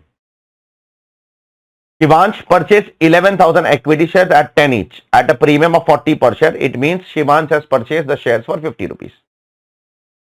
Now, on 7th of October, the company buybacks 1,000 equity shares. What is the company doing? Company is buying back 1,000 equity shares. So, after this, Shivansh holds how much? Only 10,000 shares. Now, on this 1,000 equity shares, if the company is buying back, that will be deemed dividend in the hands of Shivansh. 1,000 into 550, 1,000 into 550 per share will be deemed dividend as per 222F amendment by FA 24. Further, on this 1,000 shares, there will be a capital loss. Under 46A, full value of consideration always 0. Cost of acquisition, 1,000 shares into 50 rupees per share is the cost, 40 plus 10. So, this 50,000 rupees loss. So, keep these two things separately. 5,50,000 deemed dividend and long-term capital loss 50,000. Now, let's go ahead. This ABC Limited has distributed assets to its shareholders on liquidation. Now, the ABC Limited is getting liquidated. How much shares Shivansh has? Shivansh after buyback has 10,000 shares. Before buyback, he had 11,000. Now, he has 10,000 shares. Shivansh received 100 rupees per share in cash. It means 10 lakh he will receive in cash. Correct? Plus, he will also receive one plot. The market value of that plot is how much? The market value of that plot is 60 lakhs. So, Shivansh is total receiving 70 lakhs from company on liquidation. So, whatever company distributes on liquidation, that is deemed dividend in the hands of the shareholder. But to the extent the company possesses accumulated profits. Now, listen carefully. The total equity shares of the company is 1 lakh, out of which Shivansh holds, Asasi holds 10,000. Therefore, Asasi holds only how much? 10% of the shares. Now, Shivansh is getting assets worth rupees 70 lakhs. The accumulated profits of the company is 8 lakh. How much is attributed to Shivansh out of 80 lakhs? Only 8 lakhs. So, Shivansh is getting assets worth 70 lakhs, cash plus asset, and Shivansh accumulated profits is only 8 lakhs. Therefore, deemed dividend will be 8 lakhs. I hope it is clear to all of you. Don't compare 70 lakhs with 80 lakhs. 80 lakhs is for all the shareholders and 70 lakhs is only for Shivansh. Therefore, you have to compare 70 lakhs with 10% of 80 lakhs. Therefore, deemed dividend under 222C will be 8 lakhs. Now, we will compute capital gains of Shivansh. Whatever amount received is FVC 10 plus 60 minus whatever deemed dividend under 222C will be reduced. 62 lakhs will be the net consideration. From that you will reduce cost of acquisition. What is the cost of 10,000 shares? The cost of 10,000 shares you can see in the first paragraph. 40 plus 10, it is 5 lakh rupees. So 57 lakhs is the capital gains long term. So now this 50,000 long term capital loss you can set off against this 57 lakh long term capital gains. Long term capital loss can set off against long term capital gains. I hope it is clear to all of you. Beautiful question it is. Very intelligent question. Next question. Bit to INC is a FII. Whenever FII will come now, always remember 115AD is applicable. Now you are supposed to compute total income and tax liability of bit to INC. Whenever FII will come, 115AD will apply. First short term capital gain is given. So short term capital gains of equity shares on which STT is paid, that will be subject to 20% tax plus 4% says 118 it is. Now normal short term capital gains on which STT is not paid, that will be taxable at 30% under 115AD. Go and check. Long term capital gains, two views are taken by ICI because the question is not clear whether it is 112A STT paid long term capital gains or not STT paid long term capital gains. You can assume anything. If you assume STT paid long term capital gains, then 12.5% subject to 1.25 lakh exemption. If you assume not STT paid, then directly 12.5%. Then interest received from Indian company, 20% tax, but you have to gross up because the word interest is given. For FII, interest and dividend is taxable at 20% under 115AD. So you will take 20% on this, but you have to gross up because receive word is given. Dividend directly income is given, take 20%. Interest on other security directly income is given, directly 20%, no need to gross up here. Okay, then compute the tax liability. I hope it is clear to all of you. Let's move on to next question. Question number 3A. Now this is a very good question on taxation of trust. In this question, we are supposed to compute the total income of the trust. A charitable trust is engaged in relief of poor. It derives an income of 114 lakhs. First of all, 1 crore 10 lakh is derived from property, so add that to the income. Then some accrued interest they have earned on fixed deposit, so add that also to income. Then you will claim 15% what exemption. So there are two incomes that the trust is earning. One they are earning from property, another they are earning from accrued interest. So you will reduce 15% from there. Okay, till here everything is very simple. Now, the trust has applied 86 lakhs towards charitable purpose. Now let's see which all things will be allowed out of this 86 lakhs.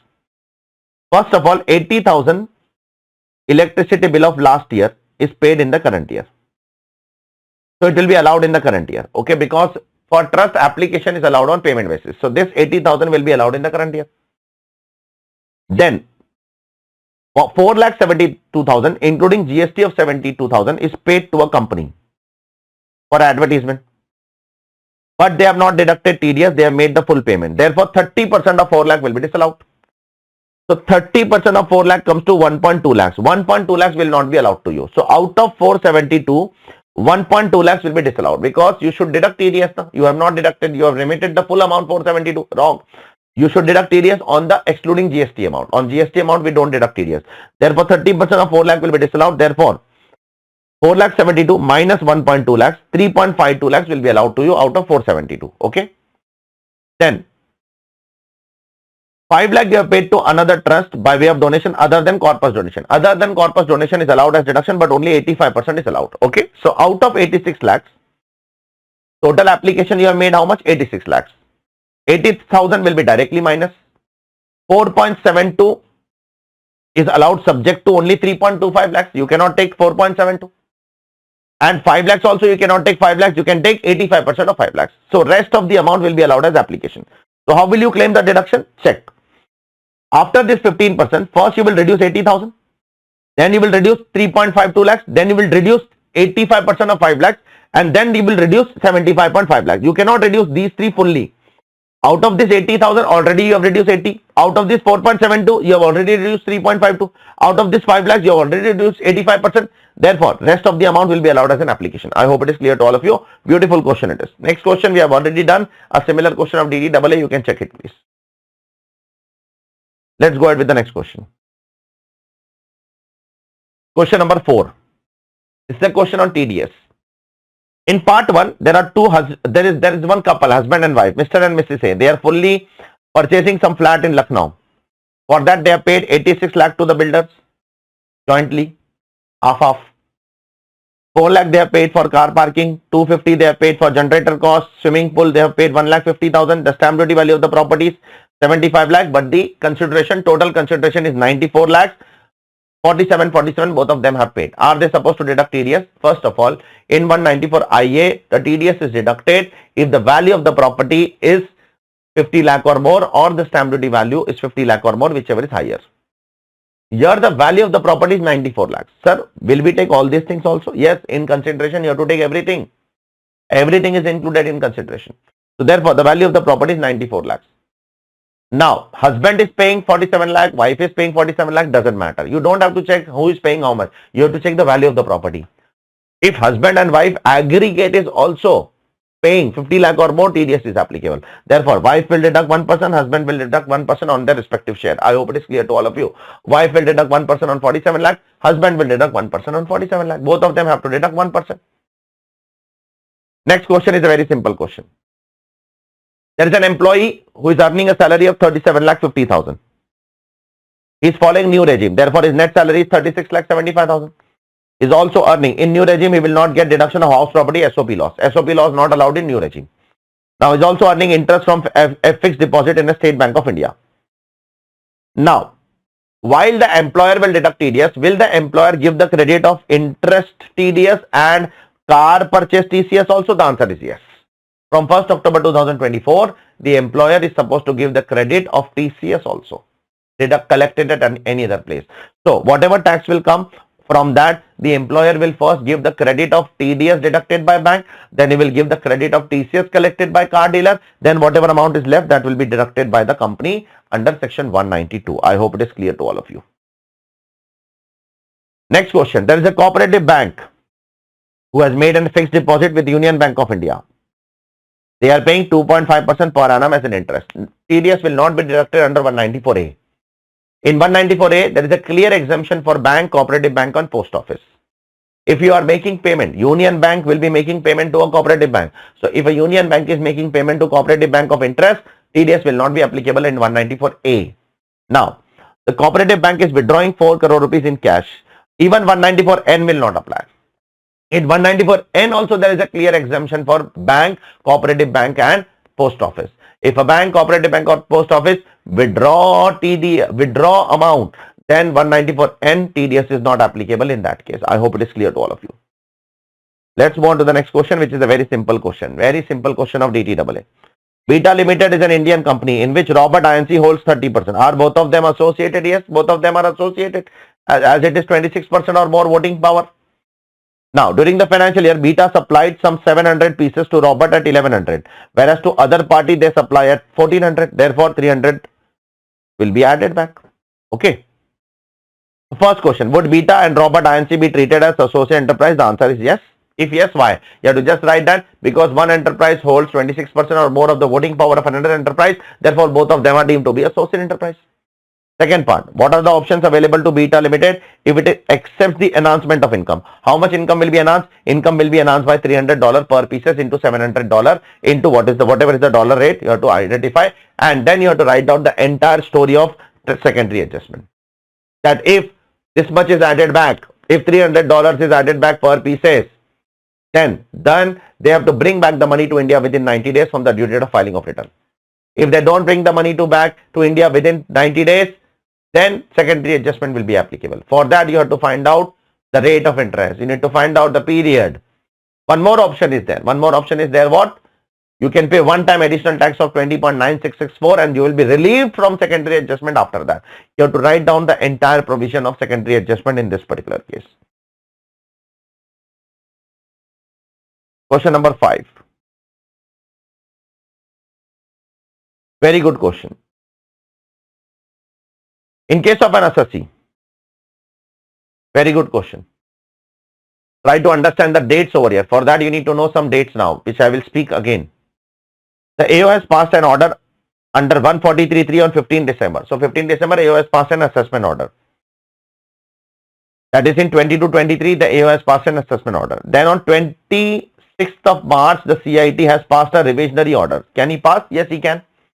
The revisionary order can be passed within 2 years from the end of the financial year in which the order sought to be revised was passed.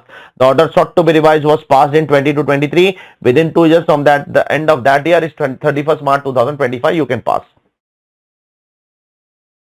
Now, in the order, the CIT said that I will tell the AO to make the fresh assessment. Can the CIT tell the AO to make fresh assessment? Yes, CIT can confirm, CIT can annul, CIT can also what? Tell the AO to make a fresh assessment. Now, that order was dispatched to the assessee. The AO issued notice under 142(1) to the assessee on 6th of May for making fresh assessment. Now the assessee is making an argument that this is a time barred assessment because this is time barred by CIT because assessee got to know about this. Assessee got to know about this after 2 years. What is the last date by which the CIT is supposed to pass the order? 31st March 2025. 2 years from the end of the financial year in which the order sought to be revised was passed. The order sought to be revised was passed in 22-23.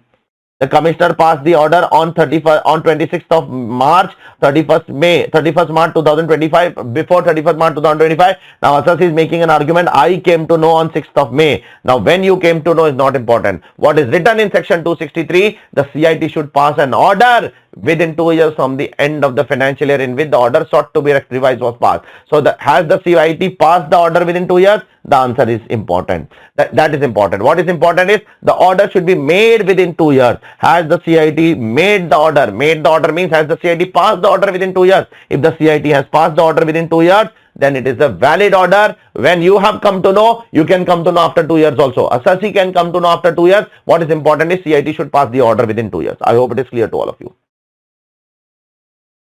Next question. This is also a very intelligent question. Rama has filed his return of income claiming bad debts. Then return was processed under 143(1). You filed the return got processed under the software. Thereafter, the AO noticed that the assessee has wrongly claimed the amount of bad debts, so AO issued 154 notice. But unfortunately, this notice was after the expiry of time limit under 154(7), that is 4 years. The AO can send notice up to 4 years, but he has sent after 4 years. And then he initiated 154. During 154, he issued notice under 148A also. Now he wants to start 148A also. So first he started 154. During that 154 itself, he wants to start with income escaping assessment also. Can he parallelly start both the proceedings at the same time? The answer is no. The court said that because 154 is already in pendency, you cannot start with the fresh proceedings here. First complete that and then you can start with 148A. I hope it is clear to all of you. The third one is something which we have just done in the previous paper also. There is a charitable trust who is paying a rent of 30 lakh. They have not deducted TDS. They should deduct TDS. Mutandis. Last year turnover and all is not applicable for charitable trust. Those are applicable for individual HUF for deducting TDS. Therefore, here, if they have not deducted TDS, 30% expenditure will be disallowed in this case. I hope it is clear to all of you. Then there are some theory questions. You can go through it. Next question. Next question we have done earlier. You can go and check. Okay. There is only difference over here is you have to now comment on this based on what tax audit. You remember that in the chapter of transfer pricing, I will explain once.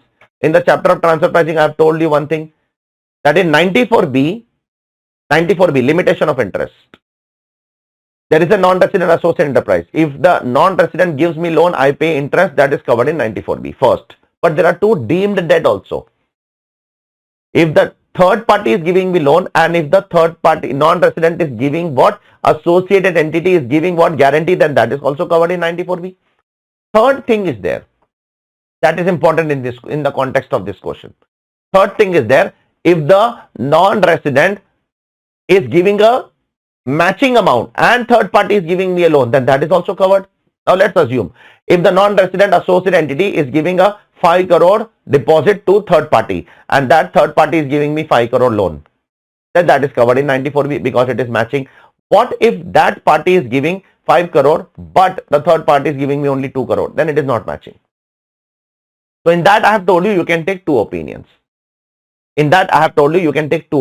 One, you can say that it is not matching. Second, which is correct opinion, you can say that it is partly matching. Even though it is not fully matching, it is partly matching. So there is a difference in opinion. So if there is a difference in opinion, what will you do as a tax auditor? You will mention that difference in opinion in your form 3CB.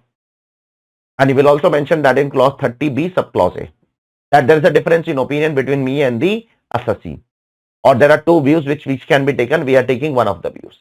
I hope it is clear to all of you. And the next question we have done earlier, you can go and check. Okay. And the last question over here is, there is a non-resident who has made an application for board for advance ruling. Now they want to withdraw such application. Can they do so? Yes, they can. You can withdraw the application within 30 days from the date of application.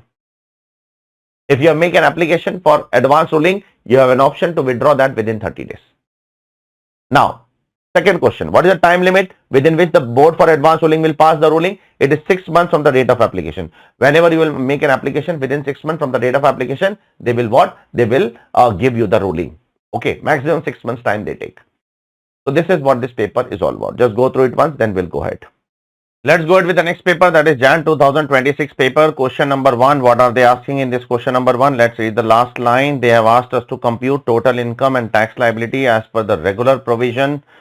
Assessee has not applied for 115 BAA, but they have asked, would it be beneficial for M Auto to opt for beneficial tax rate? Then we will go for 115 BAA at the end.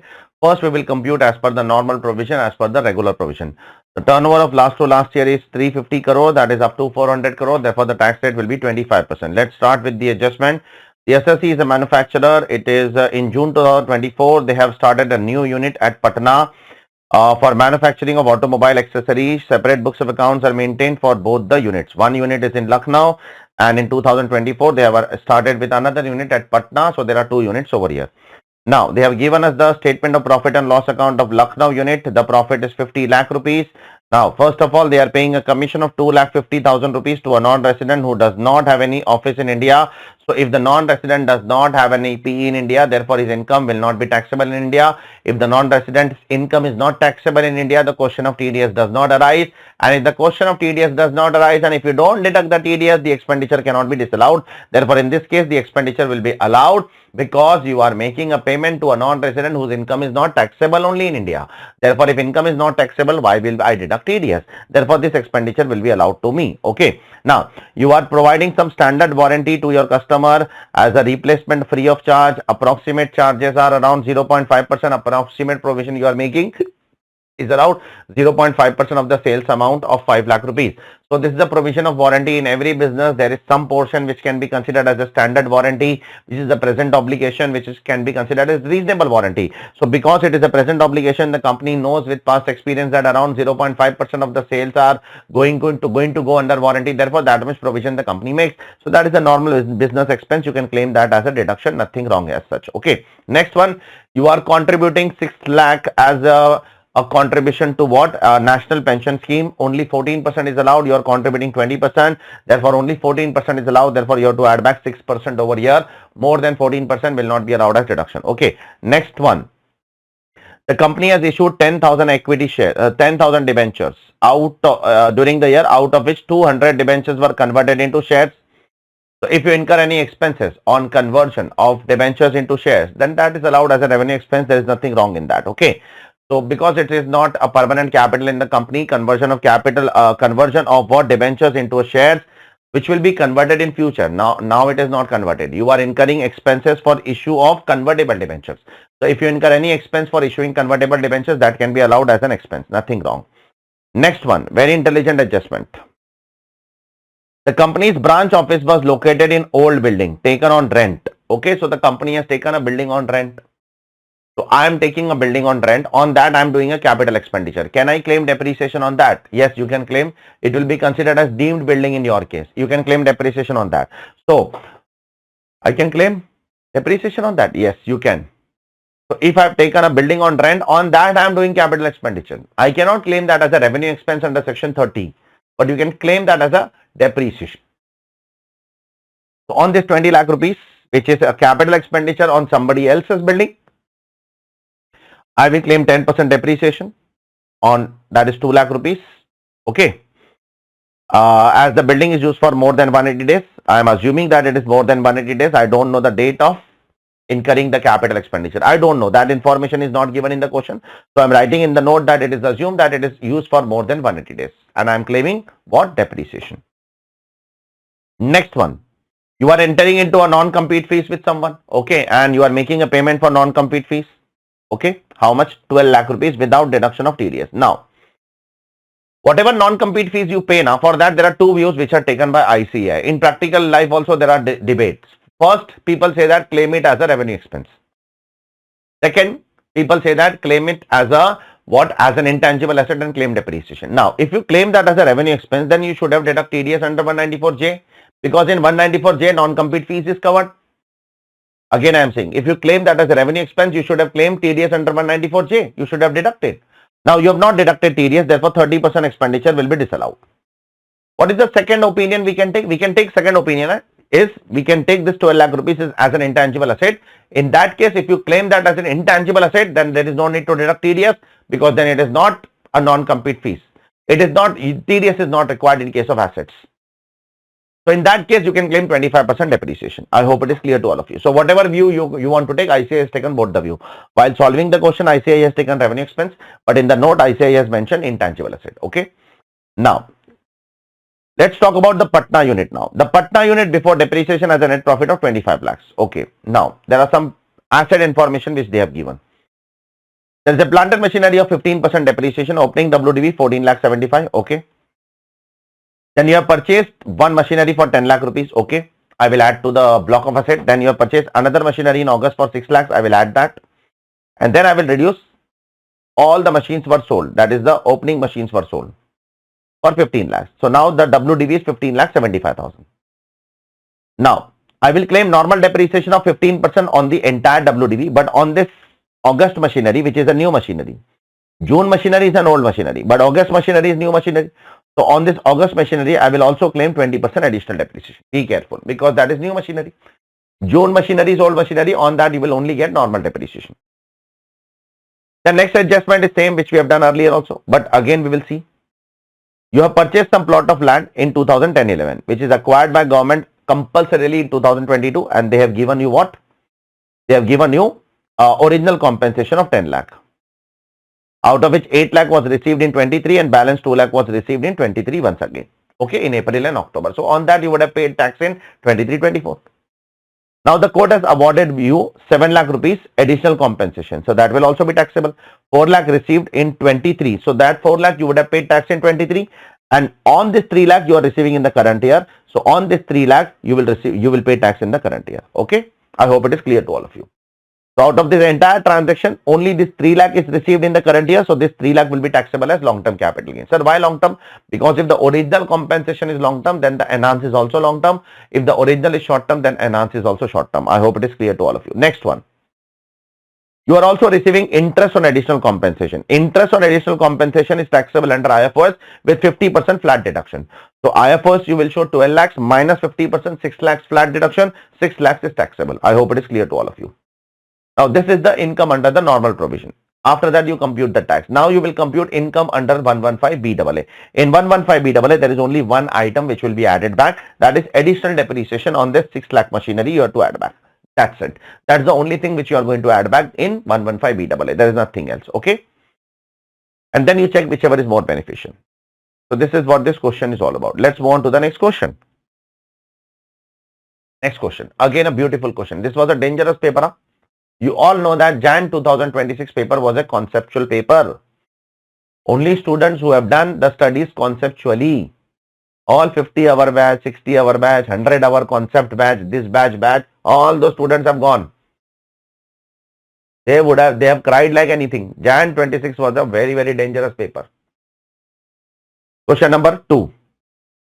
A Limited is an Indian company. Be very careful. It is a wholly owned subsidiary of another company, Indian company E Limited. Both of them are 100% holding subsidiary. Both of them are Indian company. Now, on 1st of October 2020, A Limited sold a plot of land to E.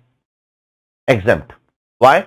If a 100% holding subsidiary A transfers capital asset to another subsidiary, which is also 100% holding subsidiary, the recipient has to be Indian company. It is exempt. So this transaction is exempt. This 15 lakh land which is sold for 35 lakhs is exempt under section 47(4). It is exempt. Now, but this exemption is subject to condition. Two conditions. The recipient, the receiver should not convert this asset into stock in trade for a period of 8 years. and the 100% holding relationship, subsidiary relationship should be there for a period of 8 years. So 100% relationship should be there for a period of 8 years, and the recipient should not convert this into stock in trade, but they have done a mistake. Within 3 years, E Limited converted this into stock in trade. So first, because it is converted within 3 years, now whatever capital gains was exempt earlier, that will be subject to tax. That will be subject to tax. So 35 lakhs will be the full value of consideration. What was the purchase price of the asset? 15 lakhs into, in which year it was transferred? It was transferred in 2020-21. 2021 indexation was 301 divided by 148. 2009-10 indexation. Whatever capital gains, this much capital gains was exempt now. This was capital gains was exempt in 20. That will be taxable now. So you will take the tax rates of earlier year only. Yes, the tax rates of earlier year only will applicable. Everything will be applicable as per earlier year, but will be taxed now. So why are you taking indexation? Because it is not deemed income of the current year. It is written in the law. It will be taxable in the year to which it pertains. So it pertains to 2021. Therefore, it will be taxable as per 2021 today. Now, second tax implication in the hands of E Limited. In the hands of E Limited has to do two things. E Limited is converting a capital asset into stock in trade. So now 45 subsection 2 will be applicable in the hands of E Limited. So for capital gains, what will you do? This is very simple. For capital gains, you will take fair market value on the date of conversion. What is the fair market value on the date of conversion? 65 lakhs, 60 lakhs. And for PGBP, what you will do? You will take 65 lakhs as PGBP. So PGBP will be 65 lakhs minus 60. And for capital gains, you will take what? The fair market value on the date of conversion. Okay. I hope it is clear to all of you. So nothing great as such. Okay. So two implications will be there. One, initially in the hands of A Limited, exempt. Later on, it will be income because E Limited has violated the provision. Then in the hands of E Limited, two taxes. One under capital gains, one under PGBP. Second question. Again a dangerous question. S Limited is a domestic company. Purchased its own shares on 10th November. The consideration was 25 lakhs. The amount received by the company on 1/4/2021 for issue of 10,000 shares was 100 per share was 15 lakhs, including premium. Now, this is the story of S Limited. There is a company who is buying back its own shares. Now, there is a person by the name called as Rohan, who acquired 100 shares of S Limited at 150 per share. At a premium of 50%, he sold these shares to Divyam at 200 per share. Divyam received 250 shares in buyback scheme of S Limited in respect of all 100 shares is purchased from Rohan. Now listen carefully one by one. Very dangerous now. Very dangerous. Part 1 is not relevant today because this is an amendment made by FA 24 that was relevant in last year. As I have told you before, 1st October 2024, what used to happen in case of buyback, the company used to pay additional tax. But after 1st October 2024, it is not the company who paid tax, it is the shareholder who paid tax under deemed dividend and loss under capital gains. Therefore, no additional tax will be applicable in part 1. Discuss the taxability of the amount received on account of buyback of such shares in the hands of Divyam. Yes, for Divyam, it will be deemed dividend. How many shares of Divyam they are buying back? Check. Discuss the tax liability on received on account of such buyback of shares in the hands of Divyam. So for Divyam is getting how much shares? How much rupees? Divyam is getting 250 rupees per shares. Listen carefully. Divyam is getting 250 rupees per shares in respect of 100 shares. Therefore, for Divyam, the buyback amount would be, deemed dividend will be 250 into 100, that is 25,000 will be deemed income in the hands of Divyam. That's it. That's the only tax implication in the hands of Divyam. There is no other thing.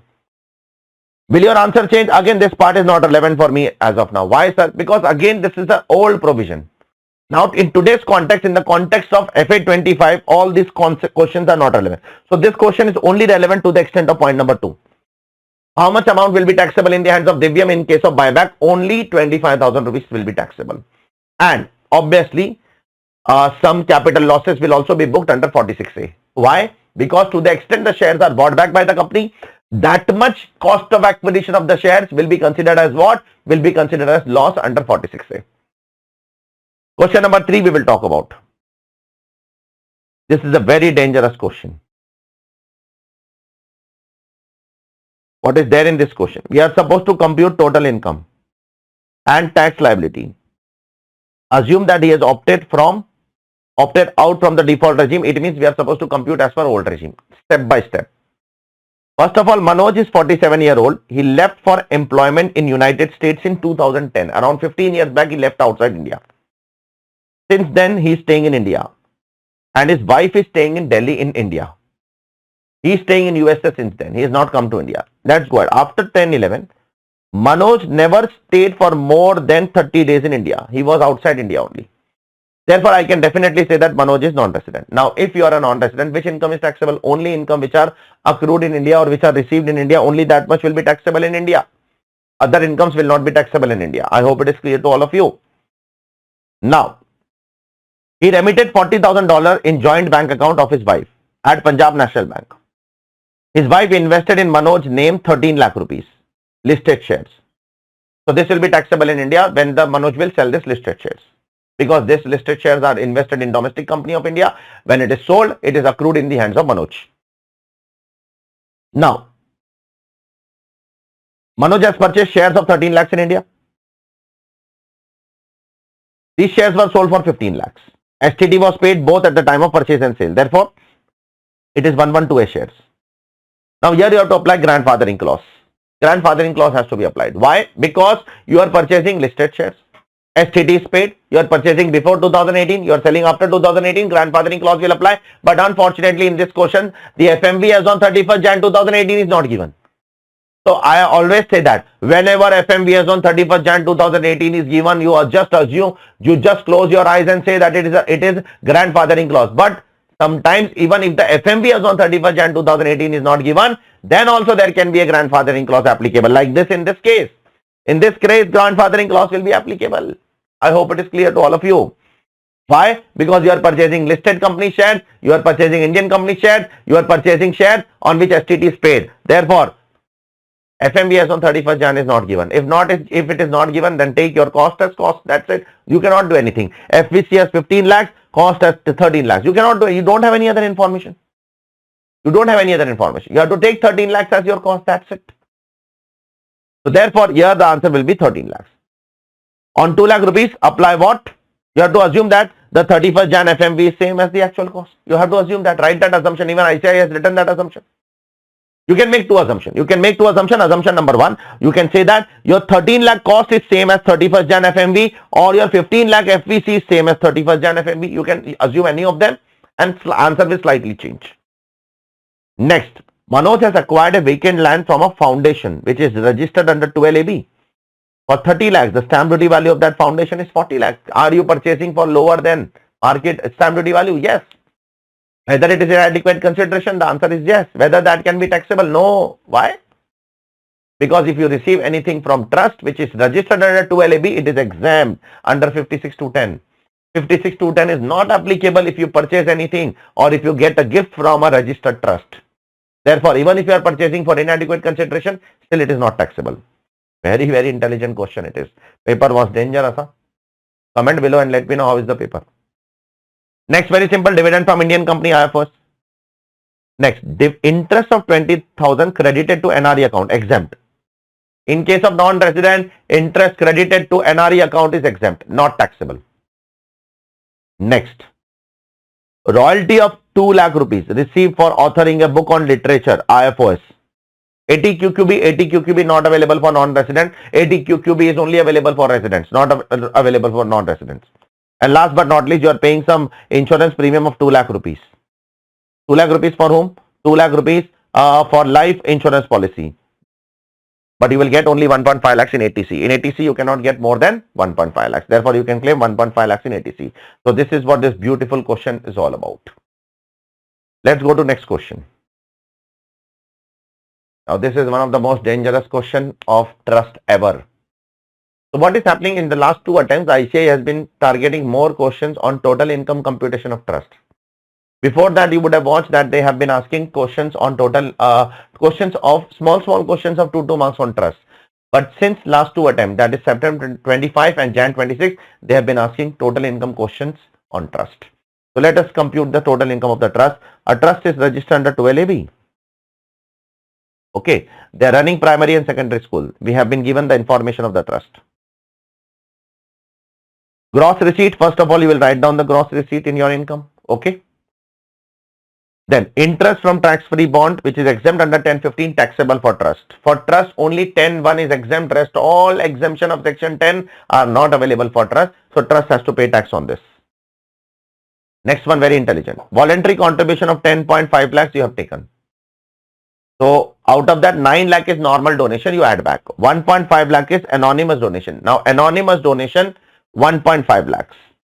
It is exempt to the extent of 5% of total donation or 1 lakh, whichever is higher. So whatever is higher, that will be exempt. Pay attention, please. And the balance will be subject to 30% tax. So this 50,000 will be added back at the end and you will tax 30% on that. Okay. Now listen carefully. Sir, what about this 1 lakh? For this 1 lakh, you have two options. I have told you in the class. This 1 lakh you can add to the income statement and claim 15% exemption, or you can add this 1 lakh at the end. Whatever you want to do, I say he has done both.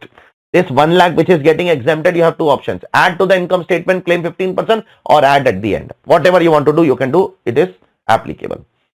Now, grant from government, exempt. Exempt. Assuming that it is invested in the in 11.5. So whatever grant you will receive, because it is a corpus donation, this is a corpus donation. Now this corpus donation, whatever you have received, it is exempt if you invest in the mode specified in 11.5. I am assuming that it is invested in the mode specified in 11.5, so I can take it exempt. If I assume alternatively, it is not invested in the mode specified in 11.5, then you have to add to the income. Next, salary to teachers. This includes salary expense of 5 lakhs which were not paid till 31st March. So only payment basis deduction is allowed. Therefore, out of 40 lakhs, 35 lakhs will be allowed, 5 lakhs will not be allowed. Okay. Other general expenses. This includes 60,000 by uncrossed check. Uncrossed check means which is not crossed. So you have to make the payment in case of trust by 4 modes only. If you make the payment by other than 4 modes, therefore it will not be allowed. So therefore, out of 20 lakhs, only 19.4 lakhs will be allowed. I hope it is clear to all of you. Next, every adjustment is a very, very dangerous adjustment. A land belonging to trust in a nearby village was sold. It was sold for how much? It was sold for 10.5 lakhs. It was purchased for how much? It was purchased for 5 lakhs. So this 5.5 lakhs you will add to income first. Okay. Now, if you want to save this, what are you supposed to do? If you want to save this, you should purchase another capital asset. Are you purchasing? Yes, we are purchasing another capital asset of 12 lakhs. So full exemption. This full 5.5 lakhs will be claimed as exemption. It can be considered as an application later on. This is fully exempt. Now, whatever you have invested, listen carefully, whatever you have invested over and above the net consideration. How much you have invested over and above the net consideration? 1.5 lakhs. That can be claimed as an application later on. So first of all, add this 5.5 lakhs to the income statement, claim 15%, then reduce this 5.5 lakhs because entire consideration is invested, then reduce this 1.5 lakhs again. So this is what this beautiful question is all about. Dangerous question. After that, you will get your total income. Only total income is asked, tax is not asked. Thank you very much. Already the question is very lengthy for 6 marks. It is not worth 6 marks. It is around 8 to 10 marks question. The paper they are asking very lengthy. They are asking lot of things in a small question. It is very difficult. For discussion only it is taking 10 to 12 minutes. For writing it will take how much? Half an hour. People will not be able to complete the paper. You need to be very fast in the examination if you want to complete the paper. Next question we have done already. You can check it please. If you want to do it, you can do it once again. An educational institution having annual receipts of 4.95 lakhs. The assessee has claimed exemption. The assessing officer has denied the exemption on the ground that educational institution and not make application. No need to make any application because if your receipts are up to 5 crore rupees, then it is exempt. But it is separately 5 crore for education and hospital. Sorry, it is aggregate of 5 crore for education and hospital. I am sorry. It is not separately 5 crore for education and separately 5 crore for hospital. So this is the question we have done so many times. Next question we have done so many times. It is a simple question on DTAA. Check it please if you want. Let's go ahead with the next question. This is a simple question on what? TDS. Mr. Rohan is selling his urban agricultural land for 49 lakhs. The stamp duty value is 51 lakhs. So are we supposed to deduct TDS? The answer is yes. 1% on 51 lakhs, whichever is higher. So 194 IA, 1% on whichever is higher, you have to deduct TDS. Next. A cooperative bank has provided information of 2 customers. Mr. A is a filer. He regularly files the return. He is withdrawing 1 crore 5 lakhs from the bank. So if a person is regularly filer, then the TDS is applicable above 1 crore. So above 1 crore, it is 5 lakh rupees. Total 1 crore 5 lakh is withdrawing. So on 5 lakh rupees, 2% TDS will be deducted by bank on 10th of November. Now Mr. B is non-filer. He is not filing the return for the last 3 years. So if he is not filing the return for the last 3 years, so up to 20 lakhs, no TDS. After 20 lakhs on this 3 lakh rupees, 2% TDS, and after 20 lakhs, it is directly 5% TDS. Sorry, up to 20 lakhs. Sorry, I said wrong. So totally he is withdrawing how much? First 23, then 75. And he is a non-filer. He is non-filer. He will get an exemption of only 20 lakhs, not 1 crore. So on this 3 lakh rupees, 2%. And on balance, up to 1 crore, 2%. Above 1 crore, 5%. I hope it is clear to all of you. Next one, Mr. Rohit is a resident. This is also a very intelligent question. He has received 9 lakh rupees on 30th June towards maturity of LIC, which was taken on 1st July 2021. For which the sum assured is 8 lakh and the annual premium is 2,50,000. See, if the policy is issued in 2021, then your annual premium should be up to 10% of sum assured. If your annual premium is up to 10% of sum assured, it is exempt, or else it is taxable. Now in this case, your annual premium is how much? In this case, your annual premium is greater than 10% of sum assured. How? Your annual premium is 2,50,000. Your sum assured is 8 lakh. Therefore, it is more than 10%. Therefore, it is taxable. Now, because it is taxable, the company will deduct TDS under 194DA at the rate of 2% of net income. So, 2% of net income means what? What is net income, sir, in this case? Net income means whatever amount received. How much? 9 lakhs. Minus whatever premium you have paid over the year. So you have received 9 lakhs minus you have paid premium for last 3 years, 2.5 lakh, 2.5 lakh, 2.5 lakh. So total premium you have paid is 7.5 lakh. Therefore, the company will deduct TDS on 1.5 lakhs. How much percent? 2% TDS. I hope it is clear to all of you. Is it clear? Next question, same to same we have done in earlier paper. You can go and check. Same question we have done. I am not wasting time on that. Question number 5 also we have done. Same question we have done. I am not wasting time on that. Go and check. Question number 2 we have not done, so we will talk about it. It's a good question once again. On dispute resolution committee. Mr. Chauhan filed the return of income, declaring income how much? 16 lakhs. Can he go for dispute resolution committee? Yes, up to 50 lakh income as per ITR is allowed. But few more conditions are also there. The AO has passed an order under 154 determining income 19 lakhs. So the AO has increased the income by how much? 3 lakh rupees. Can I go? Yes, the AO should increase the income up to 10 lakhs. So the return income should be up to 50 lakhs. Yes, it is up to 50 lakhs. And the AO should increase the income up to 10 lakhs. Yes, he is only increasing 3 lakhs. Therefore, I can go for dispute resolution committee. Is order under 154 also covered in dispute resolution committee? Yes. Order under 143, 144, 147, 154. All these orders are covered in dispute resolution committee. Don't worry. Is there any monetary limit prescribed? Yes, monetary limit I have already told you. The AO, the ITR income should be up to 50 lakh and the AO should increase the income up to 10 lakh rupees. Then only you can go to dispute resolution committee, otherwise you cannot go. 154 order is also covered. Yes, 154 order is also covered in the specified order in dispute resolution committee. Now, next one is on compounding of offences, which was an amendment which came last year. So for them it is important, for you all it is not that important. Let's see what is happening over here. From 17th of October 2024, the government has changed the entire concept of compounding of offences. Now let's see what is happening. Mr. Roy is an Indian resident. He is liable to collect TCS. So he collected the TCS but failed to pay to the government during the financial year 23-24. So he did not pay the TCS on time. So the AO initiated prosecution proceedings on 24th of July.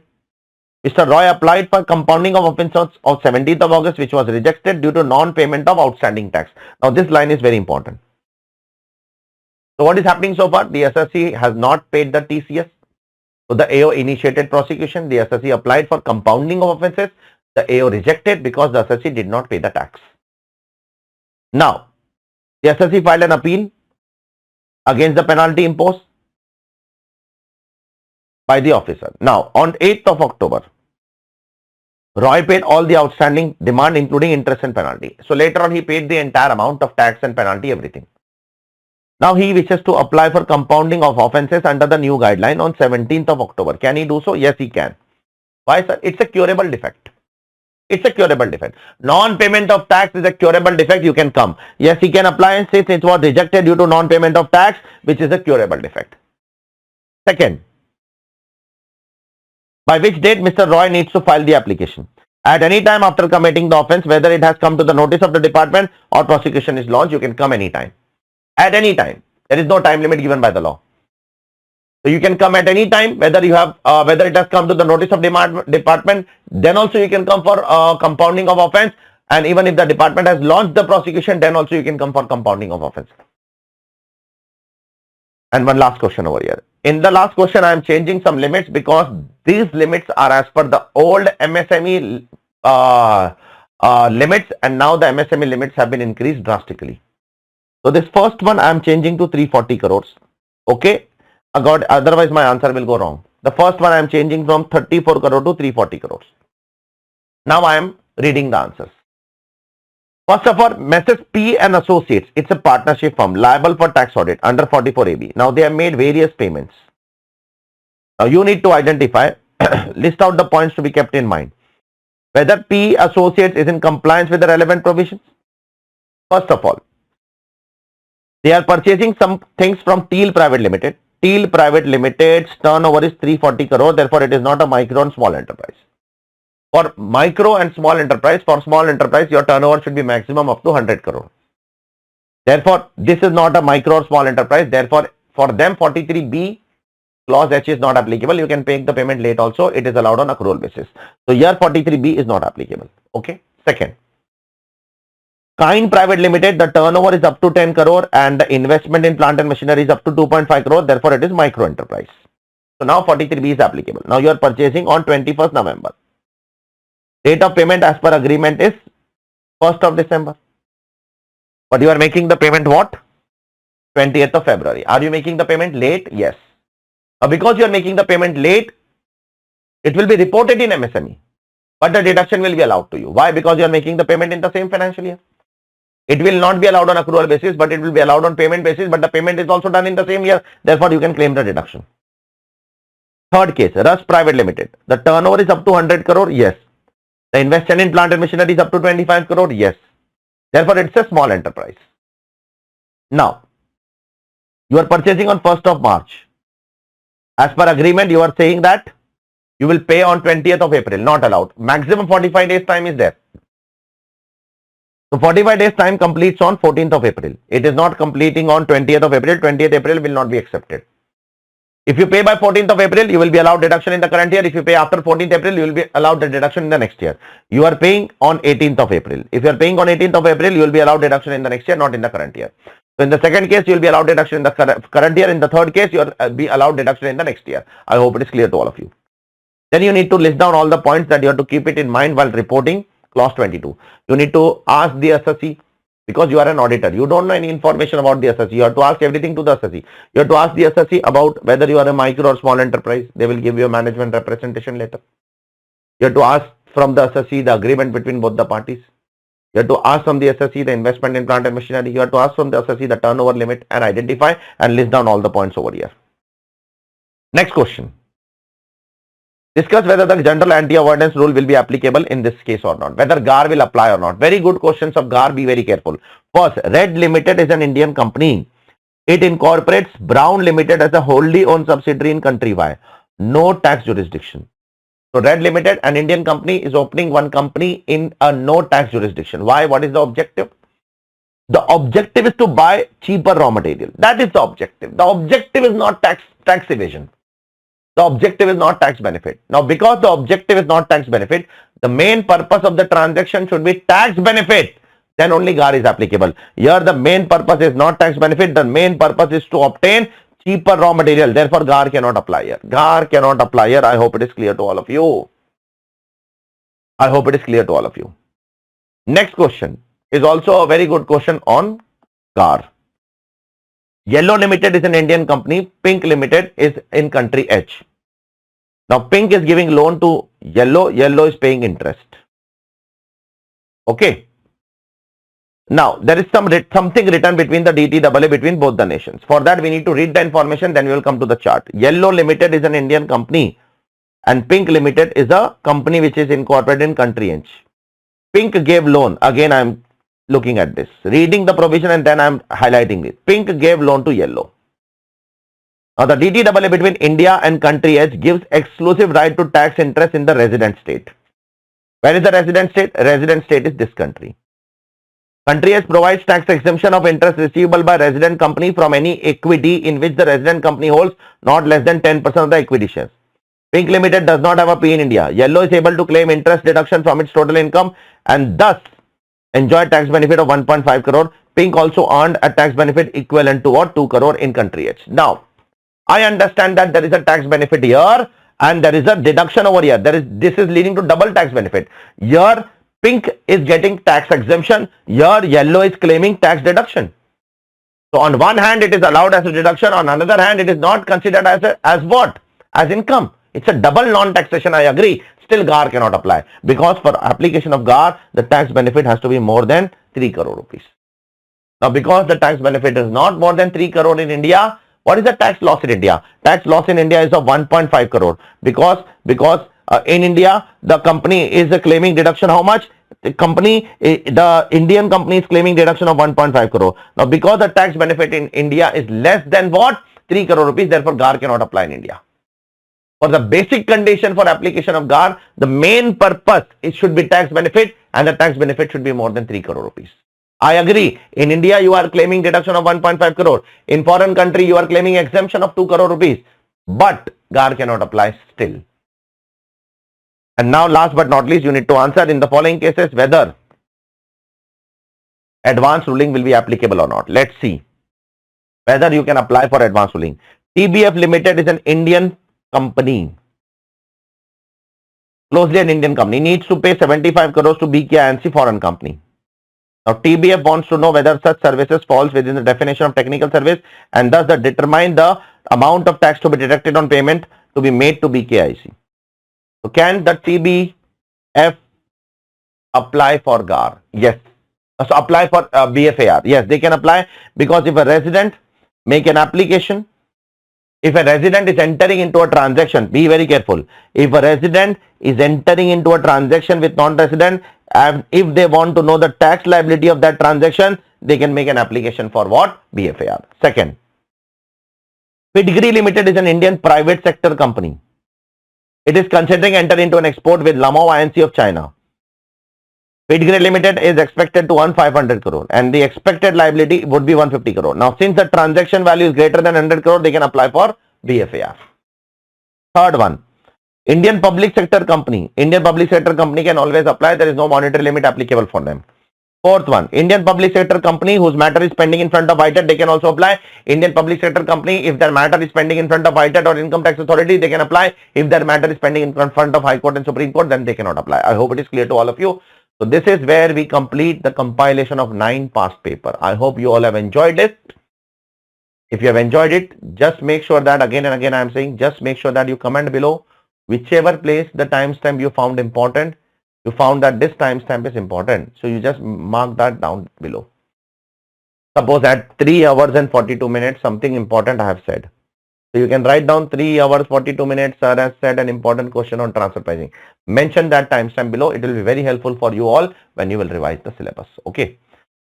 Now today we are going to talk about 8 MTPs, including the mock test paper of May 2026. So we are going to total talk about 8 MTPs in today's paper. Now, few things I would like to say before we start with the session, and that is, because you have already done 9 RTPs and 9 past papers. Now, believe me, many questions in the MTP, around 70% of the questions in MTP is going to repeat. 70%. Because the MTP is the most hopeless paper that the ICI can remove for the practice of students. Yes, RTPs are very good.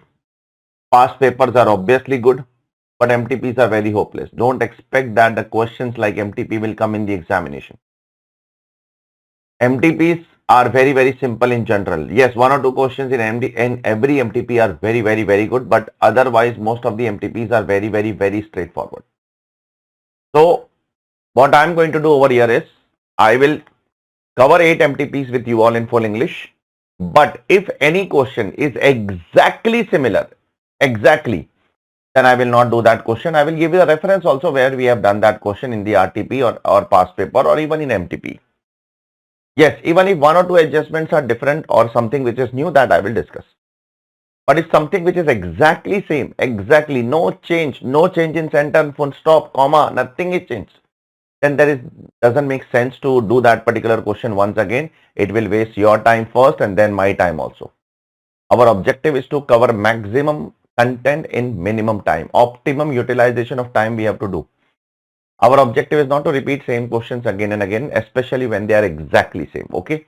So these are the few things that I had to say before I can start with the discussion. We are starting with MTP Series 1 May 2025. The very first question over here is on total income. We are supposed to compute total income and tax liability as per the normal provision. Not as per 115BAA, not as per 115BAB. Ignore math. The turnover of last year is 390 crore. Therefore, the tax rate will be 25%. Okay. Now let's start with the question. The associate is a company. It is a manufacturer. The net profit is 350 lakhs. The very first thing they have paid 1 lakh rupees to independent directors for attending board meeting, but they have not deducted TDS under 194J. They should have deducted.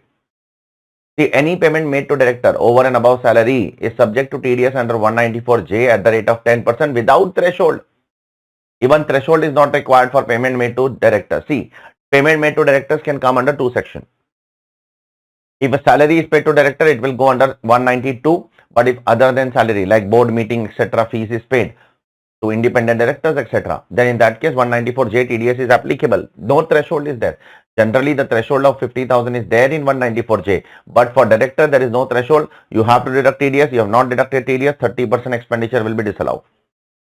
Next one, opening stock and closing stocks are overvalued. Okay. How much is opening stock? 200 lakhs. It is overvalued by how much percent? 10%. Therefore, it is 110 lakhs. Therefore, 10 is how much? Cross multiply.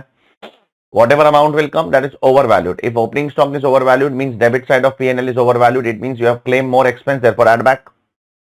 Similarly, if closing stock is overvalued, then reduce because you have increased the credit side. Therefore, the profit is increased. So, reduce.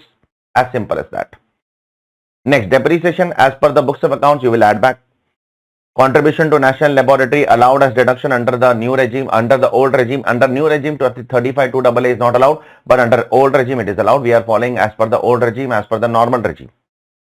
Then you have paid some GST of this year on 27 December. This is late.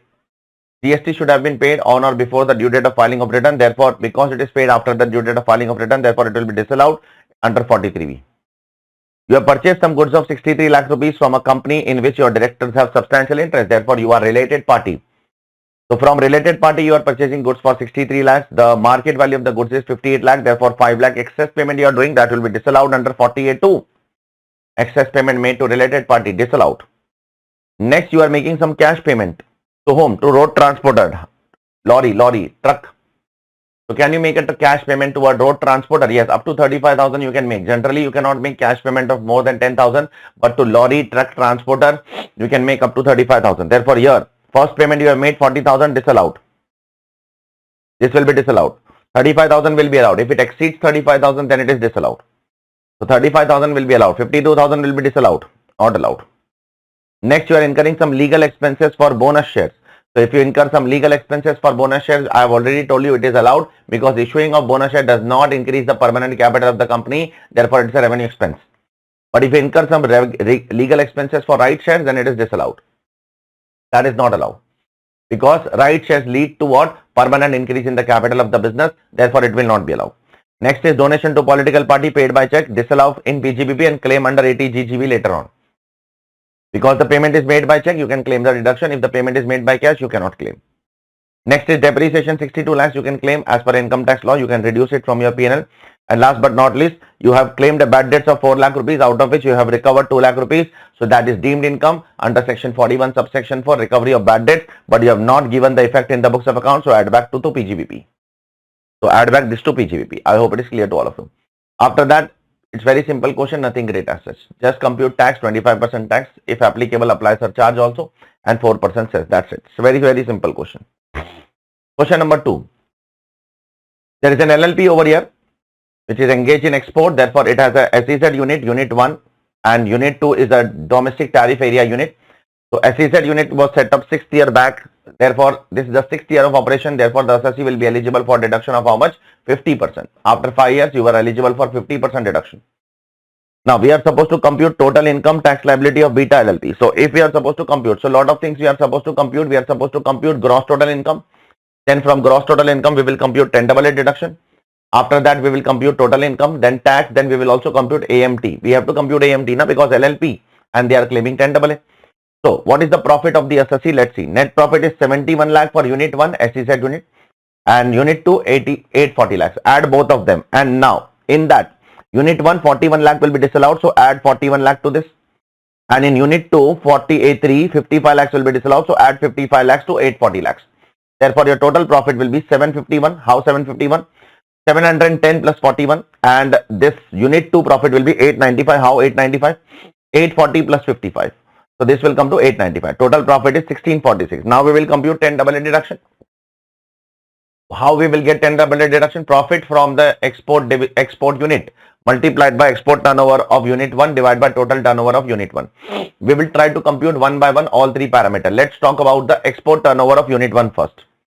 Sir, what is the export turnover of the unit 1? The export turnover of the unit 1 is as follows. Pay attention please all of you. The export sales is 1800 lakhs, but out of that only 1600 lakhs is received. Only what? The export turnover is 1800 lakhs, out of which 1600 lakh is received in India. So you can take only that much export turnover which is received in India within 6 months in convertible foreign currency. So you cannot take, you can only take 1600 rupees in the export turnover. In that also, in 1600 also, there are some expenses like insurance and freight. In export turnover, you cannot take insurance, freight and other communication, other telecommunication charges and other charges. The export turnover has to be FOB price, free on board price. It cannot be COB. Therefore, your export turnover first of all will only include realized amount, that is 1600. From that also reduce expenses. So expenses are 180. Therefore, export turnover is ultimately 1420. Okay. Now what is total turnover? Total turnover is a what? 1800 is my export turnover and domestic turnover is 300. So total turnover is 2100. Now in total turnover, you do not care about how much is received, how much is not received. Everything is part of total turnover. But yes, in total turnover, again you cannot take what? Certain expenses. Which expenses? You cannot take certain expenses like insurance and freight. So how much is insurance and freight in total turnover? In total turnover, the insurance and freight is 300 lakh. So therefore from 2100 I will reduce 300, that will come to 1800. So I got my export turnover also, I got my total turnover also. Now I will compute my profit. How much is the profit from unit 1? Profit from SEZ unit is 751, 710 plus 41. But in this 751 I cannot take two things. That is, I cannot take duty drawback, I cannot take profit on sale of license. Remember, export profit from the export does not include duty drawback, profit on sale of import license and cash assistance. Yes, all these things are not part of what? Profit from export. Therefore, I have to reduce all these things. If I reduce all these things, I will get 666 as my profit. Now I will multiply 666 into 1420 export turnover divided by 1800 total turnover, and therefore I will get my deduction. Of that, I will take 50% deduction. Therefore, my deduction comes to how much? 262.570. After that, I will compute tax. That's it. On that 1383, I will apply 30% tax, 12% surcharge because the income is more than 1 crore, 4% cess. This is my tax as per normal provision. Now I will compute tax as per AMT. For AMT, I have to compute adjusted total income. How will I compute adjusted total income? Total income 1383 plus 262 is my adjusted total income. On that, I will apply 18.5% tax. That is 18.5% AMT, 12% surcharge, 4% cess, and then I will compare whichever is higher and try to find out the AMT credit. I hope it is clear to all of you. So this is what this question is all about. Let's go ahead with the third question. The third question is also a very good question. Fashion Inc. is a notified foreign institutional investor. Always remember, whenever in the question FII will come, FII, there is only one section which is possible, that is 115 AD. Now we need to compute the total income and the tax liability of this particular FII, assuming they do not have any other income. Okay. Now let's compute the total income. First of all, dividend from the listed shares of Indian company. Dividend for FII as per 115 AD is taxable at 20% plus surcharge if applicable and cess. Okay. Next, interest on security for FII is again taxable at 20%, but you will not get the deduction of these expenses. Gross dividend, gross interest is taxable. Expense will not be allowed as deduction. Third one. Bonds you have purchased in 2019 and in 2026 you have sold. So you have purchased for 43 lakhs. You have sold for 58 lakhs. So there is a profit of how much? There is a gain of 15 lakh rupees. This is long-term capital gains. Is this covered under 112A? No. This is normal long-term capital gain. Therefore, normal long-term capital gain is taxable at 12.5% under 115AD. Next one, listed shares on which STT is paid. It is written below. Listed shares on which STT is paid. It is purchased on 2nd May and sold on 9th February. Sold within 12 months. Therefore, it is short-term capital gains and it is listed share. Therefore, it will be taxable at 20% as per 111A. Next, unlisted share. It is purchased in July and sold in March 26. Again, it is short-term capital gains. Now, on this 111A is not applicable. Remember, on normal STCG in 115AD, there is a 30% tax. 30% tax will be applied. Go and check 115AD. 115AD has 4 tax rates. Long-term capital gains normal 12.5%. Long-term capital gains 112A 12.5% with an exemption of 1.25 lakhs. STCG 111A 20%. STCG normal 30%. So this will be taxed at 30%. I hope it is clear to all of you. Let's go ahead with the next question. Next question is on TDS. Mr. Anuj is buying some property. First, he is buying a property in Chennai. He is buying 3 properties. First, he is buying a property in Chennai for 85 lakhs. So TDS will be deducted or not? Yes. 1% of 85 lakhs will be deducted as TDS. Stamp duty value is not given. If stamp duty value would have been given, I would have compared with stamp duty value, and whichever is higher on that amount, I would have deducted TDS. In this question, stamp duty value is not given. Now he has purchased again another urban plot of 49 lakhs. But the stamp duty value of the urban plot is 54 lakh. So whichever is higher. So on whichever is higher is what? Whichever is higher is 54 lakh. So on this, he will deduct TDS 54 lakhs into 1% under 194 IEA. So if either the consideration or the stamp duty value, if both are less than 50 lakhs, then no TDS. If one of them is more than 50 lakhs or equal to 50 lakhs, then TDS is applicable. Here, the consideration is 49 lakh, but the stamp duty value is 54 lakh. Therefore, deduct TDS at the rate of 1% on 54 lakh. Next one, he is purchasing some rural agriculture land. On rural agriculture land, TDS under 194 IEA is not applicable. It is exempted. Okay. Next one, there is an infrastructure debt fund in India who has taken some loan from a non-resident. So infrastructure debt fund has taken a loan from a foreign company, and in return they are paying an interest of 6 lakh rupees. How much TDS? 194 LB, 5% TDS plus 4% cess. It is 5.2%, not 5.4%. 5.2% TDS will be applicable. 194 LB. Interest deduction will not be allowed. So if the borrower is in infrastructure debt fund and the lender is non-resident or foreign company, then the borrower, when the infrastructure debt fund will pay the interest, at that time they will deduct TDS at the rate of 5.2%. Cess will not be applicable because the interest is only 6 lakh. Expense is not allowed as deduction. Will your answer change? If that foreign company is located in NJ. If that foreign company is located in NJ, then 5% is not applicable. Then 30% plus 4% cess, 31.2% tax will be deducted in that case. I hope it is clear to all of you. Next one, an airline company is paying landing and parking charges to the Airport Authority of India. So the landing and parking charges paid to the Airport Authority of India will be subject to deduction of TDS under 194C and not under 194I as held by Supreme Court in the case of Japan Airlines. Next one, an employee of government is receiving arrears of salary. So he is asking a question whether entire arrears of salary will be subject to tax deduction. The answer is no. If the employee gives Form 10E, Form 10EE for elephant, then in that case, the employer will give relief under Section 89 for arrears of salary, and after that, he will deduct the TDS. If the employee does not give Form 10E, then he will deduct TDS on the entire amount. I hope it is clear to all of you. Let's move on to the next question. Next question, question number 5, part 1. An income tax authority has lost a case against an assessee at CIT appeal. So at CIT appeal, the income tax department lost a case. The name of the assessee is Bela, and the income tax department did not appeal to ITAT because the tax effect was less than the monetary limit. Can they do so? Yes, they can do so.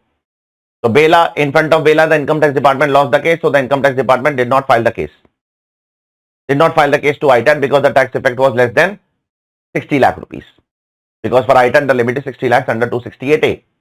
Now the question is, similar issue arise in case of Shweta and her sister Shefali. Can they give an example of Bela and say, in case of Bela, you have not appealed. Why are you appealing in my case?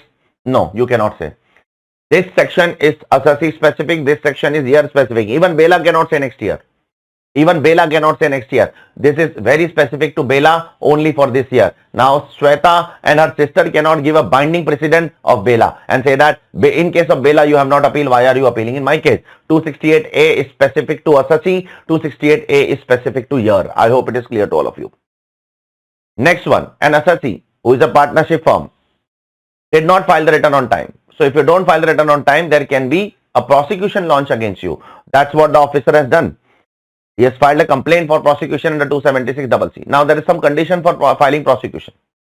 In case of other than company, a prosecution can be filed only if the tax payable after reducing the advance tax is more than 10,000 rupees. So initially the tax payable is more than 10,000, it is 70,000 rupees, but then assessee appeal to CIT appeal and CIT appeal reduce the tax to how much? 9,100. So now can the prosecution be launched? The answer is no. Because for prosecution there are some conditions.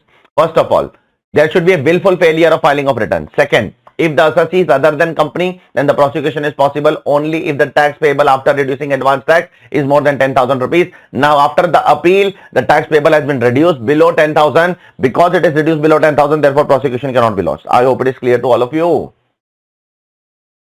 Next question, exactly copy paste of what we have done earlier in RTP May 2024. Question number 3, you can go and check. I have given reference of everything. I am not just talking just for the sake of talking. I have given a reference of each and everything what is repeated. Next question, this question repeated. I have given the reference file already shared on Telegram channel. You can go and download from there. Okay. This question also repeated. Go and check. Next question is a slightly new question. Again, very simple question. Nothing great. One more time it is going to repeat in the next paper also in MTP. There is a foreign hockey player who is a non-resident. So there is a non-resident foreign citizen.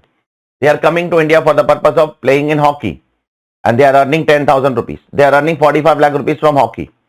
So that will be subject to 20.8% tax under 194E. It is taxable under 115BBA. If a non-resident who is not a citizen of India who comes to India and participates in any game or sport is liable to tax at 20% plus 4% cess.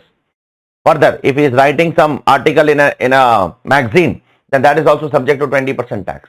If he does advertisement, that is also subject to 20% tax. Yes, if he earns some lottery, then that is subject to 30% tax under 194B. So the first two incomes will be subject to 20% tax under 194E and the third income will be subject to 30% tax under 194B. But the third income you have to gross up because this is net of TDS. So what are the questions? Question number 1. Examine whether the above incomes are subject to deduction of tax at source. Yes, the first income and the second income is subject to deduction of tax under 194E at 20.8% and the third income, that is the lottery income, is subject to deduction of tax under 194B at the rate of 30% plus cess. Whether it is necessary to file the return? Yes. If they would have only earned first two incomes and TDS would have been deducted, there is no need to file the return. Now because the player is also, the foreign national player is also earning horse race or lottery income, whatever it is, therefore he is liable to file the income tax return. If you would have only earned 194E income and TDS would have been deducted, there is no need to file the income tax return. But in this case, yes, he has to file because he is earning lottery also. Next, a non-resident has made an application to authority for advance ruling on 15th of June. Now they want to withdraw the application on 21st of July. Can they do so? No. By default, you cannot. Because once you make an application, you have to make a withdrawal application. You can withdraw the application of board for advance ruling within 30 days from the date of application. Now the 30 days have expired. But there are some rulings which says that if circumstances so justify, it can allow beyond 30 days also. So by default, the law does not say beyond 30 days, but there are some rulings and some court judgments which says that if the circumstances so justify, you can withdraw beyond 30 days also. I hope it is clear to all of you. You have to write this sentence in the examination. However, if the circumstances so justify, it can be withdrawn beyond 30 days also. I hope it is clear to all of you. So this is what this paper is all about. Let's go ahead with the MTP series 2, May 2025. The very first question is on amalgamation, carry forward of losses, carry forward of UAD and other aspects. There are two companies, ABC Limited is amalgamating company and XYZ Limited is amalgamated company. Both of them are getting amalgamated on 1st April 2025. Now the profit of XYZ, that is the amalgamated company, is 140 lakhs. Now they have done one mistake. What mistake? When they took the assets from ABC Limited, that is from amalgamating company, they depreciated the asset at market value. No, you cannot depreciate the asset at market value. If an amalgamated company take assets from amalgamating company, the cost in the hands of amalgamated company is WDV in the hands of amalgamating company. So the WDV in the hands of amalgamating company is 100 lakhs. But unfortunately, you have depreciated at 150 lakhs. So you have claimed depreciation on 50 lakh rupees extra. So 50 lakh rupees depreciation you have to add back in your profit. So you have claimed depreciation on 150 lakhs, which is wrong. You should have claimed on 100 lakhs. So the profit of your company is 140 lakhs. So 50 lakh depreciation you have to add back. So 50 lakhs into 15% add back first. And then you claim the losses whichever losses are allowed. Speculative losses not allowed. Unabsorbed depreciation allowed to carry forward by ABC Limited, by XYZ Limited. Unabsorbed scientific capital nature allowed to carry forward. Unabsorbed expenditure of capital nature on scientific research allowed to carry forward by what? The amalgamated company. Business loss, yes. Normal business loss allowed, speculative business loss not allowed. Normal business loss can be carried forward by the amalgamated company for balanced number of years from 1st April 2025. Earlier it was another 8 years, but now it is balanced number of years. So because the loss is just 4 years old, the amalgamated company can carry forward for another 4 years. So you can set off this 120 lakhs also. I hope it is clear to all of you. Is it clear? So what is the ultimate answer? 140 lakhs is your profit. Then add depreciation on 50 lakh rupees because that is excess claim and reduce the 3 items. These 3 items reduce, do not reduce speculative loss. You will get your profit. I hope it is clear to all of you. Next question is a very simple question on DTW. You can go through it. We have done much better questions on DTW. We have done similar question earlier multiple times. So I am not wasting time on this. I am going to the next paper. Next question, not paper, sorry. Question number 2. Question number 2A1, very simple question. There is an institution which is running educational institution as well as hospital. The gross receipts of both of them is 4.5 crore each. Whether they are liable to take approval? Yes, they cannot get exemption like this only. Because the aggregate receipt from both hospital and from education is exceeding 5 crores. You have to check aggregate receipt from both of them should not exceed 5 crore. If it is up to 5 crore, there is no need to take approval. If it crosses 5 crore, you have to take approval. Without approval, you cannot claim exemption. I hope it is clear to all of you. Second question, we need to compute the total income of the trust. A trust is earning the following income. First, a trust is earning 14 lakhs rupees from the property held. You will add this to income.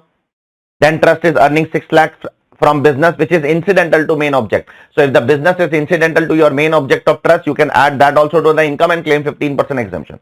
Then 9 lakh you are receiving voluntary contribution means normal donation, not corpus donation. You can add this also. Add all 3 of them. This is the part of your income to claim 15% exemption. Now from that you have applied 12.8 lakh rupees towards charitable purpose. This is your application, but you need to be careful. This includes 4.8 lakhs repayment of loan for construction of orphanage. Now this entire expenditure of construction of orphanage was claimed as an application in previous year 2021. So now you cannot claim this 4.8 lakh as deduction in the current year because in 2021 you have already claimed that as an expenditure. For example, in 2021 you have taken a loan of 4.5 lakh, 4.8 lakhs for example. Listen carefully. In 2021, very important point. In 2021 you would have taken loan of, year is also important. Pay attention on the year also. In financial year 2021 you would have taken loan of 4.8 lakhs. After taking that loan, you would have incurred an expenditure on construction of orphanage. At that time, you have claimed deduction of construction of orphanage directly. Now in 25-26, if you are repaying that loan of 4.8 crore, you cannot get that deduction because that will lead to dual benefit. Because already you have claimed that as an expense in 2021 while constructing the orphanage. So now while repayment, you cannot again claim. Therefore, you have to take deduction of 12.8 minus 4.8. You can claim 8 lakhs as application. You cannot claim 12.8 lakhs as application. But now you will raise question. Sir, you have explained us in class, sir. If you take a loan and incur an expenditure, then it is allowed only when the loan is repaid and not when the expenditure is incurred. That is correct. I agree. But that amendment came in Finance Act 2021. If you do that after 2021, then that is the scenario. If you have already taken a loan before 21, in this case, you have taken loan in 2021, before 2021. Correct? You have taken before 1/4/2021. Now, in this case, you have taken loan in 2021, before 1/4/2021. So that time the expenditure was directly allowed. You do not have to repay the loan. That repayment of loan condition came after 1/4/2021. That is the reason I have mentioned in our concept book also very clearly that this amendment of loan repayment has come in Finance Act 2021. So very simple. If you have taken a loan after 21, then it is allowed on repayment of loan. But if you have taken the loan before 21 and incurred the expenditure before 21, then when you repay the loan now, you cannot claim deduction of loan once again. I hope it is clear to all of you. So this is what this question is all about. Let's go ahead with the next question, which is on TDS 3A1. Bank is crediting 65 lakhs 50,000 in a separate account for macro monitoring purpose. Sir, what do you mean by this macro monitoring purpose? See, whenever you invest in bank, in fixed deposits and recurring deposits, the bank computes interest on a daily basis, but bank does not credit interest on a daily basis. They compute on a daily basis, but they don't credit on a daily basis. Computation is done on a daily basis. Every day they compute. So they compute and credit to a separate account, compute credit to a separate account, compute credit to a separate account for every customer. But at the year end or at the half year end or at the quarter end, they credit that to customer account. So the TDS is not deducted when it is computed for macro monitoring purpose. The TDS is deducted when it is actually credited to the customer's account. So here the TDS will not be applicable. Therefore, the assessing officer is not justified in disallowing the expense. Okay. Next, you are giving some profit commission by a reinsurance company to the insurance. Whether TDS is applicable? No. In 194D, it is very clearly written. 194D covers insurance commission, but it is very clearly written insurance commission will not include reinsurance. Therefore, on reinsurance, TDS will not be applicable. If it is a normal commission, then it is applicable. If an insurance company is paying to an agent, then TDS will be applicable under 194D. But if an insurance company is paying to another insurance company for reinsurance, then TDS is not applicable. I hope it is clear to all of you. Next one, we have just done that if you make some payment to director over and above salary, then you have to deduct TDS under 194J at the rate of 10%. I hope it is clear. And threshold is also not applicable. Do you remember in the previous MTP we have done? And last but not least, over here, the board for advance ruling has the power of issuing commission. Yes, board for advance ruling has 4 powers, which are similar to the powers covered under 131, which is given to the income tax authority under summon. Section 131 talks about the power to issue summon, and once the power to issue summon is given, this power can be given to the income tax authority, this power can be given to board for advance ruling, and this power can also be given to black money authority. And in this power, there are 4 powers which are given to the respective authority. First, power to discover an inspection. Second, power to enforce attendance. Third, power to compel production of books of accounts. And fourth, power to issue commissions. These are the 4 powers which are given to the income tax authority under section 131, which are given to the board for advance ruling also. I hope it is clear to all of you. Next question. Question number 4A, very simple question. There is an assessee who is having a business and the turnover of the business is 70 lakh. Is he liable to file the income tax return? Obviously, yes. Any person whose business turnover is more than 60 lakh rupees, then he is supposed to file the income tax return. What about exact 60 lakh? Exact 60 lakh, no need to file the return. If your business turnover is more than 60 lakh, file the return. So he has to file the return. Similarly, Mr. Vicky received a gift from his son, 50 lakh rupees.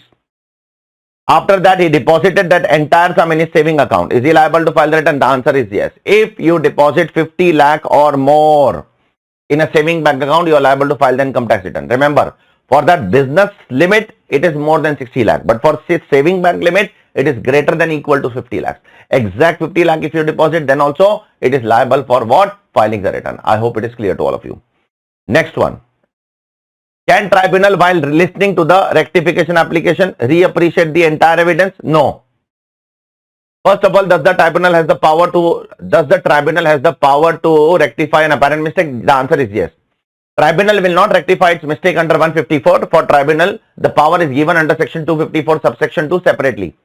Yes, tribunal can rectify an apparent mistake, but while rectifying the apparent mistake, they cannot reappreciate the entire matter once again. I have told you in the class many times, tribunal cannot review its own order. Tribunal cannot take a second view without any valid reason. They can only rectify an apparent mistake. They cannot change their decision. They cannot change their opinion. Therefore, this is not allowed.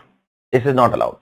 Second, the High Court cannot interfere with the factual finding recorded by the lower authorities and tribunal without any valid reason. Correct? C. Till tribunal, it is a fact-finding authority, and High Court is subject to what? High Court is allowed to get into what? Get into only question of law, substantial question of law. Now, can High Court get into the facts which are determined by the lower authority without any valid reason? The answer is no. The High Court is doing what? The High Court is trying to poke his nose. Where? In the fact-finding. In the factual issues which is determined by tribunal or lower authorities. Can they do so without any valid reason? Without any valid reason, they cannot do so. They do not have this power. Next one, we are supposed to compute one simple penalty question is there. Does not result from misreporting. If it is not a misreporting, it is a simple normal underreporting. Therefore, 50% penalty will be imposed. It's a company. The turnover of the company of last year is 350 crore. Therefore, the tax rate is 25%. Now, we are supposed to compute penalty. First, underreported income. How will we find underreported income? Income assessed under 143.3 minus income processed. So, income assessed is minus 5 lakh. Income processed is 7.5 lakhs minus. Therefore, the underreported income is 2.5 lakhs. Now, how will I compute tax? In case of loss cases, directly compute tax. Directly. In loss cases, we have to directly compute tax. On 2.5 lakhs, 25% tax. 4% cess. That's it on that 50% penalty. Similarly, income reassessed 4,50,000 positive and income previously assessed 5 lakh negative. Therefore, under reported income 9.5 lakhs. Again, because it is a loss case, loss has converted to income, same logic. In case of loss, directly compute tax. On 9.5 lakhs, 25% tax, 4% cess. That's it on that 50% penalty. I hope it is clear to all of you. Very simple question, nothing great as such. Question number 5. Question number 5, A1. There is a search operation which is conducted on the assessee on 31st of October. The AO has seized 25 lakh rupees cash. Okay. Now on 27th November. Okay. On 27th November, the assessee has made an application explaining the source of that 25 lakhs. Now the question is, will department return you that particular 25 lakhs? So there is a proviso which is given under 132B, which says that if any asset is seized by the income tax department during the course of search, and if you go and explain the nature and source within 30 days from the end of the month in which the search is completed. When is the search completed? The search is completed in October 25. You have to go within 30 days from the end of the month. That is till 30th November. You have gone when? You have gone on 27th November, so you are going on time. So if you go and explain the nature and source of that particular income, of that 25 lakhs, if you go and explain the nature and source of this 25 lakhs, till 30th November 2025, the officer will return you the asset by reducing the existing liability. Existing liability will take. He is not going to completely give you back. He will take the existing liability and rest of the amount he will give you back.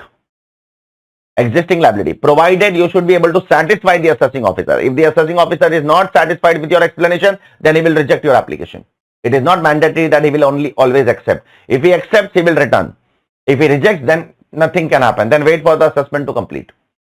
Sir, in how many days? If he accepts, sir, in how many days he will give? He will give within 120 days from the completion of search. When is the search completed? 31st October. So within 120 days from 31st October maximum, he will return you the assets by reducing the existing liability. This is what this provision is all about. I hope it is clear to all of you. Next question is whether GAR will be applicable or not. We need to answer that. See, there is one country, country X, and there is one country, India. Now, it is written in the DTAA between India and country X that if a country X company invests in Indian company more than 10%, then they will be liable to tax in India. So, if a country X company is investing in an Indian company more than 10%, then they will be liable to tax in India. So, they should not invest more than 10%. If it is below 10%, then it is not taxable in India.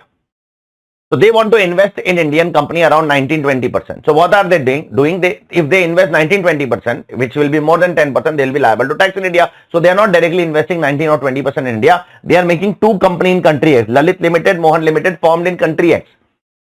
So, now X Limited is holding company for Lalit, X Limited is holding company for Mohan, and they are telling Lalit and Mohan to individually invest 9.95% and in an Indian company, so that X country company is not investing more than 10% in Indian company and they can take the benefit of DTAA. So whether GAR can be applicable in this case, the answer is yes. There is no commercial substance of making Lalit Limited and Mohan Limited. The entire objective, the primary objective of making Lalit Limited and Mohan Limited is only to obtain tax benefit. There is no commercial substance. This entity lacks commercial substance. They do not do any other thing except investing in Indian company Red Chillies Limited. Therefore, the GAR will be applicable. The AO will disregard both the entity and will assume that X Limited has directly invested 19.9% and therefore tax will be charged in India. I hope it is clear to all of you. Next question is on whether the foreign company has a POEM in India or not. For that, we need to check the ABOI test. So, Mischief Limited is a company incorporated in Maldives. Now, they have given the data to us. So, what are the conditions to prove that the foreign company is passing the ABOI test? There are 5 conditions. First, the passive income should be less than equal to 50% of total income. Let's test the passive income. First of all, is the first income passive income? The answer is no. Why? Because in passive income, you should purchase and sell both from associate enterprise. Here you are selling to unrelated party. Therefore, this is not passive income. Second, also not passive income because here you are purchasing from a related party. You should purchase and sell both from related party. Third, you are purchasing both and selling both to associate enterprise. Therefore, this 5 lakhs and this 10 lakhs will come in passive income. Next, interest, dividend, capital gains, royalty and rent. These 5 incomes are always passive income. Therefore, this 20 and 15 is also passive. Therefore, how much is passive income? Total passive income, if I total, it is 50 lakhs, sorry, and divide by total income, if I do, it is 110 lakhs. How did I get total income? 25 plus 50 plus 20 plus 15, I will get 110 lakhs. Is it less than equal to 50%? The answer is yes, because it is less than equal to 50%. Condition number 1 fulfilled. What is condition number 2? The Indian assets should be less than 50% of total assets. The Indian assets are these assets: 120, 50, 40. Total assets are total of all of them. So the Indian assets are 210, total assets are 610. Therefore, Indian assets are also less than 50% of the total assets. Third, the Indian employees, which are 70, should be less than 50% of total employees. So the Indian employees are also less than 50% of total employees. Fourth condition, the payroll expense on the Indian employees should also be less than 50% of total expense. Yes, the payroll expense on Indian employees is 8 lakhs and the total employees is how much? 20 lakhs. Therefore, the payroll expense on Indian employees is also less than 50%. And last but not least, majority of the board meetings should be held outside India. So out of 8 board meetings, only 3 are held in India, 5 are held in Maldives. Therefore, this company will not be liable to tax in India, because this company will be called as what? Having active business outside India. The POEM is outside India. Therefore, the status of this company is non-resident. I hope it is clear to all of you. They are fulfilling all the conditions of POEM. Is this clear? Let's move on to the third paper, MTP Series 1, September 2025. Now, the very first question is exactly similar to what we have done earlier. Same. All adjustments are copy paste. You can go and check all of them. We have done all these adjustments multiple times, not one times, at least 4 to 5 times we have done all these adjustments. I'm not repeating this question once again. It doesn't make sense. You also ignore, completely ignore, please. Don't touch also this particular question. Yes, second question is a good question which is coming for the first time in our 26 paper compilation. What is this question? This question is on partnership form. We need to find out the book profit. We need to find out the remuneration. We need to find out the total income. AMT is not required. No AMT. We are supposed to compute only under the normal provision. Okay, just normal provision. No AMT is asked. AMT is not computed. So first we will compute the book profit as per the provisions of 40B. So what is the net profit of the partnership firm? It is 95 lakhs after debit and credit of following things. Interest on capital we are giving 13%, so add back 1%, only 12% allowed. Next, interest on loan from partner. Interest on loan from partner is also covered in 40B. It is also covered in 40B. You are giving 17% interest to partners. Partner is giving loan to the firm. Firm is giving interest. How much? 17%. Not allowed. Only 12% allowed. 5% interest add back. Now the next adjustment is very important. You are paying a royalty of 5 lakhs to a partner who is a professional script writer for use of his script.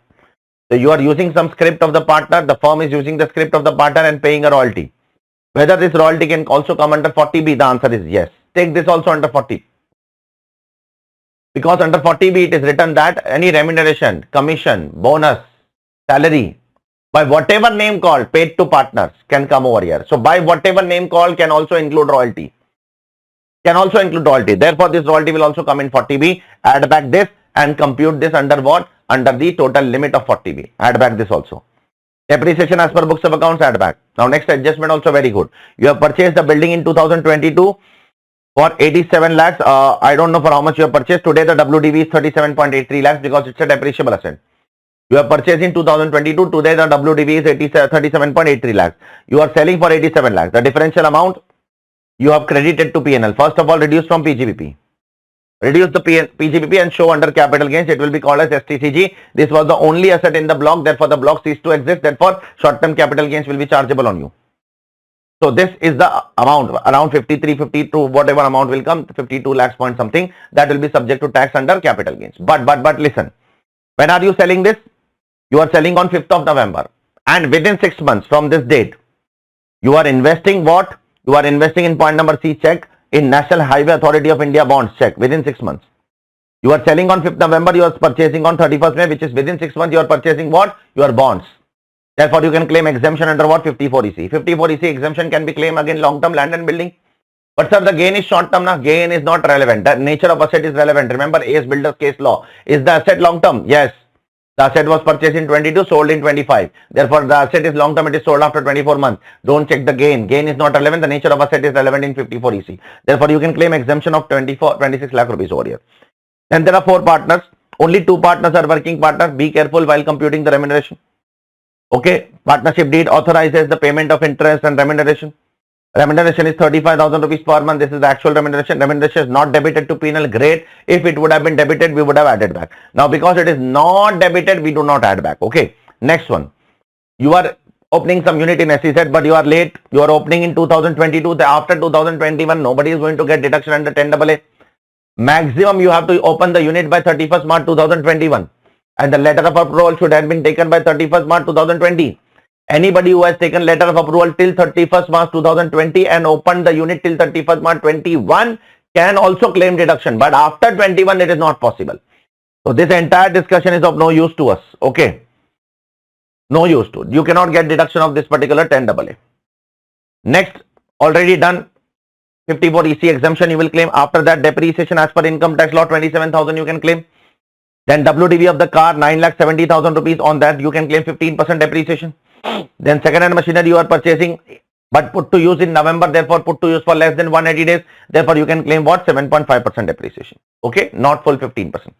After that, you will compute your book profit. After that, you compute remuneration, maximum remuneration, and compare with actual. Actual remuneration will include what? Two partners remuneration, 35,000 per partner into 12 into two partners plus in actual remuneration, you should also add 5 lakh rupees royalty because you are also considering royalty to be part of what? Remuneration only. You have to consider that also. Be very careful.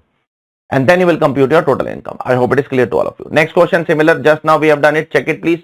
For a national coming to play in India and is earning from playing, for whatever he is earning from playing, that will be subject to 20.8% tax, and whatever is earning from horse race and lottery, that will be subject to 30% tax. Just now we have done this question. Check it, please. Nothing great.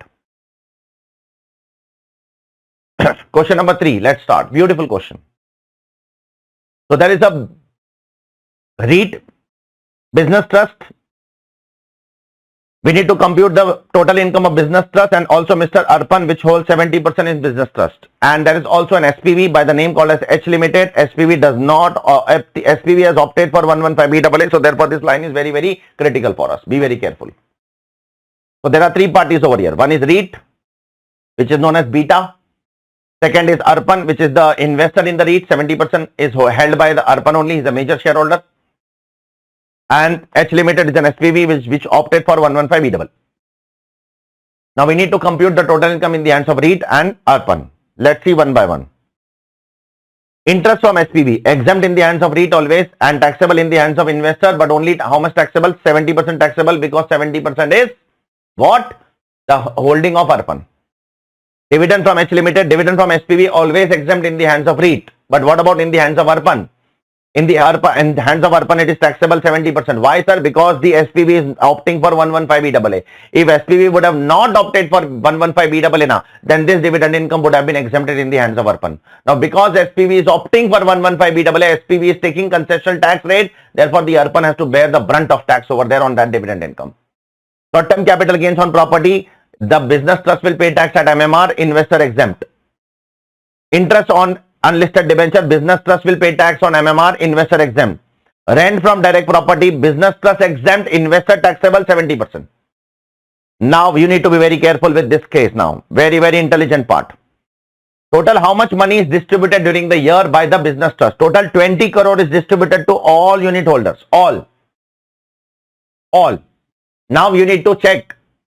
All these incomes are amounting to 20 crore or it is less than 20 crore. If it is less than 20 crore, it means 20 crore includes some repayment of debt also. You are paying over and above all these items, something repayment of debt, that will also be taxable under 56(2)(10) new amendment, FA 24 amendment. Remember or not?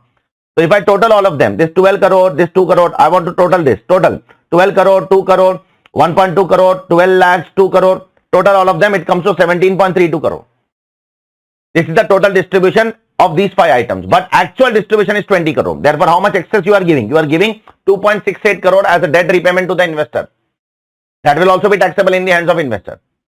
How much? A plus B minus C, some formula was there. But out of that, Mr. Arpan is getting only 70%. So only 70% will be attributed to Arpan, minus the Arpan has purchased the units for how much? Arpan has purchased the units for 1.5 crore. So the differential amount will be called as what? The debt repayment in the hands of Arpan, which will be taxable under 56(2)(13).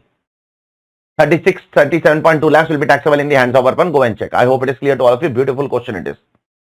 You always have to check whether the total distribution is more than these points. If it is less than this point, then it is okay. But if the total distribution is more than this point, then there can be debt repayment concept. Also, you can check if whenever they will give you the issue price of the units acquired in the REIT, when this line is also given, there can be a debt repayment concept in your question. I hope it is clear. Next question is a DTAA question. Varun is an Indian citizen. He is 44 years. He left India for the first time in 23. Now he came back to India for some personal reason. Permanently he came back to India. Therefore, he is a resident and ordinary resident. Why? Because he came in June. From June to March, obviously he is staying for 182 days. He is a resident. Now, in 2023 only he went outside India for the first time. It means before that he was in India only. Therefore, he will easily fulfill the two additional conditions also. Therefore, Varun is a resident and ordinary resident. World income will be taxable in the hands of Varun. Now, Varun wants to pay tax as per new regime. So, accordingly compute tax as per new regime. First, Varun is earning income from rental, $48,000 on 31st March. Municipal tax is not there. So you will convert this $48,000 minus 30% standard deduction. Okay. Whatever income will come, you will convert this into Indian rupees as per rule 115 TTBR on the last day. TTBR on the last day is 86. So therefore 48,000 minus 30%, 48,000 minus 30%, you will multiply this by 86 rupees. You will get your 28,89,600 as your rental income taxable in India.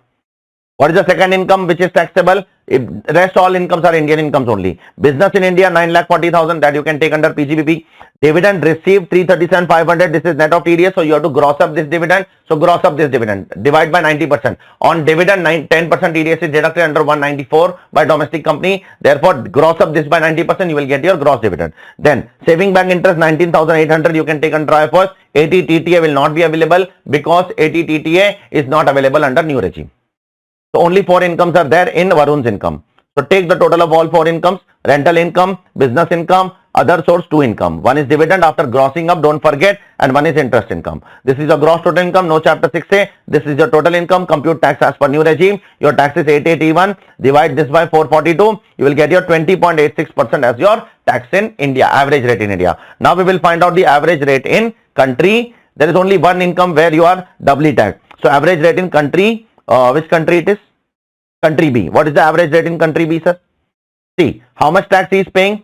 48,000 is the rental income he is earning over there. But he is getting a basic exemption of $15,000 over there. Therefore, he is paying 20% tax in country X only on $33,000. So on $33,000 he is paying 20% tax. That comes to 6,600. So 6,600 is the tax he is paying, and the income in the foreign country is 48,000. So 6,600 is the tax. 48,000 is the income, multiplied by 100, so 13.75 is the average rate in foreign country. Therefore, the relief will be 13.75%, not 20.86%. I hope it is clear to all of you. This 13.76% he will apply on doubly tax income. Doubly tax income is 28,89,000. I hope it is clear. Is it clear? Check it please. Question number 4, which is on TDS, and one question is on transfer pricing, which we have done earlier. TDS question I will say. Generally, if I pay some insurance commission to the insurance agent, insurance intermediary, I am supposed to deduct TDS under 194D at the rate of 2%. In excess of what? In excess of 20,000 rupees. But if the insurance intermediary is located in IFSC and he is giving me a declaration that he is eligible to claim deduction under ATLA, then I am not liable to deduct TDS. Remember or not? There are long notifications. Multiple people are covered to whom if you make payment, and if they are located in IFSC and if they give a declaration, then no need to deduct TDS. So this is what is happening in the first question. The agent is an insurance intermediary which is located in IFSC, and you are making a payment of commission of 1,50,000 rupees to him, but do not deduct TDS because he is giving a declaration that he is claiming deduction under ATLA. Therefore, do not deduct TDS. I hope it is clear to all of you. Next question we have exactly done in question number 4B of Jan 26 paper. Go and check. Next question.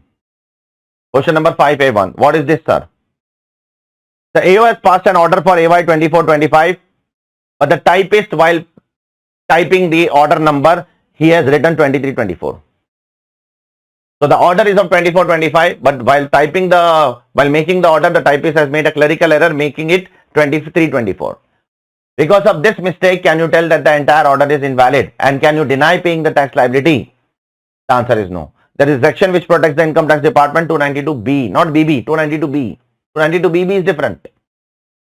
292B, which says that if there is any clerical error, typographical error in the order or in the any notice, in any summon, then you have to ignore that fact. If the overall impact of the order does not change, if the overall purpose of the income tax law is not defeated, here the income tax purpose is not defeated. Just because 2425 is wrongly written as 2324, the entire purpose is not defeated. You have to ignore that fact and consider that as a valid order and pay the tax on time. I hope it is clear to all of you. Next question we have done earlier. Again, I will say once again, Reliance Communication. Can ITAT under 254 subsection 2 re-hear the entire matter? No. When you go and make an application to ITAT under 254 subsection 2 for what? For rectification. ITAT does not have the power to re-hear the entire matter once again. ITAT does not have the power to review its own order. ITAT cannot review its own orders. The first view should be the last view. They cannot take multiple views. Once they pass an order, they cannot change the order in future. Yes, only one thing is possible. Once they pass the order, in future, if there is an apparent mistake, they have to rectify. That's it. That's the only power with the ITAT, which was said by the Supreme Court in the case of Reliance Communication. Multiple case laws are there on this issue. Next question. Again, a good question. Green Tech Innovation is a resident company. They are planning to enter into some collaboration with a German company. For that, they filed an application to advance ruling in April 26. So, an Indian company wants to enter into collaboration with a foreign German company. For that, they have made an application to board for advance ruling in April 26. But later it was revealed that this same Indian company, they have already submitted an application to AO for same matter in March also. In March also, 1 month before, you have already submitted a similar matter to the AO, same matter to the AO for determination of tax liability or tax implication. Now the question is whether the AAR will accept your ruling. The answer is no. It is very clearly written in the law that if your matter is already pending in front of Income Tax Authority or ITAT or any court, the AAR will reject your application. In this case, your matter is already pending since March 26. You should have not come in April 26 to AAR. Your application will be rejected. First part is this.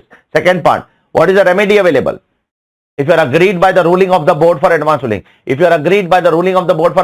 the only remedy is you can go to High Court, file an appeal in 60 days. Within 60 days from the date of receipt of BFAR order, you can file an appeal to High Court. If required, if circumstances so justify, if there is a genuine case, they will give you also an extension of another 30 days. Another 30 days extension can also be given by them. I hope it is clear to all of you. Next question is also a beautiful question on GAR. So pay attention. Very, very good question. There is country X here. There is India here.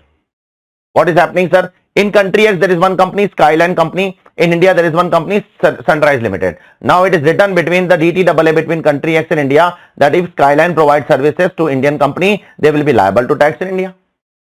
They will be liable to tax in India. But at the same time, it is written that if it is not company, instead it is a firm, then they will be liable to tax only if the firm has a fixed base in India, that is they have some P in India, or if the partners or employees stay in India for 180 days. Otherwise, it is not taxable. For company, it is directly taxable, but for firm, it is not directly taxable. For firm, they should have a branch in India, or their partners or employees should stay, or partners or employees, either of them should stay for more than 180 days. So the company did what? The company, instead of providing services through company, they made a firm. They made a firm and they provided the service through a firm to Sunrise Limited. They did not make any partner. They did not make any branch in India. Neither they have any partners or employees who are staying in India for more than 180 days. They are not violating these conditions. So therefore, whether GAR will be applicable, the answer is yes. GAR will be applicable because there is no commercial substance of making this partnership firm. The only objective of making this partnership firm is to take tax benefit. Therefore, the AO will disregard this particular partnership firm and will assume this partnership firm to be a company only, and therefore GAR will be applicable on the SSC. I hope it is clear to all of you. Next question. Mr. Pradeep is an interior decorator. Beautiful question this is also. His total receipts are 65 lakhs and the breakup of the receipts is also given here. Now he is contending that he will not get the books of accounts audited because his turnover is not exceeding 75 lakhs. He is ready to declare his income under presumptive income 4480A. Is he correct? The answer is yes, he is correct. How, sir? See, Pradeep's total receipts is how much? 65 lakhs. See, if your total receipts is up to 50 lakhs, you can definitely go for what? 4480A because Pradeep is an interior decorator. Interior decorator is covered in 4480A. But even if your total receipts is up to 75 lakhs, in that case also you can go for 4480A. If your receipts, cash receipts is up to 5% of total receipts. So if Pradeep's cash receipt is up to 5% of total receipts, then Pradeep can enjoy 4480A, up to 75 lakhs also. And if he enjoy 4480 up to 75 lakhs, then he does not have to get his books of accounts audited. So we need to check whether the Pradeep is coming in that 5% limit or not. See, the total receipts of Pradeep is 65 lakhs. That I will take in the denominator. Now I will check how much is cash receipt. I will get two cash receipt in this entire statement. One is this one. This bearer check is also considered as cash receipt, sir. Yes. And check which is not an account pay check will be considered as a cash receipt only. Okay. So this bearer check will be considered as cash receipt. And here also see 1,22,800 is received in bearer check. That is also cash receipt. Apart from that, everything is online. This is online, this is online, this is online, this is online, this is online, this is online, this is online, this is online. Rest all is online. Only these two payments, these two receipts are what? Cash receipt. If I total it, divide by 65 lakhs, it comes to 3.61%. Therefore, because it is up to 5%, Pradeep can enjoy 44 ADA benefit up to 75 lakhs. Therefore, because he can enjoy 44 ADA benefits up to 75 lakhs and he wishes to claim presumptive income. He is not saying that he does not want presumptive income. He wishes to claim presumptive income. Therefore, there is no requirement of audit up to 75 lakhs. I hope it is clear to all of you. So, this is what this paper is all about. Let's go ahead with MTP Series 2 September 2025. The very first question is on total income. Let's see what they are asking. They are asking total income and tax payable as per the normal provision. No 115BAA, no 115BAB, no MAT, nothing. The turnover of last year is 450 crore. Therefore, the tax rate will be 30%. Okay, now let's start with the discussion. Assess is a manufacturing company. Net profit is 68,50,000. Depreciation as per the company's act is 59 lakhs that you will add back. Then routine adjustment. There is some old machinery which has caught fire, so it is destroyed. So there is a loss of 19 lakhs.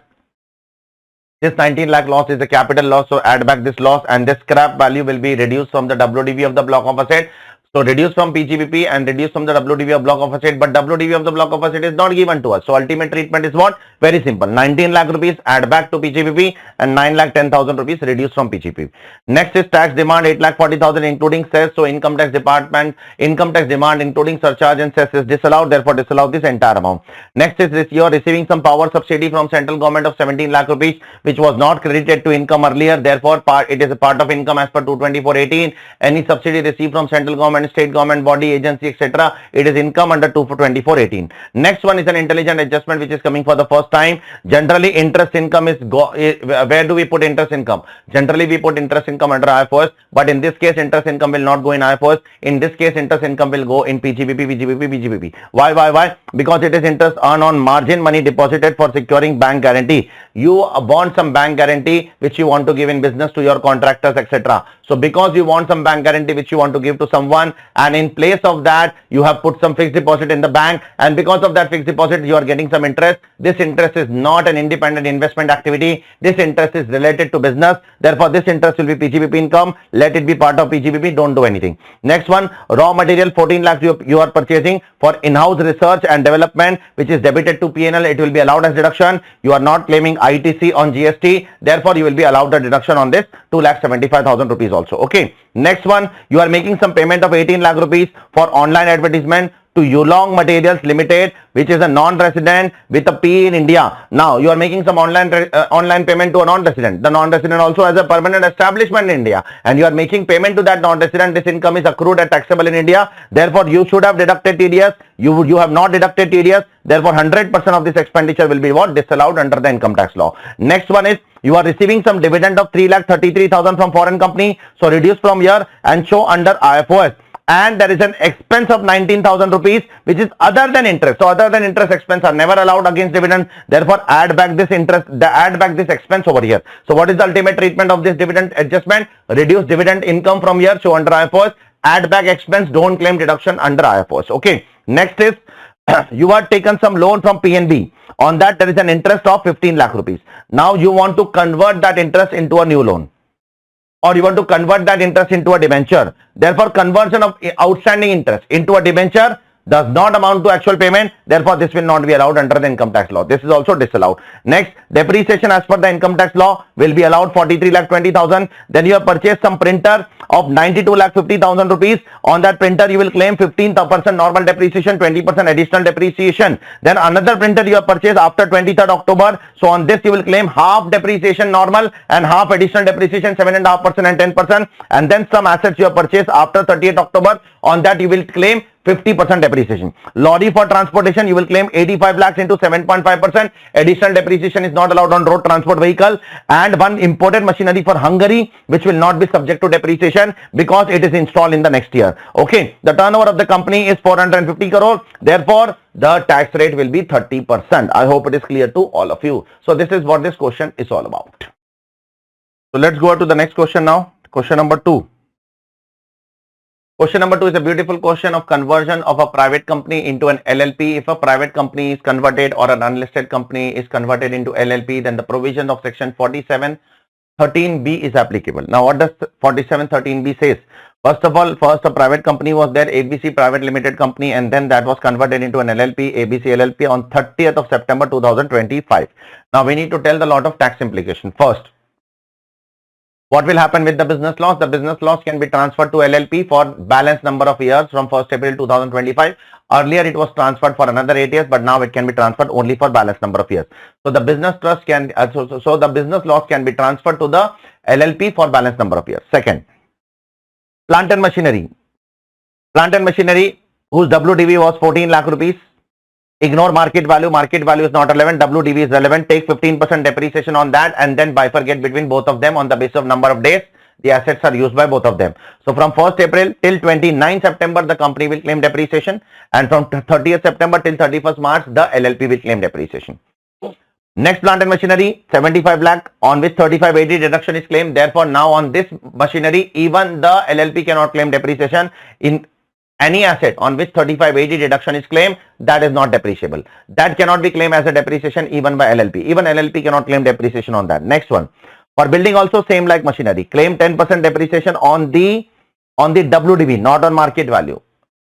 The WDV of the predecessor, the WDV of the company becomes the WDV of the LLP, not the market value. Market value ignore. 40 lakhs into 10%, then bifurcate between both of them. Cost of land 80 lakhs. So this cost of land will become the cost in the hands of LLP. Whenever the LLP will sell the land, they will take 80 lakh as their cost of acquisition for the purpose of computation of capital gains. VRS. Total VRS incurred in 23, 24, 28 lakhs. Now VRS expenses are allowed over a period of 5 years. We all know that. Okay. Now in the current year entirely, it will be allowed to LLP. Entirely. In current year, don't bifurcate VRS.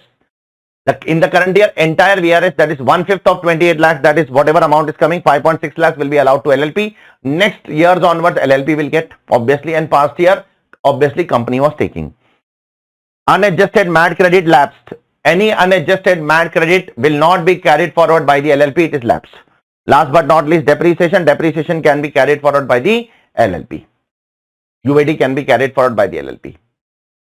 So these are the items, tax treatment, which we have to write for each and every item, and you will get the marks. 8 marks question, very great. Next question is a very simple question on transfer pricing. There is a company, Access Research Solution, which is providing scientific research services to various non-residents. One of the client is Emerald, which guarantees 12% of the total loan. So if one enterprise guarantees at least 10% of the total loans of another entity, then both of them are deemed to be a source enterprise. Therefore, transfer pricing provisions will be applicable in this case. Because both of them, because Access Research Solution and Emerald are deemed to be a source enterprise, the transaction between them will be deemed to be international transaction. This is part 1, very simple. Next, part 2. In part 2, you have to write the entire story of what secondary adjustment. Suppose the AO has done a primary adjustment of 440 lakhs, which is more than 1 crore rupees. And AO has passed an order on 31st of March. Assessee has accepted that. What are the subsequent compliances? Transaction is denominated in rupees. No repatriation of money till 31st March 2026. 1 year MCLR is 9% of SBI. So we have to write the entire provision of secondary adjustment. Because the AO has passed an order on 31st of March 2025, the assessee should bring back the money to India, repatriate the money to India within 90 days from the date of order. If the money is not repatriated to India within 90 days from date of order, then secondary adjustment will apply. Secondary adjustment, because the transaction is denominated in rupees, therefore the secondary adjustment will be also in rupees. 440 lakhs will be considered as deemed loan multiplied by 9% plus 3.25%. Because the transaction is denominated in rupees, 9 MCLR of SBI plus 3.25% will become your effective interest rate. On that, you will apply the interest rate, you will get your secondary adjustment interest. You have one more option, that you pay one-time additional tax of 20.9664 and get relieved. Once you pay one time additional tax of 20.9664, that's it. After that, there is no need to pay any tax. I hope it is clear to all of you. Both the options are there. Whichever is more feasible, the assessee can go for that. Next question, question number 3, which is on exit tax. There is a trust, Helping Hand Foundation, which was registered under 12AB. Now on 1st April 2025, it got merged with another trust, which is not approved under 1023C or 12AB. Therefore, exit tax will apply. Exit tax will apply. For that, you need to compute accredited income as per Rule 17CB. On that, you will apply 34.944% tax. Accredited income is aggregate value of all assets minus aggregate value of all liability. In assets, land will be valued at stamp duty value or market value, whichever is higher. Therefore, you will take stamp duty value. Equity shares will be equity shares which are listed in a stock exchange. You will take the average on 1st April 2025. That is whichever is 85 plus 95 average. That is you will take 90. For preference shares, you will take market value. For corpus fund, you will not take corpus fund. Outside liability, you will take. Taxation, you will not take. And other small outstanding expenses you will take. After that, you will get your accredited income. All assets minus all liabilities, the difference will be subject to tax at 34.944%. Very simple question, bonus question it is. If it comes for 8 marks, it's a great win-win situation for you. Next is a very simple DTAA question. Very, we have done such questions earlier. You can check it once. If you want to do, you do it, or else I will recommend that you will ignore this. You ignore this, please. Don't waste your time. You have much better things to do in life. Next one is tedious question, in which part 1 we have not done earlier, part 2 we have done earlier. Now, lot of questions will repeat. At least 70-80% questions will repeat from here. Now, what is part 1? There is an agent, there is a distributor who is giving some commission to the lottery agents.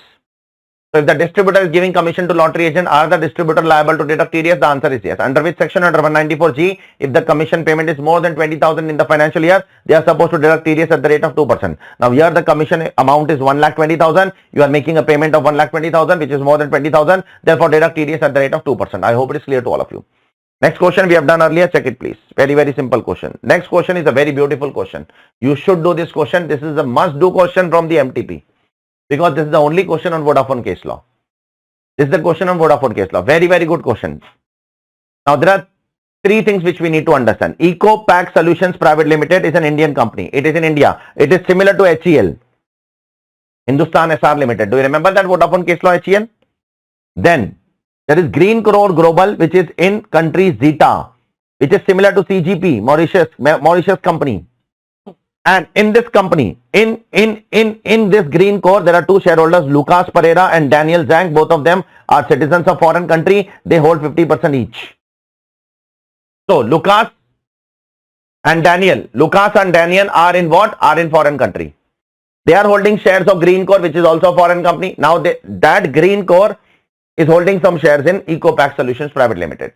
So, if Lucas and Daniel is selling the shares of a foreign company, whether the shares of the foreign company will be subject to tax in India? Yes, they will be subject to tax in India if they derive their value substantially from asset located in India. So, if the shares of Green Core derive its value substantially from asset located in India, as per explanation 5 to section 9, then it will be deemed to accrue or rise in India. Then how do you find out whether it is deriving substantially its value from India or not? For that, first of all, we need to find out specified date. Specified date can be 2 dates. It can be either the date on which you sell these shares or the last balance sheet date of Green Core. What is the last balance sheet date of Green Core? It is 31st December. You can check it. So, this 31st December 2025 is not relevant. The specified date can be either the last balance sheet date, that is the balance sheet date which comes prior to the year of sale. Year of sale is June 25. Last balance sheet date is December 24. The specified date can be December 24 or June 25. But between 2, which is the specified date? By default, you should take December 24 as specified date. But if the book value of the asset increase by more than 15%, the book value of the asset increase more than 15% of Green Core, then the specified date will become the date of transfer. So, what is the book value of asset on 31st December? It is 2000. Check. This is the Green Core book value of asset. What is the book value of asset on the date of transfer? It is 2600. Is it increasing by more than 15%? Yes. Therefore, you will take the specified date as 1st June, not as what? 31st December. If the book value of asset would have been below 15%, then we would have taken 31st December as your date of what? Specified date. Now, so specified date is 1st June 2025 because the book value of asset as compared to the last balance sheet date is increasing by more than 15%. Therefore, this date is not relevant. Now, on this date, I will check whether the shares of Greencore derive its value substantially from asset located in India or not. So how to determine that? For that, there are two conditions which Greencore has to fulfill. First, the investment in India should be more than 10 crore rupees. And the investment in India as compared to the total investment should be at least 50%. So how much investment they have made in India? They have made an investment in India of 1200 crore. Check please. Fair market value of assets in balance sheet of Eco Limited. At this time, you need to check the FMV. See, always remember, while computing this specified date, you have to take book value. But while finding out the substantial value, you have to take the FMV without reduction of liabilities. So how much is the FMV of the assets of Greencore in Eco Shares Private Limited? 1200 crore. How much percentage it is of total assets of Eco Solutions Private Limited, of Greencore Global? 1,200 is the investment in Indian company. 2,200 is the total assets market value of the Greencore. Therefore, this is greater than equal to 50%. Therefore, two conditions are fulfilled. Condition number one, investment in India is more than 10 crore. And investment in India as compared to total investment is greater than equal to 50%. Both the conditions are fulfilled. Therefore, the shares of Greencore Global derive its value substantially from asset located in India. Therefore, Lucas Pereira and Daniel Pereira, if they are selling the share, they will be liable to tax in India. I hope it is clear to all of you. Beautiful question it is. Beautiful question. Question number 5. Part A we have done earlier. You can go and check. Reference I have given over here. Part B we have not done earlier, but it is a Supreme Court judgment of SAP Labs India Private Limited. What does this say? Can High Court come in between and determine the arm's length price? See, determination of arm's length price is the pure question of fact. It's not a question of law. So the question is, can High Court come in between and determine the question of fact? The answer is no. But can High Court come in between and tell the department and tell the tribunal that you have not computed the arm's length price as per the income tax department, income tax rules and regulations? See, ultimately arm's length price is determined as per the provisions of 92C and its rules. Rule 10 CA, Rule 10 CA. All these rules are applied. So can High Court come in between and say that the income tax department or the SSC or the tribunal or any authority below that has not computed the arm's length price as per the Income Tax Act and its rules? Yes, that High Court can say. High Court will not come in, compute the arm's length price, but High Court definitely has the power to interfere in between and tell that the arm's length price are not computed as per the Act and the rules. I hope it is clear to all of you. Next question. The Indian branch of Slack Private Limited, they have done some transaction with a foreign company. The value of the transaction is 600 crore. Now they are asking for the fees. How much fee they are supposed to pay? See, if the transaction value is more than 300 crore, you have to pay advance ruling fee of 10 lakh rupees. If it is more than 300 crore, if it is up to 100 crore, then 2 lakh rupees. Above 100 crore, up to 300 crore, 5 lakh rupees. Above 300 crore, 10 lakh rupees fees you are supposed to pay. This is the first question. Second, same question repeated. If you are not happy with the order of BFAR, what is the remedy? Go to High Court within 60 days. 30 days extension will be given to you. Very simple question. Again and again they are asking the same question. Now next question is a good question on Bitcoin. You are purchasing 5,000 Bitcoin for 50,000. Now you are selling 2,500 Bitcoin for 25,500. So there is a profit of 500. How, sir? See, if 5,000 Bitcoins cost is 50,000. So what is the cost of 2,500 Bitcoin? 25,000. Cost is 25,000, you are selling for 25,500, therefore 500 rupees is gain. Multiply by 2,500 units. Similarly, another 2,500 you are selling for 28,750. So again there is a profit of 3,750 per Bitcoin. Why? Because the cost of 2,500 units is 25,000. Because the cost of 5,000 units is 50,000. So 25,000 is the cost. You are selling for 28,750. Therefore the gain is 3,750. Pay 30% tax. Expenses not allowed against the virtual digital asset. Expenses are not allowed. Expense on transfers are disallowed. Sorry. What about NFT? Same. 10,000 NFT you are purchasing for 1,50,000. Now you are selling 6,000 NFT means 60% for 89,000. So the cost of 60% comes to how much? 90,000. But you are selling for 89,000. There is a loss. This loss is lapse. You cannot set off this loss against Bitcoin. Not allowed. Not allowed. Not allowed. Get loss. Not allowed. Expenses also not allowed. Losses also not allowed. Another 4,000 you are selling for 56,000. What is the cost of 4,000? The cost of 4,000 is 40%. 4,000 is 40% of 10,000. So 40% of 1,50,000 is 60,000. The cost is 60,000. You are selling for 56,000. Therefore, 4,000 is loss. Again, this loss you cannot carry forward and set off. I hope it is clear to all of you. This is lapse. Not allowed. Next question we have done earlier. Go and check later on. Question number 6, A1 of May 2024 paper. Okay. I hope it is clear to all of you. Lord, let's go ahead with the next one. That is MTP Series 1 Jan 2026. The very first question is exactly copy paste from question number 1 of RTP May 2025. I'm not going to repeat this again and again because most of the things are now copy pasted. This question is also copy pasted from same as question number 1 of November 2023 paper. You can go and check. This question is also repeated, same as DTAA question earlier. This question also repeated. This question also repeated. Most of the things now are going to be repeated now. This question also repeated. Now, this question is slightly new question which are not repeated in the 26 paper so far. So I will talk about it, and it's a very, very important question. Now, this C question will come once again in the next MTP. So from here they have copied in the next one. So what is this question? There is a total income. We need to compute total income and tax liability of Winter INC, which is a non-resident. Let's try to understand and compute the total income of this company, which is a foreign company, which is a non-resident. Dividend 1,25,000, 12,50,000, 20% tax plus cess will be applicable as per 115A. Second, this non-resident and foreign company is providing some technical know-how to an Indian company of 20 lakh rupees. So Indian company is receiving technical know-how, and instead of paying 20 lakh rupees, they are giving dividend of 20 lakh. They are giving debentures of 20 lakh rupees to foreign company. So the foreign company is providing me technical know-how, and I am giving them debentures.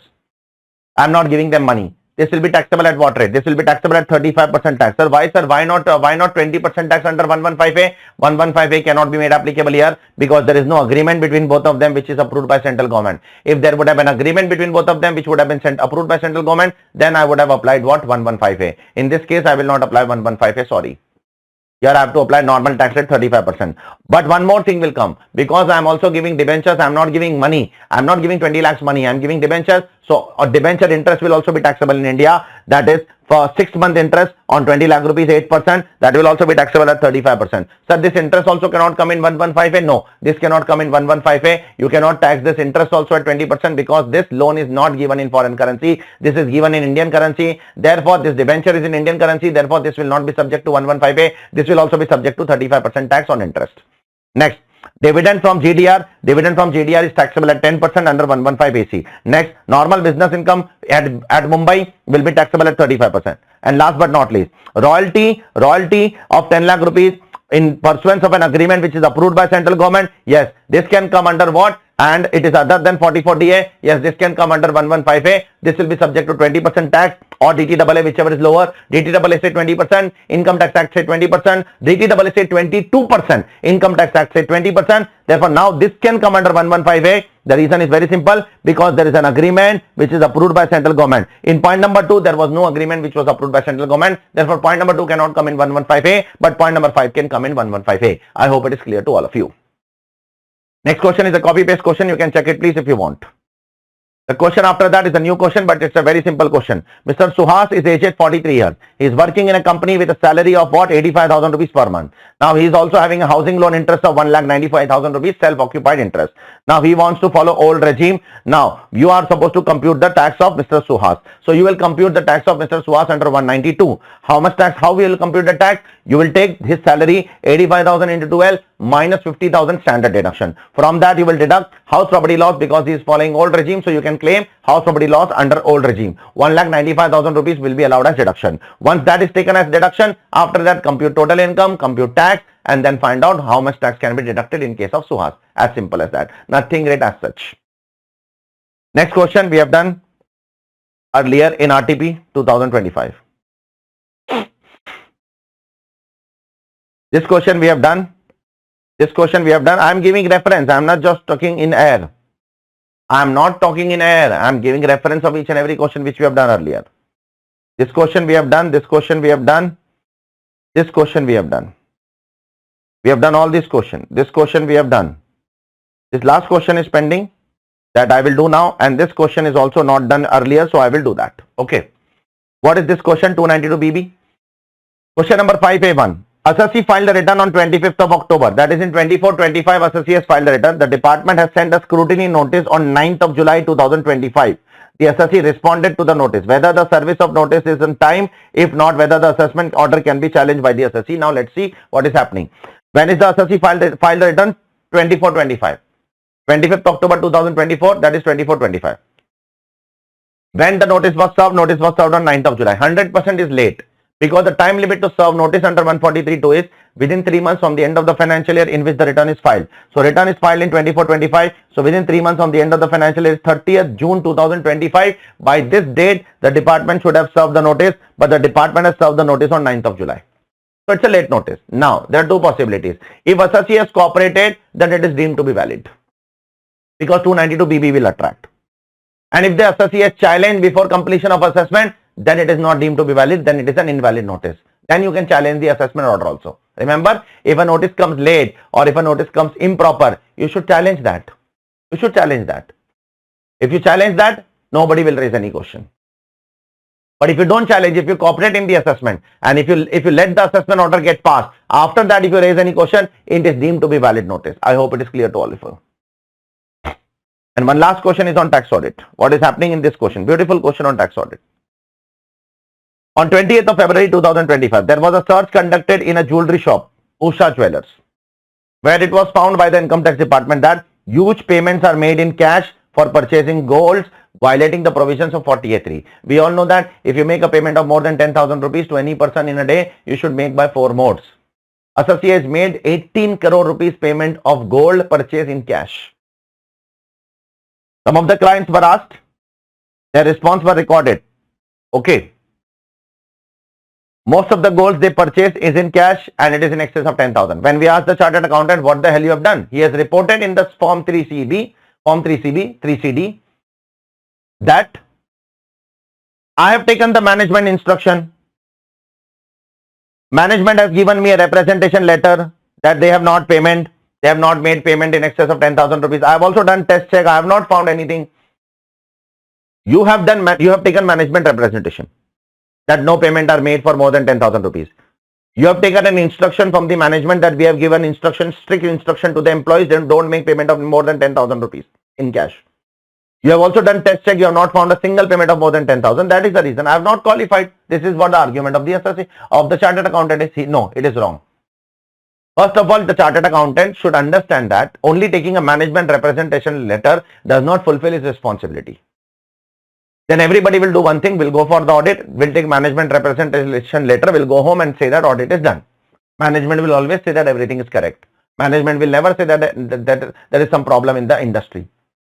Therefore, it is your duty to check the transaction properly. Considering the nature of business, the assessee is engaged in the business of what? Gold.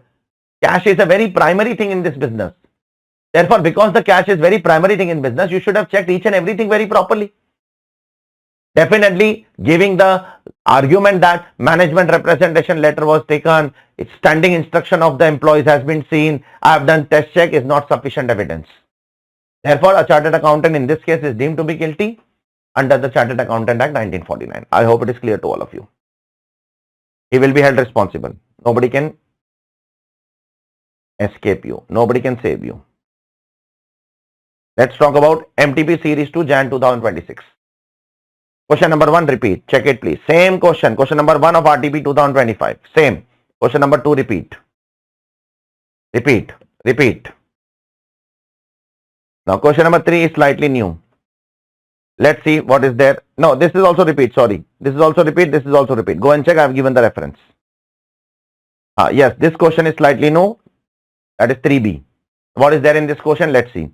The trust claims that anonymous donation received by the firm by them are not liable to tax under 115 BBC. Part 1. A charitable trust applied the entire anonymous donation for the purpose of the trust. Wrong. If I am a charitable trust, then provisions of 115 BBC is applicable, and if 115 BBC is applicable, whatever anonymous donation I have received, even if I apply for the objects of the trust, I cannot claim exemption. Only one exemption is allowed from charitable trust from anonymous donation under 115 BBC, that is 5% of total donation or 1 lakh rupees, whichever is higher, that much you can claim as an exemption. Rest you have to, even if you apply, it doesn't matter, it will be subject to 30% tax. So the argument made by the trust that anonymous donation received, we have applied the entire amount for the objects of the trust is not correct. Even if you applied the entire amount for the objects of the trust, you have to follow the provisions of 115 BBC and pay 30% tax. Will your answer change if the assessee is a wholly religious trust? Yes, the answer will change now. Why, sir? Because if the assessee is a wholly religious trust, then the provisions of anonymous donation 115 BBC is not applicable to a trust which is wholly religious. It is only applicable to a trust which is wholly charitable or which is partly religious and partly charitable. If a trust is wholly religious, then the provision of anonymous donations are not applicable. So in that case, it will be treated like a normal donation. Add to the income statement, claim 15% exemption, and remaining amount you can apply and claim exemption. I hope it is clear to all of you. Next question is a simple question, very simple question of DTAA. Mr. Ashu is a resident, aged 25 years. The total, there are two important points which I am saying in this question. Rest of them are very similar to what we have done so far. Ashu is opting out of default regime, means Ashu is following old regime. Now, Ashu is earning royalty income of 18 lakh rupees.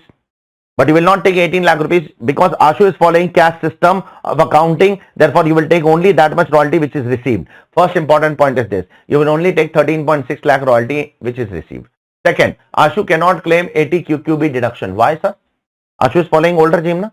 80 QQB cannot be claimed. Why? Because Ashu is writing articles in journals and newspapers, and if you write articles in journals and newspapers, 80 QQB is not available. 80 QQB is available if you write some books which are artistic in nature, literary in nature, scientific in nature, not textbooks or notebooks or journals or newspapers. 80 QQB is not available. Be very careful. This is the second important thing. Apart from that, nothing great is there in this question.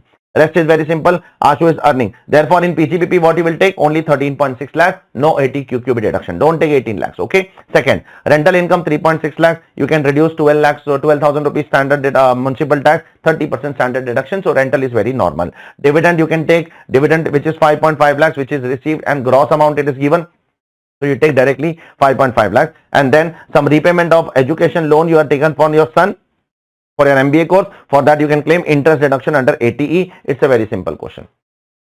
Compute tax rate in India, effective tax rate in India, and then find out the doubly tax income. Doubly tax income is only income. Doubly tax is your royalty income, and second income, which is doubly tax, is your rental income. Apply that 15% or average rate in India, whichever is lower on the doubly tax income. Okay, nothing great as such.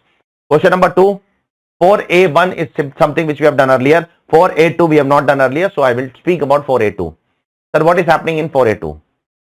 There are 4 people in 4A2. There is a patient who is going to hospital because he is not well. He is admitted in the hospital. Now, after he was released, so the hospital has given a bill. The patient is saying that don't give me the bill, give the bill to the insurance company. So the hospital has given the bill to the insurance company. Now the insurance company has given the bill to whom? To the third party administrator. And now the third party administrator is clearing the bill on behalf of hospital. So if a third party administrator is settling the claim on behalf of the hospital and making the payment to the on behalf of the insurance company and making the payment to the hospital, that will be subject to TDS under 194J. Remember or not? If the third party administrator is settling the claim and making the payment to hospital on behalf of insurance company, 194J TDS is applicable at 10%. I hope it is clear. This question we have done earlier. Go and check. Go and check. I am giving the reference. This question done earlier. This question done earlier. This question done earlier. Go and check. All these questions are done earlier. All of them. All of them. All of them. All of them are done earlier. Go and check. All of them. Now we will come to May 2026 MTP. Let's see what ICI has done in your attempt MTP. May 26. Have they done anything new? Let's move on to the MTP series 1, May 2026. Question 1, number 1, repeat. Check. Same question we have done earlier. All adjustment repeat. None of them are new. All of them are repeat. Question number 2, repeat. Same question. This. Same question we have done of slum sale. Do you remember? Chemical unit, textile unit. Same. They are not putting any efforts in making new MTPs. So always remember, most of the students get confused by looking at MTP. They go and solve ICI MTP in the center. They write the paper in the center and then they feel, yeah, I've got 70 marks in DT. I've got 80 marks. Such an easy DT paper. I can easily score 70 to 80 marks in DT. It's not that easy. It's not a cakewalk. The MTPs are always going to bluff you. They are not going to give you the real picture. The real picture will come from RTPs and past paper, not from MTPs. Always remember. So by solving ICI's MTP, don't be under an impression that you know everything. No. You might know everything. I'm not saying you don't know anything. I know that you know everything, but you are not going to get the same level of paper in the examination. Be very careful with that. Even the easiest of the easiest paper in the CA final exam is not like MTP. It is still tougher than MTP. In MTP, they just do one thing, that is a copy-paste activity from last papers. Only copy-paste they do. They don't have any time to make new paper also. Only copy-paste they are doing. Question number B is a new question. Let's see. Mr. Karan Verma is aged 32 years. Now we are supposed to compute Karan Verma's total income under the new regime. Let's see what all things will come in Karan Verma's total income. New regime, salary 23,70,000. From that you will take 75,000 standard deduction. Interest on self-occupied property not allowed in new regime. Dividend will go under IFOS. Fourth point, he is making some FD in the name of her wife, of his wife, and she is earning some interest. So if I am making some FD in the name of my wife, that interest will be clubbed in my hands only, because that is my income, not wife's income. That is will be clubbed in the hands of the husband. So you have to club that. So these are the domestic incomes. Now foreign incomes. He is earning some income from country R, 13,500. Business income multiplied by 90 rupees is the rate of euro. Then rental income is 8,000. So multiply by 90 minus 800 rupees municipal taxes minus 30% standard deduction. You can take that. Then short-term capital gains of 6,000. That's it. It's a very simple question. Nothing great as such. Then find out the average tax rate in India. And then apply that average tax rate. Compare that with foreign tax rate is 25%. Find out average tax rate in India and apply that on doubly tax income. Very simple question of DTAA. Nothing great as such. Next question, repeat. Now the next question is a good question. We have done a question earlier like this, but this is one step ahead of that. Let me tell you, Tide Limited is an Indian company and Limitless Limited is a company, foreign company, which is located in NJA. We are selling some goods to a company located in NJA for 9.5 crores. So if an Indian company is selling some goods to a person located in NJA, then both of them are first of all deemed to be a social enterprise. Second, the transaction between both of them are deemed to be international transaction. Therefore, we need to find out the arm's length price. So we need to find out comparable. Now in the market, we are getting two comparable. To others, we are selling for 10.5 crore to XYINC and 11 crore for RPINC. So we are getting two comparable. So 10.5 crore we are selling. See, to Limitless Limited, we are selling at what price? At 9.5 crore. To others, we are selling for 10.5 crore to one company and 11 crore to one company. But there is a difference in transaction between both of them. This 10.5 crore and this 11 crore includes two things which 9.5 crore does not include. So you have to remove those two things. Insurance freight is included in 10.5 crores and 11 crores. So remove insurance and freight. Then after sales service cost is also included in this. Remove that also. So now we are getting two arm's length price. Remember, if you are getting more than one arm's length price, then you have to follow range concept. If the number of items are 6 or more, you are supposed to follow range concept. But here the number of items are not 6 and more. Here the number of items are less than 6, only 2 items. So you can take arithmetic mean of these 2 items. That will become your arm's length price. So 10.19 first arm's length price, 10.69 second arm's length price divided by 2 will be your average arm's length price. You will compare that with 9.5 crore, then difference amount you have to add back. And one more thing, generally whatever the difference you will get, if that is less than 3%, then you don't have to apply transfer pricing provision. But in case of NJ, you don't have to check 3% also. Remember, in case of NJ, you don't get the benefit of 3% margin. Here the difference is more than 3%, but I am just telling you for the sake of safety in future, they might test you this also. So here, if you take the average and if you compare with 9.5%, the difference is more than 3%. But even if it is less than 3%, still you will take the arm's length price. You will not take the actual price because the person located is in NJA. For NJA, 3% margin is not available. I hope it is clear to all of you. Next question. Serious question. Question number 1. Madhav is an individual whose business is turnover of last year is 3.2 crore. So Madhav, individual, last year business turnover is 3.2 crore. He is making a contract payment for repair of his house for 3 lakh rupees. So 194C will not apply for personal purpose. 194M will also not apply because the payment is not more than 50 lakhs. I hope it is clear. 75,000 rupees is paying commission for business. Yes, for because the commission is more than 20,000 rupees, therefore 194H will apply, and Madhav's last year turnover is more than 1 crore, therefore 194H is applicable to Madhav. Second question we have done earlier, you can check it. Okay. Third question. Question number B.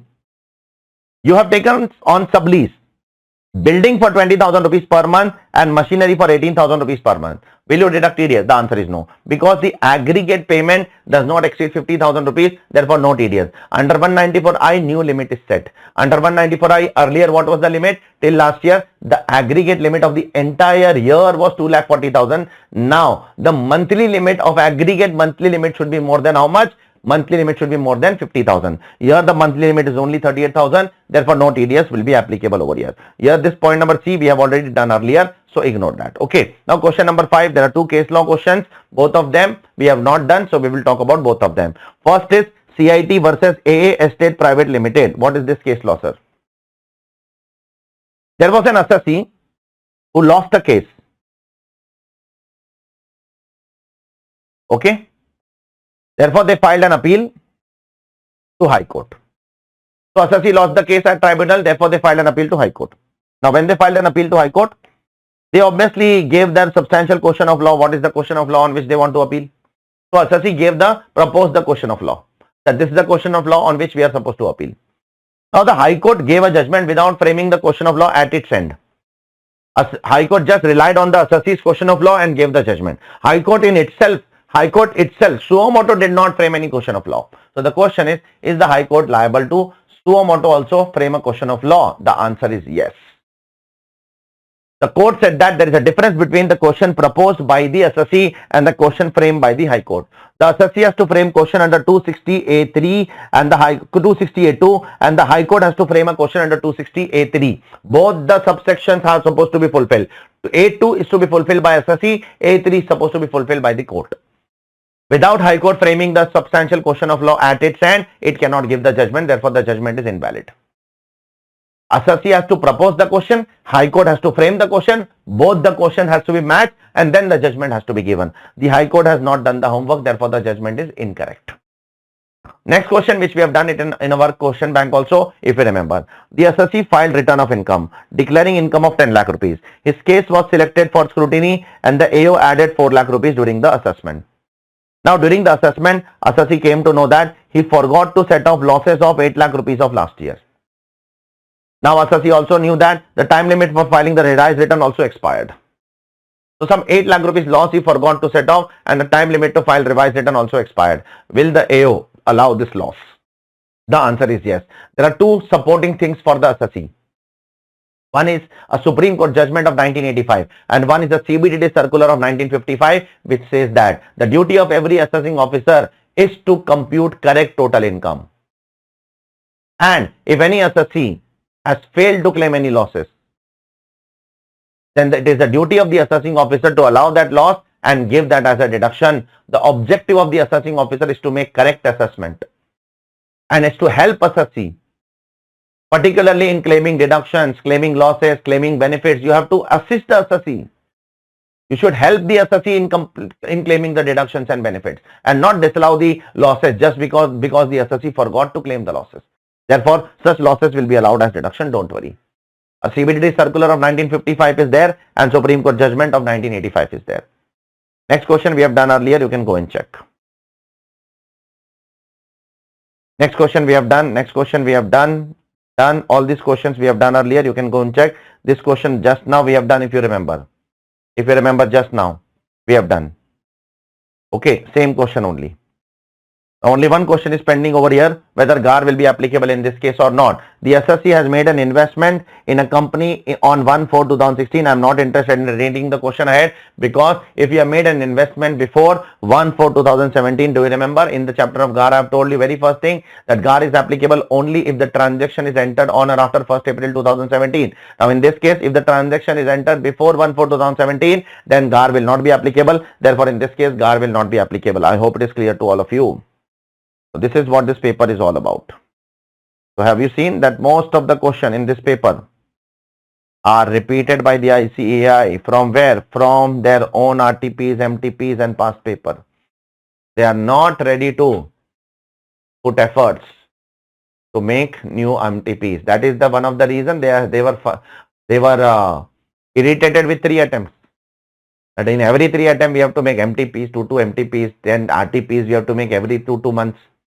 Then we have to make question paper, then students pass, fail, etc. Again and again. Board of Studies was irritated. Making question paper of CA final is not an easy task. Yes, CA Inter, CA Foundation question paper making is slightly easier. I'm not saying that is very easy. Slightly easier compared to CA final question paper. Therefore, they have discontinued 3 attempts and again come back to 2 attempts. They don't have any brains. Whenever they feel like they make 3 attempts, whenever they feel like they make 2 attempts, whenever they will feel like they will make 4 attempts, whenever they will feel like they will remove IBS, whenever they will feel like they will put up one more subject like IBS. Anything can be done. There is no consistency. There is no certainty in the minds of the student. Hopeless people. Anyways, coming to one last MTP series 2, May 2026. What is happening in this question? Let's see. SS Limited is an listed company. And this is a beautiful question. We have not done this question earlier, so we will do it. They are engaged into 4 different kind of businesses.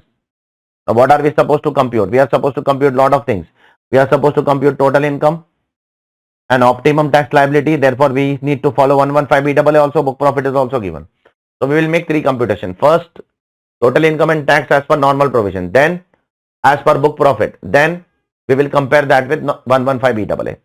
Let's start with the first business. The first business is a chemical unit in Hisar. The net profit is 300 lakhs. They have made a total payment of 40 lakh for royalty, but out of that 40 lakhs, on 10 lakh royalty, they have failed to deduct TDS. So this 10 lakh rupees will be subject to 30% disallowance because TDS is not deducted. Now they are doing some emotional story over here. The pay has included this as an income and file is returned before the due date. So what should I do? Still, in the current year, I have to disallow 30% of 10 lakh. In the next year, I can claim the deduction. But in the current year, I have to disallow this 30% of 10 lakh. So 300 lakhs is the net profit, add 30% of 10 lakh, and then one more thing we are paying in case of Hisar unit, 1 crore 68 lakhs we are paying as a contribution to notified pension scheme, which is 15% of basic salary plus DA in terms, 15% not allowed, only 14% allowed under PGBP, therefore 1% add back 1%. So this will give you your chemical business profit. Second, Faridabad unit is a manufacturing unit, furniture manufacturing, net profit 90 lakhs. You are purchasing some trademark of 25 lakhs on 1st June. Wrong. Add back trademark and claim 25% depreciation on trademark. Trademark is an intangible asset. You cannot claim full trademark as reduction. Add back 25 lakhs and claim 25% as reduction. Then you have taken loan from non-resident, paid interest of 3 lakh rupees, deducted TDS in March and remitted in May. So everything is correct. You are deducting TDS in March, which is before the financial year, and paying in May, which is before the due date of filing of return. Therefore, this expenditure will be allowed. Next is you are paying some 7 lakh rupees tax on non-monetary perquisites of employees. So tax on non-monetary perquisites of employees are disallowed under section 40A5, not allowed, disallowed. Third one is fertilizer production unit in Surat. This will be subject to 35AD deduction. 35AD deduction will be allowed. Now how much profit is there? 220 lakh is the profit, which is after depreciation. So add back depreciation. In 35AD, depreciation is not allowed. Add back depreciation and claim the capital expenditure. Land not allowed, building fully claim and machinery also fully claim. So add back depreciation and claim fully building, fully machinery, land not allowed. Fertilizer unit done. Fourth one is warehousing facility for storage of edible oil. Storage of edible oil is not covered in 35AD because edible oil is not an agriculture product. Therefore, this is a normal business. Now, this is the net profit of 70 lakh, which is without depreciation. So, claim depreciation. On building, you will not get depreciation. On land, you will not get depreciation. On building, you can claim 10% depreciation. So, remove 10% depreciation from this. And on machinery, you can claim what? 15% depreciation. Additional depreciation not allowed because you are not doing manufacturing, you are doing warehousing. After doing all these things, they have given you one more information that company has raised some application money and they have put this application money in what? In bank. And from bank, they are earning interest of 3,20,000. What should I do with that interest? So the Supreme Court of India in the case of Rama Multitech Limited has held that the amount received from shareholder in the form of application money and put in the bank, and from there if you earn interest, you should set off that against your public issue expenses. Don't show that as an IFRS income. You should set off that as a share issue expense. Against share issue expense you can set off. Don't show that as an IFRS income. I hope it is clear. Next, you are receiving some dividend of 56 lakh rupees. You can show that as under IFRS, and you are distributing dividend of 40 lakh rupees 1 month prior to the due date of filing of return. So you can claim that 40 lakh rupees as a deduction under ATM. ATM you can claim as a deduction. Therefore, dividend received 56 lakh, dividend distributed 40 lakh. 40 lakhs you can claim as a deduction under ATM. The turnover of last to last year is 390 crore. Therefore, the tax rate will be 25%. On that, you apply surcharge and cess if applicable. Then you will compute the book profit. Book profit is directly given 520 lakhs. That is 5 crore 20 lakhs. 15% tax, 7% surcharge, and 4% cess. Because the income is more than 1 crore, 7% surcharge will apply. Then you will compute tax as per 115 BAA. As per 115 BAA, when you will compute tax, everything is same. Just add back the additional depreciation of this Surat unit. Additional depreciation will not be allowed. Rest all will be same. I hope it is clear to all of you. Even ATM is allowed under 115 BAA. And then you check which is more beneficial. Go for that. I hope it is clear. Next question we have done earlier. Go and check. Same question. I am putting the reference here. Done earlier this question just now. We have done 5 incomes non-resident is earning. Remember or not? Debentures received. Technical know-how given. Next question we have done earlier. Jan 26 trust. Beautiful question. Beautiful question of trust. Jan 26 if you remember. Remember? Yes, next question is a good question. Question number B1. There is a foreign company which is located in Mauritius. Now they have a branch in India. They have opened a branch in India. Now they are saying that because we are opening a branch in India, we should be liable for tax rate of 30% which is applicable to domestic company. Officer said that no. We will apply 35% tax rate on you. We will not apply domestic company tax rate. We will apply 35% tax rate on you. We will not give you the domestic company tax rate. We will give you the foreign company tax rate. Now the assessee is saying that how can you apply foreign company tax rate on me? There is a DTAA between India and foreign country which says that the permanent establishment of a foreign company located in India cannot be charged less favorable as compared to the Indian companies.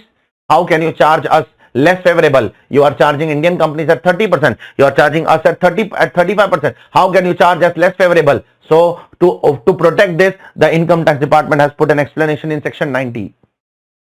What is an explanation in section 90? That a charge of a tax at a rate higher than the domestic company is not considered as less favorable. Do you remember or not? So if we charge foreign company at 35%, an Indian company or domestic company at 30%, we cannot consider that. We do not say that as a less favorable charge. We say that as an equal favorable. We do not say that as a less favorable. I hope it is clear to all of you. I hope it is clear. It cannot be considered as less favorable. Next question is a very simple question. That the Income Tax Act provides for taxation of certain incomes earned by Mr. Xavier, non-resident. So a non-resident, Xavier is there. He is earning some income from India. So the Income Tax Act is saying that you have to supposed to pay tax in India. But the DTAA which applies to Mr. X provides for taxation of such income in resident country. DTAA says that the tax will be charged in that country. Now Mr. Xavier liable to pay tax in India? Mr. Xavier is not liable to pay tax in India provided he has to fulfill lot of things. See, in section 90 subsection 2, it is very clearly written that you have to apply the domestic tax law or you have to apply the DTAA tax law, whichever is more beneficial to the assessee. But for that, the assessee has to prove that he is a resident of country X. He has to prove that he is a resident of country X. For that, he has to take what? He has to obtain TRC from country X as per the prescribed format, which shall contain all the informations which are required by the income tax department, like name of assessee, like resident country of the assessee, details of the assessee, email address, phone number, lot of information has to be there in the TRC. If Mr. Xavier is ready to give that to us, we will pass on the DTAA benefits to him. Otherwise, we are not going to pass on the DTAA benefits to him without the documents of TRC. Next question we have done. We have done. Check it please. We have done. Okay. Now this question we have not done. There is some mistake by ICI in this question. I'll tell you what. Mr. Arvind is running a business. His last year turnover is 202 lakhs. It is more than 1 crore. Now he's paying a monthly rent of 25,000 rupees for his office. So whether 194I will apply, 194I will not apply in this case. Why? Because the rent amount does not exceed 50,000 rupees per month. For 190 for I to apply, 190 for I. See, only 190 for I will apply. IB is not applicable in this case. Why? Because Mr. Arvind is an individual. He is doing a business. His last year turnover is more than 1 crore rupees. Therefore, 190 for I is only applicable. IB, the question of IB does not arise only here. But ICI has given the answer by giving reference of IB, not I, which is wrong. IB is not applicable here. Yes, answer is correct of ICI. That whether TDS will be applicable, ICI said that IB will not apply because the rent is not exceeding 50,000. IB is not applicable only here. You have to give a reference of I only and say that I is not applicable. IB is not possible only. I is not applicable because the rent does not exceed 50,000 rupees. I hope it is clear to all of you. Next question. ABC Limited is operating in India and Ben Limited is in Japan. Ben owns 55% shares of ABC. Both of them are deemed to be associated because it is more than 26%. Similarly, out of the 7 directors, 4 are appointed by Ben. Therefore, because of this reason also both of them are deemed to be associated. Therefore, transfer pricing is applicable. Now, the AO while verification of international transaction of 300 lakhs, notice that assessee has not maintained requisite records.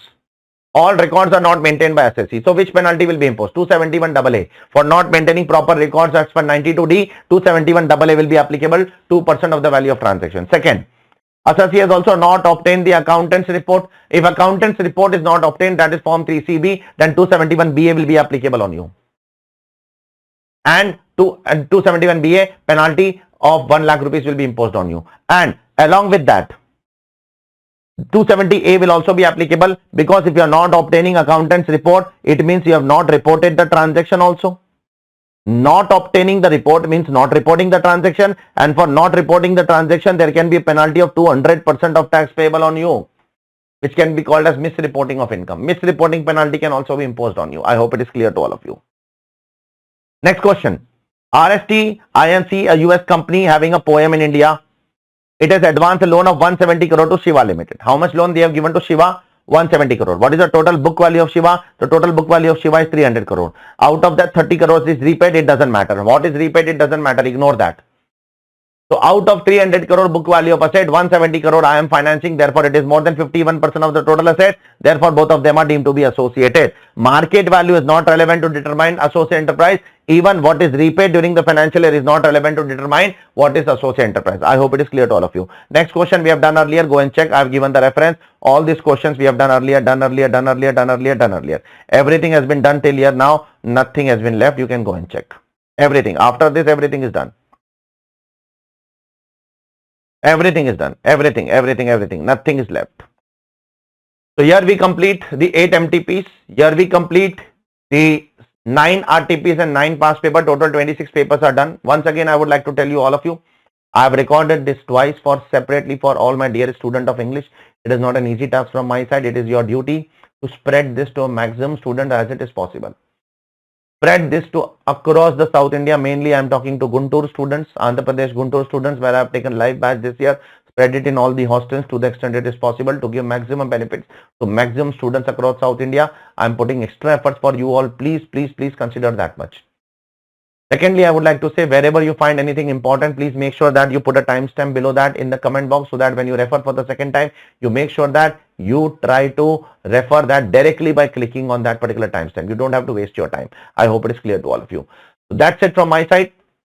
Very soon I will come up with some very important videos which might be relevant for you all. Till then, take care all of you. Bye. See you soon.